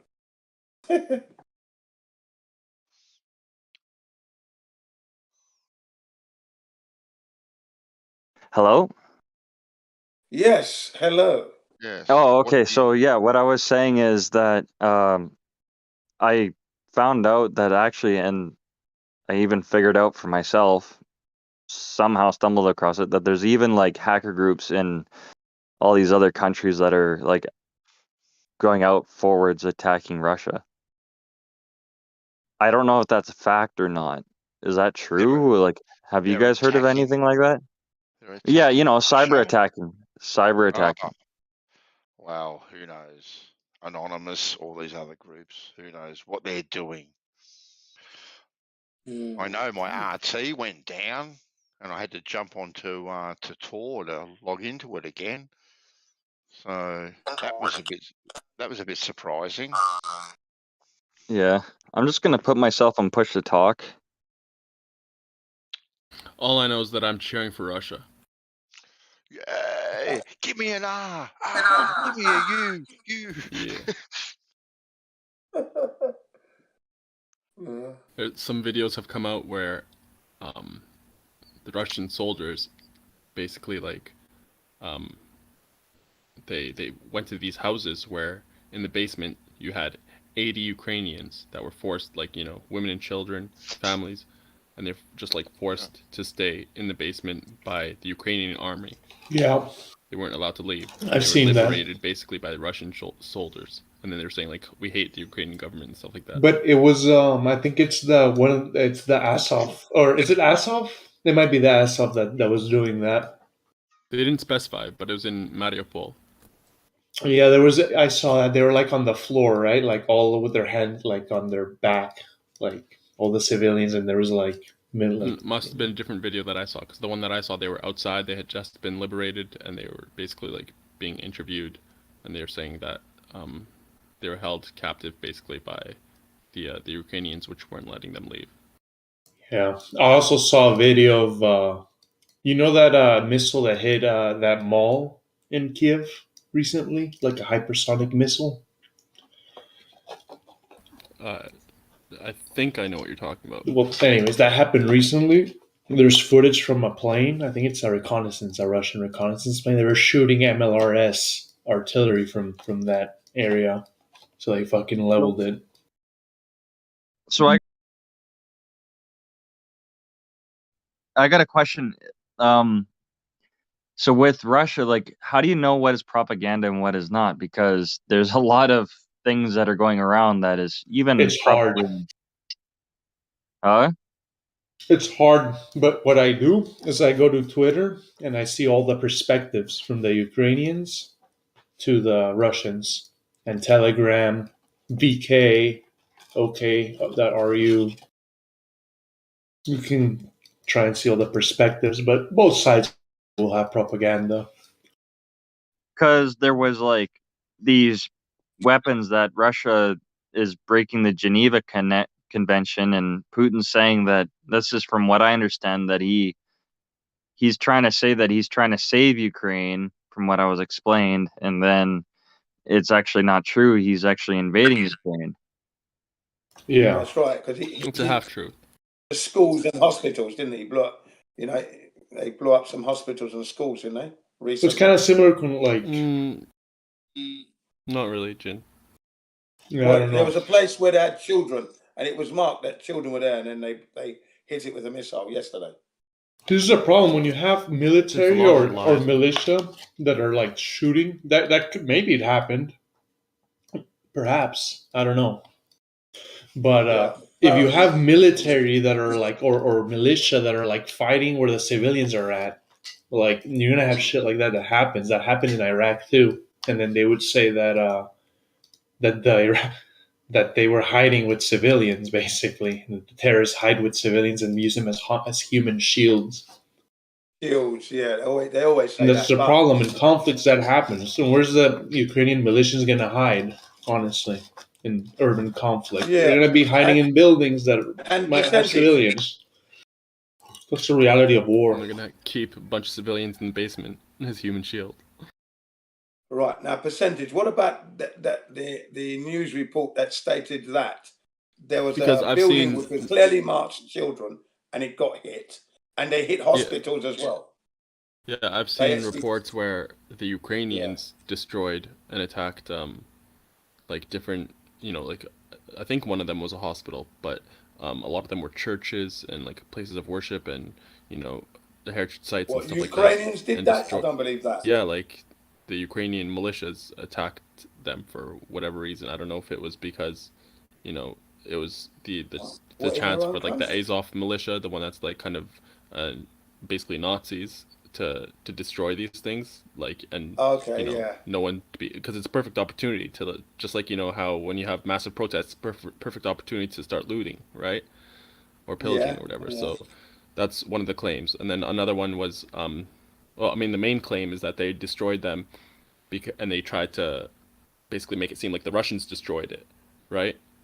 And just for bad propaganda, bad press for the Russians. Mm-hmm. One of them was, I think it was a Mariupol hospital that they said the Russians attacked, when in reality it turned out that it wasn't the Russians that attacked it at all. Anyway, I'm not also have bad actors too in both sides. Doesn't mean the whole fucking it represents the whole picture either. Like you could have some like crazy people that were sent there to the war and they're just fucking shooting civilians too. Like who knows how many people they released from jails and armed them up, like crazy. You never know. What about this story that there was even like Russian families that protested because their husbands are going to war, that they're fighting in a war? Like, is that actually, that they're upset? Yeah, I heard that as well. Probably, right? I heard that, yeah. It's just nuts. I don't think anybody wants war, and if you're a Russian soldier and you're sent there, you're probably like, fuck me, get me out of here. Here's another story from a few days ago. It says multiple people from Mariupol said that Azov Nazis held civilians as human shields in the local theater. When the Russian advance forced them to retreat, they blew up the theater to frame Russian forces. It was published 3 days in advance by an Azov deserter. And you got like video of the civilians telling the story. So this is it now. It's getting a bit silly. This deliberately started war by Russia. They were allowed to do that. It was all part of the plan. I mean, you could say that it was deliberately started by NATO, by Biden, because all he had to do was say Ukraine's not joining NATO, and that's it. That Ukraine will be neutral territory, the buffer zone between NATO and basically like Russia, right?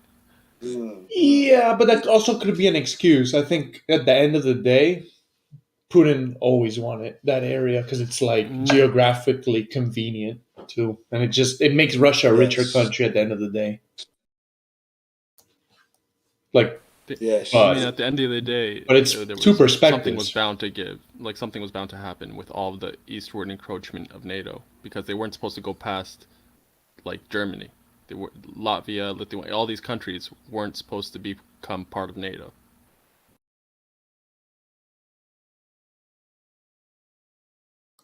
Yeah, I don't know. He probably sees it as a threat, right, to Russia, but Oh, definitely. nobody in Russia wants war. I don't think anybody in Russia, like, let's say if you're a regular citizen in Russia, like, these are people that are making decisions for millions and billions. You think if you're a regular citizen in Russia, you want to go, you see NATO as a threat? Like, oh, NATO's going to come after you and kill you and take your kids. I think you're just worried about your, like, basic needs and, like, getting food, your social media, and Obviously, because I they don't don't see know. the big picture. But I wager, the majority of Russians support the war. Hell, I'm But then not at that Russian, and I same do time, too. you could argue that a lot of Russians wouldn't know either, because they're also there's a lot of propaganda. This goes in every country, like, but some countries do isolate their population more than others. Um, so you could also argue that perhaps there is some type of propaganda that played into that. But If you look at the history of like, there's some videos that do a good breakdown of the history, and ever since the breakdown of the Soviet Union and the promises made to keep a buffer zone and stuff like that, and how everything has played out since, and the importance of, like, the funnel. I forget what it's called, but there's like the land kind of funnels in towards northern Germany. It's like basically the best kind of defensive point for that area, and the more territory that the Soviet Union lost eastward, the worse off it becomes, because it just opens up to this level plain that's very hard to defend geographically. And there's a couple of videos that did a really good job of, like, giving, like, an unbiased and objective kind of synopsis of the whole conflict. And if you watch it with, I think, an objective kind of viewpoint, you can't help but side with Russia.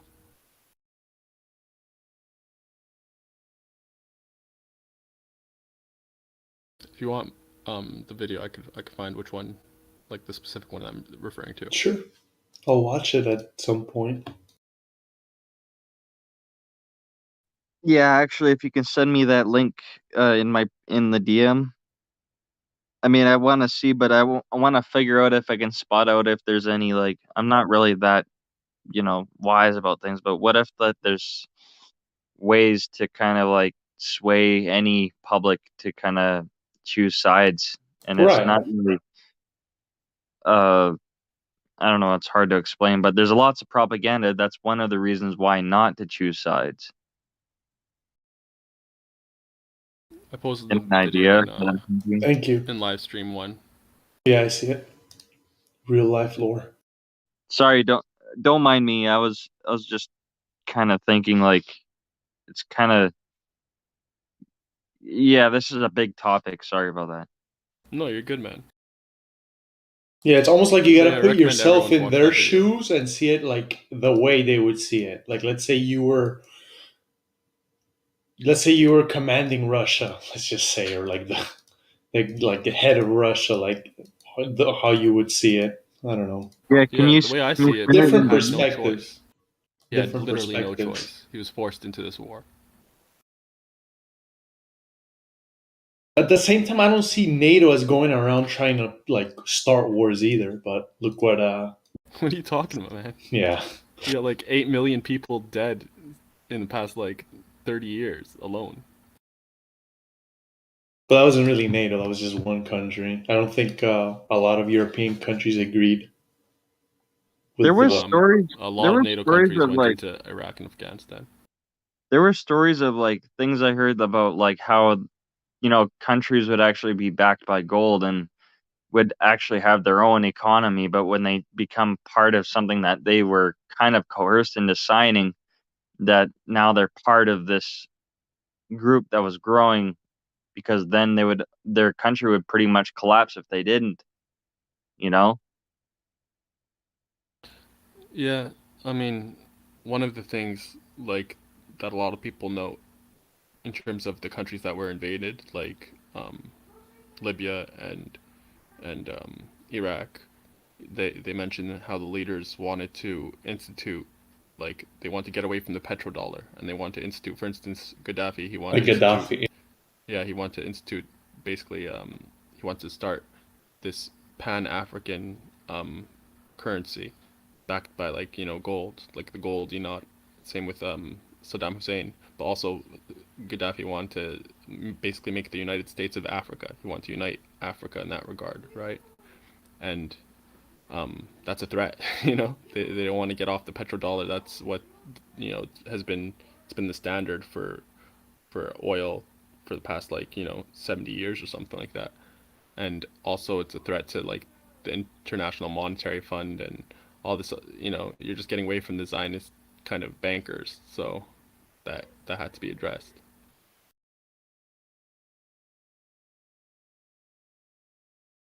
It's like you wonder, why is Bashar al-Assad still in power, but not Gaddafi or not Saddam Hussein?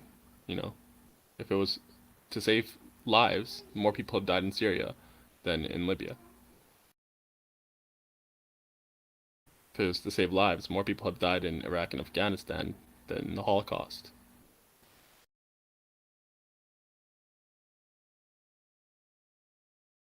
It's hard to gauge how many people died though, like because of the war in Iraq or Afghanistan.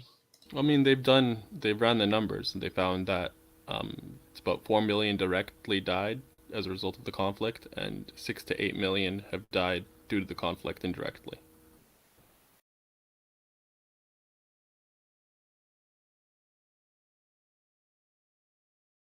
And that's just in Iraq and Afghanistan. That's not mentioning Libya, Syria, the deaths in Pakistan and Iran and all these other places. And that Afghanistan war was freaking, what, 21 or 22 years? Something like that? No, maybe 20. Might have been 20.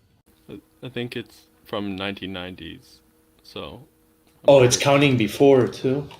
Gotcha. I'm just... Yeah, both Bushes. Wasn't actually one of the Bushes claimed as a... no, they were announced that they were called a war criminal themselves? Man, between all of the past 5 U.S. presidents, minus minus Biden and Trump, the 5 preceding them, I think 10 to 12 million people have died total. It's some crazy astronomical figures that people just don't even know about. Yeah, it was actually kind of peaceful during Trump compared to the Bushes or even during Obama. Actually, yeah. As far as striking,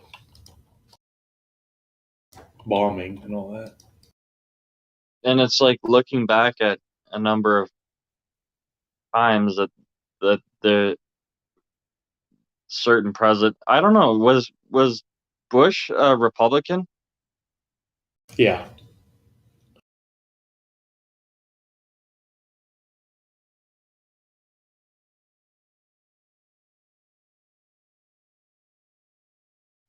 Biden is a Democrat, and then Hillary Clinton, the Clintons were Democrats.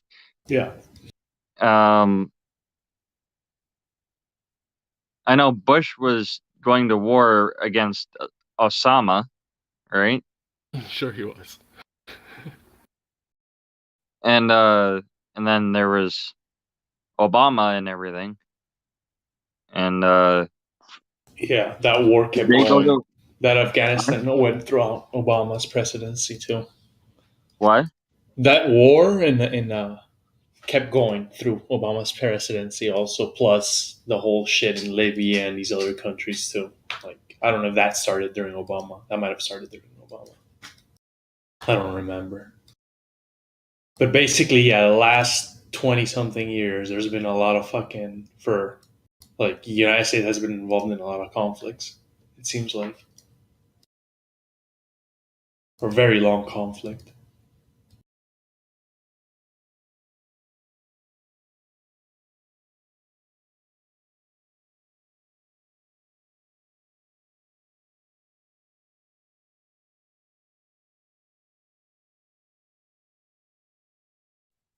Random question. Do you ever notice some people around you, maybe your neighbors or whatever, that happen to be like more toxic or more like in your face than usual? And then it's like, if you were to happen to point out that they're acting a certain way, it'd be like, then they'd be like more like, it's like you're the one in the wrong.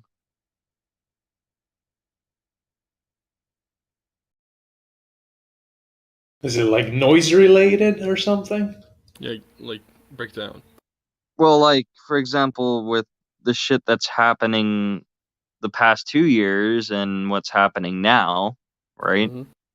I was kind of wondering, like, I had a chat with one of my friends, and she said she noticed that there's actually a number of people that she noticed that were more on edge compared to like maybe before all this, and that if you notice these things changing, it's like these people that you have been surrounded by end up going, no, you're acting, I think that's how she's explaining it, is like, no, you're acting a little bit strange, you're acting, kind of thing. Yeah, people get defensive. Yeah. But I noticed it mid pandemic, like at least from my experience, that people were more edgy on edge, but not anymore. At least around where I'm But at. I mean, it's just perception. like that there's It's just something new. again, it could just be my perception. Maybe I was like perceiving the world differently during that time because of the circumstance of what I was doing during that time. No, I mean to don't even like it's about perception. So the huge majority of Right. the people are just being indoctrinated and they're just listening to their TVs and they're putting on the masks and stuff like that. So when you don't, you seem like the odd one out, right? So it seems like you're the one that's being weird. In reality, they're all just like, there's sheep. But it seems Well, like the perception is that you are the outcast or the outlier. You know what's hilarious is I've heard of I just lost my train of thought. Perception.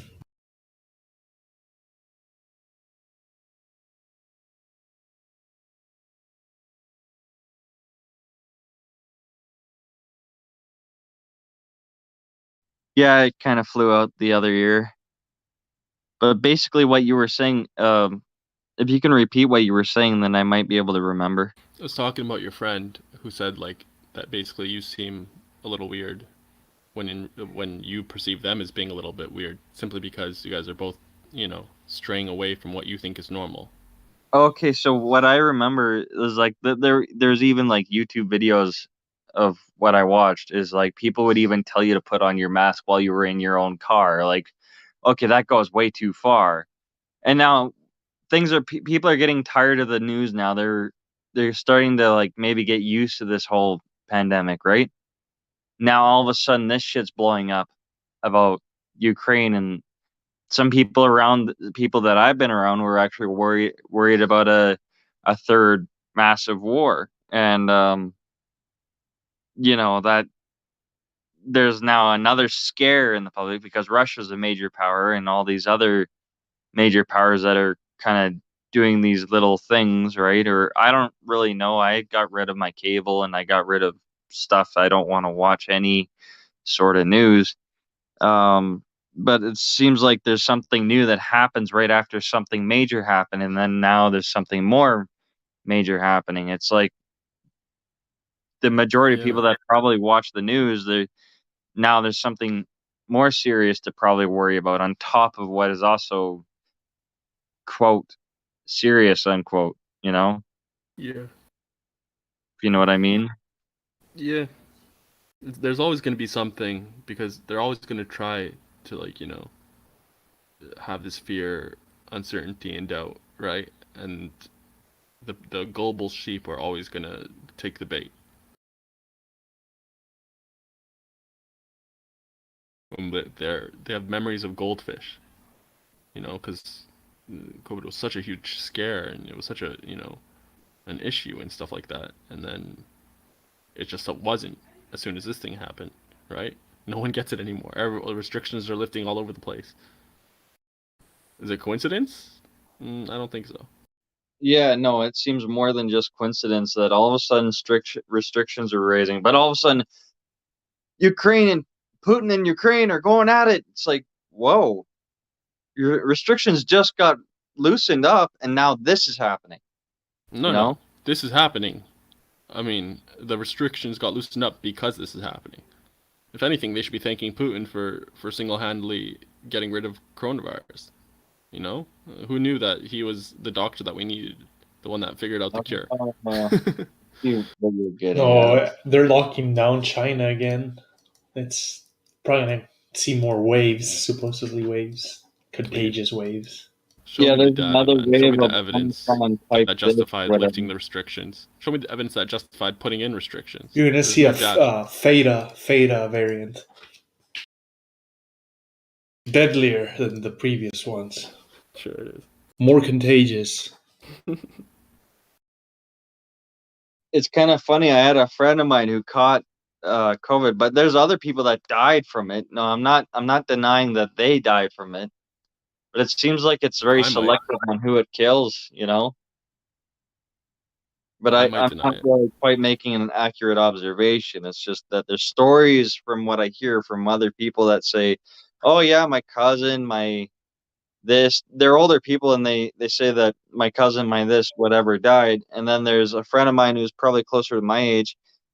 He said, "Oh, it just felt like the cold, the common cold." Yeah.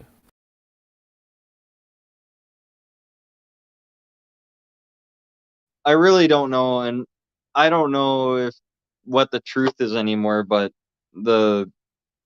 what is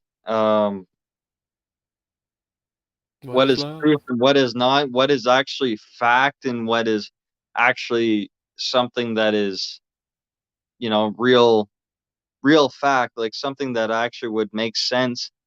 It seems like some things are probably like you know, like not quite there. You know, like it's hard to believe if you watch some alternative news that if that's really the truth either. Like I don't know. I lost my trust in a lot of things, you know.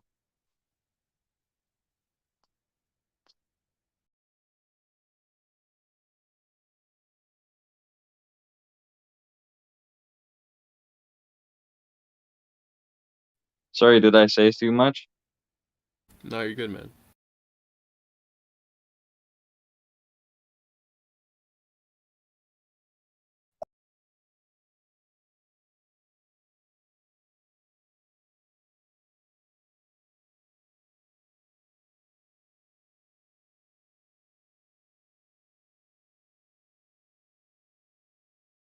I think if it's something that will affect your life, you know, to the point where it actually matters, then you're gonna know about it, you know, without a TV.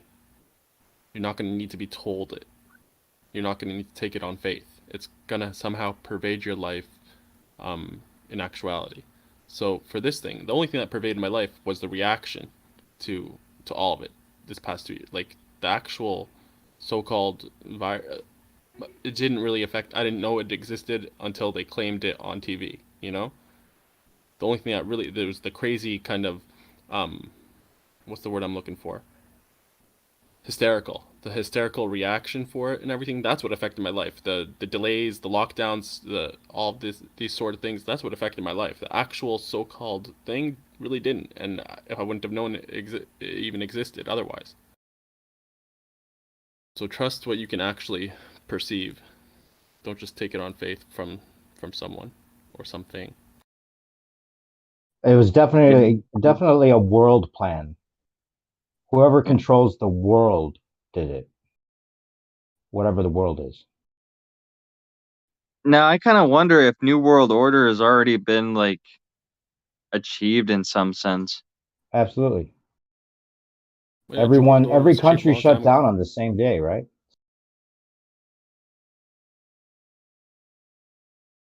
That I'm not sure if I know about or not. Oh yeah, it was like a worldwide announcement. Lockdowns everywhere. That sounds like New World Order, doesn't it? Mm-hmm. And so now we're supposed to believe these countries are actually fighting each other without someone controlling both sides. Kind of like a puppeteering thing going on. Mm-hmm. It's always been that way, though. Why would it work any different now? Are you saying that there's somebody puppeteering the government too? Absolutely. Why wouldn't they? I mean, that's just the way it works best. Then What people if it's that have just money and greed? That's it. Money and greed. the elite of all countries are kind of in a club, as well as whoever controls them is kind of, you know, God playing God, so to speak. Council of people, probably. And I don't doubt, like, I don't know, this sounds far-fetched, but they say that there was one story I heard that Putin was actually cloned and that actually he died a long time ago. And one thing that was made illegal, at least in Canada, I don't know about United States or any other place, but I know in Canada it's illegal. I don't know about any humanitarian laws around the world, but it's illegal for what? To clone things? And I knew you were Yeah. Canadian when you're like apologizing and saying I apologize a lot and stuff. I'm like, man, don't tell me you're making a when you bring up the true. clones, we'll accept your apology for that. I am the stereotype, by the way, not the yeah. But what I'm saying is I didn't even realize I said sorry. But yeah. Sorry for being sorry. No, I'm sorry for that. Sorry too. I'm sorry that you're sorry about being sorry. Well, I'm sorry for that. That you're sorry that I'm sorry. I don't know. This is getting really sorry. Let's move on. Okay, so what were we talking about? Yeah, the clone Putin. Like there was a story I heard that like some celebrities they got cloned. There were some people that were probably presidents that got cloned that actually died a long time ago, but they're cloned, and like that is actually kind of possible. You can do cloning off of somebody. It is seems like that. Some people might think that bet it's not scientifically possible, but it is. I wouldn't bet they're up to that point yet. I wouldn't bet they're as far as some people would like to make you think. Not that it's impossible. I think you can clone because they've cloned sheep or like animals before, right? I'm not Years saying ago. cloning's not possible. I'm saying that there will for still them be a to grow a different person. human and have them like take on this guy's life and learn how correct. he. Yeah, right. That's that same person, that same consciousness, that same spirit. That's all. You might not be able to replicate that ever. But they can do a high-tech makeup now. They can have people stand in for others and look just like them and learn. Yeah, I think if a human, let's say a human, let's say you yourself, talk to somebody and then suddenly that person was cloned and they were presented to you. I still think like their energy, you would feel something that's off, even if it was done perfectly by AI and everything. I think there's still something, that energy that the person brings or something like that, that we I have a friend that's convinced that Dave Chappelle was replaced. I feel like we humans have like a sense that we can, like a supernatural sense that can't be replicated. And like if it was someone you knew for sure, yeah, exactly, right. That's why I bring up my friend who thinks that Dave Chappelle was replaced because he was such a big, huge Dave Chappelle fan, and he said he would bet his life on it. And he's not someone that just makes claims, like weird claims. And I can see it, and because he changed. I've looked into it. Because Dave Chappelle kind of changed. Yeah. Oh yeah, completely. Yeah. But it's hard to tell because he's a really good fake. Yeah. Here's the thing with comedy; it's hard because comedy has changed, right? Like the whole comedy, because of how things are said and how people also see things and his comedy changed too. He cucked out. He became like a total tool for the New World Order, which is suspicious. Well, it's and like you're smells- shamed if you gotta conform to reality or you get canceled. Exactly. Yeah. And his claim is that he decided to take the money and just, I mean, it'd be one thing if he was taking the money and doing something really charitable with it or trying to do some things that were kind of more into thinking that he seemed to be in before he disappeared and came back as this guy. So Yeah, so uh, yeah. But yeah, Putin looks different. That's for sure. There's the theories, because you never know what's sure, right? But that he's been going through like chemo, and that's why he looks bloated like that. But I don't know, or some type of treatment for something. I doubt that he goes through chemo. I think that I don't know. Yeah, it could be that's just the thing. I think BS, a lot of the right? cancer claims are like of people that have the money to figure out how to. I'm trying to say he's not medically there because that's why he's attacking. He's not medically there. He's a They'll madman. have people die from cancer that could I heard afford that to pay for story the cure. too. I heard that story too, that Putin actually has some kind of brain tumor or whatever. Yeah, that's Not like thinking I bad. saw that. Yeah, Story. right. Yeah, that's why when things like that'll that, bring you him never down to the know. level of Biden. If he has a brain tumor, it'll bring him down to the level of Biden.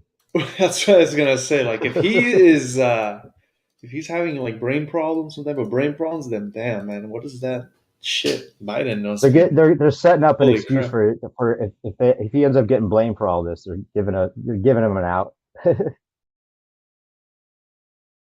But Putin's definitely more coherent from what it seems like. oh yeah, I watched a talk of his where he was talking about the coronavirus and how it just the way he addressed the whole thing. It was like a good 20 minutes of just very well put thoughts about the whole thing, even though he had to toe the line, but he did it in a way that was like kind of dismissive of it at the same time and pointed at America propaganda in particular, I remember. So I think this whole thing's going to either get blamed on, as far as the virus stuff goes, it's going to get blamed on either China or America for the inception and scare tactics and all that kind of stuff that goes with it. So that might be changing of guards. I don't know. Could be that it's just a trick to get people to think the dollar's going to fall. But if that happens, actually, I was going to ask, since I don't know as much about this, maybe a percentage. What do you think would happen if Russia did win, whatever that means? What would that mean for America? I don't know. I think it would just be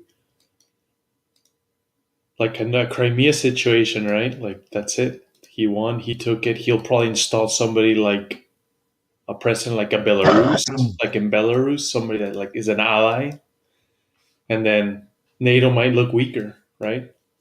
In the eyes of the global perspective.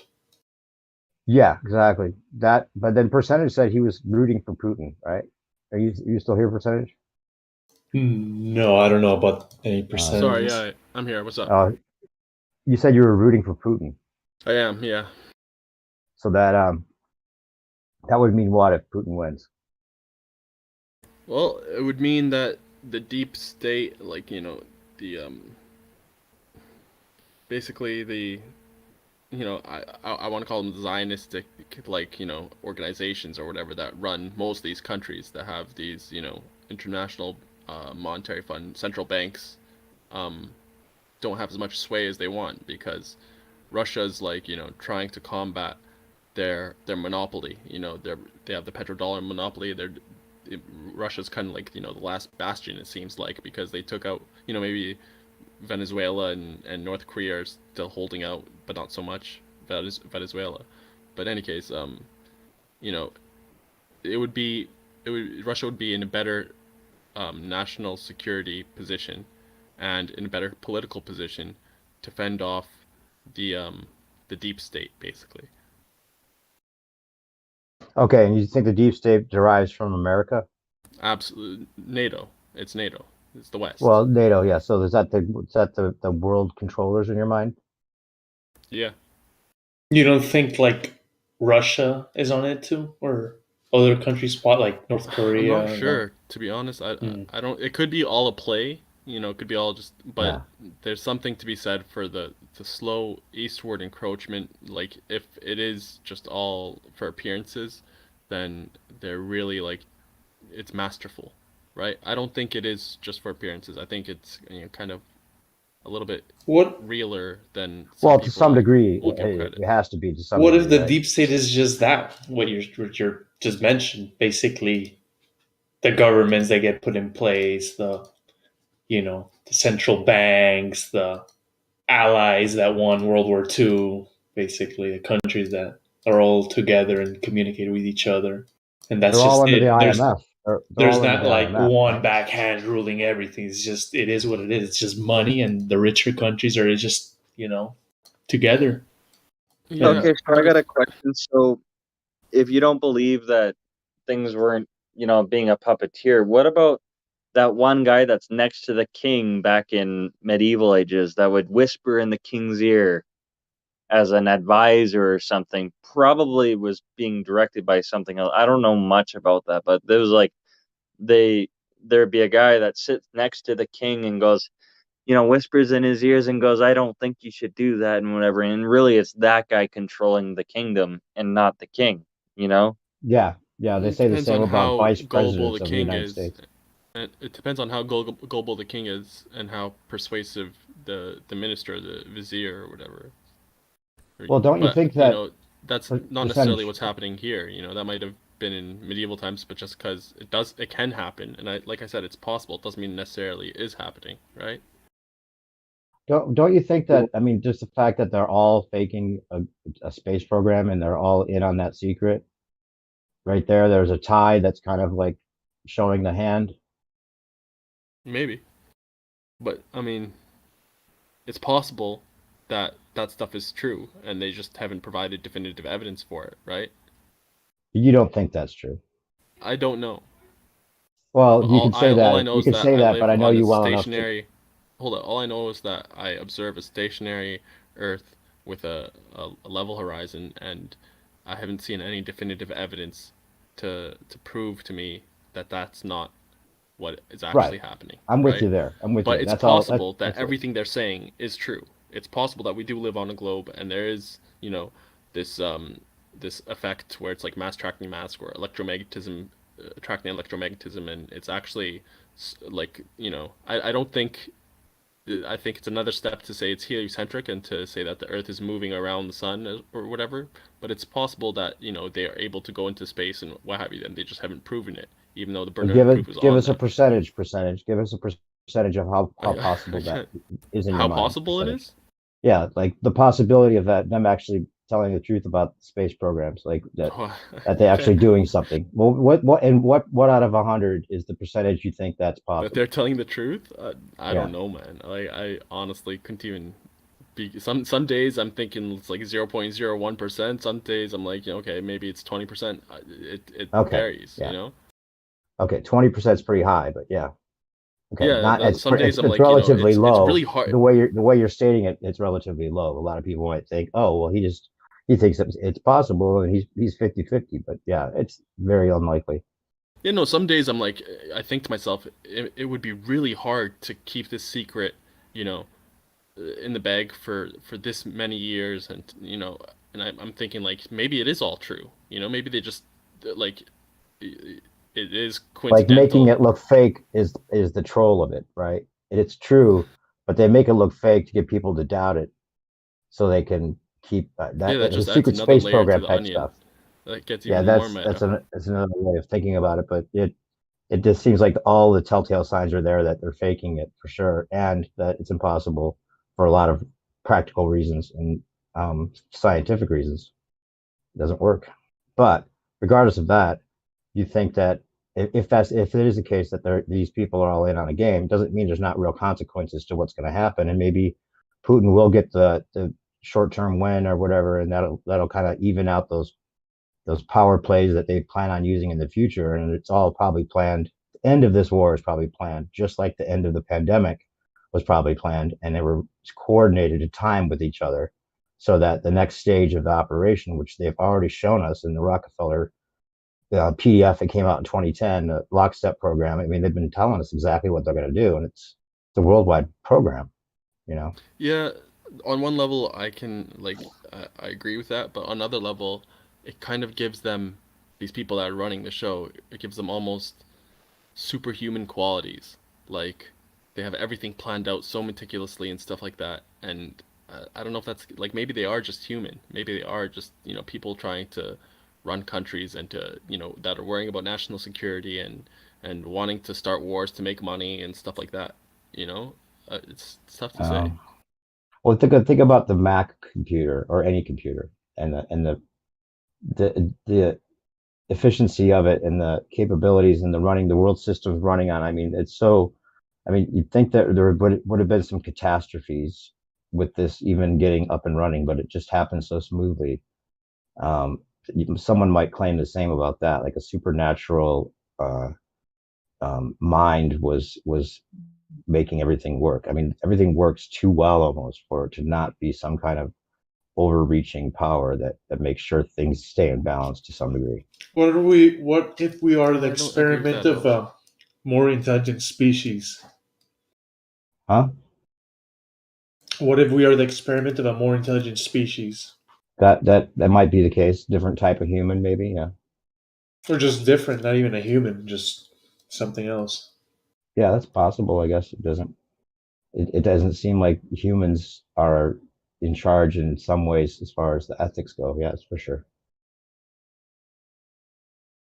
They see us like cattle. Whoever it is, if they're humans that are doing it, they see themselves as a higher race, even if they aren't. That makes it easier. But it makes sense too. Like imagine you are in control of this nation with millions of people. It's just like when you're playing like medieval Total War, or like civilized, Age of Empires or something like that. You control all these people, and it's not a big deal for you if you go into a battle and like this entire battalion dies or something like that, or half your army dies. The end justifies the means a lot of the time, right? So you can kind of understand if they were humans, why things would why they would be making the choices that they do. Yeah, like they would from the ancient mystery schools or wherever it was. Even before that people realized there was a small group of people that they were able to control and work both sides of certain groups to and it just kind of flourished from there. And then the idea of putting somebody in front of us that we can see that represents this side or that side is brilliant, because you can just control that person to a certain degree and then blame that person for everything the country did. And when they're out of office, you can wipe your hands clean, and the next person is now a fresh start. And it just makes sense to keep that kind of going. And think about if every president really did come in with all his new ideas, and like every 4 years, you just change everything up and get rid of everything that we once had. To some degree, that happens. But I think that's happening also on a give and take balancing of manipulation that they want for certain things to happen in a timely manner.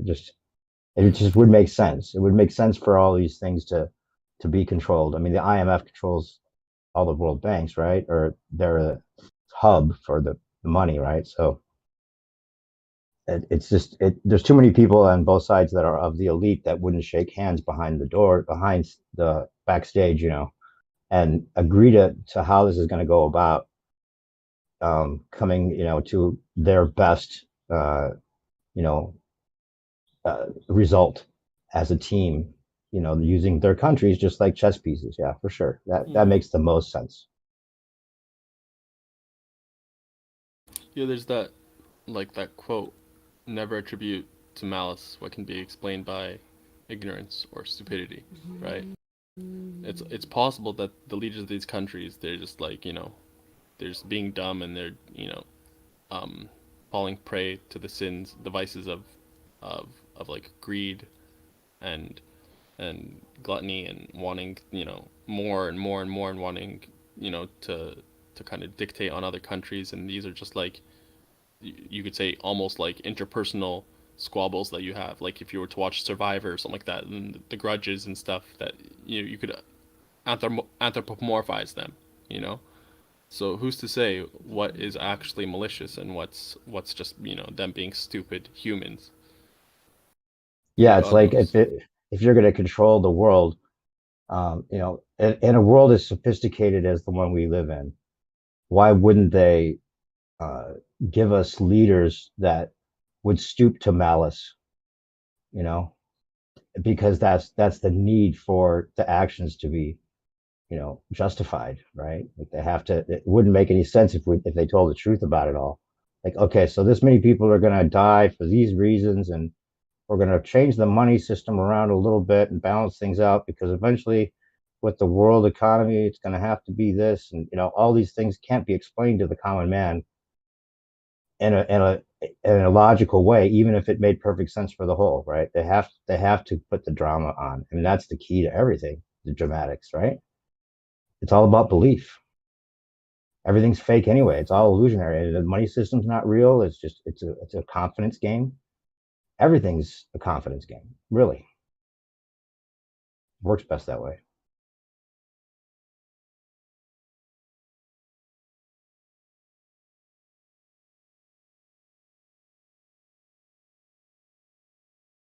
Nukes are fake. Come on. I mean, talk about a confidence game. I'm not sure about that. Well, it seems so. If I had to bet, they haven't like been proven to me. I haven't seen definitive evidence for them, but I'm not going to say straight up that they don't exist at all. Kind of like you do with the space program, yeah. But you're smart enough to realize that if you had to bet on it, you'd bet that they don't exist, because every country would have them by now. It wouldn't just be the people. Not everybody has the capability, right? Well, that's the story. But think about it; it's really not that complicated. You would be able to hire. Also, you got countries that will go to war if certain countries try to go get those capabilities. Or not every country has money to get nuclear warheads. That's the excuse. That's the excuse we're told. I believed it too. Maybe, but it's the perfect excuse, because now we can go after any country. How do you know your perspective is that? How do you know your perspective is the truth? I don't. That's the thing. I don't. It's shifting the burden of my proof, opinion. because It's my opinion. They claim that nuclear energy is a thing, right? It's not his claim that, you know, like he has. Oh, nuclear energy is real. Nuclear energy is real. I'm not trying to say that's not real. So they conflate the two. They try to say that if nuclear energy is real, then nuclear bombs are real. It's not the same thing at all. Oh, you think nuclear energy is real, but weaponry isn't? The nuclear bombs. Why do you think nuclear energy is real? They're presenting them, the way they presented them was fake as fuck. That's all I know. Okay, but why do you think nuclear energy is real? Because it's basically just a steam plant. Yeah, but it's a steam plant that they say they take this enriched uranium, and you know, it has this radioactive, like, you know, this decay that causes the thing to release a lot of energy if it's like, you know, fission or what have you. Yeah, I don't know if that part's exactly what they do, but that's the claim at least. And it's something done on Earth that can be done on Earth. It's not like it's being done in space, or they're using resources that are in space. It's it could be true. That could be the conflation they need to keep the nuclear myth going as far as the bombs go. But it's not the same reaction anyway. It's not like they're using nuclear bombs to make these things steam. But it's a similar effect using the same materials. But that's see, I don't even know if nuclear energy is real. You know, like I haven't seen definitively these uranium rods causing, you know, like nuclear fission or what have you, and this release of energy that's heating up the water, and you know, I haven't looked into it.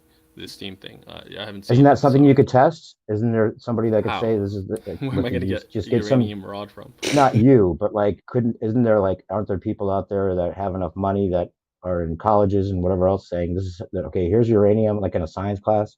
Here's uranium, and this is how nuclear energy works. No, I don't think you can really prove that. Yeah. But if they were able to do that, then that would be definitely more believable. I'd be more inclined to believe that nuclear energy is real, right? So is uranium real? I don't know. Well, wouldn't that be something we could figure out? How are you gonna prove that? Well, I mean, not that we know, not that we would know. I guess I just haven't looked into this whole there's probably a lot of stuff to find about this kind of stuff, but regardless, it doesn't really matter. They've got weapons that are destructive enough. In fact, directed energy weapons. So that probably pales in.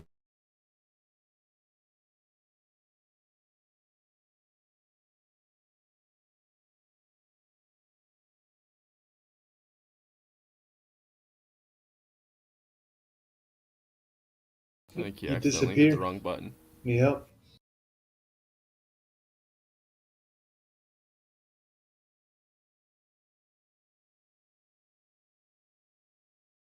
But yeah, like, how can you prove that uranium is real? It's a very You difficult can't one. because unless you've worked with it and you're involved in working with it. But we've learned about it, right? And there's Yeah, well, been we learned about research done, but unicorns doesn't too, and mean Santa, and that doesn't mean anything. And learning about something theoretical. right. So you're saying that the only way to know about uraniums, like to verify it, is to appeal to authority. Well, research, right? No, but you could research it. You could read this stuff on paper and stuff. But unless you have, like, how are you gonna? Also, we can't let's say you had a really. video. We're not really like uranium's supposedly really hazardous, right? Like we can't really. Exactly. It has to be in like controlled environments. That's what they say.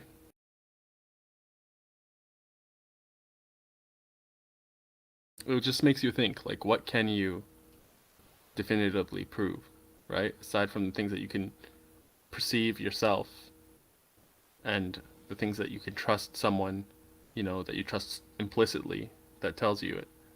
Like, what can you actually verify? I say videos are really good in terms of, like, if they're uncut, live streamed, high resolution, the more criteria it fulfills, the better. Because it's almost like, especially if it's like a 360-degree type video, where you can move the camera around and stuff.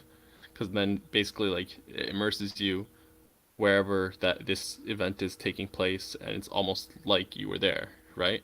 Obviously, the ideal is being there, or actually, the true ideal is to do it yourself. Then second to that is to, like, be there and observing it directly, right?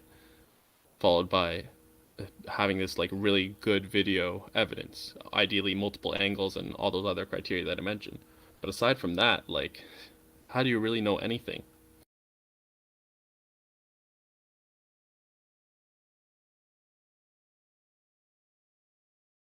Did that come through? Yeah, you don't. But that goes with anything really. But some things I think it can be applied to more than others. Like speaking of like a resource, an Earth, or speaking of something like that's not even in Earth, like, or like when it comes to topics like politics, that's even more. Who the fuck knows what the real truth is behind it? But as far as nuclear energy, it's something that I believe it exists based on the way I see the world and the way that, like, just cities, like how they get their energy and all that. I don't think we would have other methods right now that would supply that amount of energy. But Well, again, I'm Fukushima turned not. out to be pretty fake. That's another that's another chalk on the side Fukushima of was yeah, fake. yeah. Fukushima, more like Fakashima. Got him. Welcome back, by the way. You got Yeah, I was disconnected. sitting there Hey, you talking to disappeared. myself I was talking Oh to myself no. for 5 minutes and I realized I wasn't on the call. I think you accidentally pressed the button or something like that Yeah, I to did. disconnect. Shark I don't Attack, know what where game I are you left playing, man? off. I hear you clicking. Not playing a game. Nothing. Oh, no. I was just scrolling, like reading Oh. Fukushima. Might be. Yeah, my bad. No, you're good. No, it's alright. I thought you were gaming. I was gonna say stream it. Yeah, no, just looking up shit. Where did you get your name from, Shark Attack? I don't even know. It's just random. Discovery Channel Shark Week, obviously. Yeah, definitely. I thought it might Just be random. Yeah, it does sound like a name that you'd have in a game. Yep. back in the day when I used to play Counter-Strike, and I just kept it. Okay, there you go. That's what I was asking. CS:GO Shock Attack. Yep. Counter-Strike 1.6. Oh, that's old school. 1.6. I used to mess with that. Yeah, old school. Before Steam was a thing. You mean nuclear power Steam? This is a program where you can have games, like download games and buy games, called Steam. Yeah, I know nuclear energy is fake because Half-Life 3 doesn't exist.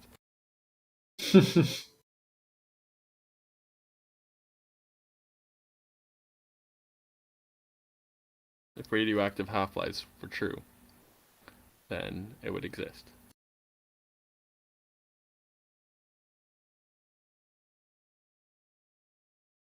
It would make sense if it was some other type of system they were using rather than nuclear energy, because it makes it very easy to keep that a secret because of the nuclear power plant being such a scary place to ever think to take a tour of or whatever, like it makes it kind of wards people off from ever seeing what they're actually using, or if it's just steam, or I don't know.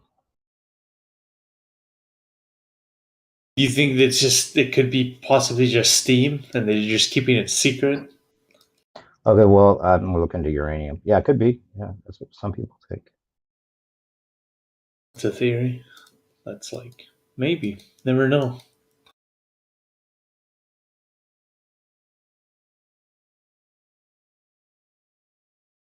But again, wouldn't people kind of like, essentially you would have somebody that would want to make something that gives out energy with the steam and then like try to essentially patent that and monetize that and reveal it and then make money off it? You would have somebody that would have already come out with something like that, no? Maybe. Who would have monetized it or attempt to. Oh, you mean like some kind of free energy type thing? Use some energy that's like, let's say they're using steam and essentially we could use it's not as dangerous as they say, and like somebody comes out with like a method of doing it and releasing it and doing it differently, but like selling it.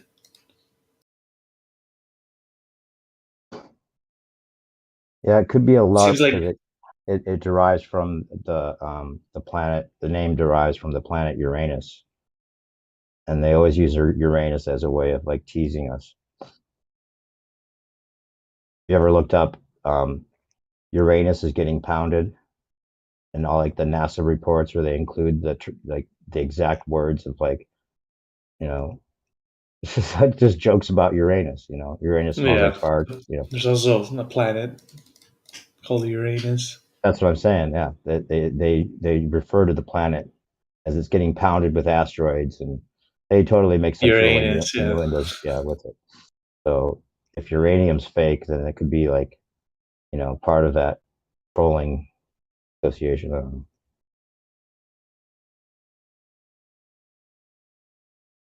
Have you ever seen any videos about nukes being faked? No, not fake. I saw the. Have you seen the one in the desert where they tested one it could have been Nevada. I don't remember. Do you want me to post some that you could see how fake the videos were they were showing us? Does that make it? I mean, if you care, I'll post them in a live stream if you want. I'm sure they faked shit, but probably get off soon. But so, what do you think? You don't think there's big booms? No, I think they have weapons of mass destruction for sure. But then what are those? Then what are those? What are you ever seen directed? What do you call that? Directed energy weapons? You ever seen that? No. You ever heard of DEWs? Look up. Are you doing like laser technology that can explode shit? Yep. Look up. You think that there's the capability for that already? I mean, maybe in the future, I think. No, I think they have it. I think they have it. I don't know. Look I think up. you're giving humans too much credit. No, I think maybe cloning's giving humans too much credit. Having like Really, I think cloning is more possible. Cloning's real. Don't get me wrong. Again, cloning's real, but cloning someone to become Putin doesn't seem like it. Oh, like the same person, like the same perspective of life growing and a everything. human to be Yeah. But you can because there's nurture involved. There's a lot of things involved. Right. But directed energy weapons, look up what was it called? What was it? What was the city called? Pleasanton? No, not Pleasanton. Yeah, I think I've heard about this. All glory. I was trying to do this about no. Paradise. Just look up directed energy weapons, Paradise, California. Do a deep search on that. There's a channel that does. I don't know if you get it taken down again, but it's just things keep coming up with fact check. California wildfires were not caused by a powerful weapon. Of course, yeah. Is that where it stemmed from? You know, you can't look at the first page. The first page. So wait, there's a theory that they start. Wait. Let me ask you. There's a theory that these lasers are starting. Let me guess, wildfires, right? No. Also, or no? No. Then why is this deriving? Or is that listen? The excuse for the houses that were leveled is the wildfires. The directed energy weapons might have started the fires as well, but there's houses that were just completely flattened with like the bathtub and everything gone, and like cars melted with people inside, and the whole town, like most of it, completely flattened. And they've even had areas where like a house, just one particular house, could be flattened and completely incinerated, and then still have houses standing next to it as well as trees without any damage. Question: can fire for prolonged periods of time, I'm talking about days, because some of these fires last days, right? And you know how fire like is burning at like 1500 plus degrees, that could literally melt shit. So can fire at prolonged times possibly cause that? For all the metal in the bathtub to be like vanished? Yeah. So the whole thing picks on fire. There's gas in the pipes. There's shit that goes. It explodes. With trees standing right next to that where the house was that have no damage. I don't know. Maybe the tree didn't catch on fire. I don't know.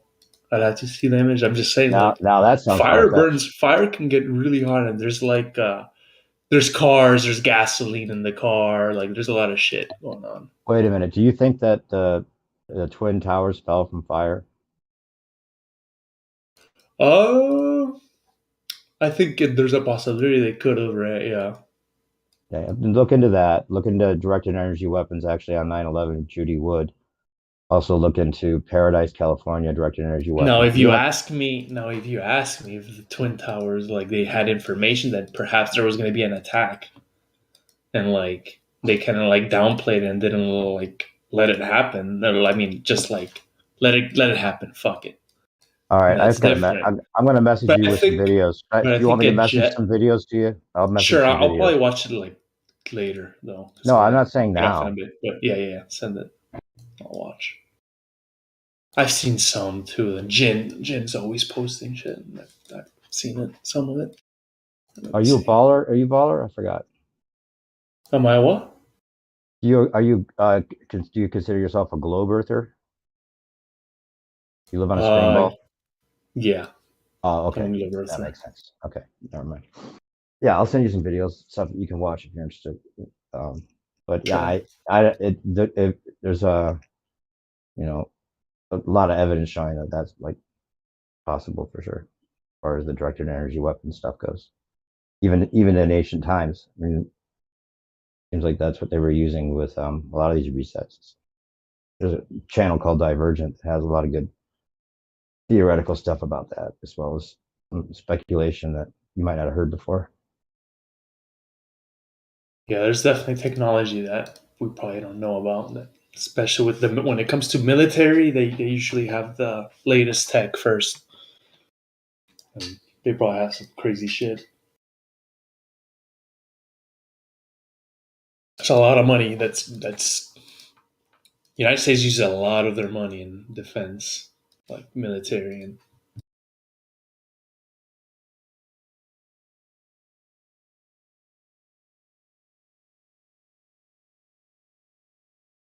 Yeah, I think they're going to use the UFOs as they're going to reveal something with the UFOs. And what if it's another species that's just fucking visiting, like kind of like seeing what the fuck's going on? I think they're going to say it's ancient humans. What? Really? More advanced ancient humans ancestors. Not that it's going to, not that it is that, or that Do you there think aren't it could those be a different species? No, probably just a more advanced type of human that claims to be of a higher intelligence, even if they aren't.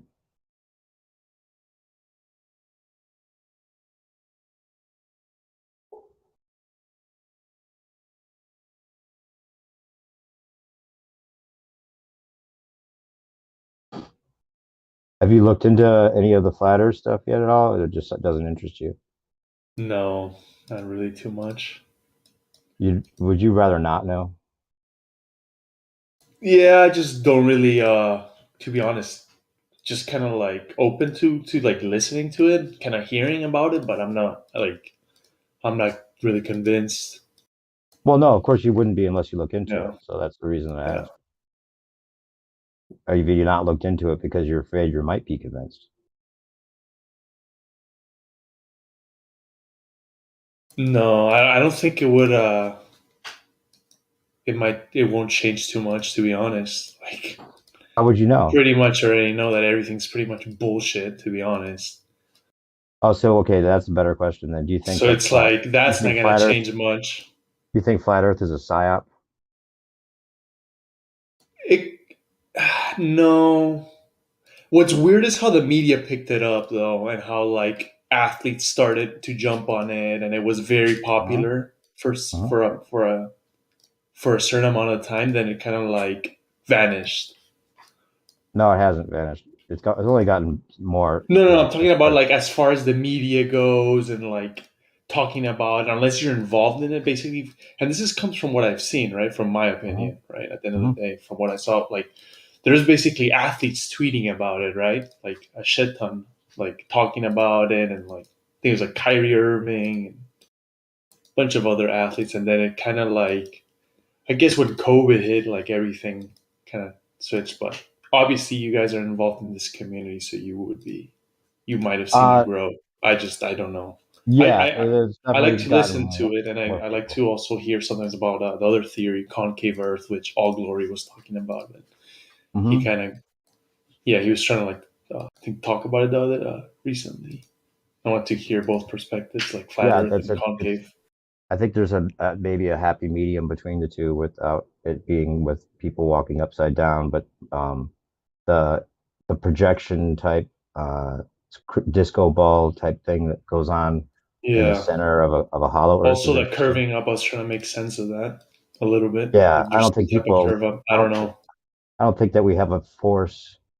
We don't have a force that keeps us upside down relative to each other. That there's no proof of that. If there was, then it would be something to consider. But since gravity is just a pseudo force, or it's just the relative density, lack of buoyancy, whatever you want to call it, there would have to be a real force identified there, not just a pseudo force for those that kind of miraculous things to be going on. It seems, but in either way, whether it's concave or a ball.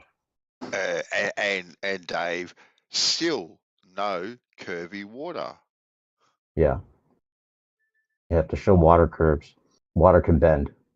And water can bend through certain like magnetic effects and things like that, but we haven't seen any evidence of curve on the Earth. That would be easy enough to show for sure, especially if we have all those satellites out there. You can see water bend on a very small scale with water dripping out, a little fountain in the trickle, and it can bend the direction of it, type of thing. That's the sort of thing you're talking about, yeah? Exactly. Yeah, exactly. Which ain't right. It's not demonstrated that that a body of water, say in a fish tank, can have a stronger magnetic force other than the magnetic force that it's around it, and lift that water up in the middle or drag it down from the center. That's never been demonstrated.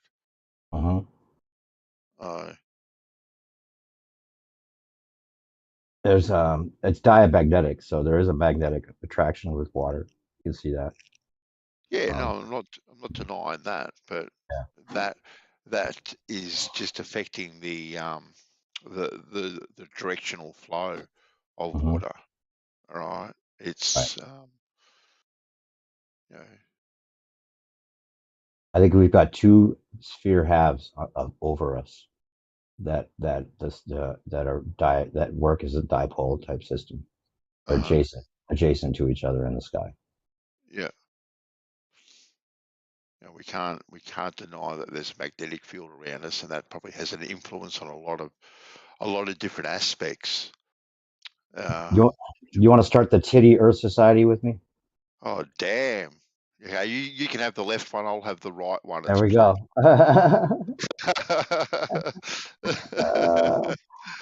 Yeah, yeah. There definitely is a dominant one for sure. A little bit, like the way naturally women have.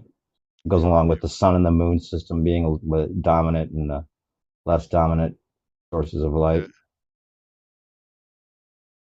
Yeah, for sure. So is the suggestion that it's all gun tits up? It's up. Nice. Yeah.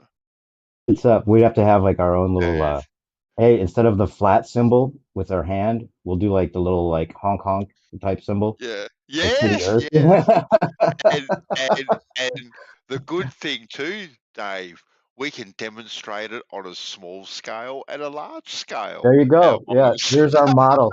Here's our model. Here's our model of Earth, and this chick comes out with the best tits ever. We're like, okay, now you see, here's the South Celestial Pole, and here's the North.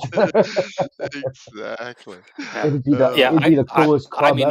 On this one, I can do some research about this. He's all over it.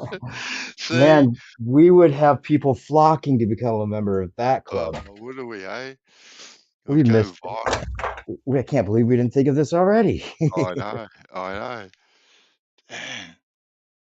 That's what flat Earth is really missing, babes. Babes, we need babes. babes. Yeah, that's what I was thinking. Actually, I made a meme. Check out this meme. I'll put it in the chat. I made a meme because of this very thought I've had before. That flat Earth needs to be sexed up a little bit. Okay. This is the perfect solution. We'll go with Titty Earth. Well, look, unfortunately, well, not unfortunately or fortunately, it depends on how you look at it. But sex does sell. Right? It does sell. That's for sure. Except when on a T-shirt.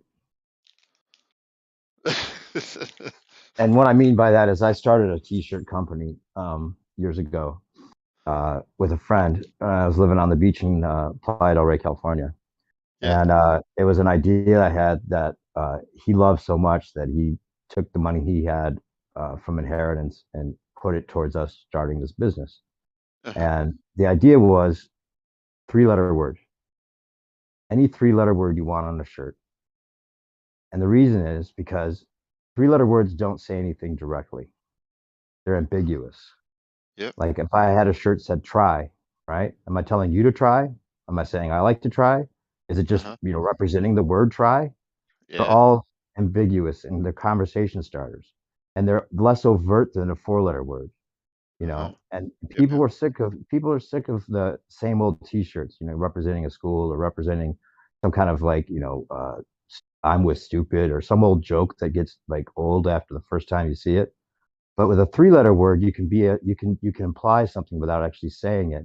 And it fits right in between, a coat that's hanging over your shoulders and you still read it. And we did it. We made it with hot flock, which was like this felt material that you heat press into the shirt. And I had to make up a whole system to get 3 letters on a shirt, and everybody in our neighborhood had a shirt. It was a small success. And And we went through and actually found every single 3-letter word. I made a whole dictionary up for the site that had every single 3-letter word in the English language on it, with my own little definition that I came up with, because I used 3-letter words to define the 3-letter words, because I only had so much space to work with the way we had it designed. Anyway, regardless, it's interesting, like, just to think about, if you could only have one 3-letter word on a shirt, what would you use? What would you have? And it's not like your initials. They're all lowercase and all the same font and everything. And then I came up with a whole like language of using 3-letter words to make other words, which I won't get into, but like I was called arcane text. The R, K, and N make the word arcane. If you say the letter instead of the way it's pronounced, and you can either use the sound it makes or the way you would pronounce the letter. So RKN is arcane, because you're saying the R and the K and then using the N sound, right? Arcane text. Like another one was like YLD would be wild. Get it? Or MLO, mellow. Kind of a shorthand type thing, but there was rules to the whole language. So I came up with a whole list of those, and the site just got taken down recently because my partner finally got sick of paying, or he missed a payment on the for the business or something, and then he temporarily took it down. We still think we might do it, but I had to come up with a frame that made these letters completely straight with each other, 4 inches down from the collar. I mean, it was a real thing. But the reason I say that was interesting because we thought sex would sell, right?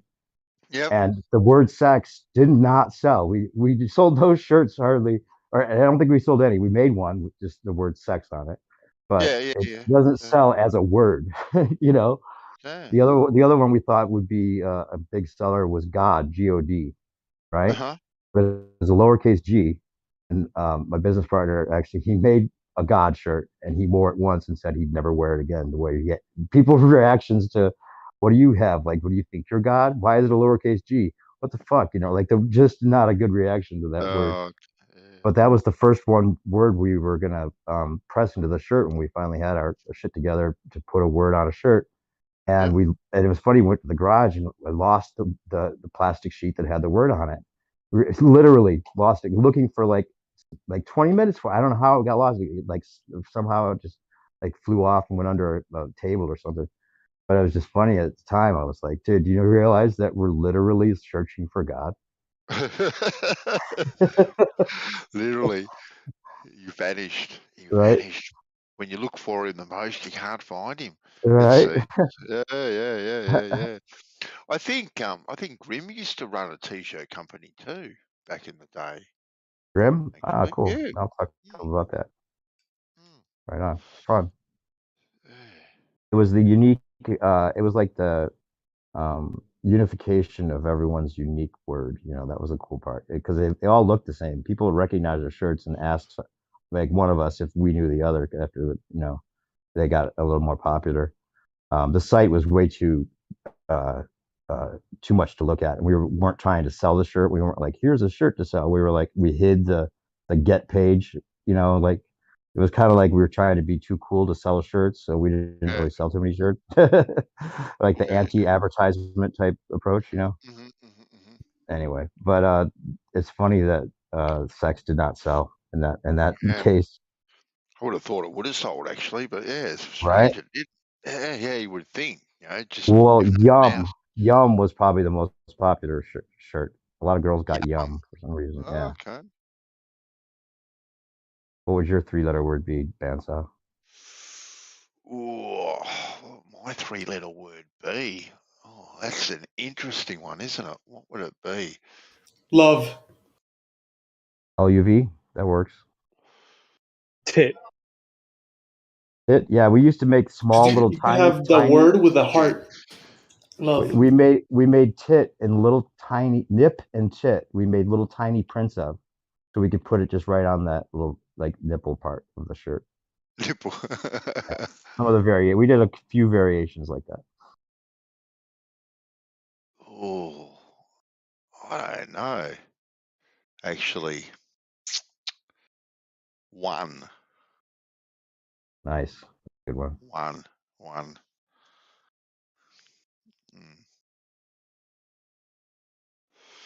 I've never been a big one to have clothing with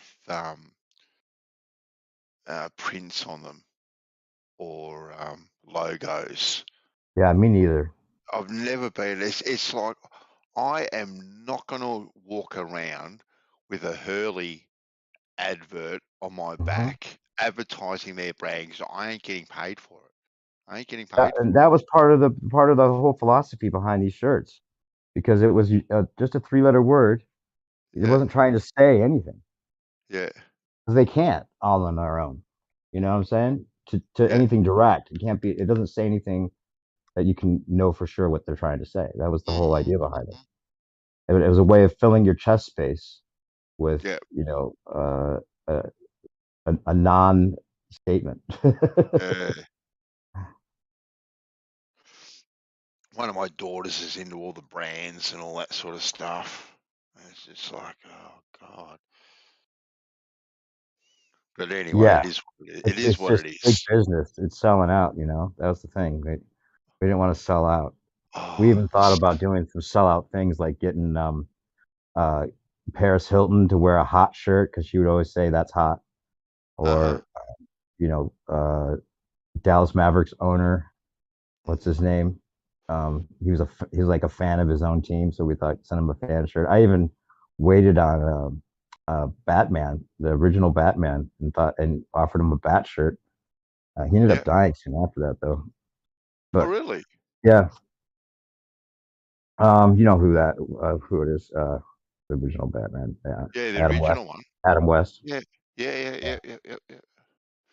That was funny, that show. When you look back on it, be a couple of years ago now. I showed my kids, some of the stuff I used to watch when I was a kid. One of them was Batman, and one of them was that show Monkey Magic and the Peter Everett show, right? And anyway, you look at the Batman, and it was so corny, absolutely so corny. They'd punch someone, and you have a big, in the cartoon letters, pow, kabang, and all the sound effects, and the walking up the side of the buildings, and you have Frank Sinatra and these sort of people popping their heads out the windows as they're scaring up the Yeah, side of it was the done building. with just the right humor. Yes, it was. But then you look back on it and Yeah, you watch it, and it was so corny, and the special effects too were so corny because obviously they were just walking, along a horizontal set type of thing, trying to make it look as though they were walking up a yes, that is yummy. Funny, but yeah, Monkey Magic and stuff. Yeah, Monkey Magic. That was the funniest show, Rig. It I don't remember was. that. Oh, you might not have got it. It was just this corny show where it was this group. Andy, I worked with a bloke, right, many years ago, and he was a few years older than me, and he made a joke about this show, and I was like, what the fuck is that? And he goes, dude, you go home, watch Monkey Magic. I went home and regrettably watched it. God damn, man. Fucking hell, what a waste of time that was. Oh, I don't know. It's one of those shows I kind of. So bad it's good. Yeah, so. Yeah. It was. Do you remember the Peter? Was it the Peter Everett or Kenny Everett show, which was like it was a teenager's version of soft porn because you used to tune in for all the dances with the with the big boobies. They'd be dancing and in the background, and he was all over them. It was quite. We're talking about Monkey Magic. I just got back here. Somebody was saying the other day it's like based on some like quite deeply spiritual something about Chinese culture. Yeah. You had Tripitaka, you had Monkey, you had Pigsy, you had Sandy, and they used to go on these adventures trying to find their way back to the Forgotten Land, pretty much.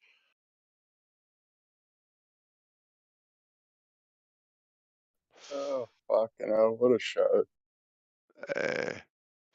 The one that I showed them was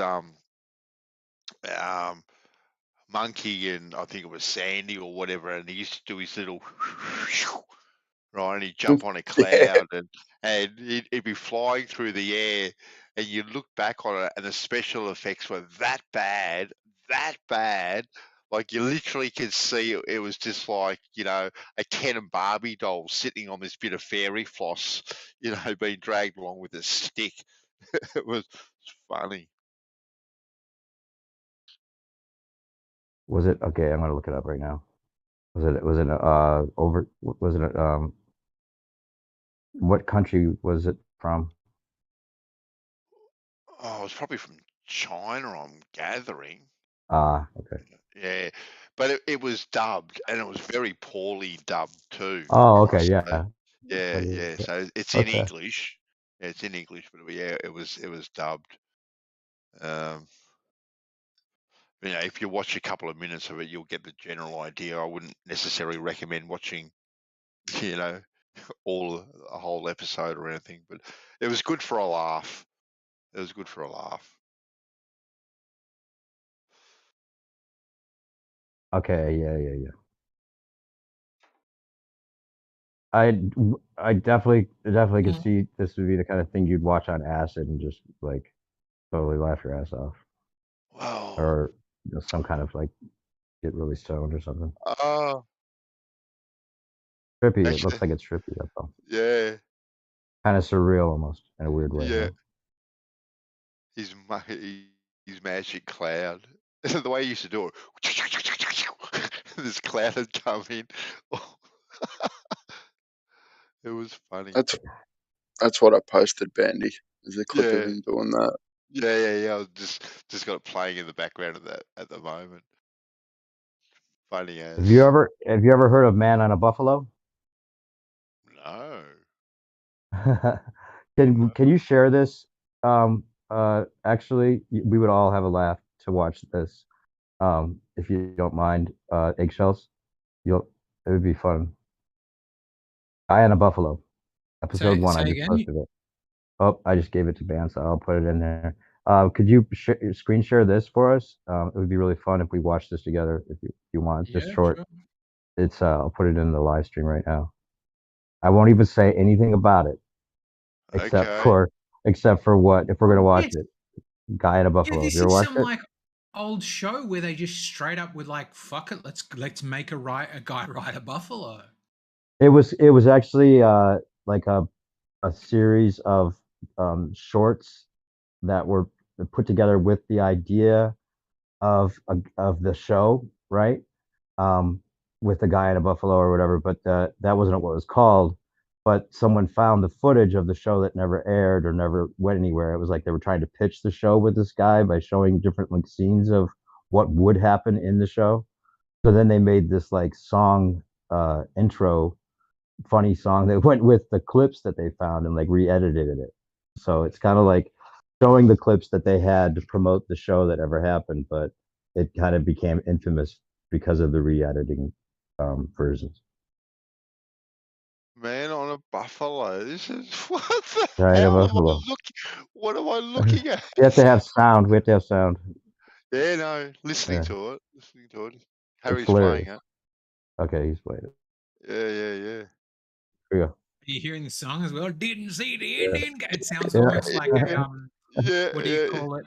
Like South Park kind of thing, you know, where like that's what they added. Literal and funny. This wasn't what they were. Yeah, this is the re-edit. Start it over. Listen to the words are hilarious. Start it over. It's funny. Stepped on his foot. Ouch. Oh no. I do wonder that how much we've tried to like domesticate and ride other animals. Well, this guy did it. You start that over real quick because that's a funny thing. There's more. There's more. There's like episode 2, episode 3. Horses hate them. Click on the episode 2, or if you don't play that one over, because we didn't really hear it very well. There we go.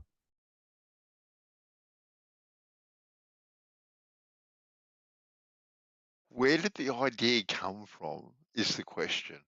This guy, there was an interview with this guy that you can see.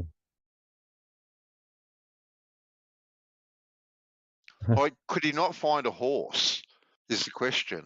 That was the whole novelty of it. Yeah.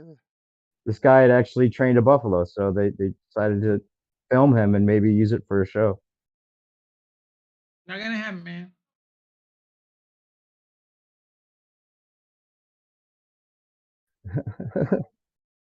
Well, he found a baby in the middle of a field. Yeah. Yeah. It gives. Should I turn up the sound? You want this baby? No. It's loud enough.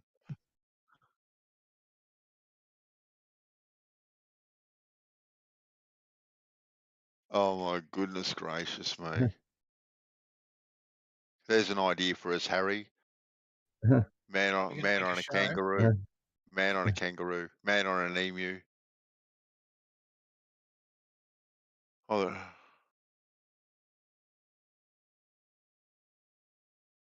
With buffalo and have its back. Straight up got more by. This is the show that was like. I saw bits about this in some doco that was about people being wounded by animals in Oh, this is real. Like, he actually did fight this thing. I mean, really? it was trained. It was trained, but because it was like all fake.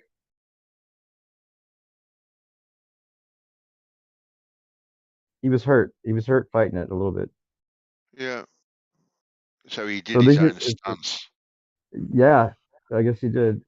But yeah, there's 3. There's like only like 4 or 5 of them, but they're all funny because like it's like these are the clips they had to work with, right? Mm-hmm. The show was not going to be called Guy on a Buffalo. It's just what they made it into. Yeah. On a buffalo. Oh, so they've added this. Yeah, they added the soundtrack and the singing, I presume, as well. Yeah, like the silly song. Yeah. It's making fun of the whole weirdness that the show, the clips that they found. Right. So they some guys just went out, filmed this guy who's like some weird wild Yeah, man. they found the footage years later and made this like song up. Yeah. This is what I was hoping with the first film I ever did as a lead role was just a bust, like nobody ever watched it, and we sell all these ones. Has anybody seen what's that fucking one where it's a Chinese film? I think it's 2 Chinese films, and they put them together to make this really stupidly dubbed like comedy film. It's a little bit like Kung Fu Hustle or something like that. Which film is it where they just like redub it to tell a different story? I don't know. I can't really hear you right now because very well, but well, why don't we just save it and then we'll figure out what the show is after what, because these are real short. We'll miss the funny parts.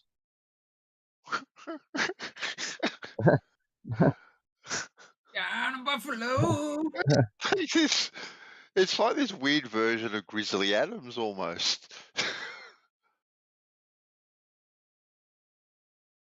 I don't like it. Shoot him.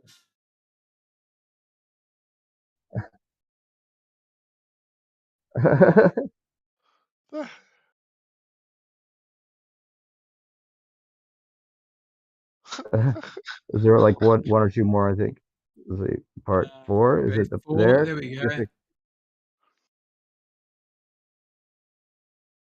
Oh, this is part 4. Oh, you probably want me to do this. Actually, is this better?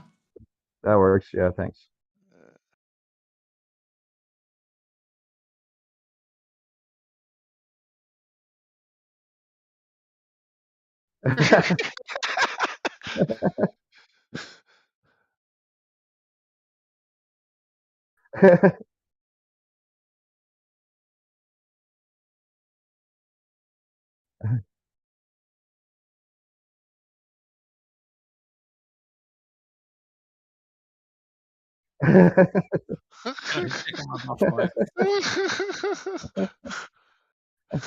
Raccoon.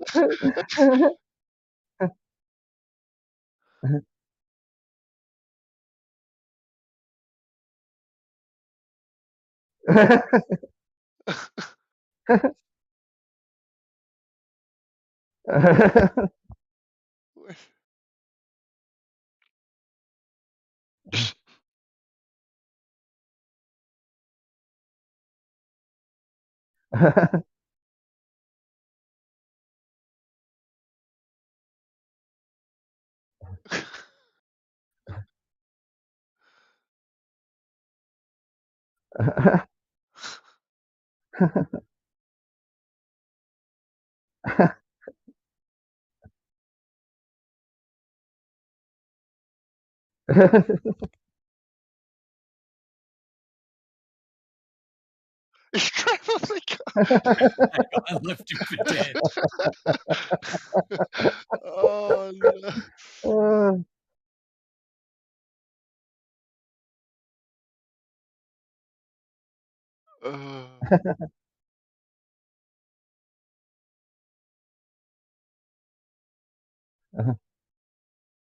Look at the horses. The He horses goes are right being in. like, the He goes fuck right is in with a that? buffalo. Right into the Into the bar. I love it. They've got this bar like it's indoors. It's clearly on a dirt floor. Yeah. I imagine they Shoots tried everybody. because He's they did gonna not go. give a fuck He's a about having mass the right. murderer on a buffalo. So that I reckon they tried that on a wooden floor, and like the buffalo kept falling over. Let's do it on Yeah, a dirt floor. yeah, probably. Oh Lord. Funny, huh? I don't know who the possum posse is. Anyway. That was funny. That was funny. Yeah, I think you could find an interview with it. Yeah, I don't know what show you were talking about. Eggshell, some Chinese show they edited together. 2 shows, you're saying? Maybe he didn't hear me. Maybe some Chinese Guys, show. buffalo kind of sticks with you. Oh, yeah, that is gold. Imagine this guy coming across it like on the files, the cutting room floor, or whatever the case may be. Hey, you know what? We can make a parody out of this. Right? Bang. Yeah. Yeah. Brilliant. There What was an some idea, though. old What an YouTube absolute. stuff that was good. Like, what's that one? Now I'm thinking about it. The orange, or no, there was one with a unicorn that was funny. I remember. You know what I'm talking about? Anybody? No. Our exposure is way less than to TV shows is way less than what yours is, Dave. Like we only had, well, we started off with 1 channel and now we've only really got 5 or 6 now, really. And what they imported from overseas was not all that much. Whereas, God, how many bloody TV stations do you guys have over there, or cable stations? Hundreds, don't you? Hundreds. Yeah, Yeah, hundreds. hundreds. Not all, really that. Well, yeah, there's lots of media, but yeah, some of them. I mean, I'd say about 20 channels that have, consistent content. Yeah. You don't have. How many do you have? Well, we have. Well, now we've got 2, 7, 9, and 10 at SBS. So we've got 5. 2 of them are state run or government funded, however you want to look at it, and the other 3 are private. But now those 3 themselves have they're branched off. So, say Channel 7, for argument's sake, now has 7 7 Mate, 7 whatever it is. So they have like another 3 channels that are attached to Channel 7. Same with Channel 9, similar sort of thing, and Channel 10. And with all of them, actually, ABC and the SBS, they all have other channels that are attached to them. So there's more content now than what there once was, but still nowhere near to the extent of what you guys have. And that's our free TV. You know, we have access to, you know, cable TV to Foxtel or whatever you want to subscribe to these days. So we do have a lot more. Yeah. Charlie, People in Charlie America the get it. We had unicorn. 4 You've seen that. channels, right? Bandy, you were probably back when we had 2 channels. Yeah. Well, But no, yeah, like growing up, it was like I was back in the day we had ABC, one. SBS, 7, 9, 10. 5 channels, sorry. Yeah, and channel 31 and channel 31, 6. 31? Yeah. Was that ABC? Oh, sorry, SBS? Oh no, back in the day, no, channel 31 is only a recent thing in the last 15 years, thereabouts. But that's like a community TV station that's run out of. I don't know what university it's run out of actually, but it's run out of one of the universities. Those Charlie the Unicorns, they used to be fucking wild. Oh Have god, you they seen took my those? liver. Oh no, Yeah, Candy love Mountain, that. we've already seen that one. You know who Bo Burnham is? Yes. You ever seen his Kanye West? Make the bit he does where he makes fun of Kanye West. No. I know which Well, one you you're know how talking about, dude. Kanye That West. one is absolutely epic. I think I know which one you're talking Isn't it about. great? It's like a song. Yeah. Oh, it's so good. It probably is called Kanye. You want to watch it? I'll put it in. I got it right here. It is epic. It's really epic. It's so well done. Yeah. The kid's a genius. Yeah. I mean, he's not a kid anymore. He's younger than us, but still, there it is.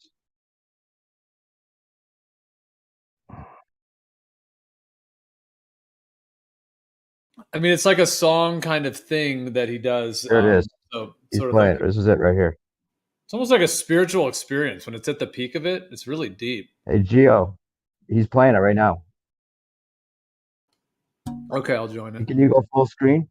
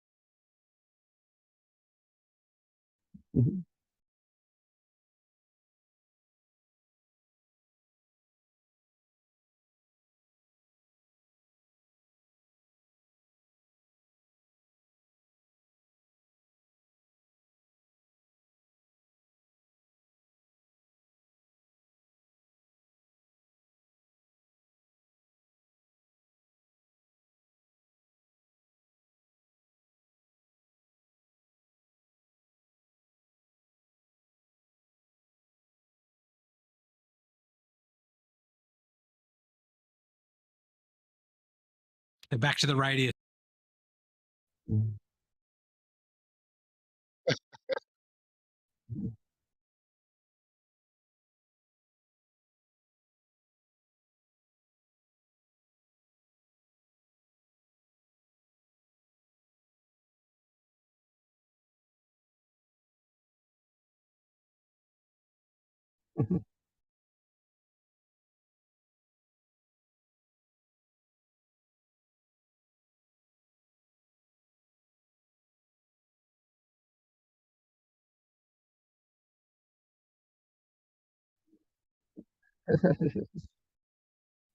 This is ridiculous.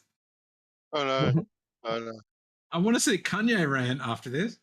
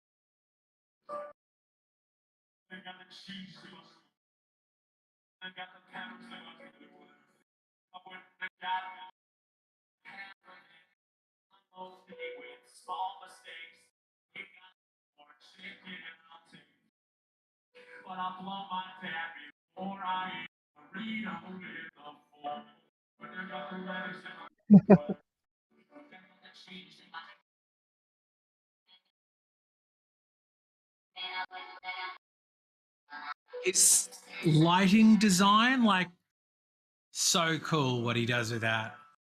Yeah.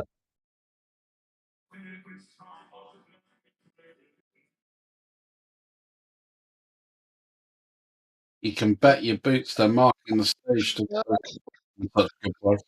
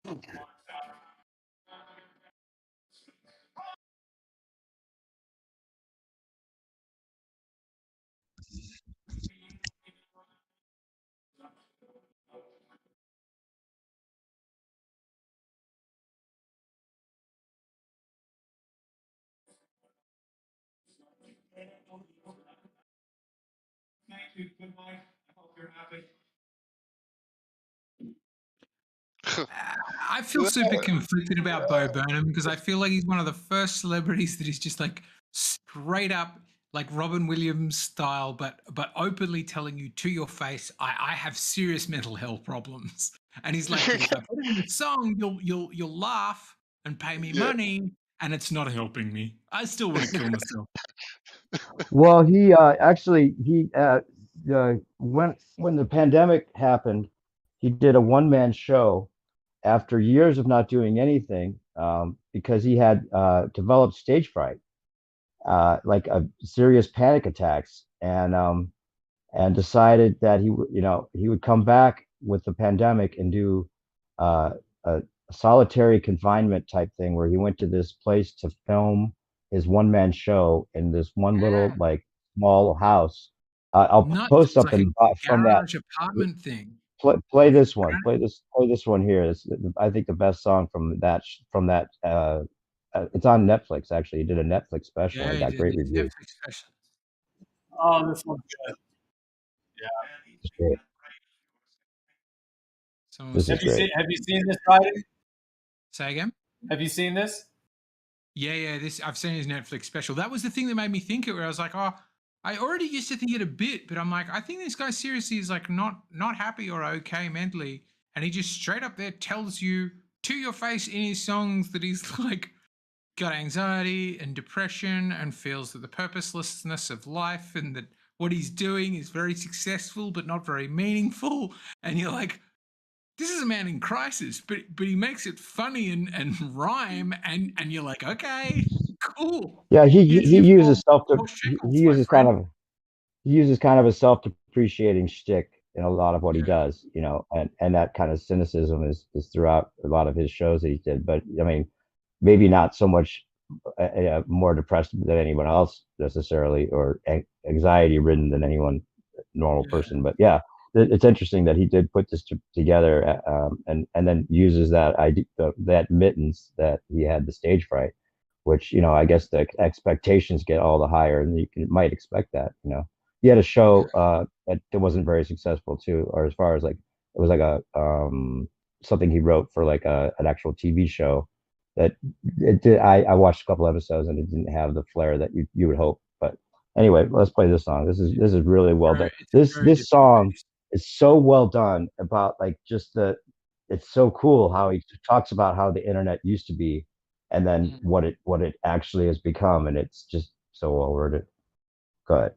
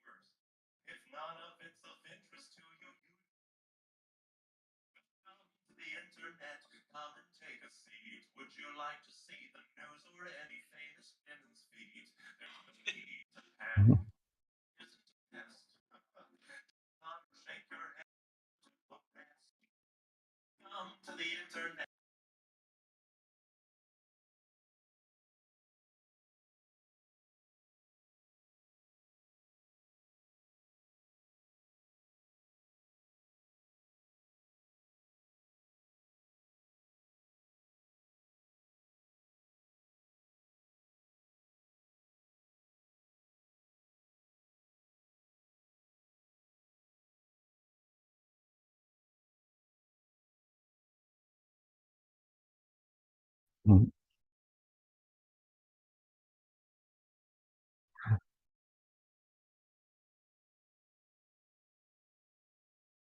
This guy.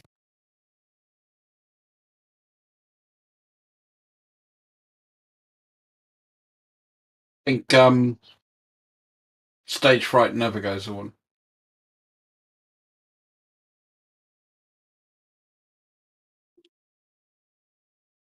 Doesn't matter how long you've been doing it. How much?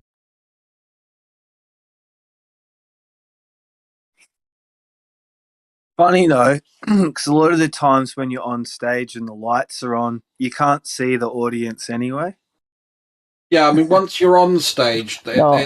it's the precursor, not the Once you're in it, you're in the moment. But before you go on stage, people always get stage. I don't know anybody that does public speaking, or there's always a little bit of nervous energy going on. Yeah, and Which this isn't in which front is of good. this is not in front of an audience. This was something that he was able to do in solitary, so it's cool. Yeah, so he could kind of break his stage fright by not being on stage and still doing his show. But yeah, play it. Let's save the talking for afterwards. This is really well worded, guys. You'll love this. I love the vaudevillian type. Yeah, so much. Wasn't always like this. Not very long ago, just before your time, right before the towers fell, circa 99. This was catalog, travel blog, a chat run or two. It's coming through your mic, Riding. Okay.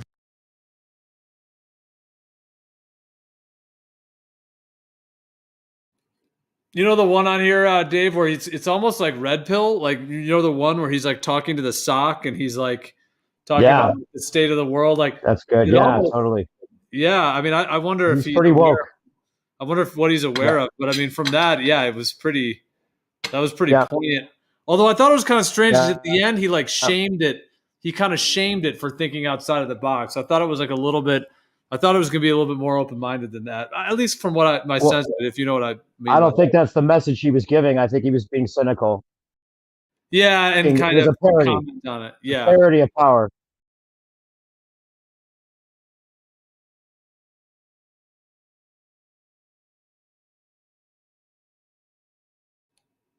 I just think it had the potential to like go really somewhere even more like deep, you know. But hey, I think people want to listen to this before we start talking over it. I'm sorry. Are you trying to pause it? Or am I sorry? Well, it's only you. It's only you, me, and Bandy listening to it. Oh, really? Nobody else is? Oh, I didn't know that. I thought everybody was trying to hear it. Bandy's never heard it, so play it. They're missing it's almost out. over. Yeah. Funny.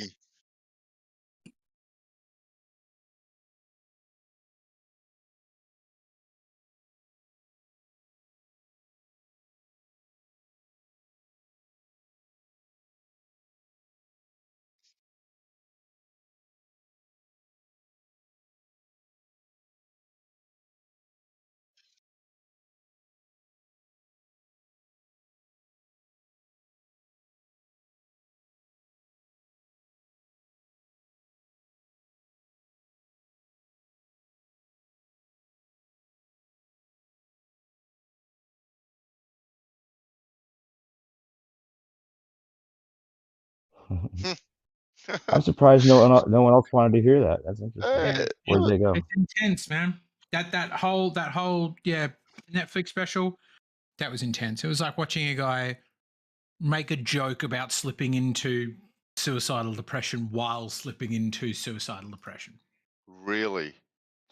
Not suicidal. No, I He wouldn't say kind of that. makes the joke about it, so you're sort of in with him on it. But like one of the refrains he goes back to in is a this joking spoken way. bit where he's like, when COVID and the lockdowns first came about, I was just thinking, this would be a great opportunity to work on myself, and I can come up with a special, and that's great. I'm so excited to be producing this for you.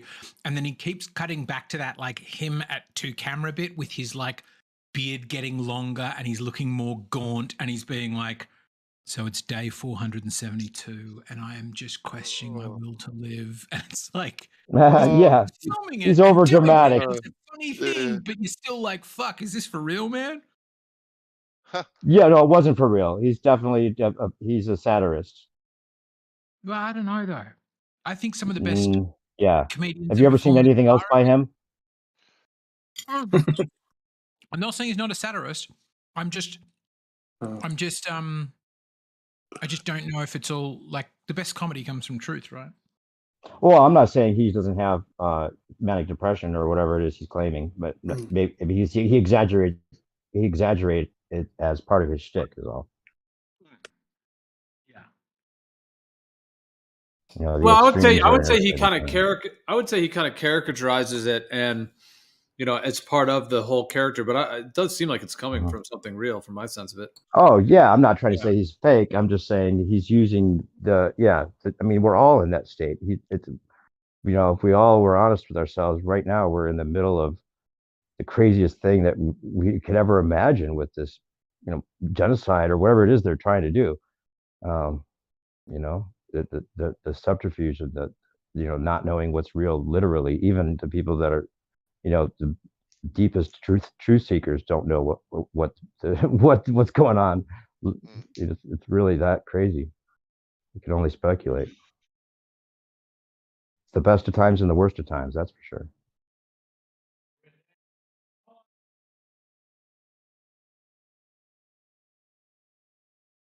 But most of it's just a show. Thanks for suggesting it, Dave. That was a good watch. Yeah. There's lots of stuff by him. His old stuff's funny. You'll get a kick out of some of his old songs too. He started in his bedroom with a little keyboard when he was in high school. Oh, okay. Yep. Yeah, Gio, have you ever seen "Art Is Dead"? That song, "Art Is Dead." I think I've seen almost everything he's done. Yeah. Yeah, where he's with That Gary one- Shandling and all those old school, like long time famous comedians, and they bring out the kid. You know, he plays this song for him, blows their socks off. It is just kind of like, it's just funny to see the reactions to it. You know, and the art is dead lyrics are, you know, they say the comment they make about art and how, you know, he's just a performer that's, you know, greedy for your attention, and you know, a lot of self-deprecation in that too. And it's one of my favorite independent artists, I think, as far as that kind of thing goes. That have you seen like one of the really well produced music videos that he did? Music videos? I don't know that oh, really? Music videos? Like where he's doing like MTV style music videos? Or what?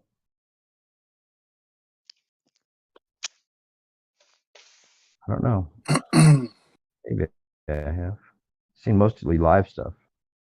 You know how we've been talking about not being able to see the Earth underneath us when we're in a plane or something. Before I was watching this film clip, and it was of a drone flying above cities, but you could see the people and the cars moving. I just wondered what everybody's thoughts were on that. Like, you can see people moving across the surface, cars, but the Earth's not moving. You can see they're moving, but the Earth isn't. From what are you talking about? Well, the start So of it again? you're in a drone or a plane above the Earth, looking down at the ground. Now, when you're looking at the ground, you can see things moving all around it. People, cars, animals, birds. Why can you see all that moving? Well, that's what I've been saying for the last 2 weeks. Is we would see the ground moving below us if we were going north to south, in a straight line, and not correcting for Coriolis. Well, I'm saying if the Earth wasn't stationary, we wouldn't be able to see those things moving. Well, we would see the Earth moving as well as those things moving. Right. Yeah, that's what you mean. Yeah, that's what I was saying. Yeah. Yep. Because even as soon as you go in the air, it's a greater circle. So they don't claim that the atmosphere is in sync with the Earth, perfectly in sync with the Earth. So you would already be out of sync to the degree that you'd be able to see some Earth movement automatically. And then when you fly over different tangential speeds, you'd see even more of it if you didn't correct for Coriolis and you were flying against the spin. And if you can't fly against the spin, you can't fly anywhere. You'd just be moving. You'd be stuck with the atmosphere, unable to move out of that reference rate. But do you think, Merle, that you should notice the Earth moving, understanding what their model says about their model? Well, this is the thing. Like, to be above it, right? Looking down, I wouldn't even be able to explain that. Like, so it's not moving, but I can see a person walking.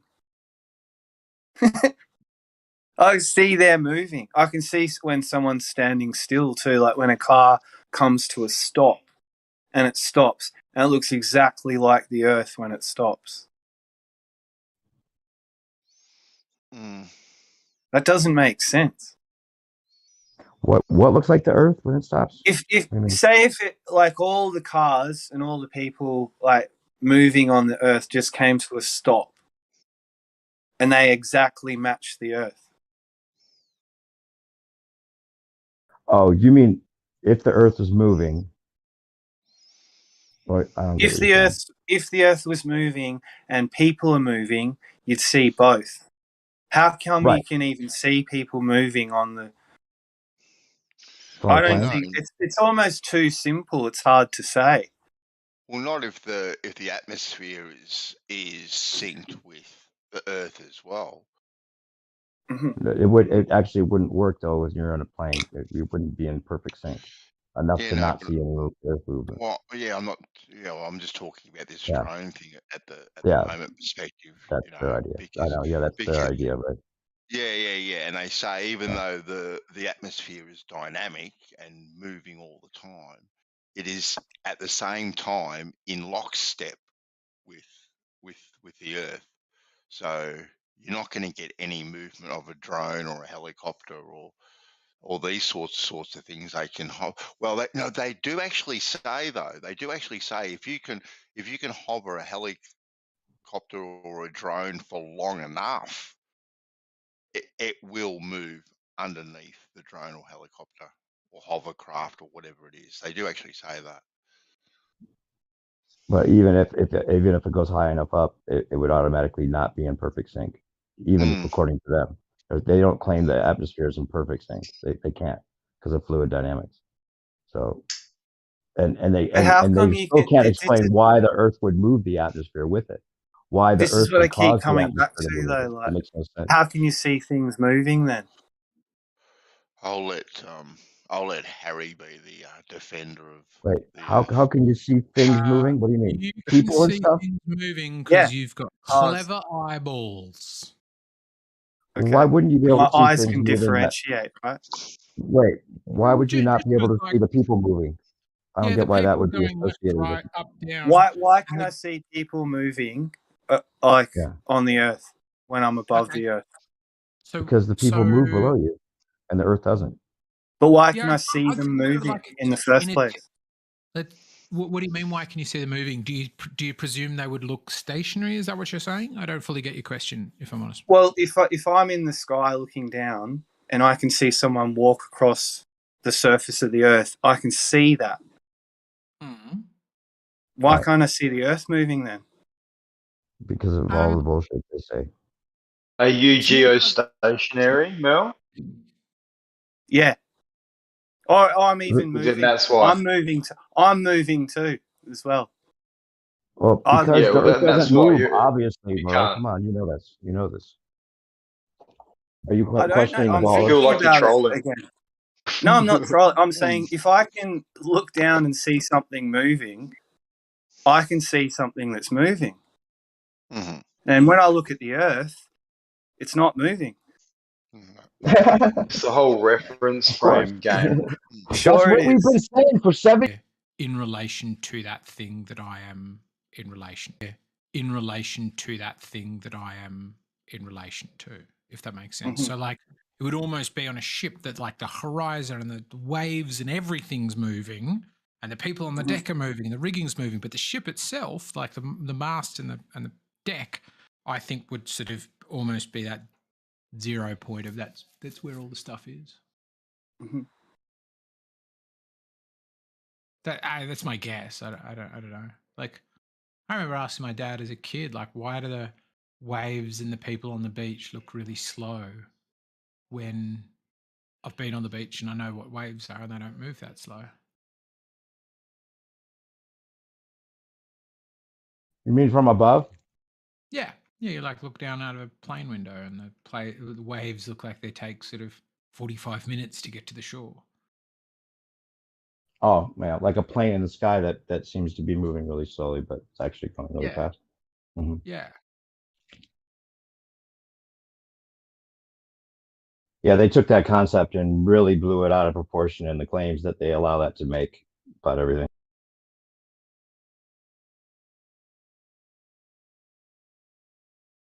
Used to be so beautiful.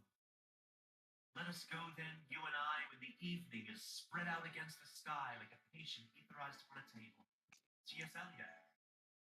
Nowadays, thanks to Court of Leon pop stars, love songs are even more. Hot mic writing. Sorry, I was watching the Burnham thing that Geo posted. I'll never again watch a link that Geo posts, I promise you. That's obviously what I got wrong, right? That was a point of the discussion. Damn. Right? Just share it if you're gonna watch it.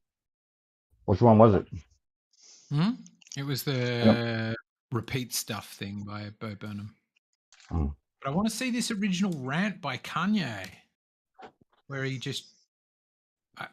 is there a video of it?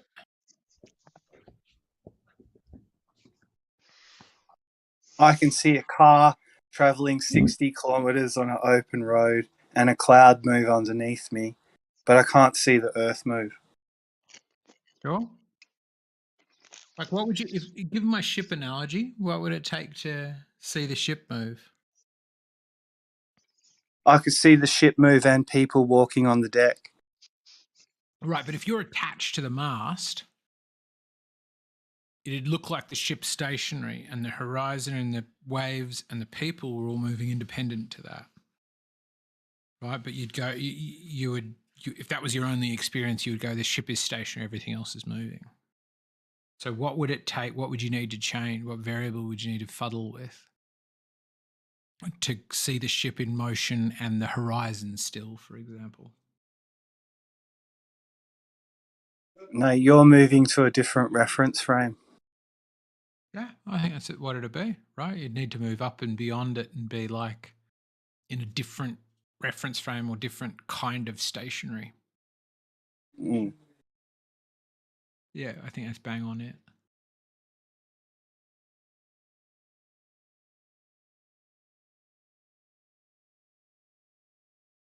Yeah, right. And planes can land on a moving surface. There are some aircraft carriers out at sea and they're moving, and sometimes the planes have to land on them. Yep, they can do that, but they train the pilots to do that. They never train an airline pilot to do it on a regular runway, though. Yeah, I thought that would be like they would land on a moving aircraft carrier as a last resort. Apparently, that is the preference because it's more stable.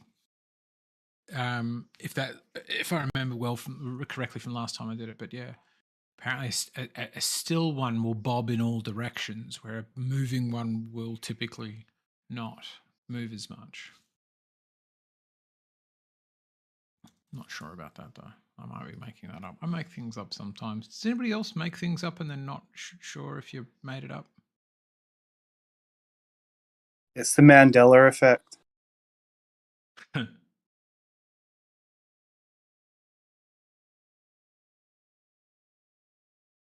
to decide which game to play.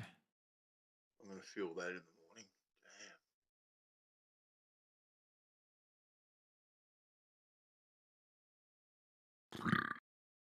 Anybody got hookups with a satellite internet company?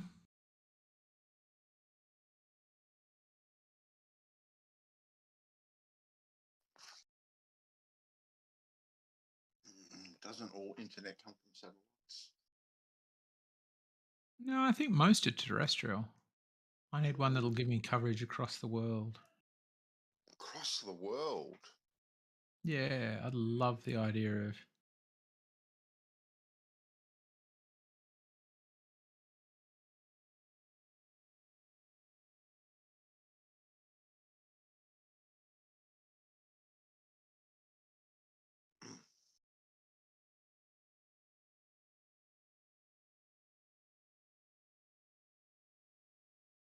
having this homemade salsa at the moment, and oh my god, it has a kick and a half to it. Ooh. Does it make you hiccup or just sniffle? You know, I'm getting little beads of sweat, and I'm going to pay for it tomorrow morning. I guarantee you. I'll He's feel it. going to blast the back out of the bowl. Oh man. We grow our own chili, and this salsa has got Oh, there's so much chili plus the seeds in it as well, mind you. Oh.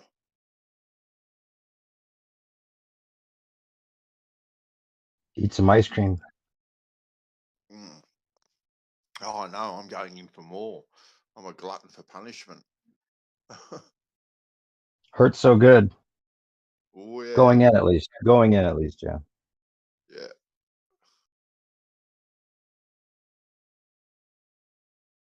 Hey, bandsaw, I'm shopping for bandsaws on Amazon right now.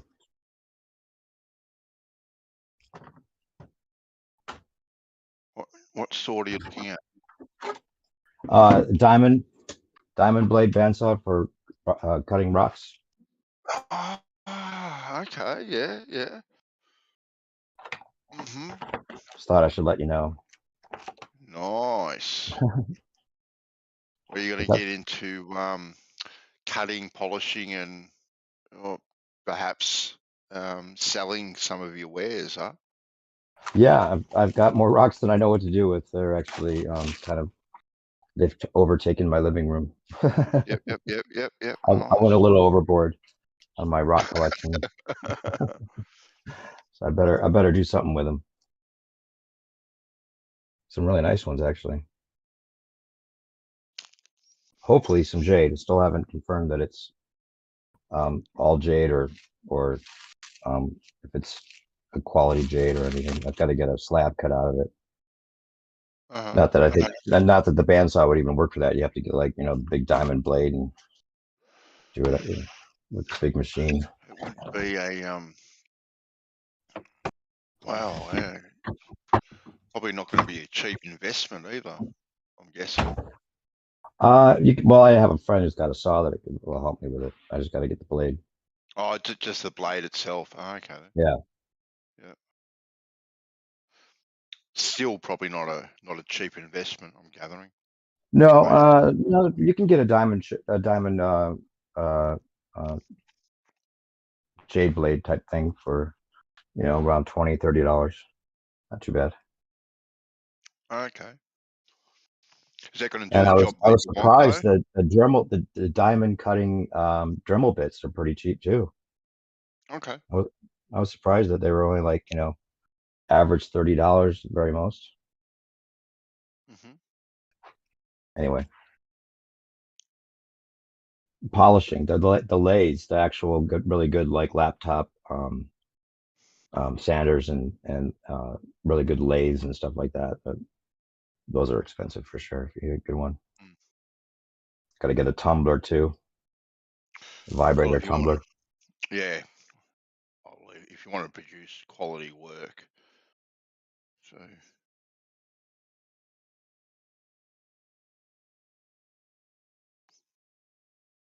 Yeah, definitely some cool stuff. Like that piece I showed you. What do you think? Is that paper or what? Doesn't even make any sense. It is, Couldn't be well, wood. What would wrap around like that? Like I'm trying to think of a plant that would do that, but that doesn't make any sense. well, it definitely does look like, well, the way it's formed, I don't like it. You know, yeah, it's definitely not a tree or anything like that. As you say, it's rock, but the way it has formed to have that that grain, like it's actually wrapped around something. Yeah, like a scroll. Mm-hmm. Exactly. Let me go back. Here, I'll post a picture if anyone's listening and wants to try to help me figure it out. The hell is this thing?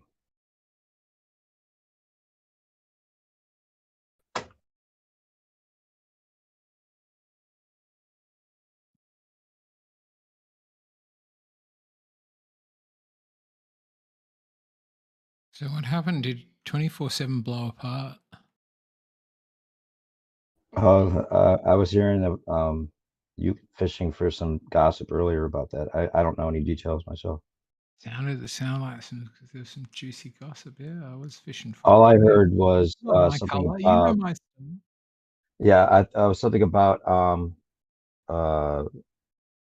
what's his name? somebody threatened somebody's life in a kind of serious way, even though he was drunk.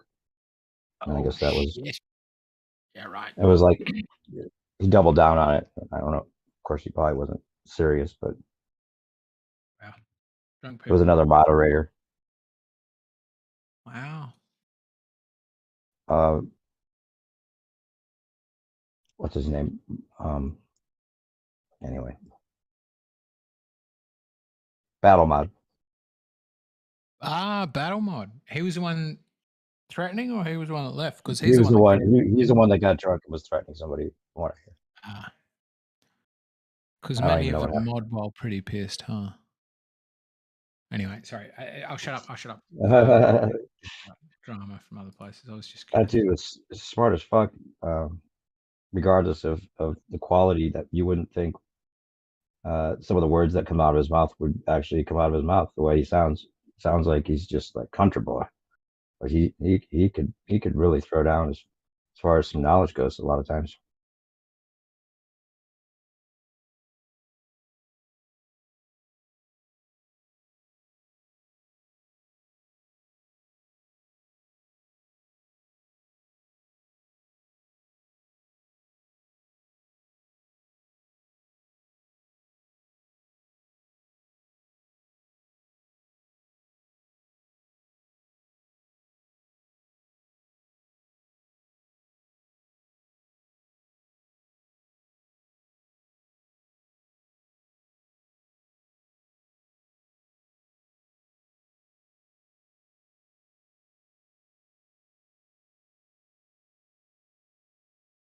You know, this server is kind of a perfect example of why flat Earth, or the why flat Earth would only be cool if it were not popular.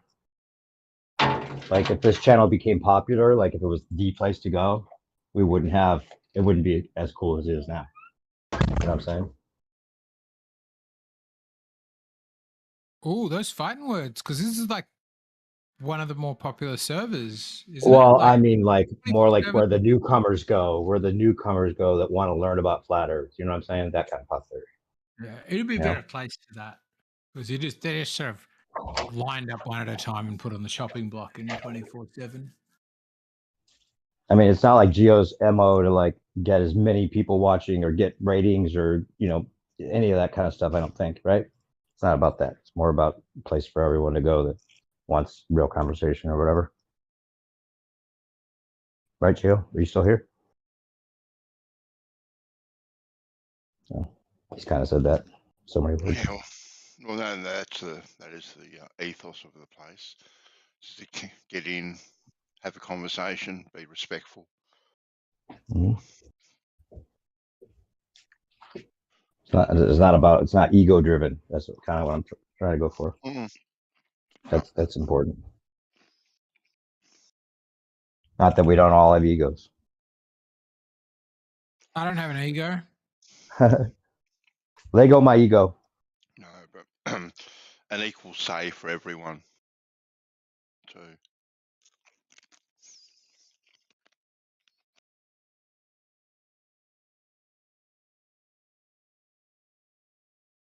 Yeah, the conversations. I mean, that's the whole important thing about the conversation itself. It should be as objective as possible. You know. Mm. And it ebbs and flows. You know, I think it's a good mix of conversation in here.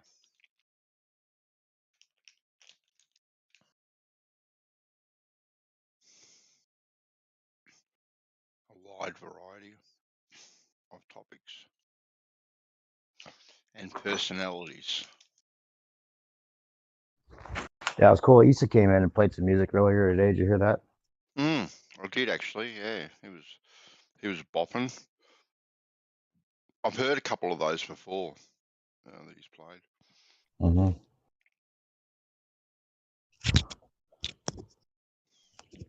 Yeah, back in the day, it was so much more of not that I'm not excited in the same way necessarily. Well, it's not as exciting in some ways, more exciting in others, I guess. But yeah, after listening to him earlier, I was thinking something else that he and I have talked about, like the idea that flat Earth won already in 2016, but like what are we waiting for? Like what is it that we expect this to come of? Like Jen said earlier, something about if this has to come out, and if it came out, what would that mean? Like that means, does that mean the media announces it? Then it's real. Like that's like so anti-flat Earth to acknowledge it as coming out just because the media said so, right? Imagine if it came out on mainstream news, like it's like all of a sudden, like we're all into all this. Don't trust this and don't trust that. It's just like you'd be looking at it going, "What? What's going on?" Trying to pick flaws in it. Is it real? It's kind of like this unspoken idea that maybe there's some kind of test or some kind of proof that someone could come up with that could be shown to anyone in a flash, and they couldn't hide it, so much so that they would have to just admit it, right? It's kind of like our unspoken goal in a way, if any. But yeah, once they announce it, like I said, if it becomes mainstream, then that's what they intended all along, or they decided to use it to their advantage because they couldn't fight it. But that's some of why I think flat Earth is resigned to consume itself, because there's some of the point they allude to in the I know everybody thinks it's a hit piece, but the point they're alluding to is still a point, which is in Behind the Curve, where they say if people have conspiracy mindset, then you cannot become Mark Sargent or Patricia Steele or Steer or whatever her name is, because if you do make it into the mainstream, you kind of break the narrative. And as a counterculture movement, if the culture becomes too strong, then a counterculture will develop within the counterculture, like sort of quote unquote ironic hipsters. That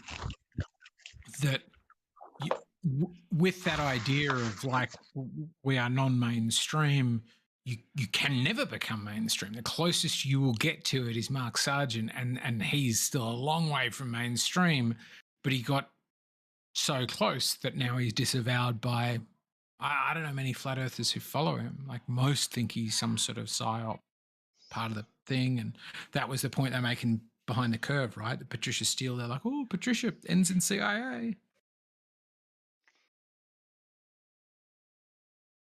Don't you think? Yeah, I'm very suspicious. I'm very suspicious of a lot of characters that have been in this game, this on the flat Earth side as well as the other side, of course. But my take is that flat Earth is a psyop to some degree. They're using it as a psyop. That's obvious. I don't think that basketball players are just coming out on their own accord and saying it on the media, and they're making commercials alluding to it, and gaslighting us with stupid things with ISS that they don't even need to show us. I think it's been a show and probably planned to come out for a long time. And I don't know if that means that they'll actually use it in the outer ponder invasion type way that I've talked about, but they could. That could be the ultimate world unification type device that they use. So you reckon the footage that's been put out there of the ISS was planted out there so faults could be picked in it? It's done. Yeah, it's done in just the right way. It's done in just good enough that if someone wants to believe it, they can. But if someone's more cynical about their findings in a deeper sense, or flat Earth proofs and all those things have been looked into, then they can kind of get the wink and the nod and not have to believe it if they don't want to. Okay then. It's like it's almost like you can see it as like they're giving us a chance to see the truth and or see that it's fake, and just go ahead and just know that, and then they can continue on the show, and people that want to believe it can still have their space fantasy. Yeah. But see, you'll get people like yourself and me and a lot of the others in this room that look at that stuff and go, yeah, it's pretty dodgy. Looks something's up with that. It doesn't look quite right. But then you'll get, someone like Harry or whatnot, that will play stuff, go through it, and defend what we're saying, sort of thing. Because You know what the perfect example is? That you ever folded up the $20 bill and seen 9/11? Mm. Have you done that? We've got different $20 bills. Yeah. Have you ever seen that with the U.S. bills? How you can No. fold up? Okay, you can fold up. I'll send you pictures, but you can Yeah. fold a $20 bill in a certain way that it looks like the Twin Towers that are being exploded. And in fact, if you fold the 5, the 10, the 20, the 50, and the 100 in all the same way, you can see the Twin Towers being built, the first tower being hit, both towers being hit, a total explosion of smoke, and then just a drizzle of smoke with the two different 50s that they had, and then the two different 50s, you see explosion of the towers, it's just like all smoke, and then you see nothing, it's just blank, and then you see like a drizzle of smoke on the 100 that comes up, and it weaves across the where you would fold the bill together in such a perfect way that it would be it would be harder to believe that that was a coincidence than if somebody planned it. But for the people that don't think that 9/11 was an inside job and have no suspicion of it, they would look at it and say, "You're crazy." It's like blatantly obvious to anyone that's looked into the information that seems to pretty much show us that it wasn't what they're telling us. And then it seems blatantly obvious that they actually planned it 10 years ahead of time when they issued those bills. And that's how I think. That is interesting. Do you have a picture of it? Yeah, I'll send one. I'll post one. But it's so well done, it's so perfect that it's not so detailed that you can't deny. It's not like someone that looked at it and be like, "Oh, I can't deny that's the Twin Towers." It looks just enough like it that you could totally see it, but then you could totally not see it if you believe the mainstream. Yeah, you guys never seen that shit? It's awesome. When you fold the bill up, up, like you gotta fold it very specifically, but it does look like the towers are on fire. The twin towers. Yep. Yeah, I've seen it. I might even have a picture saved of it, but if Dave had it, because it sounded like he had it ready, I just want to see it again. Yeah, it is. I don't pretty have good. it ready, but I can find it pretty easily. I might have it. I'll look. How'd you make out with them guys last night, Gio? Yeah, I've seen that. I just, to me, is like if I took any random, particularly complex image and said, could I recreate the Battle of Hastings or the moon landing or something? And if I had a wide enough selection of what I was aiming for and a wide enough selection of what I was looking for, I would find them, right? Can you fold the bill up any other way and make any other thing? Well, I haven't tried, but yes, I think I could.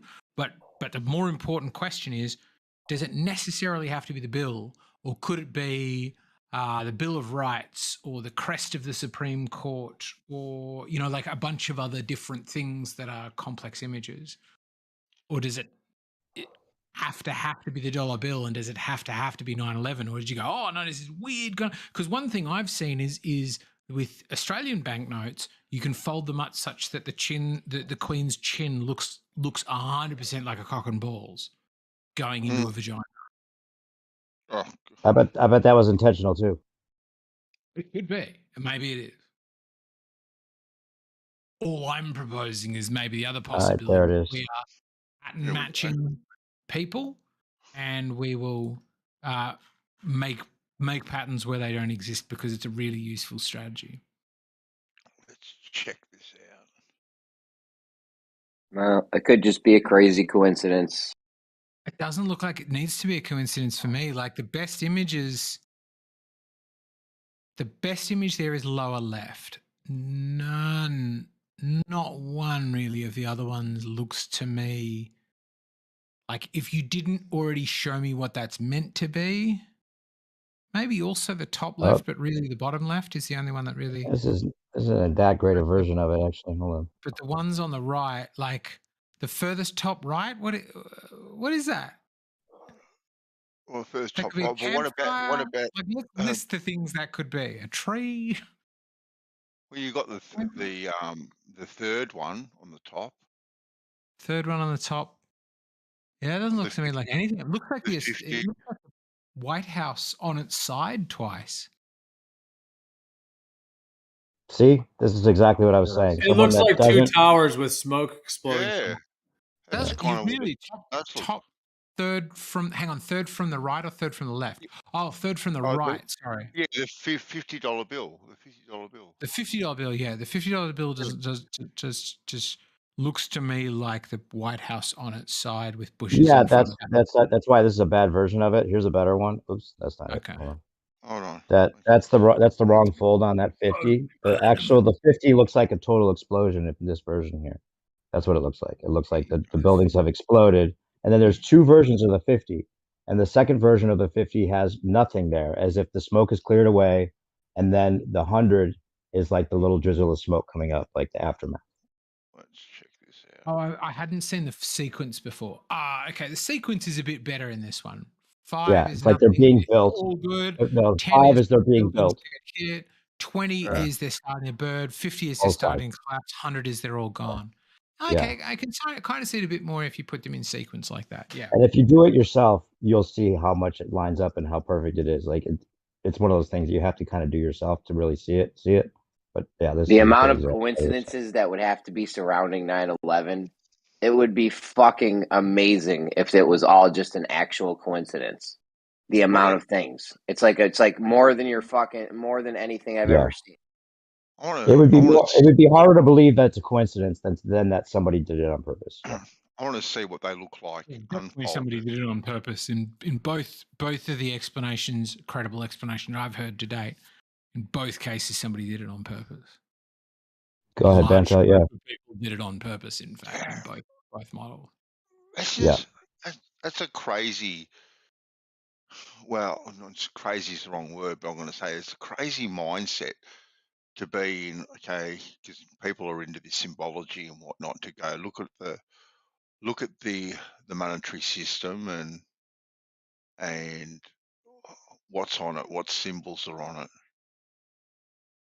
and find them too. It's pretty.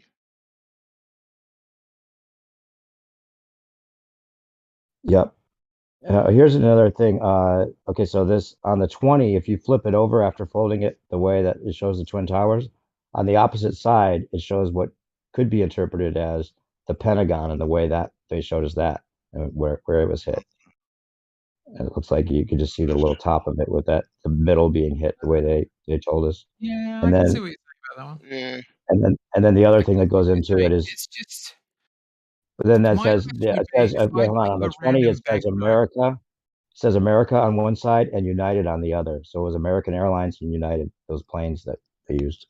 Another coincidence. Oh, wow. I didn't know that part of it, too. Right. Oh, Yeah. wow. That's crazy. That's cool.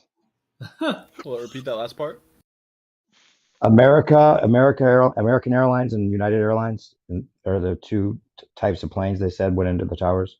And that's right there on that 20 I just posted. It says America and United. The country is called the United States of America, and they did specifically deliberately pick the national airline. So I don't think that one's a great coincidence. Do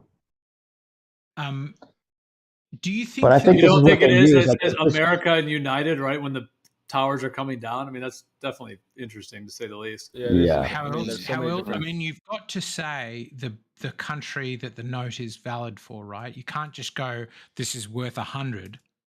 No, but the point is, there's so many different airlines. There's Delta, there's Southwest, there's a bunch of more than I can even name, and the chances that my understanding is those they two. specifically picked the national carriers of America. They didn't just randomly go, "We're going to fuck over Air France with this." They were specifically going for American Airlines plowing into American buildings. That was at least. Oh wait, you're talking. Yeah, my point you're talking is Delta about it like and Southwest terrorists are did it still? American airlines. Delta and Southwest, they are American Airlines. They're not like France or KLM or like if British I was doing Airways or something. They're American companies. If I was doing an attack against France, I would pick Air France. If I was doing an attack against Australia, I'd pick Qantas. If I was doing an attack against America, I'd pick either United or Air America. Is that right? I thought Air America was the name of the guys who trafficked. No, it's American Airlines, United Airlines, as well as a number of others. But they picked American those Airlines. Fuck, American was an awful airline to fly with. I posted the one from the note from Burkina Faso. Do we reckon that there is no possible way that we could fold that? I mean, I feel like I'm asking a question I feel like I already know the answer to. I think I could fold that note if given it and given enough time to fold it in different ways that could look kind of like something that might have happened at some stage during Burkina Faso's history. I have no idea who Burkina Faso is. It's a place in America. Plan on writing through it is why I picked it. But I just randomly picked a banknote from a random country.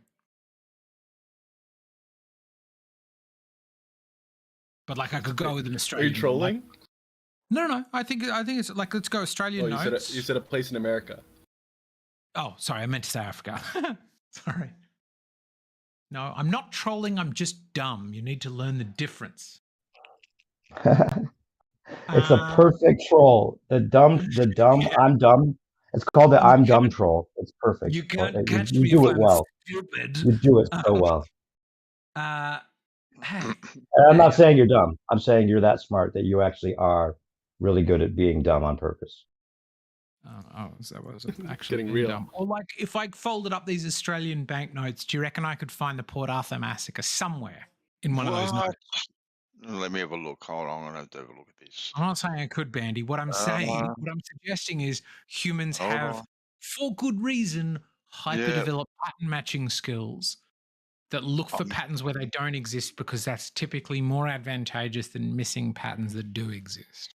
I'm gonna have Do you see that? This is exactly my point. That it looks like undeniable to anybody that knows inside or thinks that 9/11 was an inside job. It looks like that there's no way that's coincidence. But someone like Harry that buys the mainstream story will think that it's just pattern recognition. Yeah, I was an 9/11 truther, but when I saw this shit about banknotes, because this was out in 2005 when I was into it, I thought that was crap. Oh wait, so you do think that it was an inside job? No, I did for about 5 years or so. I did think it was an inside job. So you looked into all the information, and now you've totally come up with reasons for all those things that you saw. Be astounded if there was stuff that was out in 2005 to 2010 thereabouts, a bit earlier than that, that existed then that I didn't know about. I would be gobsmacked because I was like hoovering it up. I was staying up until 2 a.m. reading it and emailing and yeah. going on YouTube. Did you ever look into the no planes part of it? Do you ever look into no planes? Because there's the wing totally disappears. Like it is a graphic image they showed us. I mean, in the actual footage they showed us, a wing totally disappears. The no planes was a to me when I was into it was a bullshit psyop. When I was into it, I was That's like, the way it was planes portrayed, fly out into the buildings. The question was whether they were piloted and had humans on board. But this idea of no planes actually held at least to my opinion, the idea of no planes and it's all CG had come out already. But to my opinion, I was like, that's fucking ridiculous. Well, on the website, just here to make us look bad as 9/11. Yeah, that's how it got portrayed. Yeah, so that people wouldn't look at it. It seems like the two things you can't talk about on the show website. That's the controlled opposition for 9/11 truth. The architects and engineered site. You cannot mention no planes, and you cannot mention Judy Wood directed energy weapons. Both of which seem to be the case. Well, I mean. Let's go. These people have this theory that is more mainstream or requires fewer leaps. Let's say there's another one that takes more leaps still, which is I'll pick a new theory. I'll make it up out of whole cloth. Mandela effect. It never actually happened. We were just told long after the event that there was an attack on 9/11, and we all misremembered and kind of confabulated memories about it. Would your movement that does agree with directed energy weapons in hollow planes go, we need to shut those motherfuckers up? Would you let me post, let's say you had a website about the hollow planes and directed energy weapons. Would you let me post shit on your forums going, no, never even happened at all? All of you are misremembering it due to the Mandela effect. Well, that would depend on the how substantiating the evidence for no planes and directed energy weapons is. Right. So what I think you would come down on is no planes and directed energy weapons is strong evidence, but Harry's bullshit made up theory about the Mandela effect is weak. Therefore, Harry's a psyop. Don't let him post on our forums. Yeah, shouldn't you like totally like analyze all the information about a thing before you assume anything about it? I don't think it's possible to do that. I mean, yes, in theory, but in practice, no. As close as you can get. Yeah, I mean, They're they're gatekeepers. You can, given the importance of the thing you're considering, I guess. Like, you know, you spend a couple of weeks researching what car to get, but you probably spend about 20 minutes deciding, you know, what shirt to buy. Not even 20 minutes. You know, anecdotes can only go anecdotes can only go so far here. What were you trying to say, Gio? Go on, Gio. No, I was just saying that they're gatekeepers. Yeah, they're just trying to keep out the true information of what really happened and limit it to just the sort of weak conspiracy acceptance part of it, and so they're denying the actual truth of it and trying to suppress that. Yeah, it's the Flat Earth Society. I got a question then for you, Gio. Let's say, because you've had a few concave earthers come in here. There was All Glory and his two weird troll sock accounts. If it started to become the case that, like, when you came into your own room, when you woke up in the morning and switched on your Discord and came in, it was like 6 or 7 concave earthers who believed in 8 inches per mile squared inwards and stuff, and there's 2 or 3 flat earthers and 6 or 7 globers. Do you think it's possible at all that there's a point you get to where you're like, I'm going to shut these silly, I think these concave earthers are a psyop and I'm going to not allow any more of them in? No, I would never do that. So what about if it got to the point where it was like your room is you, me, and 20 concave earthers? Well, I mean, I think the thing about this question, it depends on what the platform is, like what the way a platform is designed and how it's structured. So there are some platforms, for example, that want only specific thoughts to be happening, specific, agenda, meaning, a specific message, or only certain people saying certain things and so on. And if that's the case, then they may want to censor other thoughts, as it were, for... Yeah, actually, you're quite open with stuff. That's true. But then there's other types of platforms that it's more designed to be actually an open platform where everybody can have their viewpoints and opinions, and it could be more of a melting pot and a meeting of the minds of, coming together without the censorship of, oh, you can't think that here, you can't think that, so yeah, just different forms of. Okay. But yeah, I mean, this was. I think that's a fair point, and I think you are very open. I still want to push it a bit. What about if they were people who said, I belong to the Flat Earth Society, and you logged on, you found there are 14 people who claim to belong to the Flat Earth Society, and 2 or 3 Flat Earthers and 5 or 6 Globers? Would you start to be like, I'm going to get rid of these motherfuckers? Would the thought cross your mind? Let's start at that point. Would you be like, I think I'm going to ban these guys because I think they're psyops? Chill question probing over here. Well, yeah, because I think I would, right? If I had like a server that was devoted to a particular idea and I started to think that it was, particularly if it was a conspiracy idea that I was like, that's going to be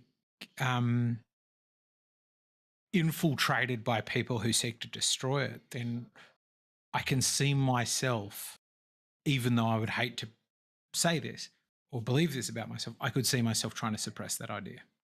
But don't you think that you're still trying to correlate like people with like concave or alternative ideas that might have some substantial value with the people that you're trying to portray as the psyop part of 9/11, which seems to be the most true part, and you're kind of defending the gatekeepers that Gio was just pointing out seem obvious? I'm not trying to, I'm not trying to defend them. I just try to understand people from all different views. Like I just don't. I think all people behave like I would if I were in their shoes. Oh no, if they're looking for the truth about 9/11, and there seems to be valid points that the no planers or the directed energy weapons people are making, and they're not allowing them to have their say on that site, then that's a pretty good indication that they're hiding something.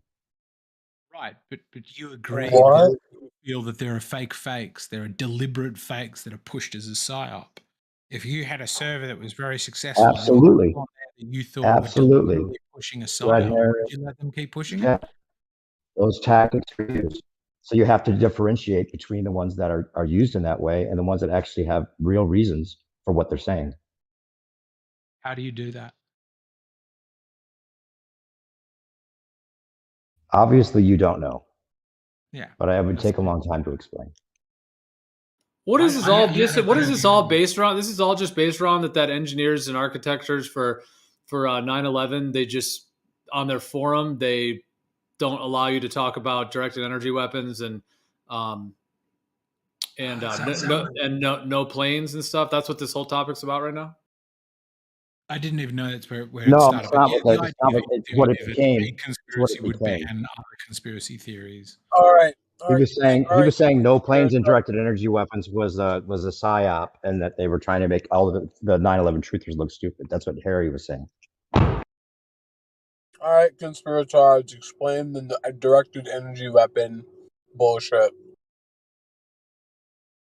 Judy Wood. Fine. There were so many nice ways to answer that question, but you chose war.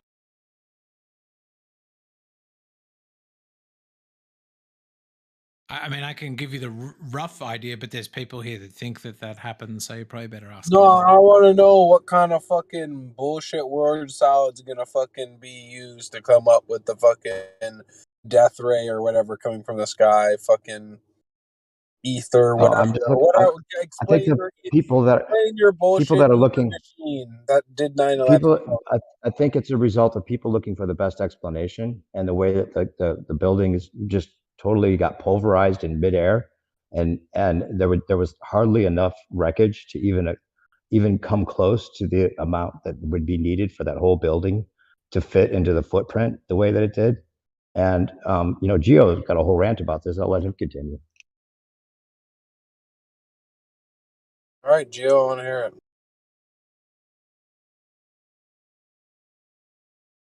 Yeah, I remember finding out sus. Not to put you on the spot, Gio, but I've heard you talk about it. Yeah, it doesn't make any sense. There's no way that a steel building turns into pulp the way that it did without something more powerful than just the explosives that they use for controlled demolitions.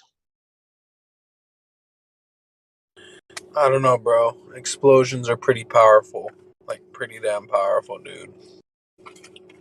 Like, just chemical. I'm just talking normal chemical explosions. Like, TNT, bro. Dynamite. It's pretty. It goes through, like, mountains, dude. Like, straight. I'm not saying that they did. I'm not saying they didn't use dynamite. I'm not even saying I'm totally on board with what Judy Wood's theory was. I didn't even look into that part of it, but from what I see, the directed energy weapons would make more sense as far as the total annihilation of the building and the way that it actually went down. That would make a lot more sense than what we were told, or what the theory about just the controlled demolition, the way it fell and everything, and there's dust everywhere. I mean, it doesn't seem like that would be the case. I think there was a really efficient operation, and it went just like they planned it to.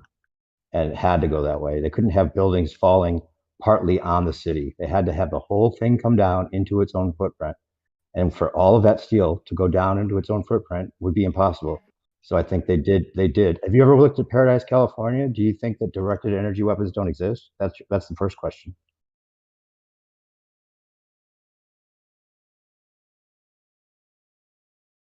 Paradise, California, the houses were completely leveled. The bathtub, all the piping, everything completely gone.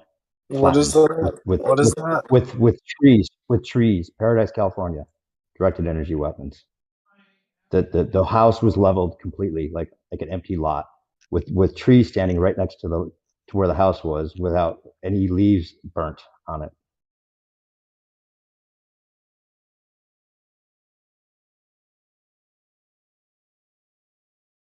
They basically just like incinerated them or like evaporated them or some shit.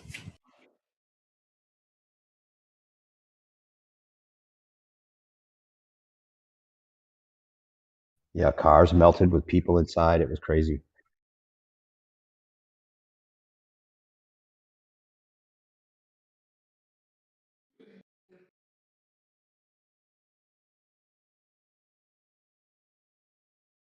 I heard a crazy theory, but a pretty believable theory about having, trying to buy those people out for an underground railway that they wanted to make going from San Francisco to Los Angeles. And the people weren't selling. They were like giving them a really hard time. And so the theory is that a lot of that, what happened with the wildfires and some of the directed energy weapons in the area, was just like, okay, you're not going to cooperate. We're going to have your property values about to go down. We're going to be able to build our underground railway without any problems. Don't worry. And then the people that took the blame for all that were just patsies, basically.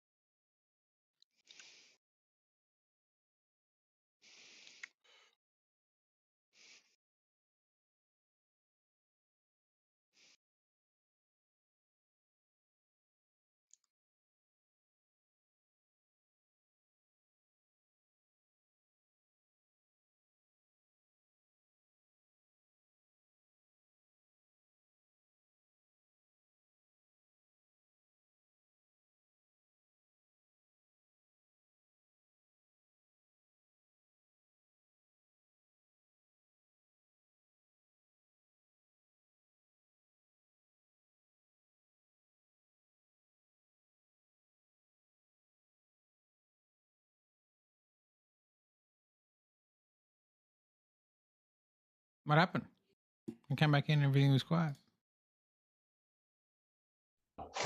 Oh, I've been talking on mute. The no planes theory, there's a wing of the plane that totally disappears completely. And the real news footage and the actual footage we were shown. And the nose of the plane comes out the other side of the building. The nose of the graphic image comes out the other side of the building on accident. And they supposedly went to black screen on all channels for like 10 seconds or something when they saw that the graphic image was too far because the drift of the helicopter camera was way, I don't know, somehow they got the graphic image on there too long, and it looks like the nose of the plane comes out the other side of the steel building, and that's you can plainly see that. There was a load of stuff which made me immediately disregard the whole no planes thing, which is like, oh, they intentionally put this devil face in the plume of fire that comes out from the explosion.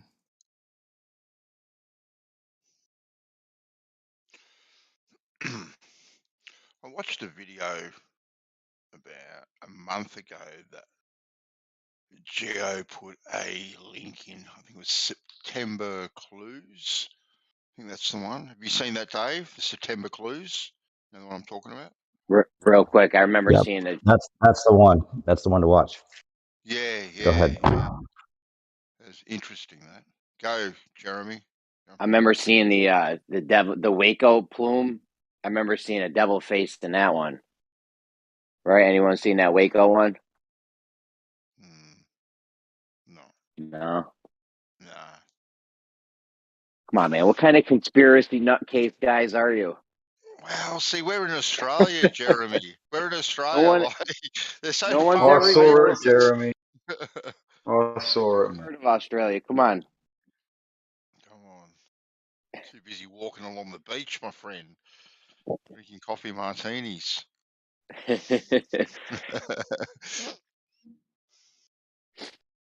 We don't have any good conspiracies here. We need to import some. Nothing even happens there. Your headline news is man slips in the rain.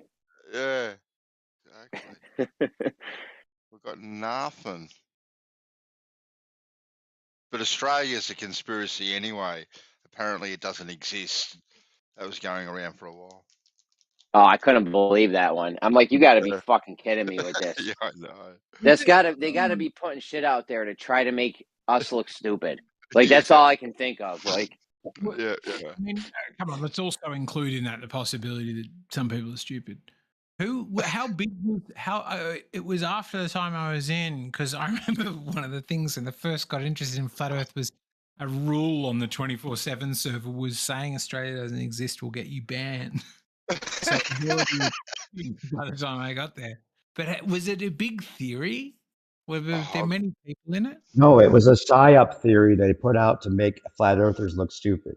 That's That's not what what they I'm put it out. No, that's what it was. That's what it was. What are your It wasn't a theory. conspiracy No flat earther ever thought Australia never existed. That's ridiculous. It was just a shill theory put out to make us look stupid, like flat Earth society. That's all it ever was. like more information if possible? Because Jeremy, did you know many people that posited that? no, I didn't know anyone. That's fucking stupid.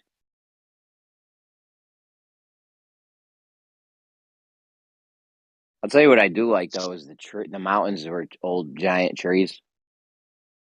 I like that one. They look just like it, dude. I mean, whether they are or aren't, it does look just like a fucking tree stump. They have the same octagonal shapes or whatever. And I'm like, that one's pretty good. Well, look at Ayers Rock or Coolaroo, the more politically correct name these days. That looks pretty crazy. But there are better examples than Uluru. That's for sure. Listen, that thing we were talking about last night, room's all settled down. Every time I talk about shit, man, people get fired up. And I have to bring them to a separate room so I can actually discuss it because everyone wants to throw their 2 pennies in. But If you're a the thing psyop, Jeremy, we've confirmed. I'm a psyop. The thing last night. Okay, the sun. I want to drag us back into it because then it'll be a whole huge thing.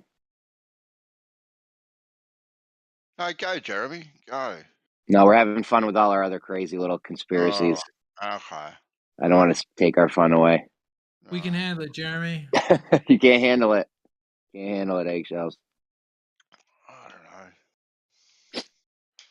But you understood what I didn't say much, but like on the equator, the sun rising, due east, due west, right? You put your hand on the wall, put a mark on the wall, look 90 degrees, right? Yeah. And then, all right, so now you're on the equator. But if you take 2 steps forward, right, now you're in Australia. But the sun is rising and setting still in those places, but it's not going to be due east anymore. You know what I mean? So it's location dependent to your due east. Yeah, east. The direction of east changes with your location. Exactly. Yeah. Yeah. So you're in Australia. Yeah. You're watching the sun. You're watching the sunrise. It rises on the equinox. It's in the east. It's in the east. Or you can make that mark on the wall. It'd be east. Yes. So then as the sun moves south, it can't be east still because now the sun's moved. You're in the same position. You're in the same position, but the sun's moved. in a southerly direction. So now you're going to look and it's going to be south of east. This isn't like a deal breaker for any model or anything. I don't know why these guys get all silly over it. Yeah, but it's still not due east because we're down below all of Capricorn, Cancer, and the equator. We're south of it all. Like it come like what is it? Capricorn, Cancer, whichever one it is, whichever one is the lowest, comes down to just a bit above Sydney, I think, or Brisbane, around there. Maybe Harry might know a bit more. He's a sextant man, but it doesn't come down. Like half of Australia is south of it anyway, the lowest point of the sun. It's fine. No, it doesn't matter. No matter where you are, though, where you are, you're going to be looking southeast because now it's when you were looking east, it was on the equator, and then if the sun moves south, you can't look east anymore because it's going to be below. It's going to be, below the equator, so it's going to be a little bit south. Yeah. Yeah. Southeast. Yeah. Southeast. Yeah, it's going to be southeast. So it's not like a deal breaker for anybody's model or anything. I don't know what the big deal is with this. They always make a big deal out of it. Getting pretty excited yesterday. Because they think it's like this big, like, aha, we gotcha, it's southeast. Like, okay, it's south of the equator. Of course you're going to be looking southeast. Yeah. Ruhif tried telling me to try. Ruhif was trying to get out last night. And then Branch got in there and he was spiraling around the top and spiraling around the bottom. That was funny. He wasted so much time last night. I can't believe I let him keep going with that. Told him to stop drinking. He was at like a comfortable level, being coherent, making sense. Not trolling, following along. I told him, I was like, "Yo, however many beers you had, keep it at this level." Think he listened to me?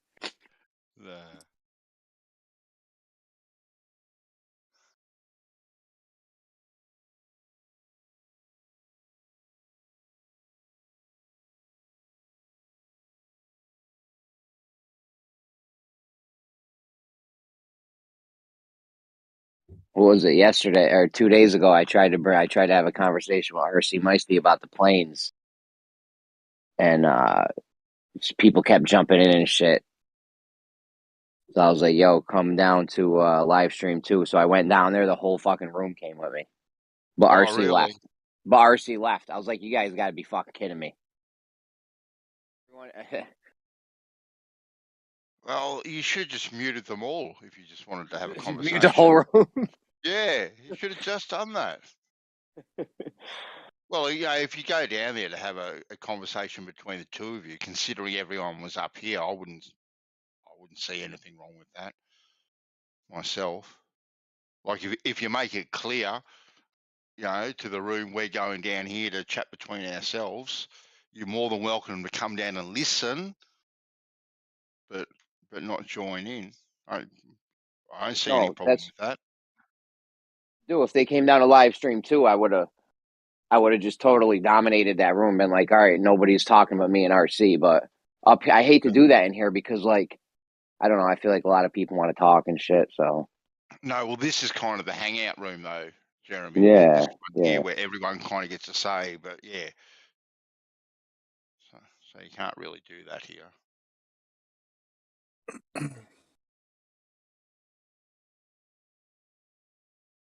But yeah, Ruhif last night thought he had some kind of like gotcha.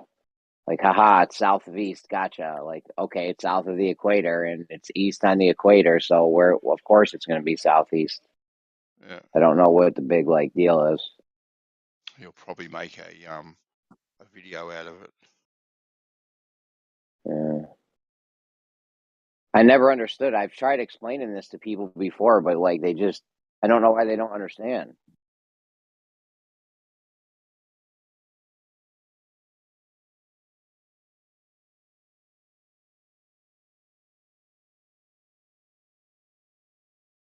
This plane thing ain't over. I brought it to him in Gems like 2-3 days ago.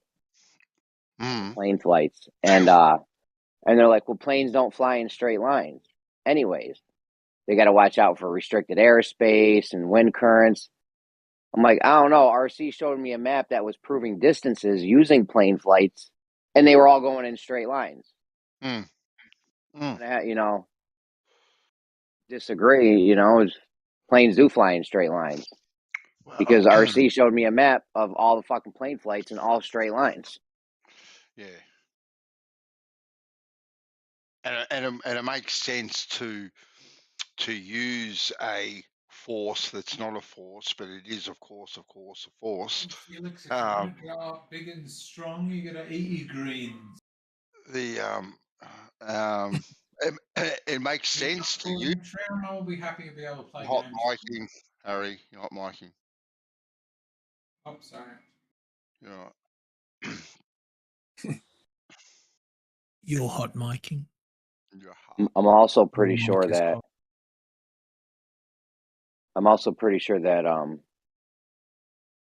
Flight times would be different going north south. I'm not 100% sure on that yet, but I do think because in one instance you'd be flying at it, and the city would turn into you. But on another instance, the opposite direction, you'd be flying at the city, but you'd have to be like chasing it. You know what I mean? I don't know. It might be hard to. But why would you remember the why conservation of momentum business, though? When you say that stuff, Jeremy, that's totally not Coriolis. That's just conservation of momentum. If you on a train that's driving forwards and it's going constantly, it is as easy to walk forwards or backwards on that train.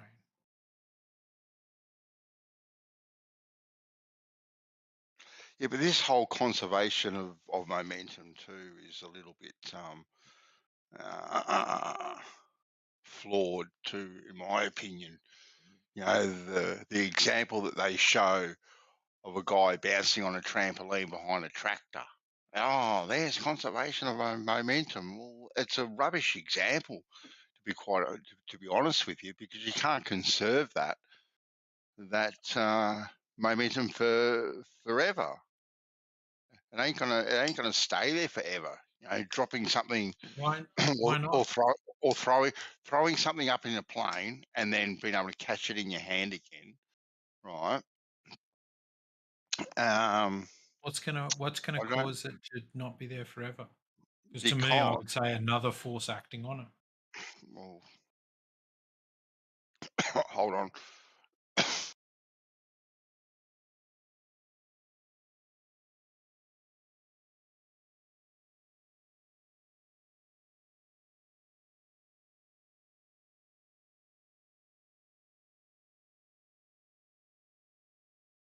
Oh, too much salsa. Went down the wrong way. Because to maintain your momentum, right, you're always going to be decelerating. Always. You can't maintain it in the environment that you're in. It's impossible. You got wind resistance, you got all this other sort of pressure working around you. So you're not conserving any energy whatsoever. You're always losing energy.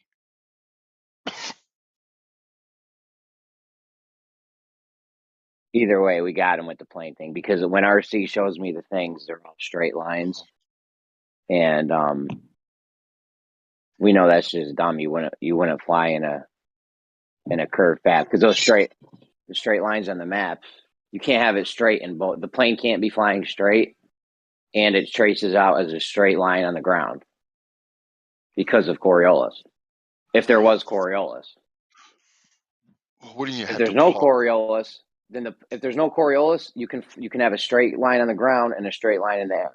If there is Coriolis, they both can't be straight. Well, your path is going to be further, isn't it? Because you have to fly this curved line. It's going to be further. Yes. Yeah, you wouldn't fly. You just wouldn't fly in a curved line. That doesn't even. That's ridiculous. No. But just say you do, right? Just say you do, right? So you're not flying in a straight line, but you are plotting your course, right? That's in a straight line, but your path is curved, so you got to fly a further distance, which means more fuel, right? More time, all these sorts of things. So you can't be working out your flight times and all that sort of stuff in regards to a straight line or your fuel loads or anything. I want to see a calculation for fuel loads on a plane that take into Well, that's a consideration good point. the curved line that they have to fly, I think Jeremy. I think it's only an extra like 30 miles or something. No, I don't know if it would factor in that much for the. Well, it depends how far you're flying too, but this is a consideration because planes are governed by weight, right? They take these things into consideration very, very carefully. How many passengers they're holding, how much luggage, how much weight. Now, why do they weigh every single piece of luggage that goes onto the plane? Because they need to know the weight so they can work out the fuel and all this sort of stuff. So I want to see the calculations of the curved flight path and the fuel that they're going to use. The extra time that it's going to take. Okay, so it might only be an extra 5 minutes in flight time. Well, 5 minutes is 5 minutes. 5 minutes makes a huge difference when it comes to landing patterns and all that sort of stuff. When you've got everything all hovering around and landing and planes coming this way and that way, and you've got to get all these things spot on.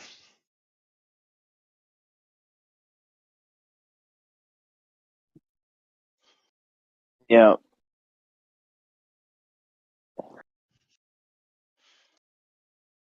Is RC the plane guy? Is he? Yeah. Yeah. Well, maybe ask him for some No, data. that's not true. Paid NASA Shill's the plane guy. Oh, that's right. I forgot the SR one. Y'all have to start asking him all the questions. He's the most qualified pilot that's ever been in Discord. Don't ask RC. I thought Rocky, he was a plane refueler, wasn't he? Wasn't he a plane refueler? No, he was a In pilot. flight. Multi-jet engine pilot for the Air Force.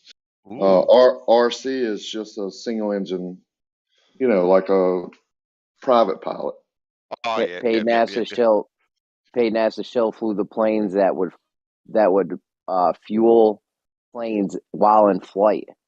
Yeah, and he also flew for Pan Am. He holds the highest rating certificate of pilot than anybody I've ever met.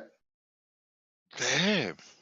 That's so impressive. don't ask RC that has a PPL, I believe. I think RC is just a PPL pilot. Yep.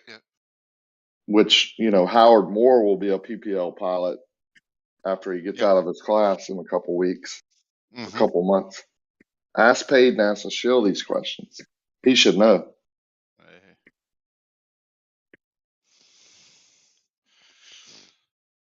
He'll just poo-poo us and say we don't understand.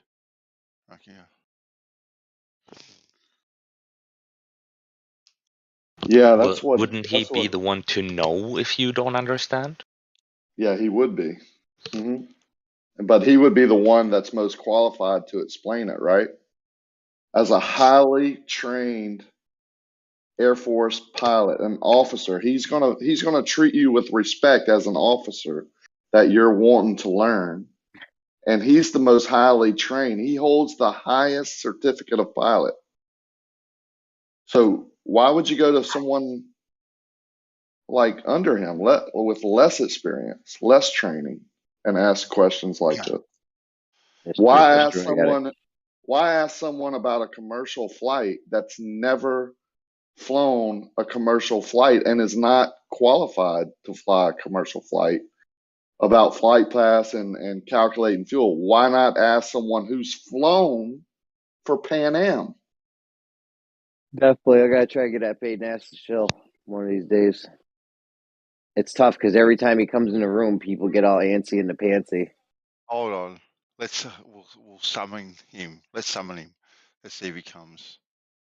Why wouldn't RC ask paid NASA Shield questions? Wouldn't RC want to know some things that paid NASA Shield has experienced as a Pan Am pilot and as an Air Force pilot for many, many years? I know if I was a pilot, that's who I would want to ask questions. So. Let's see. I'll summon him, Rakia, just for you. Don't tell him I'm here. He's scared to death of me. But just use some logic here.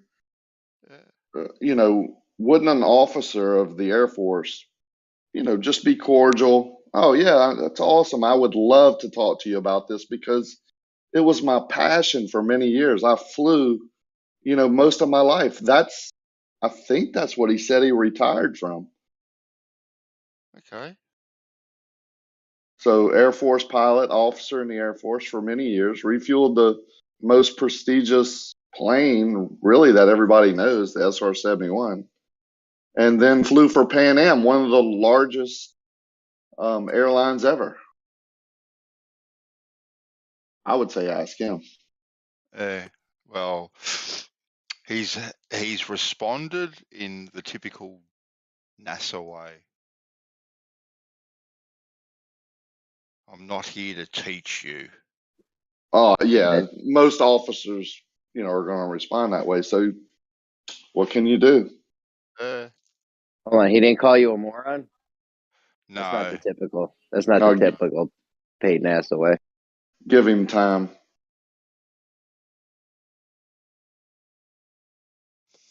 And if you think that man can pass any of the multi-engine jet tests that these pilots have to take while going into the Navy or Air Force or flying for Pan Am, then you need help.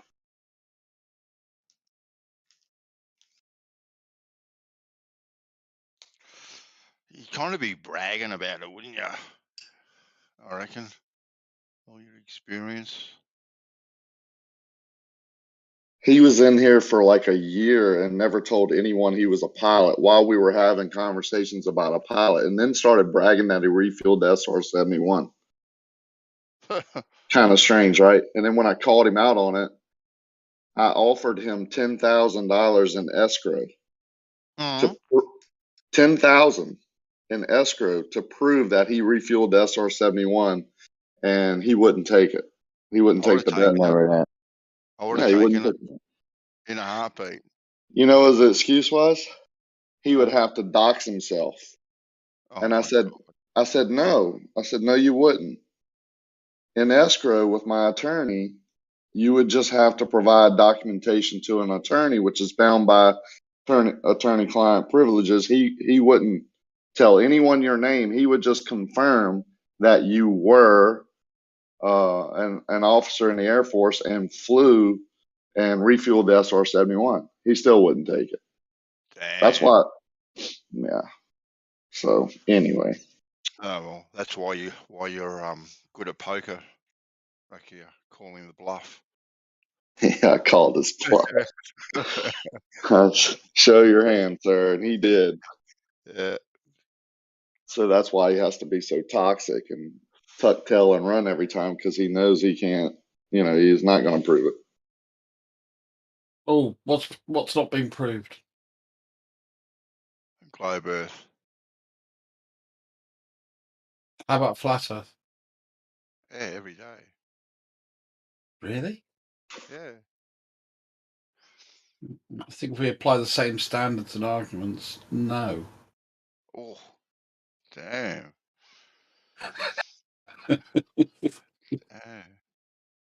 Damn.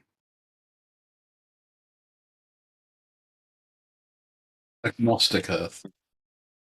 I just find it hard to believe that they're purposefully flying in a curved path. Like, that shit don't even make sense. Wow. You're in the air, you would fly in a straight line. I want to see this data now. How they work out the fuel loads for a curved path. Well, a straight line, Jeremy, is the shortest distance between 2 points on a surface. Unless that surface is rotating. Doesn't Then it matter doesn't whether. trace it. Sorry, are you saying that a straight line, the shortest distance between 2 points on a surface, matters if I move the surface? Are you joking? No, because when there's Coriolis, when there's the Coriolis effect at play, the shortest distance would be the straight line in the inertial frame of reference, because that's the path that the object moving in the air would actually be taking. If I bang one nail into a bit of wood, then bang another nail into a bit of wood, and then I pull a bit of line taut between those two nails, the shortest distance is going to change if I rotate that bit of wood. Is that what you're saying, Jeremy? No, I'm saying that. No, he's saying when you fly above it. Yeah, when you fly above something that has the Coriolis effect that's rotating, and you have the Coriolis effect at play, the shortest distance is not the straight line path on the ground. If the Coriolis effect is at play, because that straight line it's not a straight line, is it? And it traces out on the ground to be a straight line. Yes. So it can't be a straight line. So I don't.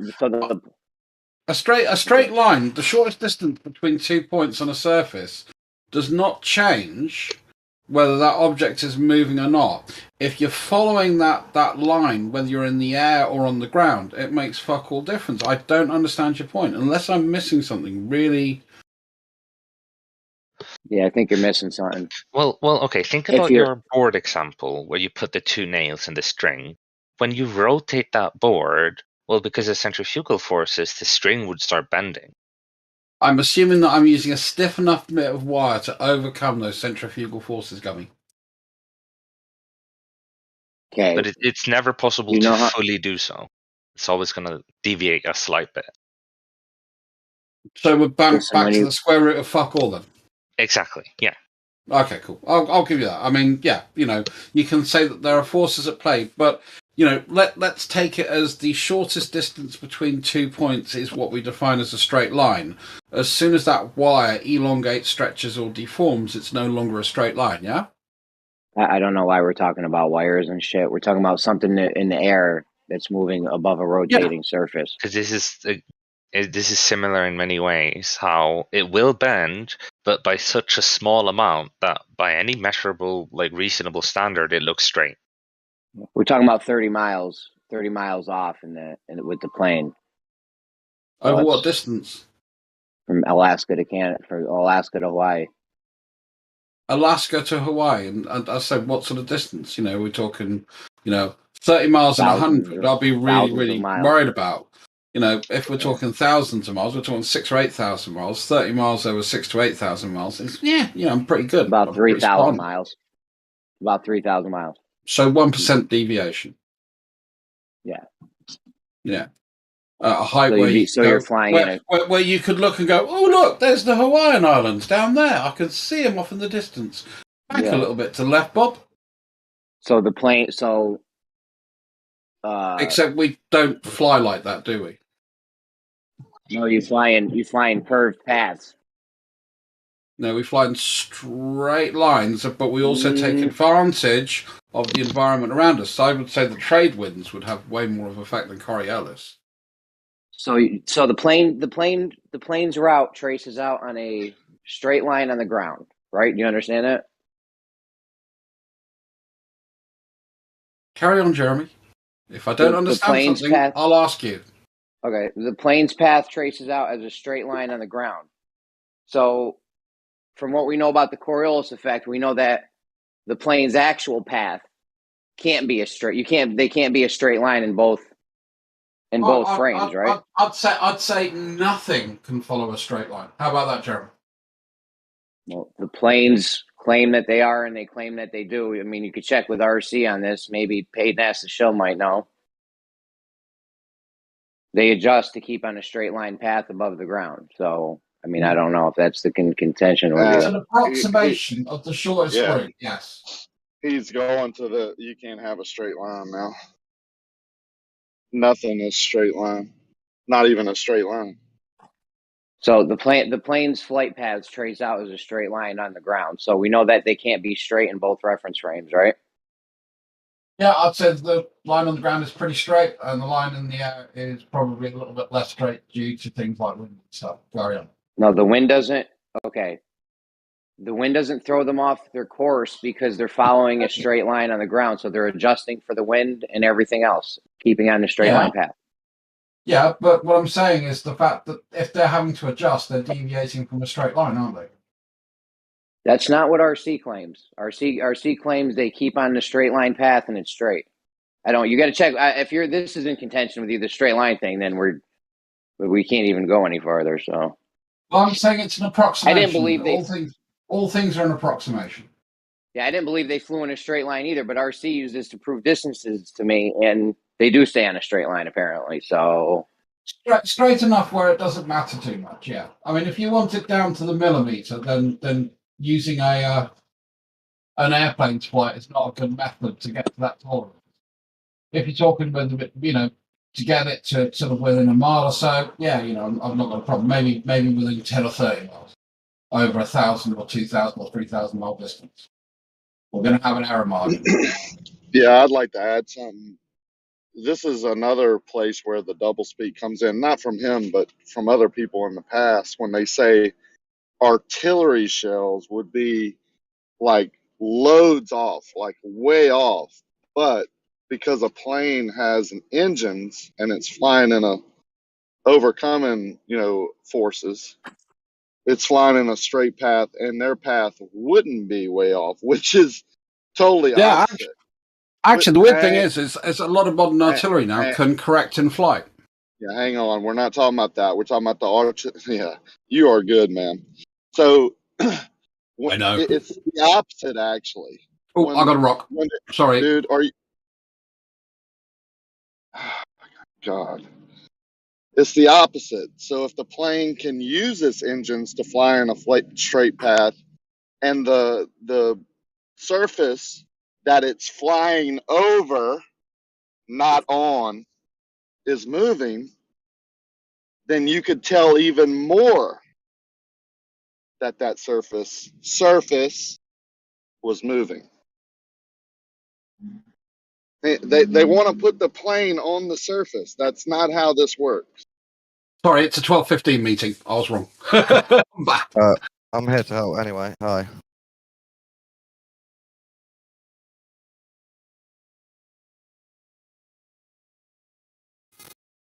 So in his analogy with the nails in the board, if you had a rotating board and you were on the board and you put a nail in one spot and you went to nail it in the 10 feet away, you wouldn't be in the same spot. Now, you could go nail that nail wherever you wanted on that board, and both you and the board would be nailing. But once you got off the board, let's say you jumped to go to the other spot, that board would move underneath you. And the longer you were in the air, the more it would move. Yeah, but you also move with the Earth as well a bit, don't you? Sure you do.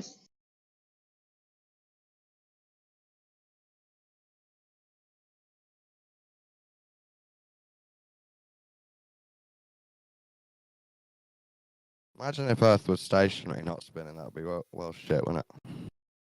Yeah, it seems like the Earth is stationary, and you fly point A to point B in a straight line. Imagine how boring that is. Would be. Yeah. So that's why y'all dream up these fantasies so your life aren't boring. What's next? We respect it would be so nature. meaningless. Your For the existence. rotation. Dynamics is good for nature. Yeah, if I was y'all, I would come up with some alternative life form too, because humans are so boring. Like most of y'all probably don't even have a human to share life with, I would assume, because y'all think other humans are so boring you would want an alien. Oh, yeah. I don't know what to say to that. That's a weird thought. Well, no, yeah, I agree. I don't know why he said that. Why it would be so boring. I think Dawn or whoever you are, you agreed with him. Yeah, it would be boring if Earth didn't spin because it would be the same all the time. No, it's not. It's a forever changing. I Growth. think Earth spinning is great, really great for Earth. I know you do. I hear it. Helps it keep dynamic, helps the temperatures go up and down. No, the movement of everything else does that. The Helps thermal make energy is what daytime, changes the nighttime. Creates Sexy. cool spinning in the toilets. Sexy, yeah. Is he really bringing up toilets, man? Different tornadoes, different directions. How cool is that? Yeah, man? different weather patterns. Yeah, because of not the Earth spinning, because of the weather patterns, the different thermal energy being inputted How's into Earth the. spinning? No, it's not. Yeah, That's the Earth source spinning. of the thermal energy spinning and creating different weather patterns, like we know weather happens. We proved it with Foucault's pendulum. No, you don't. Yeah. No, you don't. Foucault pendulums don't work half the time, and when they do, relativity in general proves it as well. sure, relativity can prove anything. So you can't use that. It's like saying, anything proves anything, and if it doesn't prove it, it's relative. If you see movement, something has to be moving. It's probably everything. Yeah, that's what the theory, right? But that's not proof of anything. That's just a theory. It's a theory of relativity, isn't it? If the entire sky moves, what do you think is moving? Is it you or everything in the sky? Well, if all the trees are moving, if all the trees are moving past you, are you moving or are the trees moving? I don't know what you're talking about. If you're on a stationary object, you're on a stationary object. Well, when you're in a car and all the trees are moving past you, right? Are you moving or are the trees moving? I'm moving right now. I'm in a car. I put my car in drive and press the accelerator. I know I'm moving. If you But want all to the say, trees look like they're moving. Yeah, they appear to be moving because I am moving. Yeah, and the same with the sky. The sky appears to be moving because we are moving. I get your point. There you go. Or you're standing still, right? You didn't put that car in drive yet, and other things are moving past you. Yeah, there's someone walking a dog next to you, but now, you've got the car in motion. Oh my God. And someone's walking their dog, and now you've got two things in motion. Then little kids going by on a skateboard, that's a third thing in motion. There you go. Earth is moving. The birds in the sky, that's a fourth thing in motion. Come on, man. So now you've got the problem. And Gummy's making a good point, which I have a problem.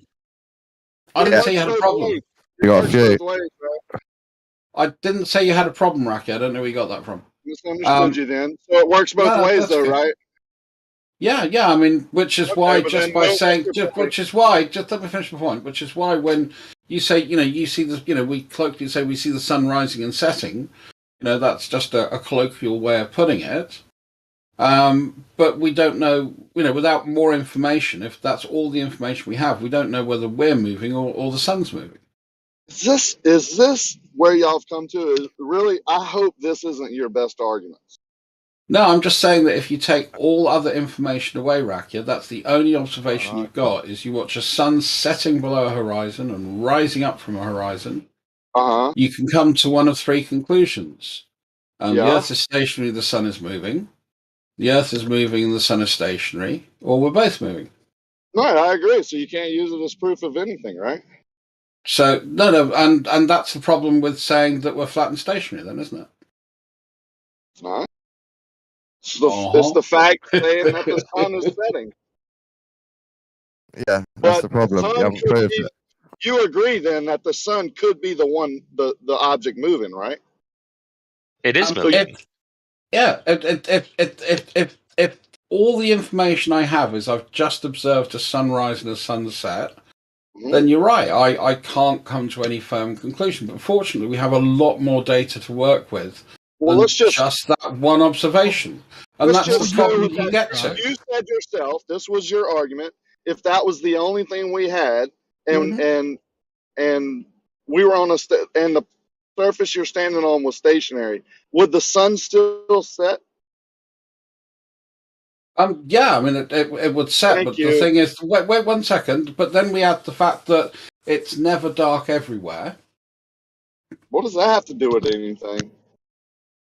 Because if the sun's We're talking going about below, movement of the surface. yeah, we're now talking about the fact that we've got problems with saying, well, hold on a second, I observe it setting below my horizon. Oh, okay. Which is why you have to bring in the disappearing into the distance sun to work on a flat Well, that's Earth. what it would do, right? That's an assumption that you have to make to That's not an support assumption. your conclusion. Yeah, it is an You assumption. can prove that. I've No, watched the it's sun not. Go in set a and large rise building, a warehouse, many with no times, many times Yeah, on and you Mars, said yourself and I've never seen it it would set on disappear a to a stationary distance. plane. What are you talking about? I've never seen the sun You brought that disappear up. into the distance. Yeah, I know, because Well, it's a that's problem due to with saying conditions. that's a problem for the flat Earth explanation, is the fact that we see the No, it's not. sunrise and the sunset, which is why every No, ancient you said culture yourself pretty it wasn't. much, it's why every ancient culture pretty much You're talks about the double-speaking now. sun going below the horizon, and the Egyptian says it passes through the underworld. And the Judaic system says that it goes outside the dome to head round to the east to rise again, because they assumed that Like it a was dark bridegroom. everywhere. Yeah, because they assumed it was dark for everyone when it was dark for them. That was the assumption Yeah, they made. we know that's wrong, right? And we know that's wrong, yeah. Yeah, because the sun is just going away. The light source, as it goes away from you, just like it does in reality, like in a large building, you can put a light above you and have it go away from you to the other end of the building. And guess what? It's going to appear to get lower and lower, and it's going to But get it never darker in your disappears. area. Hang on, I was almost done. Sorry, And Rocky, I it's going to apologize. it's going to get darker in your area, and if that building is long enough, it will disappear. And No, and for it you to won't. say that for you to say that is just ridiculous, because people can prove this to themselves. Show me a light source disappearing in a big building. So what you're saying is take a Particularly, I think, candle. below your current altitude. Here we Like, go. if you're atop a mountain and you see the sun set into the sea, I think we'd say definitionally how many feet you are above sea level, it It's is all setting relative. below you.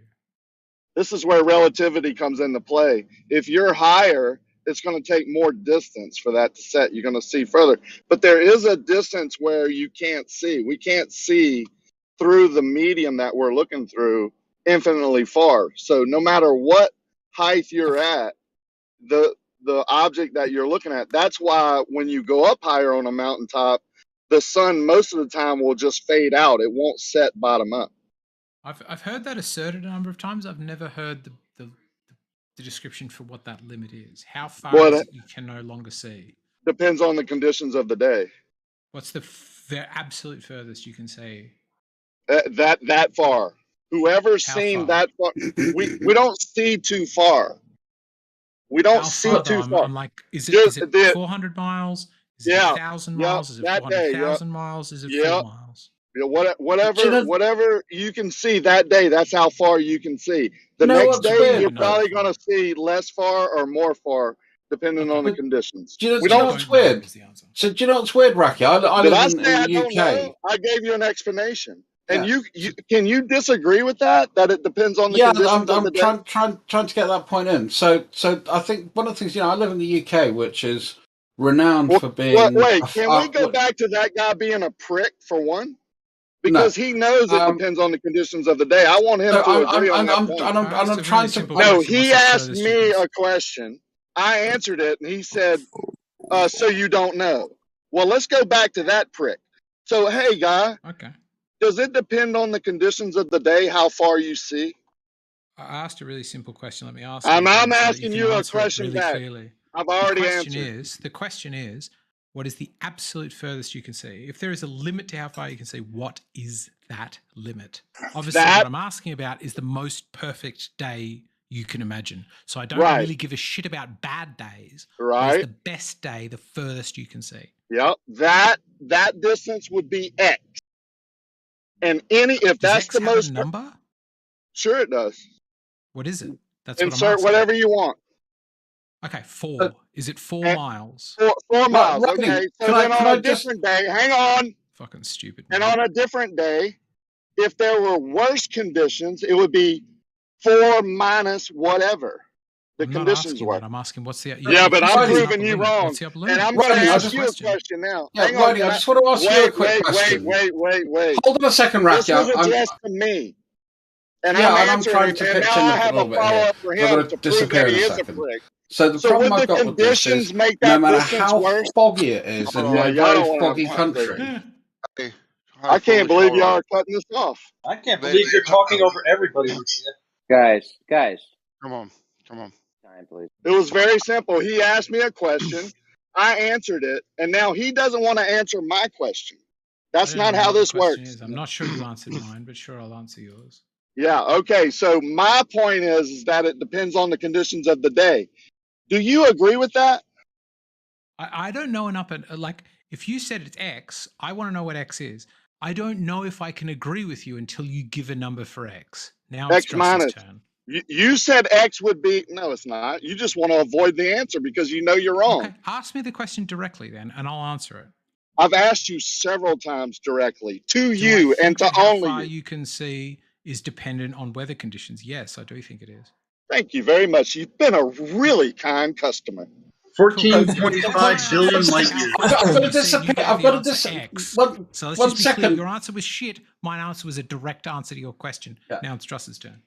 Yeah, so the point I wanted to make. Oh, for fuck's sake, Racky, let me make one point before I have to disappear. I live in the UK, which is a really, we have lots of rain, lots of fog, that kind of thing. I have never seen it go dark on a foggy day during daylight. No matter, and I can't see 3 feet in front of me. When it's a real stormy, cloudy day, is it more light or more dark in your area? It's never dark. It's no, I didn't always ask light. that. It's more, Yes. Are y'all hard of hearing? Direct Yes, question. that's the point that's the point I'm making. Is even on a really foggy day with really bad fog, it's never dark. It's always light. So no matter how thick that atmosphere seems to be, I can always see the sunlight in some form during the day. When it's close to you, yeah, because during your day the sun is close to you. Well, how far but is it? As who the hell knows? But as it gets further away, as we know, hang on, Definitely guys. not close. I'm getting to the point. As the light source gets further away from you, which it doesn't in either of the models that we're discussing, it gets dark. Oh man, is that amazing? On both models it gets further away, right? Yeah, they don't want to answer that one either. Sure, yeah, it gets further away in the heliocentric model. It gets Both further models. away by 5%. It doesn't matter. It Isn't gets that right? further away. I mean, somebody else help me with that. 5% further away. Great number. Is it getting further away? 5% of a million miles is a lot, right? What's 5% of a million or 93 million is a lot, right? 5%. 5%. I mean, proportionality is what matters, not.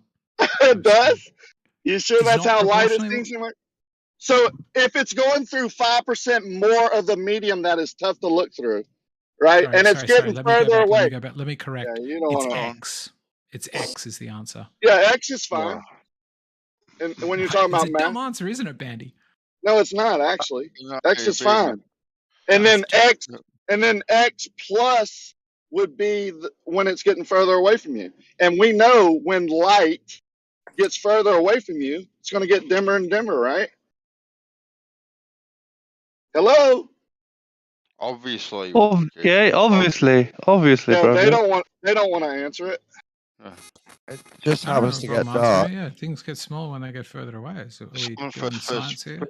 as the sun For disappears some on the strange horizon. reason, they think that the sun's in the sky, and if it's over a plane, for some strange reason, you should be able to see this sun from wherever you are. That's what. Yeah, they that's actually think. ridiculous. Well, no, I mean, I get the idea that maybe to get so far away that you can't see it, but like, I'm glad you agree. If somebody said there's a limit to how far you can X, right? There's a limit to how far you could walk on a walk without getting water, or there's a limit to how far you can drive this car, or there's a limit Yep. to X. And I said, what's the limit? And the person said the number's X. And I weren't able to give any sort of detail of like, it's the fuel efficiency Yeah, it's of an the car unknown. versus the, I'm still going, sorry, Rakia. It's an unknown. So it's not a set limit, is what you're saying. It's an unknown limit for how far you can see. No, it's an unknown distance. But what we do know is when that distance increases, the source of the light goes down in your view and gets dimmer and dimmer, light extinguished. So Yeah, and then I can accept that. We can get somewhere with that. There If you it's an go. Well, I don't unknown know limit, why but you it could. gets- I don't know why you couldn't figure that out on your own. No, I'm happy with that. I'm happy to accept that. It Well, gets then why further did you away. have to argue with me? Well, I'm still trying to finish the thought, if it's okay. If it gets further away and we don't know the limit, could that limit be 100,000 kilometers? It could be whatever. I mean, if you don't know. Could it be 93 million miles? Yes. Could it be 100 trillion billion miles? Yes. Anything. Did you hear me answer So there anything isn't real a limit. directly, real What you're quickly? saying is not a limit. No, I'm saying it's unknown. You don't So listen. there is a limit, but Unknown. we don't How do know you it. know is there's what a you're limit saying. if it's unknown? Everything has a That's limit. shit, man. Have a Everything think about has a that. limit. There is a limit, but we don't know it. Could the number be any? Is there any number I could say that you could say it is not that far? No, because I can't prove it wrong or right. Exactly. So it's a How do you dumb know thing to that? say that there's a limit, but Why I do you don't say know it's it, because dumb? then How what are you're you really just saying is I don't know if there's a limit. No, Well, it of course obviously you have to depends. say you don't know, but you don't. Really You say you daft do shit, know. man. Just listen to your No, own you're words just sometimes. trying to demean people. You're being a prick. Well, yeah, I'm pointing out that what you're saying is stupid. No, because what you're I'm saying is being stupid. honest. I'm being honest. You're being You a are prick. being honest. You're just not listening to what you yourself No, are I'm saying. listening. I'm saying I I don't think know. you're being Neither do you. dishonest. I think what you're saying is absolutely accurate. It's just No. what you're saying is there is a limit, and then when I say what is it, you're like I don't You know. came And then I'm in. basically You came saying into is this it infinite? And you're like conversation. maybe. Put me down. You came into this conversation. You've added nothing but putting me down. I have. I've shown No, that you there's haven't. not a limit. No, you haven't. You've just said it. What is the limit? Who knows? You don't know. You don't know so that there's not a limit. There's not a known limit. There's a limit to everything. That's what we know. Oh, dear. It's obviously medium dependent. What you are Exactly. looking through. Nobody's arguing What you that, are Ben. viewing. Do you What you are agree with viewing that? through. Yeah, Yeah, he nobody's already arguing agreed that, with that. Bandy. Nobody's saying it's not medium dependent. What we're saying is, absent medium, is there a limit? And the answer seems to be from Rakia both yes and maybe no. That's not what No, I said. no, You're twisting my words. That's not at what's the all. limit? no. You Is there a limit? eggshells. You obviously misrepresenting Rakia's point. Eggshells. Yeah. Do you think there's a limit skeptical? That's called being a. See, like Rakia's statement is clear. It's self-evident. There is a limit to everything. Okay, what's the limit? You don't know. Oh my Don't know. God, dude. This You don't dude know. is thick. So we don't know. No, no, just eggshells. It's just you the dumbest person I've ever talked to. Really, like. No, Fuck it out. he's not dumb. He's doing this on purpose. He's smart. I can No, tell no, you it's that there is dumb. no It's simple, man. there If is there's no a- He known came into limit. this conversation because I was in it to do exactly what he's doing. There is no known limit. If the object is big enough and bright enough, you should be able to see it from just about anywhere. That's more. But now you're setting Moyle different absolutely parameters. nails So it. what if Inverse it's square small? law. What if it's small? Oh my God. You just go- proved you go. everybody's point here that agrees with me.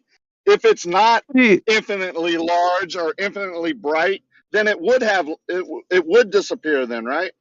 Over distance, and it would get dimmer. No, Everyone's already It agreed will with get that. dimmer and smaller according. Well, sorry, not smaller. It'll get smaller according to a trig function. It'll get dimmer according to an inverse square function. But what that says is, it will never disappear. It will get dimmer and dimmer and dimmer. That it's too hard to resolve. That's ridiculous. Unless the light's What do you mean it's bending. ridiculous? Unless the That's light's established bending. physics, Hold on, man. Rakia.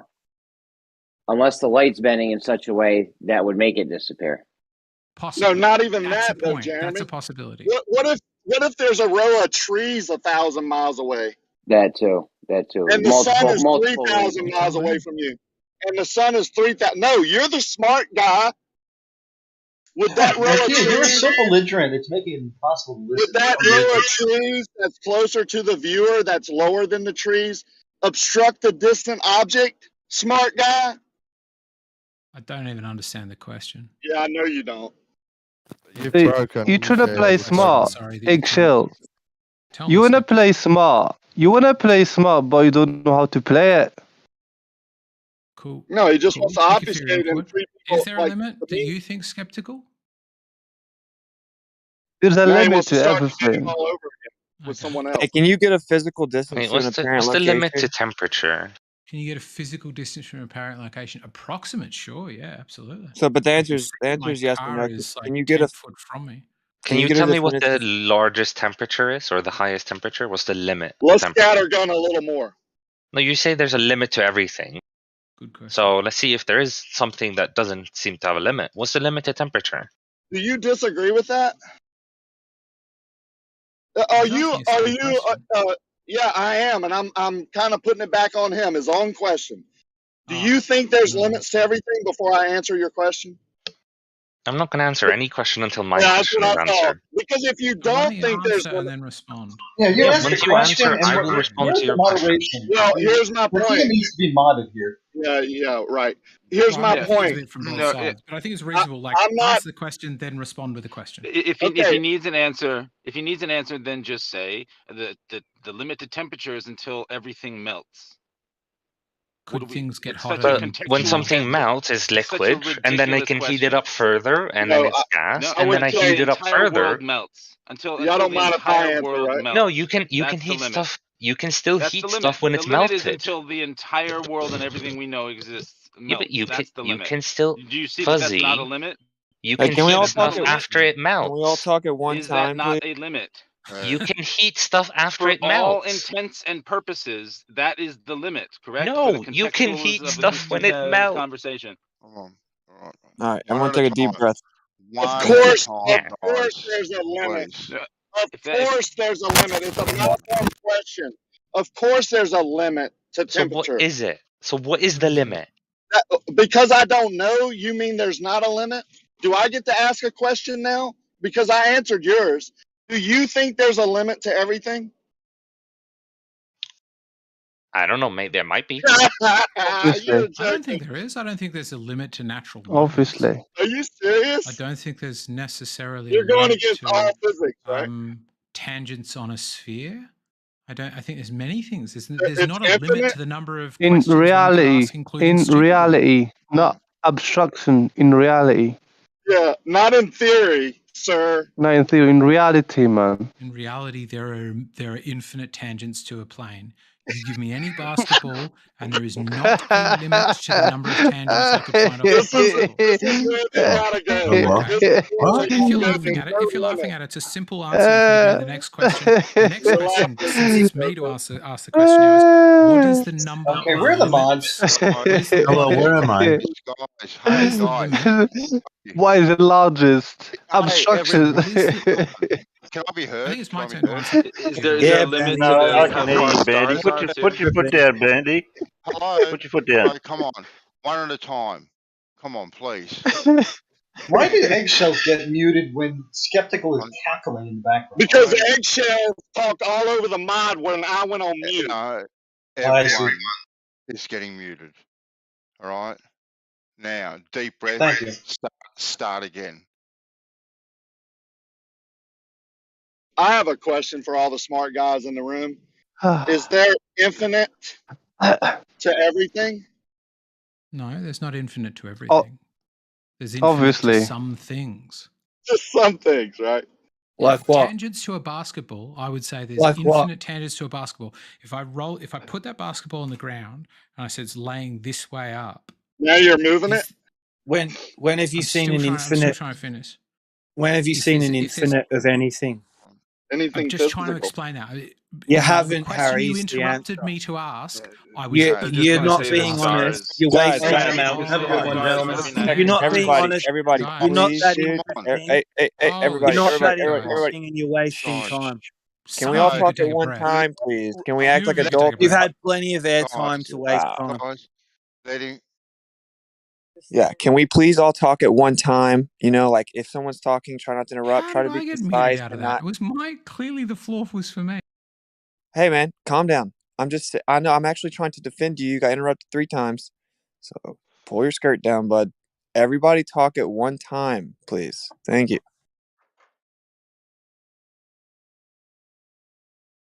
Now no one wants to talk. Everyone. I would still like to finish my point. If it's okay with No everybody, point. if it's okay with the moderators, I would like to It's not finish even the a point I started. subject. It's not even a coherent subject Is on the there a table. limited number of ways I could orient a basketball on a flat surface? It's not even worthy of a response. You don't have to respond then. You don't need to respond by saying I'm not responding. So we were talking about temperature. Now you're rolling a basketball on a flat plane. Sure, Can you pick a talk about temperature. the Okay, subject? what's the maximum temperature? Let's go to Gummy's question. That's not the question. The question was, is temperature infinite? Sure, that's what I said. You with me now? Go Okay, to so Gummy's now you question. think, Is temperature infinite or finite? do you think yes? It has no limit. Is that what you're saying? Oh dear, I Ricky. don't think there's a Oh limit. dear. I think I'm pick a temperature. You and there can't is a answer a temperature. question with a question, or else you seem like a child. A little That's bit, yeah. that's always I going to think be a fact. pick a I'm afraid. temperature, and there is a potential temperature high enough. Whether it's been observed in reality or not is a different question. Could you have a higher integer? Sure. So you think Point temperature is Flat infinite? Earth claims that things have limits, but they can't find a limit for anything so far. That's the point. Exactly. Well said, Dawn. Like, there's got to be a limit. What is it? Oh, let's not prevaricate with weird questions like, what is that thing that I affirmed existed? Oh, so yeah, it's like space is just expanding into the ever infinite void of something. I haven't said Always, infinite. It could be. Can space just continually expand infinitely? You don't know. But it seems like such a simple rebuttal. I don't. Can you have a specific physical distance to an apparent location? Yes, I'll give you a yes. Okay, can you please explain that? Yeah. So the moon is apparent. We're not 100% certain it's exactly there, but we can still work out a physical distance to it. Well, then it's not an accurate physical distance, though, right? Although that's up to you to decide. Well, no, it's just intrinsic in the word apparent. No, I'm totally happy with it. Is there any distance, though, with it that is 100% accurate? Or would there always be You error can't bars in argue. any measurement? You can't argue with people who are willing to say those two statements right there. Anything's possible, and can you actually get an accurate distance to anything in the physical world and be accurate, like 100%? What I said was, are there error bars on any measurement? Of course there are, and you know the answer, and that's why you asked the question in that question way. was for Witsit, Rikia. But yeah, there are errors, but this is different. You're conflating like something that you can physically validate its location with something you cannot, and that's dishonest. So you don't want to ever measure something unless you can touch it. What sort of logic's that?